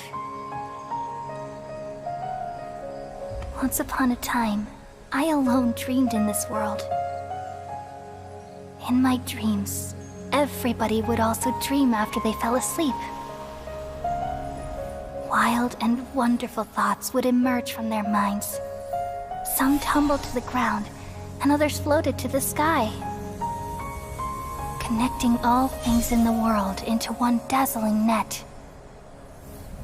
Among a plethora of worlds were numerous smaller worlds, all of fate, finding within the tapestry their brilliant glow. I gradually understood that these indescribable and constantly changing things are the most profound things in the world. Only they can completely repel the madness. Only dreams can awaken consciousness from the deepest darkness.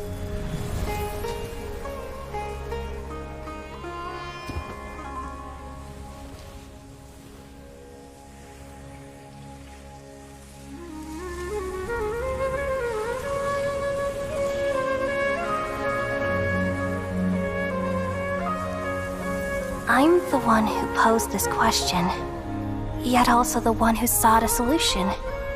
Saving the world with the dreams of the people used to be my answer. And now, you've also found your own answer, and I shall return all the dreams to the people.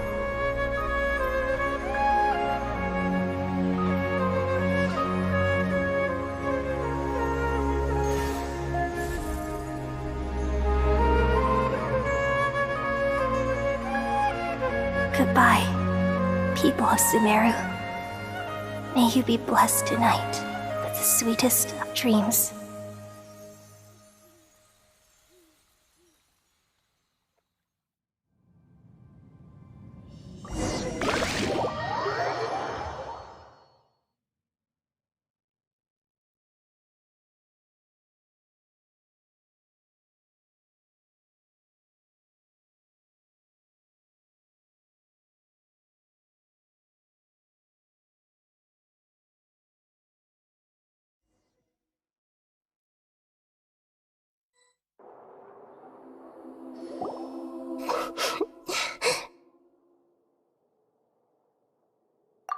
I'm alright. I'm just a little confused. We've just saved the world, right? So why am I crying? I don't know where this feeling inside of me is coming from, but I feel very sad. Just now, we used the power of two gnosis to successfully connect with the Ermin soul consciousness from 500 years ago. Then, we removed the remaining pollution from Merman soul.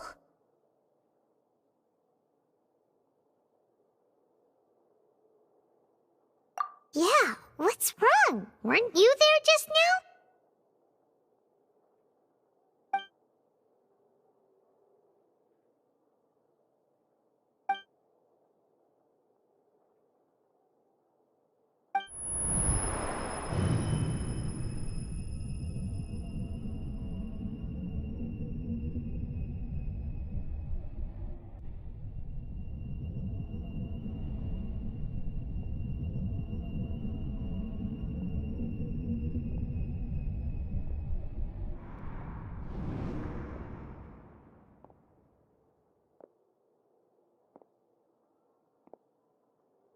Huh? That sound. Traveler! Paimon! I've been waiting here far too long. But finally I have the chance to be alone with you. All the precious time I wasted has finally paid off. The doctor! What have you done? Just a type of sound wave that can quickly put defenseless people into a dream. As I expected, it doesn't have any effect on gods. This is the only thing of interest I found among the sage's research. I thought I'd take it for a little spin. Don't worry. I know you would never forgive me if I actually killed them. I'm here to negotiate with you. Naturally, I won't do anything dangerous that could potentially damage our relationship. Negotiate with me? I heard you had already left Sumeru. Why are you here again now? I left Sumeru, but I also stayed in Sumeru. Even the God of Wisdom is restricted by the habits of cognition. How disappointing. You mean there are many different versions of you in this world? An astute guess. Even the same individual will have different cognitions at different ages. A long time ago, I made a major decision in hopes of preserving all my perspectives of how I observed the world. Observation is the first step of any experiment, but observing the current world doesn't satisfy me. It lacks an important dimension, that of time. So I saved segments of all my ages and made them into independent individuals. That's all there is to it. Indulge me. How does the God of Wisdom find my method of seeking knowledge? It's an insult to the very concept of life. Life inherently has many rules and restrictions, each with its own significance and reason to exist. They can't be broken on a whim. Good. Amazing, even. Indeed, it's difficult for humans to make peace with themselves, not to mention oneself from a different period. Since you were in the academia, why wait until now to show up? You could very well have stopped us and helped that fake god. Simple. Let me ask you this. Would any staff member ever help the subject in the middle of an experiment?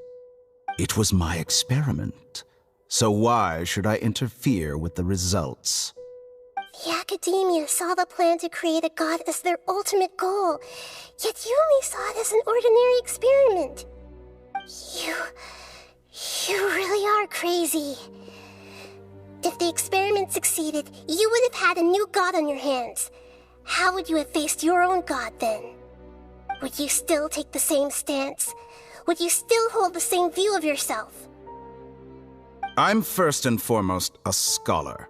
These results should be left to the judgment of the hypothetical me confronted with that outcome. But you're right. And that's exactly why I'm disappointed with the conclusion of this experiment. As an individual, you don't have any sense of belonging. You seem to have even fewer convictions than a typical scholar. Oh no, I certainly have my own convictions. They just don't fit your standards, that's all. All right, that's enough conversation for today. The experiment is over, and it's time to tidy up the equipment and reclaim any useful materials. For example, the Gnosis.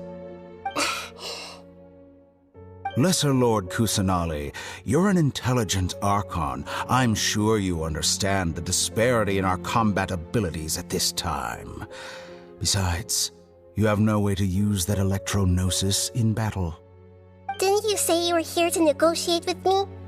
Somehow, it's starting to force now. I'm merely stating a fact. After all, I'm also a scholar. Naturally, I hope to show proper respect and dignity to the God of Wisdom. Your hypocrisy is built on absolute confidence. I understand your scheme, but... what if I were to destroy the Gnosis now and awaken the heavenly principles? Awaken the heavenly principles? Do you think that's really possible? The heavenly principles have been silent for many years, but the Gnosis are symbols of their control over Tevat and all the laws. Will the destruction of a Gnosis attract the attention of the heavenly principles? And if so, how do the Fatui plan to deal with the consequences? Do you dare to gamble such a possibility with me? Gamble? How surprising. I thought you would show evidence or use rigorous reasoning to prove your point. The word gamble is the last thing I expected to hear from the God of Wisdom. But this is a clever move. You must have seen through me when I first captured your consciousness. As a scholar, I respect all possibilities. This has always been my principle and is an essential trait as an experimenter. Indeed, I can't ignore this possibility. So tell me then, what are your conditions? This foreign Gnosis will only lead to disaster if it stays in Sumeru. But this Electro-Gnosis is the prize I obtained after defeating one of your fellow Harbingers. Now, as the one who initiated this cascade of events, shouldn't you pay the corresponding price? Price? Interesting.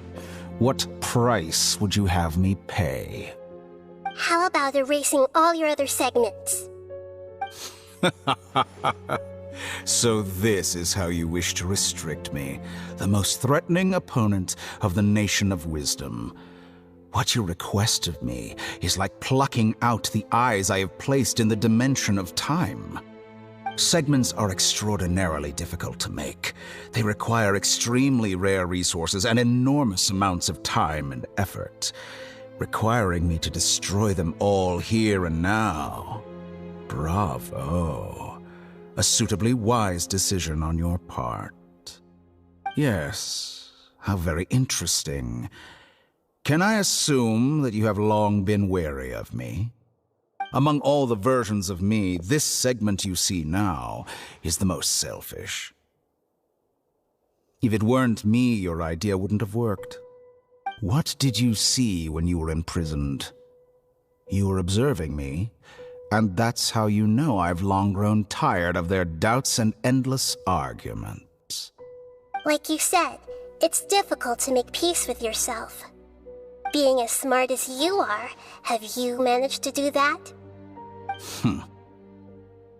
I see. If you think all those versions of me are worth a gnosis, then deal. sure didn't hesitate much.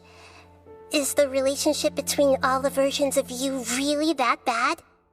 I don't think there's any need to dwell on that. The surplus versions of me can be exchanged for a gnosis. Do you think anyone can offer themselves at a higher price? Besides, with my abilities, it's only a matter of time until I find better perspectives. Perhaps it's best to say you're just temporarily ahead. But what I'd like to know is, how can you be sure that I've really erased them? I can see your remaining honesty.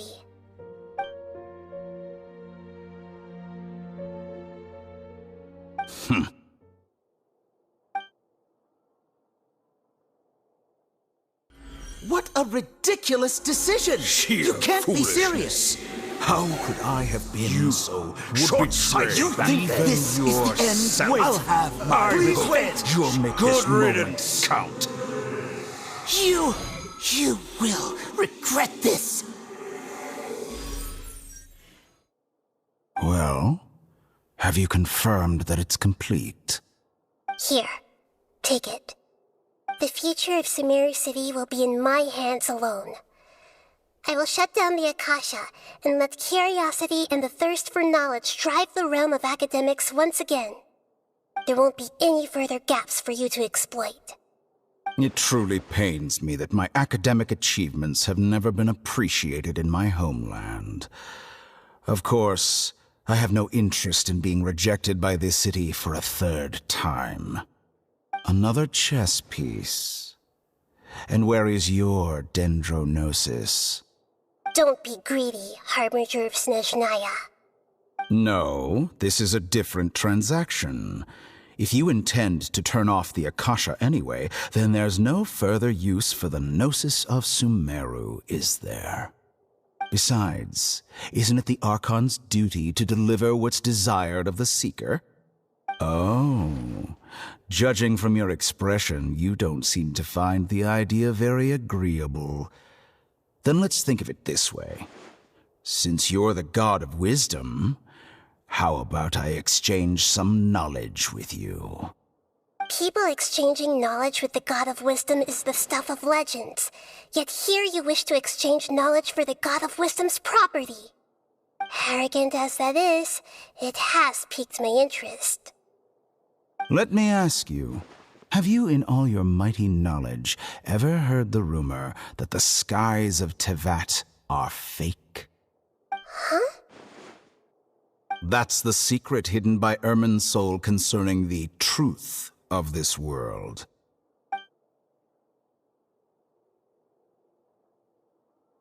Once I finish telling you about this, it will be time for me to say goodbye. With negotiations, we've all gotten what we wanted.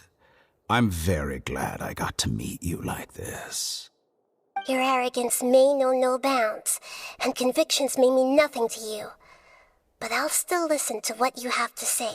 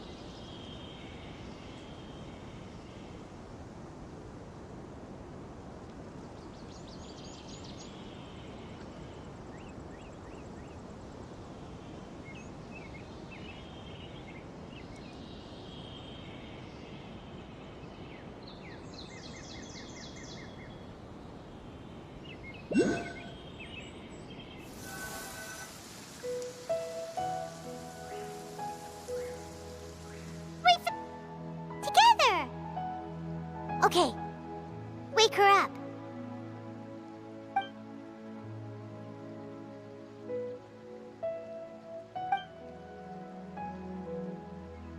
Are you awake? Kali says it's time for breakfast. Come on, get up!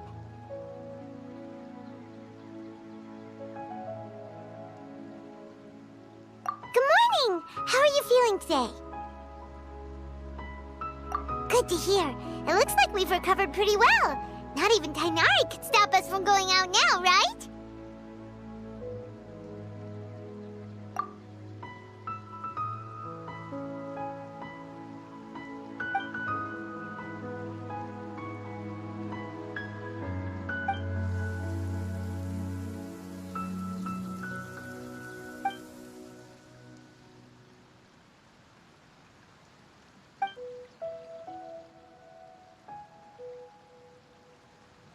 Traveler, let's go!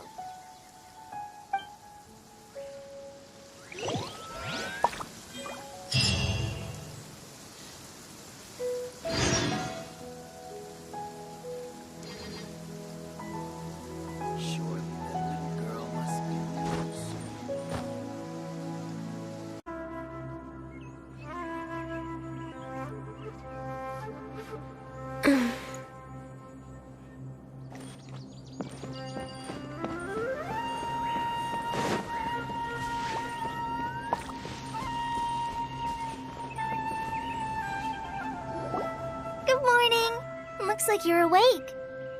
Yep, yep. I prepared some breakfast today. Please have a taste. I hope you'll like it. It's nice to have you here so we can eat something yummy. Well, now that I've recovered from Elazar, I'm feeling better than ever. I can even prepare 4 or 5 meals a day now. And Paimon bets they're all delicious.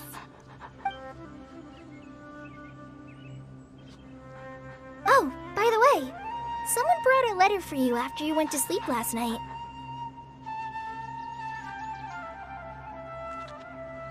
Nope, Paimon wanted to read the letter with you after you woke up, so Paimon didn't open it.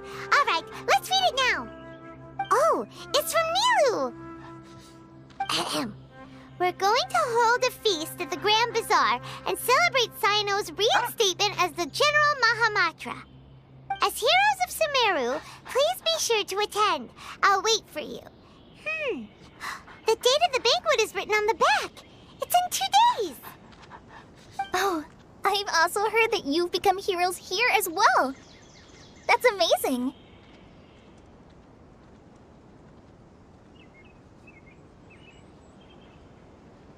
Everyone's aware of your abilities. There's no need to be modest. Anyway, let's go to the Grand Bazaar to have a look. Oh, before you leave, be sure to inform Master Tainari.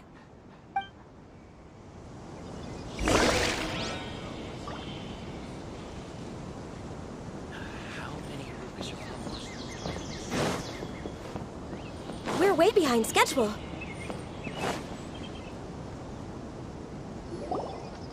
Tainari!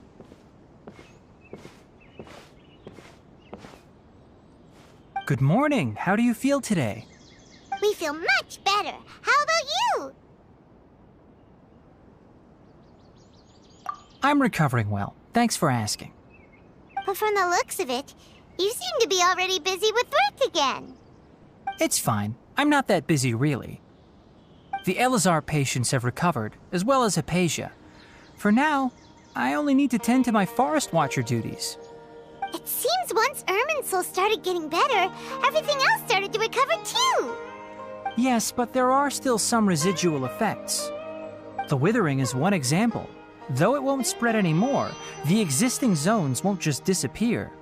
We forest rangers will still need to do the work. By the way, we have some good news. Sino got his position back. This news is hardly new. He had already mentioned it to me before. Huh? You mean he was already here? Why didn't he come to say hi to us? He visited once, but he was afraid of disturbing you while you were resting. He just asked me a few questions and left. Then you probably already know all about the celebration feast. Celebration feast? No, I haven't heard anything about that. Huh? But didn't Nilu say in her letter that they would celebrate Sino? He didn't tell you? Perhaps, or alternatively, he doesn't know about it either. Come to think of it, Sino doesn't seem like the type who'd enjoy a celebration feast.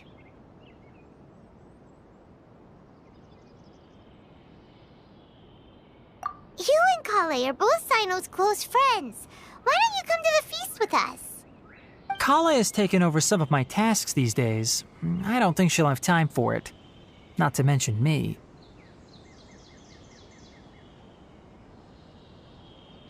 You see, some VIPs have come to the forest recently. Huh? VIPs? Very important Paimons? Well, technically speaking, they are former VIPs. The sages involved in recent incidents have begun their training in the Avidya forest, and the people they had previously imprisoned have all been released. Huh?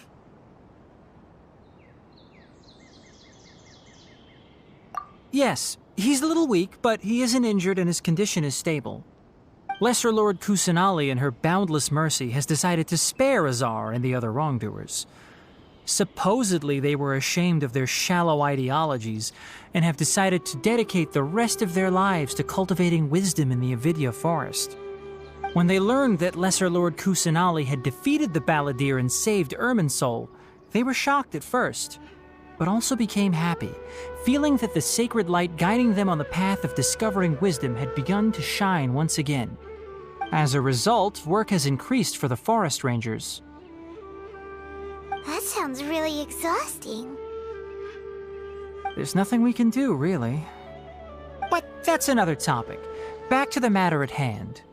Are you two planning to head out? Ah, right! We're here to request permission to head out. Would that be okay? You've recovered well. You may go, but be careful. Yay! Will do!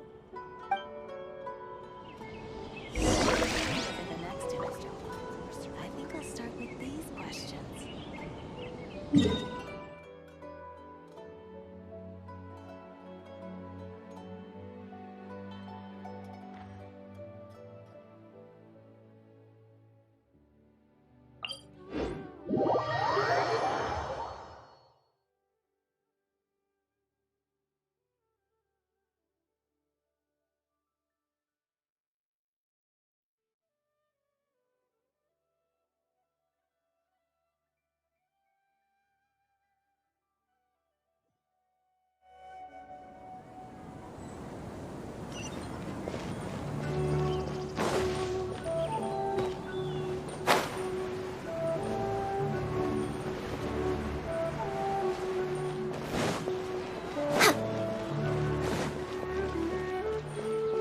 We're way behind schedule.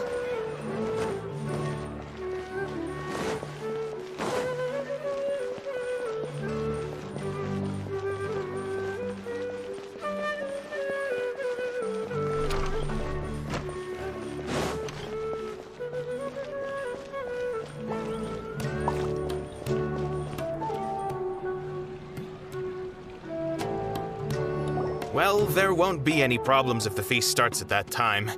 Everything has already been prepared. Mr. Zubair, I finished tallying things up here.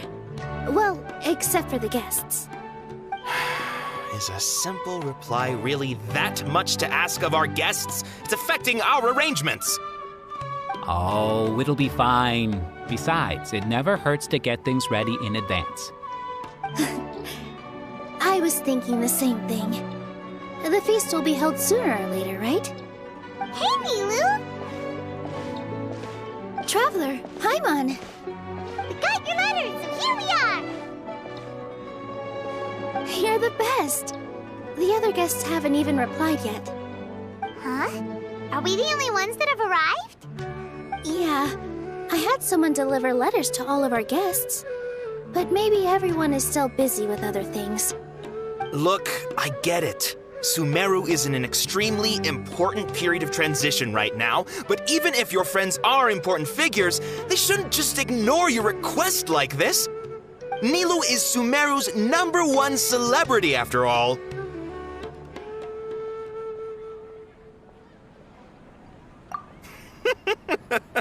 You have no idea how happy I am to talk to people with good taste.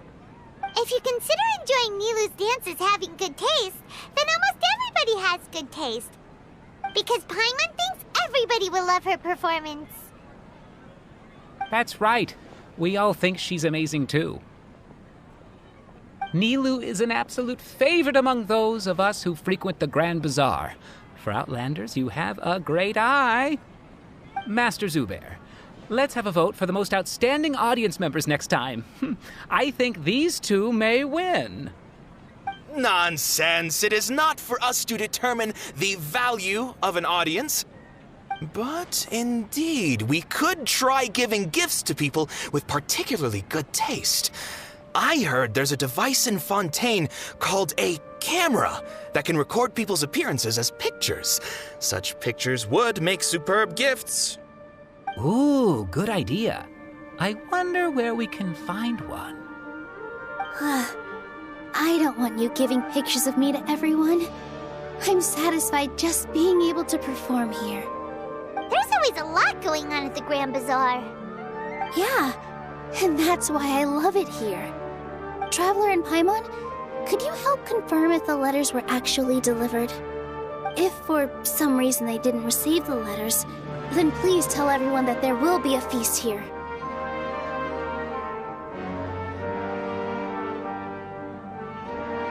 Yeah, we can also check out how everything in Sumeru is going now.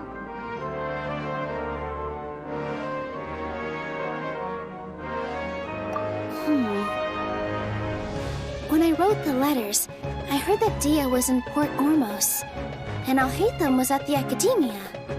As for Sino, we've only heard that he appears at the Academia from time to time. I'm not too sure about Rahman's whereabouts. My guess is that he's with Dia. As for Dunyarzad, I just hope she's feeling better. I sent her a letter, but I was afraid of disturbing her. If you have time, please ask about her for me. Okay, got it. Let's go, Traveler.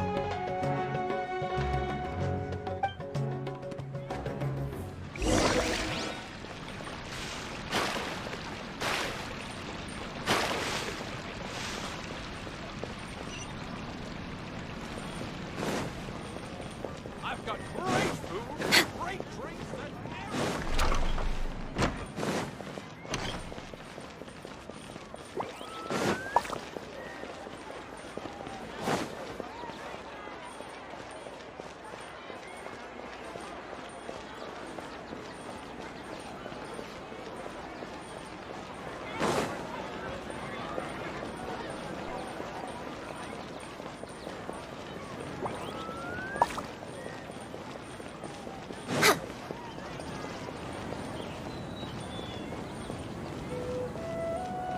Next on the agenda...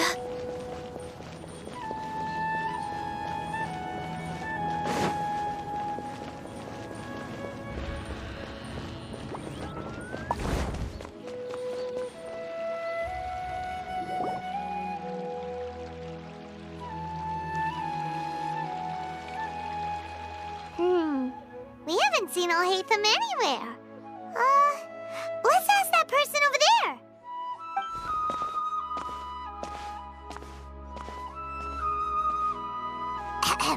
Hey there, have you seen Alhaitham around? Yes, it seems Scribe Alhaitham has gone to the House of Dana. You should be able to find him there. But you're already the second group of people I've seen looking for him today. He must be quite the busy man. Oh? Who else was looking for him? Mr. Cavey was just here asking about him. You wouldn't believe how terrible their relationship is. And now you two are here. Don't tell me everyone's here looking for gossip about the sages. No way! We're strictly here on business. Ah, I see. Sorry, I thought maybe everyone's as interested in rumors about the sages as I am.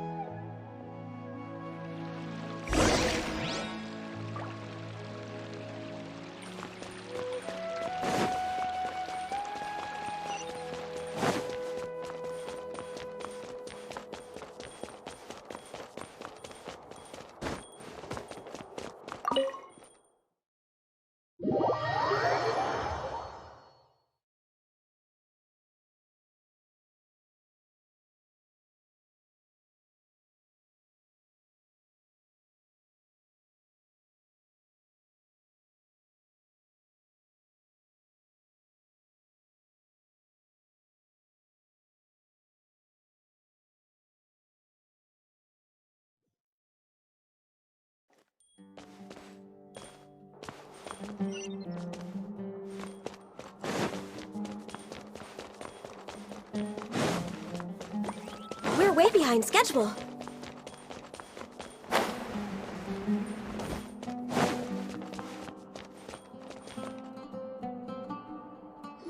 Oh, Hatham should be around here somewhere, right? Oh, he's over there! But it looks like he might not have time for us. Just put down that worthless book and tell me what happened in the academia. This is not just some worthless book. Do you have any idea how difficult it is to find a physical book like this in Sumeru? It doesn't matter. It's probably just another thing that you used your authority to get your hands on anyway. Just put it aside. Listen, I came back today only to hear that the sages have disappeared. Oh, you sound surprised. I thought you would already know the inside story. Would I be here asking you if I knew? You're the scribe, not me. So just tell me what you know already. Well, I almost became a sage. Huh? Oh, don't sound too surprised now. You're the renowned Kaveh, light of the Ksharawar. Besides, as a master builder and craftsman, chances are you'll be appointed as a sage too. Why do I feel like you don't really mean it? Huh. What makes you say that? Why would you question my heartfelt sincerity? Maybe it's because you've never said anything good about me before. Yeah, well, I share a similar sentiment, and anyone who knows you as well as I do would surely do the same. Oh, you... See? This is why I hate discussing anything with you. Your ridiculous and arrogant attitude always gets in the way. It seems that you really can't stand my personality. Ha! What was your first clue? Well, then you might as well move out of my house. Are you threatening me? Stooping to a new low, I see. Ugh, and don't change the subject. You, a sage? What a joke. The academia might as well just close tomorrow. Are they having a fight?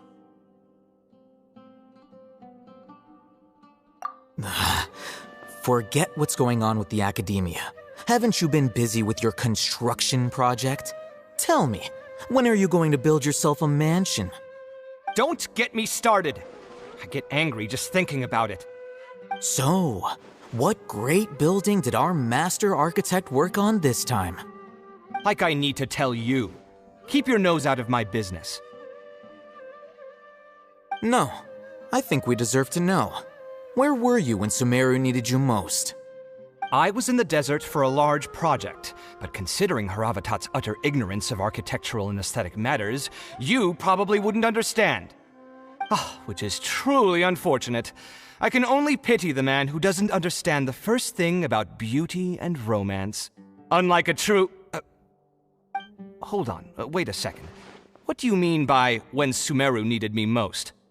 Well, while you were out fiddling around in the desert, many people came together to save Sumeru from a crisis. Ha! And you think I'd believe that? Look, all you really need to know is that Azar and all his accomplices have all been overthrown. Huh? What nonsense are you talking about? It's no skin off my nose if you don't believe me. It's not like my Darshan was the one trying to apply for funding from the Grand Sage. Yours, though, on the other hand... You know what? I'll ask around. I'm sure someone knows what's going on here. You're dead if I find out you're lying to me.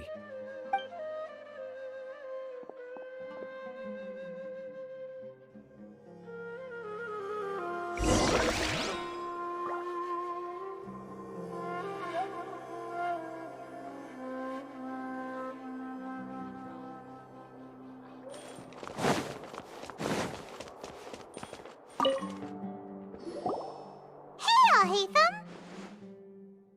Oh, it's you two. What's the matter? We're running some errands for Nilu. Have you received her letter? Letter? Nilu said she sent out a letter inviting everyone to a celebration feast in 2 days at the Grand Bazaar. We'll also be celebrating Zino's reinstatement as General Mahamatra. If she addressed the letter to all Hatham of the Academia, then the letter should have gone to my office. I've been busy these days, so I haven't had time to check for any new mail at my office. I only now have some free time to attend to personal matters. Have you always been so busy with your work? Of course not. I'm only busy these days because several sages have been dismissed recently and the whole Academia was practically turned upside down. Kainari told us they all went to train in the Avidia Forest. Apparently they will spend the rest of their lives there. That is already the best possible ending for the likes of them. 4 of the 6 great sages were possessed by their desire for power and attempted to create a new god. In order to pull it off, they even imprisoned the other 2 rational sages. To imagine such things could take place in the Academia. I don't know where to begin. Yeah, you're right. Huh. Feels kind of strange to hear them called that after all this time. But then again, the 6 great schools sounded pretty impressive too. Yes, at least that's how they're supposed to sound. It's said that when the Academia was first founded, the Dendro Archon herself established the 6 great schools, each representing one of the 6 different types of wisdom. Numerous Darshans have sprung up and faded. Only the 6 Darshans attaching themselves to the 6 great schools have stood the test of time and obtained permanent seats in the Academia. Now, the 6 Darshans are nearly synonymous with the 6 great schools, and the leaders selected for the schools are the 6 great sages. Among the 6 great sages, there is one central leader, the Grand Sage. Unfortunately, only the sages from Vahumana and Amorta remain now. They were imprisoned for opposing Azar and were only rescued after Azar's downfall. So who's managing things in the other 4 schools now? Do they need to find someone new? Yes. Normally, new sages are selected based on a strict set of criteria. Oh, didn't you just say something about becoming a sage? If they pick you, then we'd have a huge connection in Sumeru.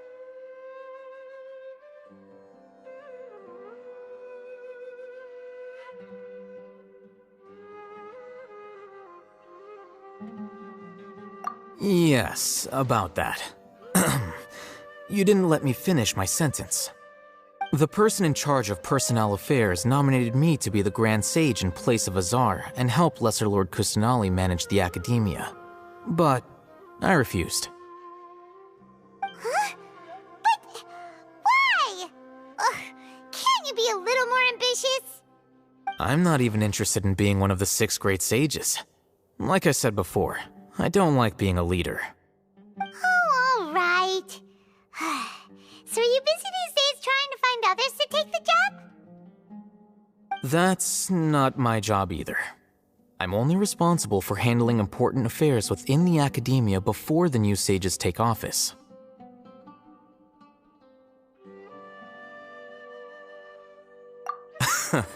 And the first thing I'll do is reject Kasharawar's application for funding. By the way, who was that other person just now? Is he your friend? Do we look like friends? Paimon doesn't know. That's why Paimon's asking. His name is Kaveh, my roommate. You could say he's the representative for Ksharawar scholars.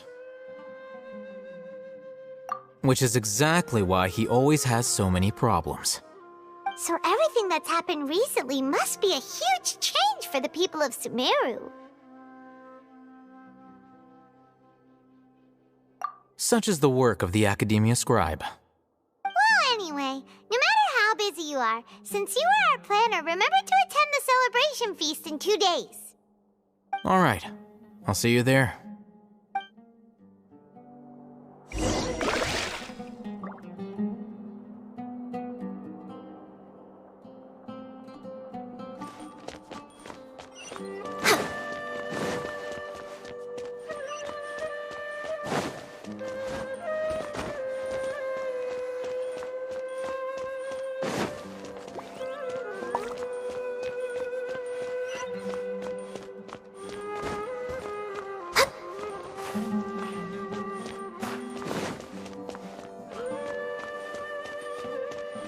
We're way behind schedule.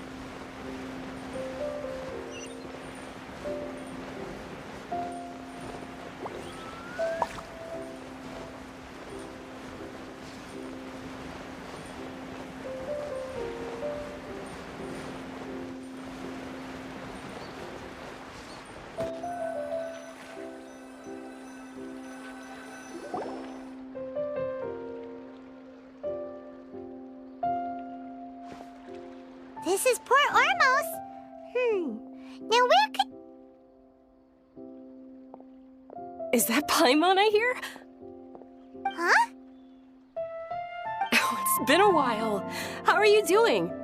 Dunyarzad! It's been so long since we've seen you! I'm doing well. I can go as far as saying I have never been happier in my entire life. I don't know if you've heard, but Elazar has completely disappeared, and all the patients have recovered. You kidding? Knowing them and the connections they've got, I'm sure they've heard about it. Yeah! That's right. My lady is feeling better now, so I'm accompanying her for a walk. Why do you still call me that, Dia? You've already informed my father of your resignation. I guess I'm just used to calling you my lady. Old habits die hard. Resignation? You mean you're quitting? Yeah, I might start losing my edge if I keep being a bodyguard for the Homayanis. You know that my parents and I are fond of you, and that we appreciate you very much. It wouldn't be a problem if you wish to continue to be our bodyguard. I'm not a woman that's easily persuaded. You should know that by now, my lady. When I took this job, I had already decided that I'd quit as soon as you'd recovered. It's time for me to get back out there and chase that horizon. So what are you gonna do now if you're not gonna be a bodyguard anymore? I want to take a risky job and put my body to the test again. Huh? But we literally just finished one of the most dangerous jobs ever! Are you getting bored already? I know. If I hadn't joined in that plan with you, I wouldn't have come up with this idea. I guess I still get fired up by that feeling of going all out in a fight. It made me realize that I'm still a mercenary through and through. Life is short, and I'm happy that I got to be a part of that operation. But the whole thing also made me realize that there are still many problems in Sumeru, and as a desert dweller, I'm still not completely ready to settle down on this side of the wall.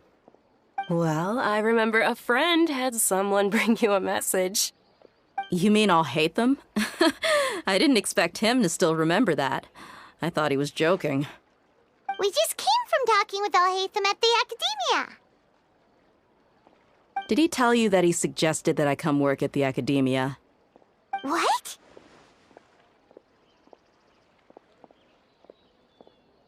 I heard that Azar and his cronies fell from power, and Alhaitham told me that now was a good time to find a job in the Academia, but only if I wanted to. Whoa. Paimon can't see you being anything other than a mercenary. Me neither. But I think Dia would look great dressed up as a scholar. Ugh, forget about it. I wouldn't last 10 seconds in there. Alhaitham probably just liked the way I worked and knew I'm good in a fight, so he suggested I find some work in the Academia. But you know, if you take him up on the offer, Sino might actually agree and let you become a Matra. Because you're super amazing! The Matra have all the talent they need as long as they have Sino.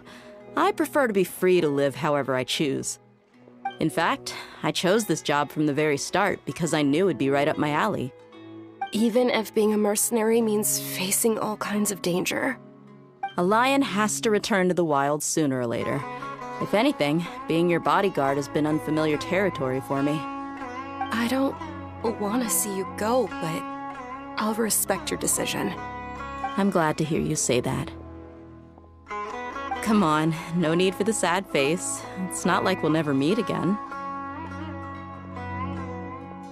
Once the whole Dendro Archon thing is settled, everything in Sumeru will take a turn for the better. That makes me happy too. But a peaceful society will probably mean less demand for mercenaries like me. Before long, we'll be a dying breed. So I'd better get to work while I still can. Huh? But wait a second! You make it sound like you're leaving now! Well, no, not yet at least. I promised my lady I'd stick around until next week. So, have you been in Port Ormos this entire time? We were wondering if you had received a letter from Nilu. Oh, did Nilu write to us? She heard that you were seen in Port Ormos, so she sent the letter here. Huh. It was probably sent to the inn that we're staying at. My lady has been very energetic lately and keeps taking me on hikes, staying out even into the night. By the time we get back, the receptionist is usually off napping on the job. Right, and we tend to leave quite early in the morning, so the old man on duty is also usually dozing off. So what it really sounds like is that the person on duty is always asleep. I bet the letter's at the reception desk. I'll go check later. No wonder there wasn't a reply. You never received the letter. Good thing Nilu asked us to come and check on that. Sorry to make you two come all the way out here. It must be something important for Nilu to specifically write to us like that. Yes, she said they were preparing a victory feast in the Grand Bazaar, and will also be celebrating Sino's reinstatement as General Mahamatra. She was hoping you could come. Great! I'll be sure to attend.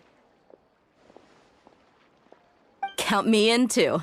But is there some sort of dress code or anything for the feast? Can I just show up looking like this? Since it's being organized by Nilu, I don't think she'll be too picky about that. If anything, I think she wants to see us as our most natural selves.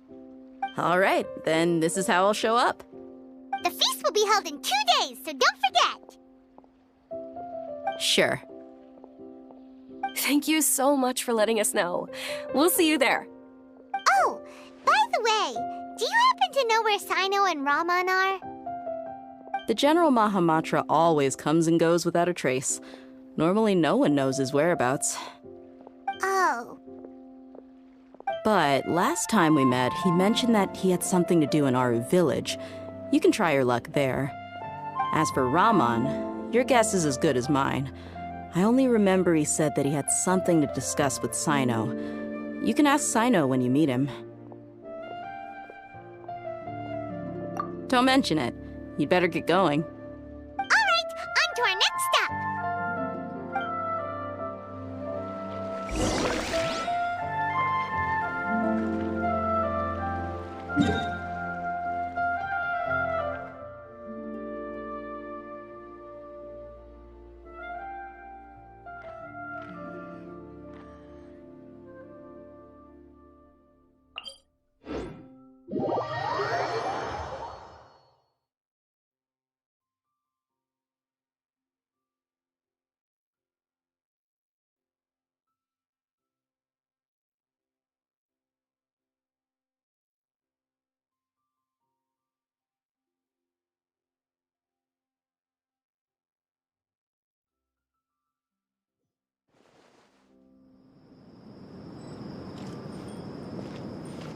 way behind schedule.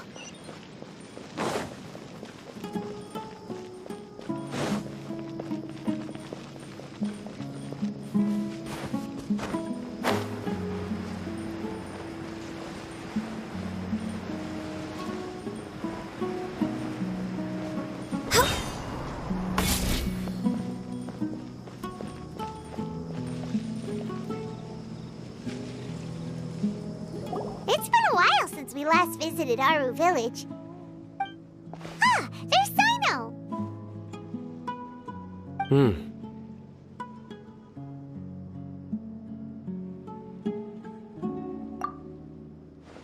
What brings you here? We recovered well, and Tanari agreed to let us leave, so now we're out and about again. It seems Gandharvaville's medical treatment is still as good as ever. And Tanari is recovering well, too. That's good to hear. Yeah, you're the one who brought us to him when we lost consciousness, right? Thanks for that. You're welcome. Tainari has excellent medical skills, and Kale is quite attentive. It was the best place for you. But why are you just standing here like a dead tree? I'm meeting some people. Oh, you mean Candace? I've already talked with Candace and the village chief. They're still at the usual place. You can go there if you'd like to see them. But you know one of the people I'm meeting as well. Oh, by King Deshret's blessing, my friend suddenly appears in the desert. Don't tell me you've run into trouble and need us to help now. Roman! And... huh? Sataria? Oh, you know me? Oh, well, you're pretty famous in the academia. Don't worry, these are our friends. No need to be so guarded. I see.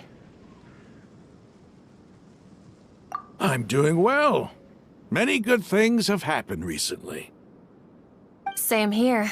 Really, I feel that my whole life has started to shine after suddenly finding a new direction. Oh, tell us everything. Yeah, you go ahead. Alright, well, I suppose I should start by saying I've decided to leave the academia. What?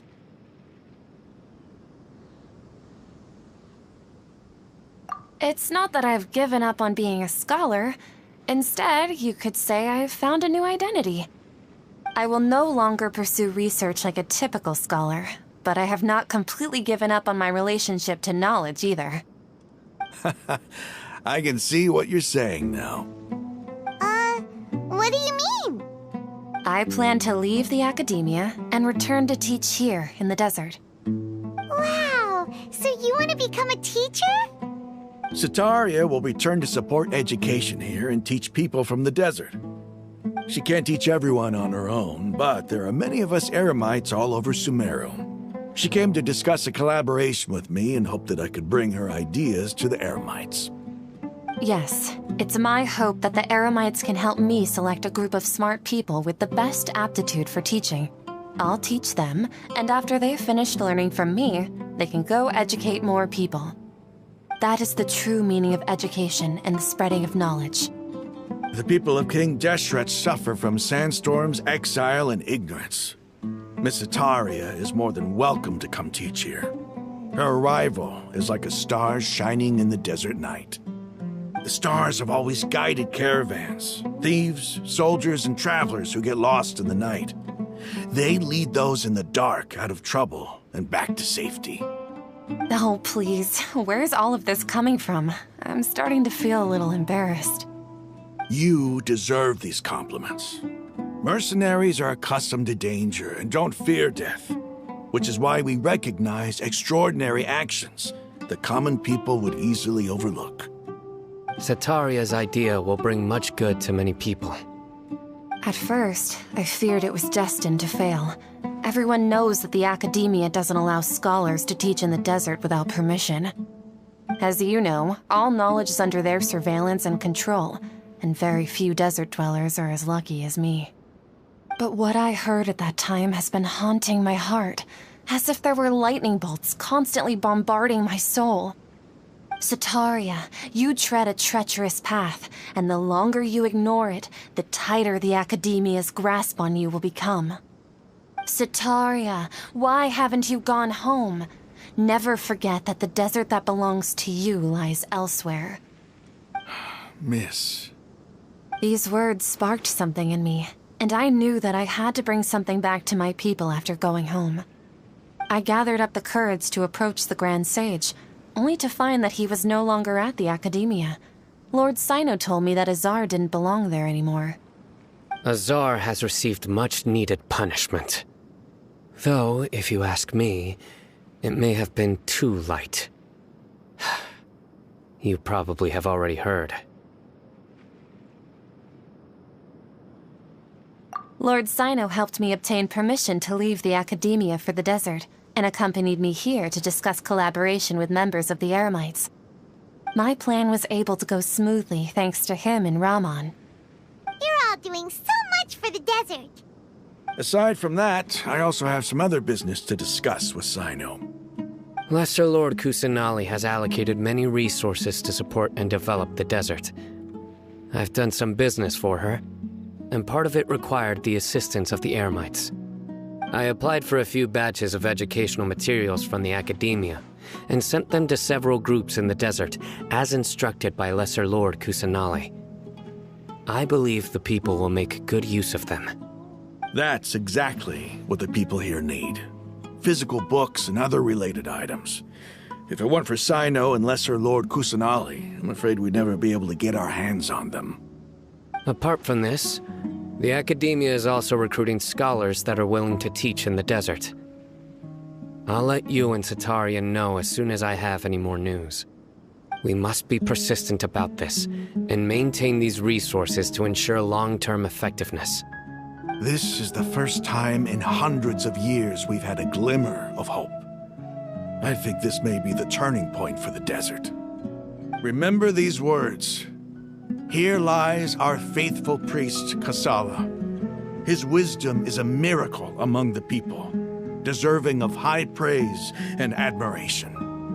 I hope people with wisdom like that priest will rise again among the desert dwellers. Then we'll once again see the wisdom and glory that once shook the world. Enough about us. Are you here to discuss some business too? No, not at all. We're actually here on behalf of Nilu. Nilu wanted to write to everyone, but she wasn't sure where the letters should be sent, so she asked us to come find everyone personally. A celebration feast will be held in 2 days at the Grand Bazaar. She hopes that all of you will be able to attend. At the feast, we'll also be celebrating Sino's reinstatement as General Mahamatra. Although, judging from your appearance, it seems you've already been reinstated. Paimon thought you would only start working for the Academia after the feast. Celebration? Feast? It's the first I've heard of it. Tighnari was right. He really didn't know. This feast is for you, Sino. Sounds to me like you'll have to be there. It's rare to see that kind of expression from Lord Sino. You must not like feasts very much. No, not really. But I'll go. Well, I still have a lot to handle here. Besides, I need to look after Miss Sataria in the desert, so I'll have to pass. I'm afraid I won't be able to join you. Although, if you'd be so kind, please give a message to Miss Nilu for me. The message is, I'm sorry for how I treated you before, but now I understand the beauty of your dance. It's like a light shining in the sky. You and the art you symbolize are not only beautiful, but also lively and powerful, so much so that it was prohibited. Please keep dancing, and someday I'll be able to appreciate your art in person. Okay, we've got all that down. Our job here is complete as well. Oh, Sino, remember, party's in 2 days. Make sure you're there. Got it.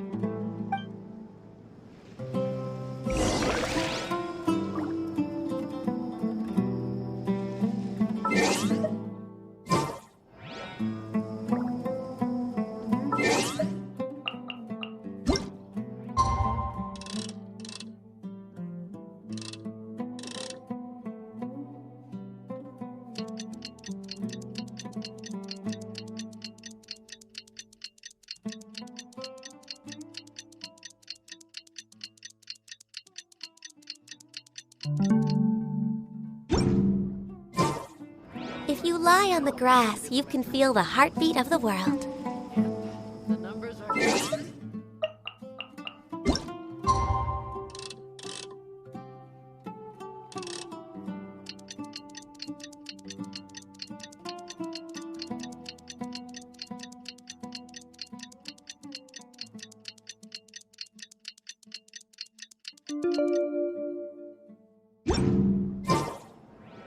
Today's the big day!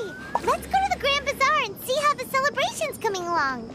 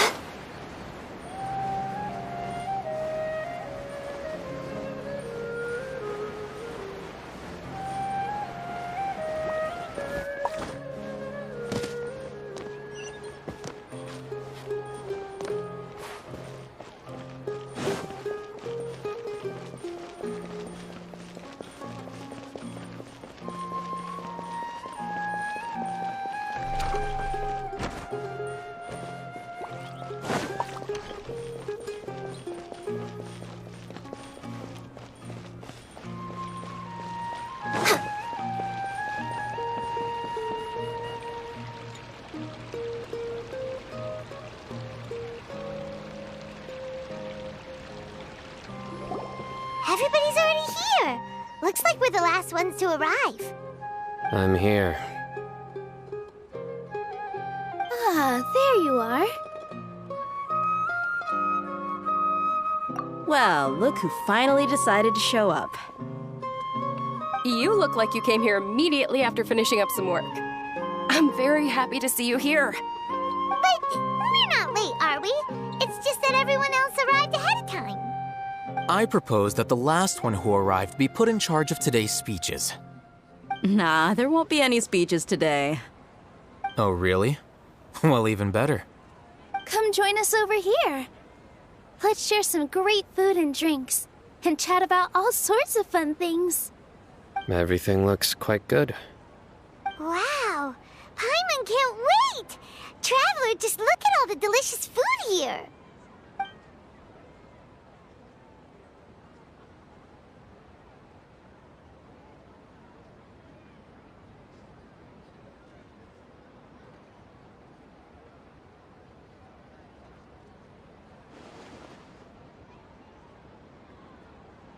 Whoa! It's so delicious!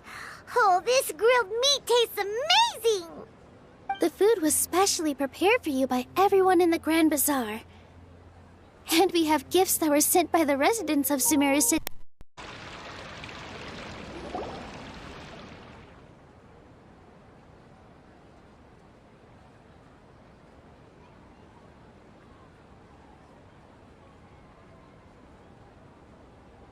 I'm here. Ah, there you are. Well, look who finally decided to show up. You look like you came here immediately after finishing up some work. I'm very happy to see you here. But we're not late, are we? It's just that everyone else arrived ahead of time. I propose that the last one who arrived be put in charge of today's speeches. Nah, there won't be any speeches today. Oh, really? Well, even better. Come join us over here. Let's share some great food and drinks, and chat about all sorts of fun things.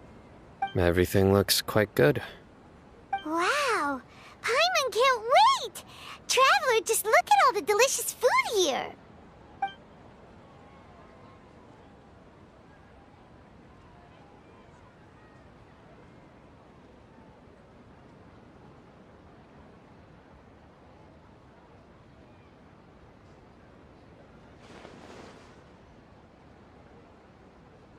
Whoa!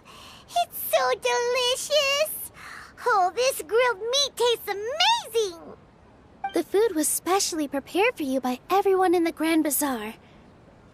And we have gifts that were sent by the residents of Sumeru City when they heard we were holding a feast. Everyone that came said that you saved Sumeru and wanted me to thank you all on their behalf. Ah, feels kinda nice to be seen as a hero. I could get used to this. Being a bodyguard is also a hero's job. You've always been amazing, Dia. My lady sure has a way with words. Thanks. I'm glad to hear it. And I'm happy to meet everyone that participated in the great plan. Don't mention it. Come to think of it, we've really done something impressive together. It's unbelievable! We owe it to our abilities. And luck. Really? Why do I remember everybody thinking that luck was against us and feeling like we hardly had a chance of succeeding? That's how I remember it too. It's luck that brought us together, and it was luck that let us form a team. Then, it took even more luck for us to formulate a plan and implement it successfully. Moreover, judging from the results, everything worked out well. Yeah, everyone gave it their all when it mattered most. It was almost like a performance. We took the stage and put on our best show. Everyone played their part, and thanks to everyone's efforts, the performance was a great success. So, would you say we're good actors too? It's such a blessing that Lesser Lord Kusanali was able to return to power at the Academia. Yes! Even after being abandoned and neglected so many times, she's finally returned. Uh-huh. Lesser Lord Kusanali once used all her power in a great disaster, which resulted in her losing all her wisdom and memories of the past. The Academia basically abandoned her because of it. This should be something everybody should remember. Huh? You look surprised. I didn't say anything wrong, did I? No, everything you said is correct. That's good. Something wrong? Yeah, what's with that face? You knew all of this already.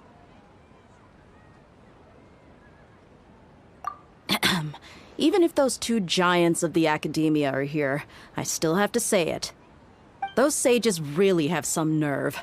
500 years ago, Lesser Lord Kusanali used all her power for the people of Sumeru, and what did they do in return?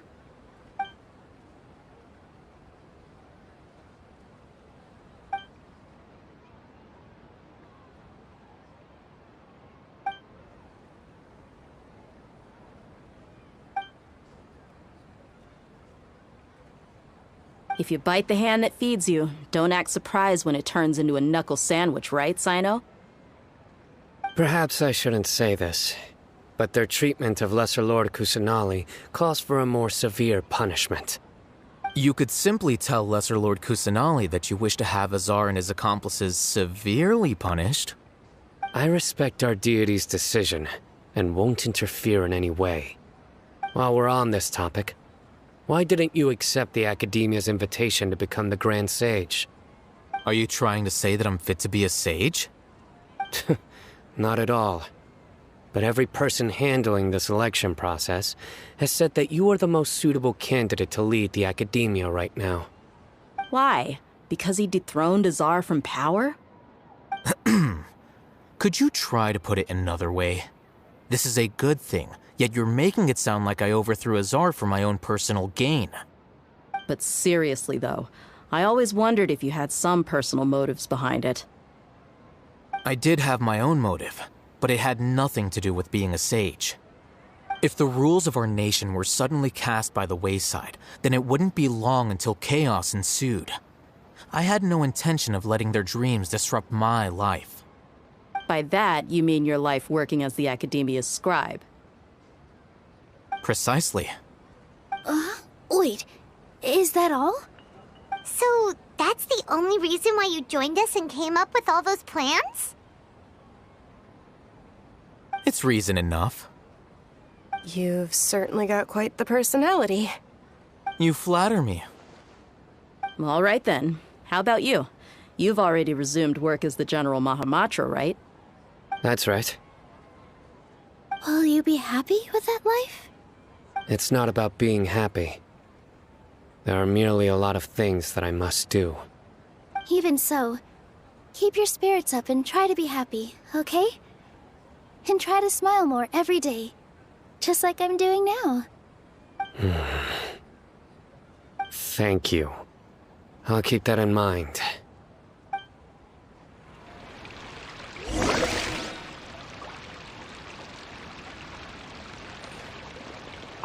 Ah, there you are, traveler. Well, how is it? Are you enjoying the feast today? If there's anything you're unhappy with, just let me know. I'll be sure to take note of it.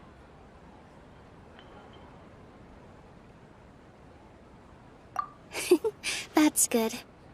It's the first time I've ever invited so many exceptional people to one place. I was a little nervous myself.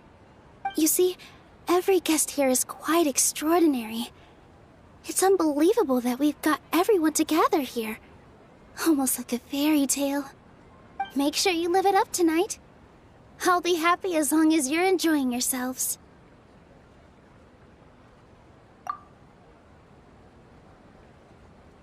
I'm honored to have her think of me this way. If I have a chance in the future, I would really like to invite her to one of my performances. I can't explain why, but I just feel elated right now. Thank you.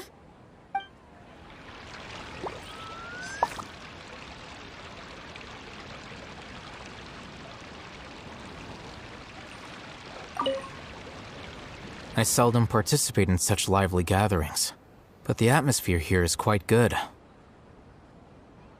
No, this gathering today has a unique meaning.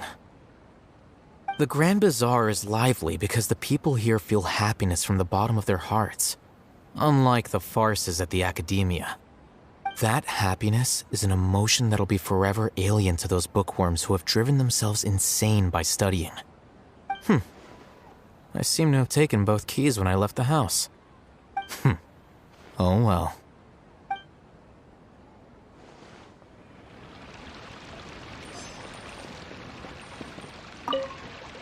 My lady, the grilled meat over there is delicious.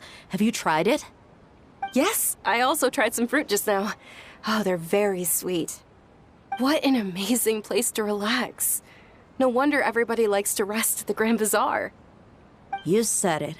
Oh, look who else is here. Hello. Oh, I'm so happy Nilu invited everybody. Oh, now I have the chance to meet all the heroes.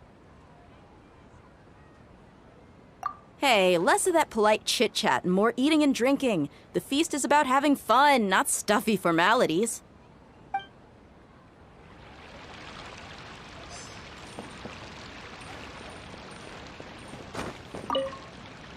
The atmosphere here is good, and everything is delicious. Yeah. I don't often come to such places, but it feels quite good. I have a lot to handle these days. Otherwise, I could show you around.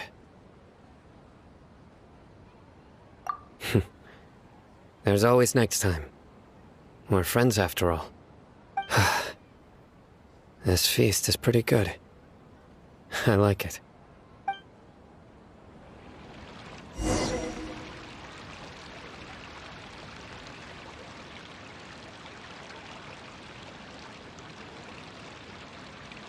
Hey, what's wrong? Your head is starting to droop. Hey, you can't just fall asleep here. Paimon will go find something delicious for you to eat. You'll wake up once you've put something yummy in your tummy. Of course, just wait here for Paimon.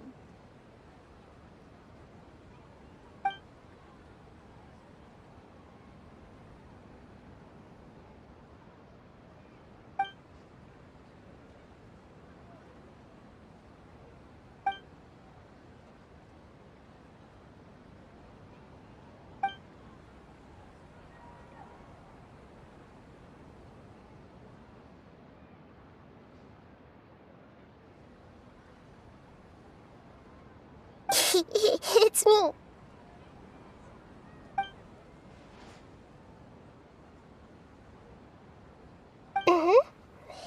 You may blame me for being a bit too self-indulgent. I was thinking about talking with you, and the next thing I knew, I had made a connection with you. The connection between us is amazing. It's like flora and the fence it grows upon.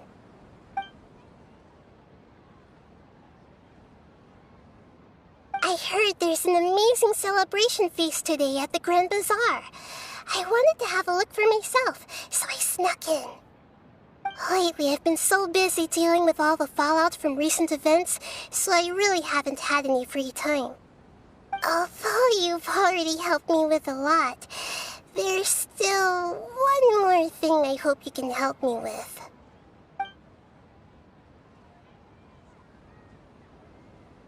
Please say thank you to everyone for me.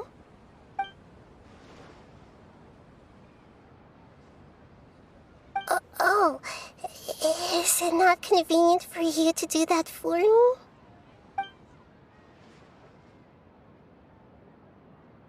But if I just show up all of a sudden, people will become all quiet and stiff, won't they? What if I end up scaring them and ruining this wonderful feast? That'd be the last thing I want.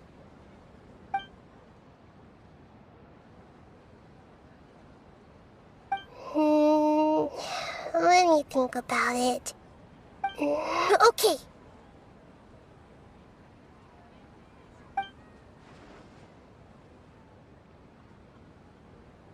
Yes, I have.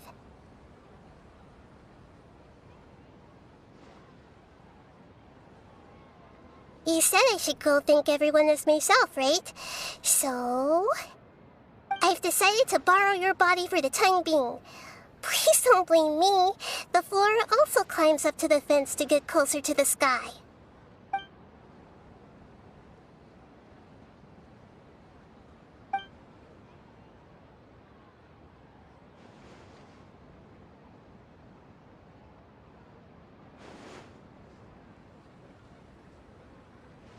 Everyone!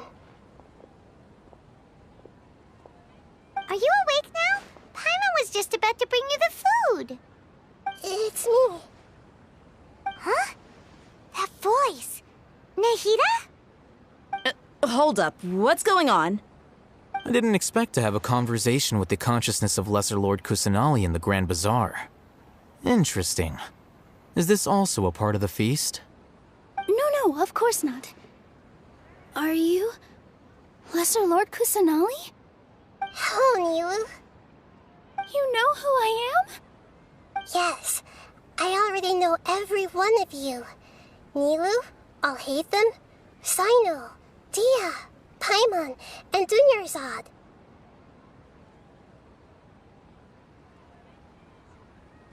Lesser Lord Kusanali? I took the liberty of occupying the traveler's body so that I could thank all of you in person. Thank you so much for rescuing me, even if that meant placing your own safety in peril and taking the risk of becoming enemies with the academia, the sages, the doctor, the balladeer, and even the entirety of Sumeru. Without you, without any of you, I would have been in a much more difficult situation. Had you not helped me to resolve the crisis, not only I, but Sumeru and even the entirety of Tevat would have suffered great misfortune. People refer to you as the heroes who managed to rescue a god. I'm quite fond of this name.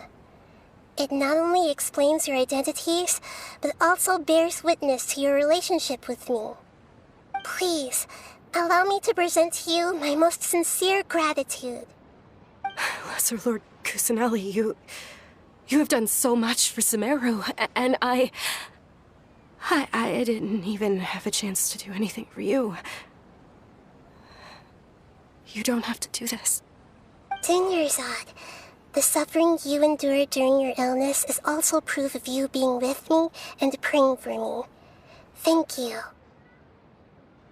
You don't need to be so ceremonious. It's always been my duty to protect you. This is how the relationship between the Academia and Dendro Archon should be. We just did what was necessary and set things back on the right path. You're an Archon, but you act so humble. You really don't need to be so polite with us. I'm honored to have been able to take part in this plan. I hoped you liked the dance I dedicated to you. Thank you, all of you. Thank you so much.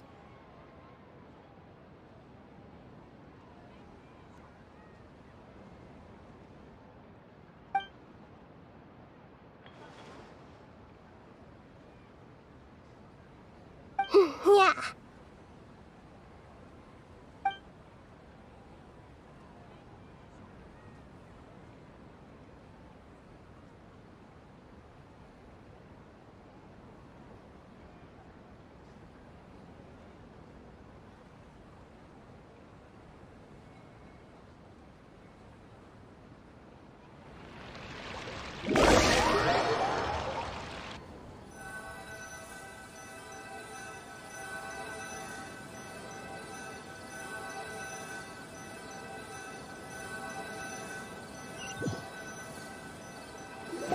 Are you awake? Did you rest well?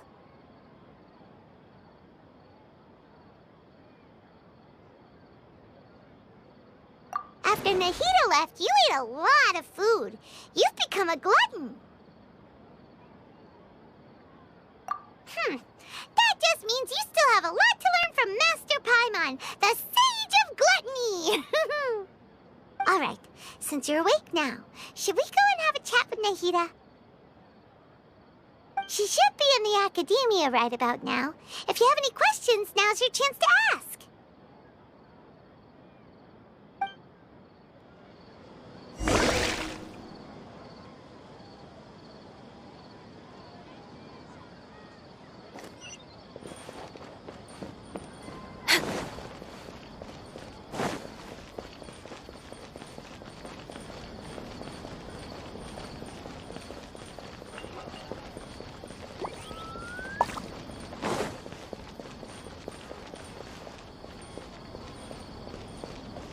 Next on the agenda...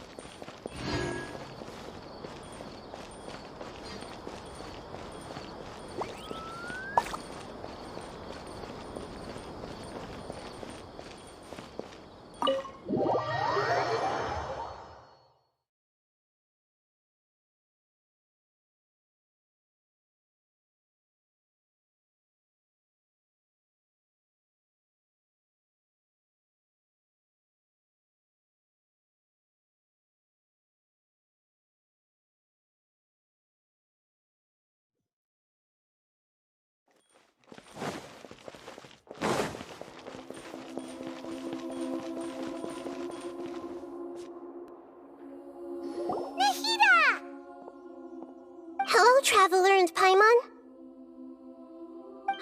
What a fantastic night!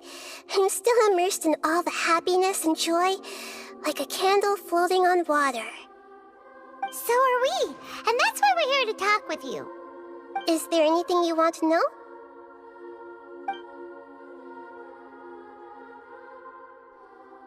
After recent events, the Akasha can no longer function as it used to. I've given it some thought, and have decided to shut it down permanently. But this is definitely not a bad thing. Even from the beginning, I've been planning to shut it down. The Akasha's centralized administration of knowledge has always restrained people's curiosity and curtailed the number of paths available to them. I don't think this is good for Sumeru. Although people may initially feel a little uncomfortable with the loss of the Akasha, they will soon understand that this life is more suitable for them. And as for the future of Sumeru, I'm preparing to regain control of the academia. The former sages have received their punishment, but the new sages have yet to be selected. I will oversee the process personally. I hope that the new 6 great sages will be more focused on academics. Sumeru needs such leaders more than ever. The other big issue is the people of King Deshret. All the residents of the desert, in fact. They have been mistreated for far too long. I've already taken some measures to address this. It will take some time to rebuild everything, but no matter if it's culture, friendship, or trust, we will rebuild it.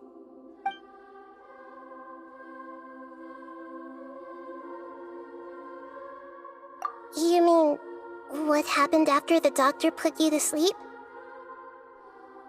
Not exactly. The top-ranked Fatui Harbingers, up to number 3, possess power comparable to that of gods. I was no match for him in that kind of situation.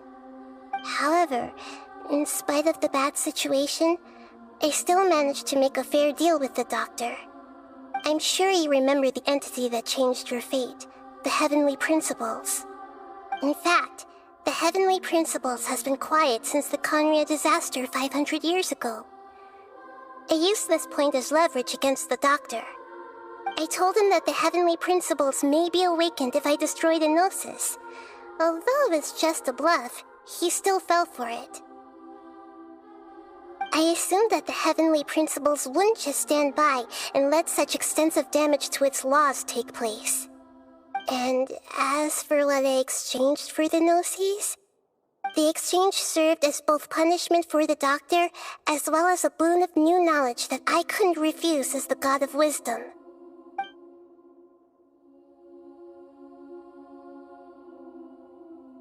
He's still in a coma. I've hidden him like how one would hide a feather. I know you have many misgivings about him, but as someone who had become a god, he has retained a number of very useful features. Don't worry, I'll keep an eye on him and make sure he doesn't do any evil. In addition, there are still some mysteries left in him. Some things may be very clear from my perspective, but he has still yet to understand them himself. His future will be determined by fate.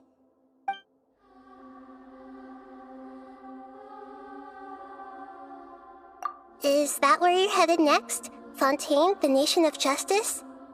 As far as I know, that nation operates in the judicial system. Does their Archon personally judge people? No, there's a Chief Justice in Fontaine. Generally speaking, the Hydra Archon, Focalor, won't preside over individual trials. However, even then, Focalor will still make herself present at just about every trial. It seems that she just likes to immerse herself in that sort of atmosphere. As Archon, she still reserves the right to influence the final verdict. Anyway, let's just say she's got, a very unique personality.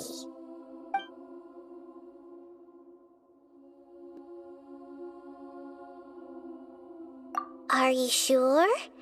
Isn't there something else you haven't asked about yet? Huh? You mean... About your brother. While you were resting at Gandharvaville, I took some time to perform an Irminsul search for information on your brother.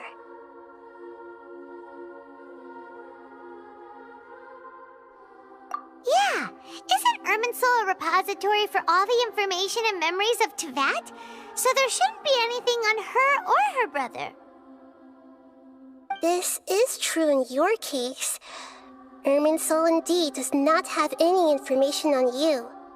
However, there must be something different about your brother, because as it turns out, the world has recorded information on him after all. What? There's only one possible explanation. He belongs to this world.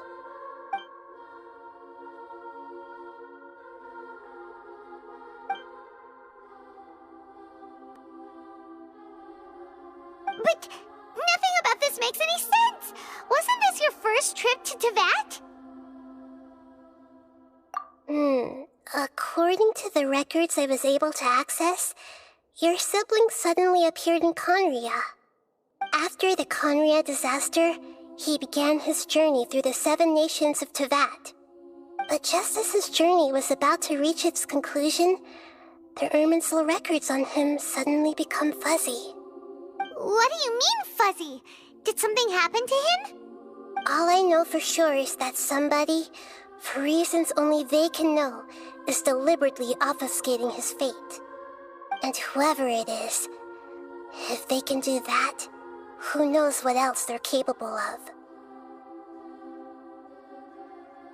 But even that wouldn't explain how he somehow comes from this world. Something else I noticed was that according to these records, the Fatui have not classified your sibling as one of the Descenders. What's a Descender? Paimon's never heard of it. Look, I'm sure you must be curious about the information I received from the Fatui in return for my gnosis, right?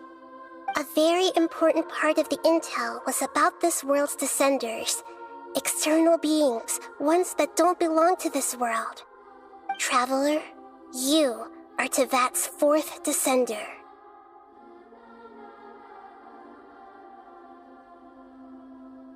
Huh?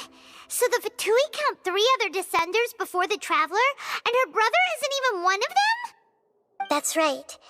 My current hypothesis is that the first Descender was likely what we now call the Heavenly Principles. As for the other Descenders, I still need to verify their existence. It could take me some time. Paimon's head's about to burst from all this crazy new information. And yet, even knowing all this, I'm sure you must still have a lot of unanswered questions. I must say, I truly regret that I can't help you more as the God of Wisdom. There are many questions in my heart as well. I will need some time to go through each one of them.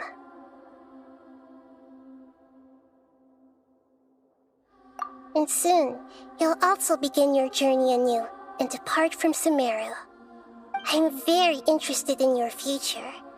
It's a journey that can't be observed or recorded by this world. If fate is the ultimate knowledge, then your future will be the ultimate fate. Paimon's sure glad we got to meet you, Nahida. The pleasure is all mine. I can't thank you enough. Alright, that's enough talk for today.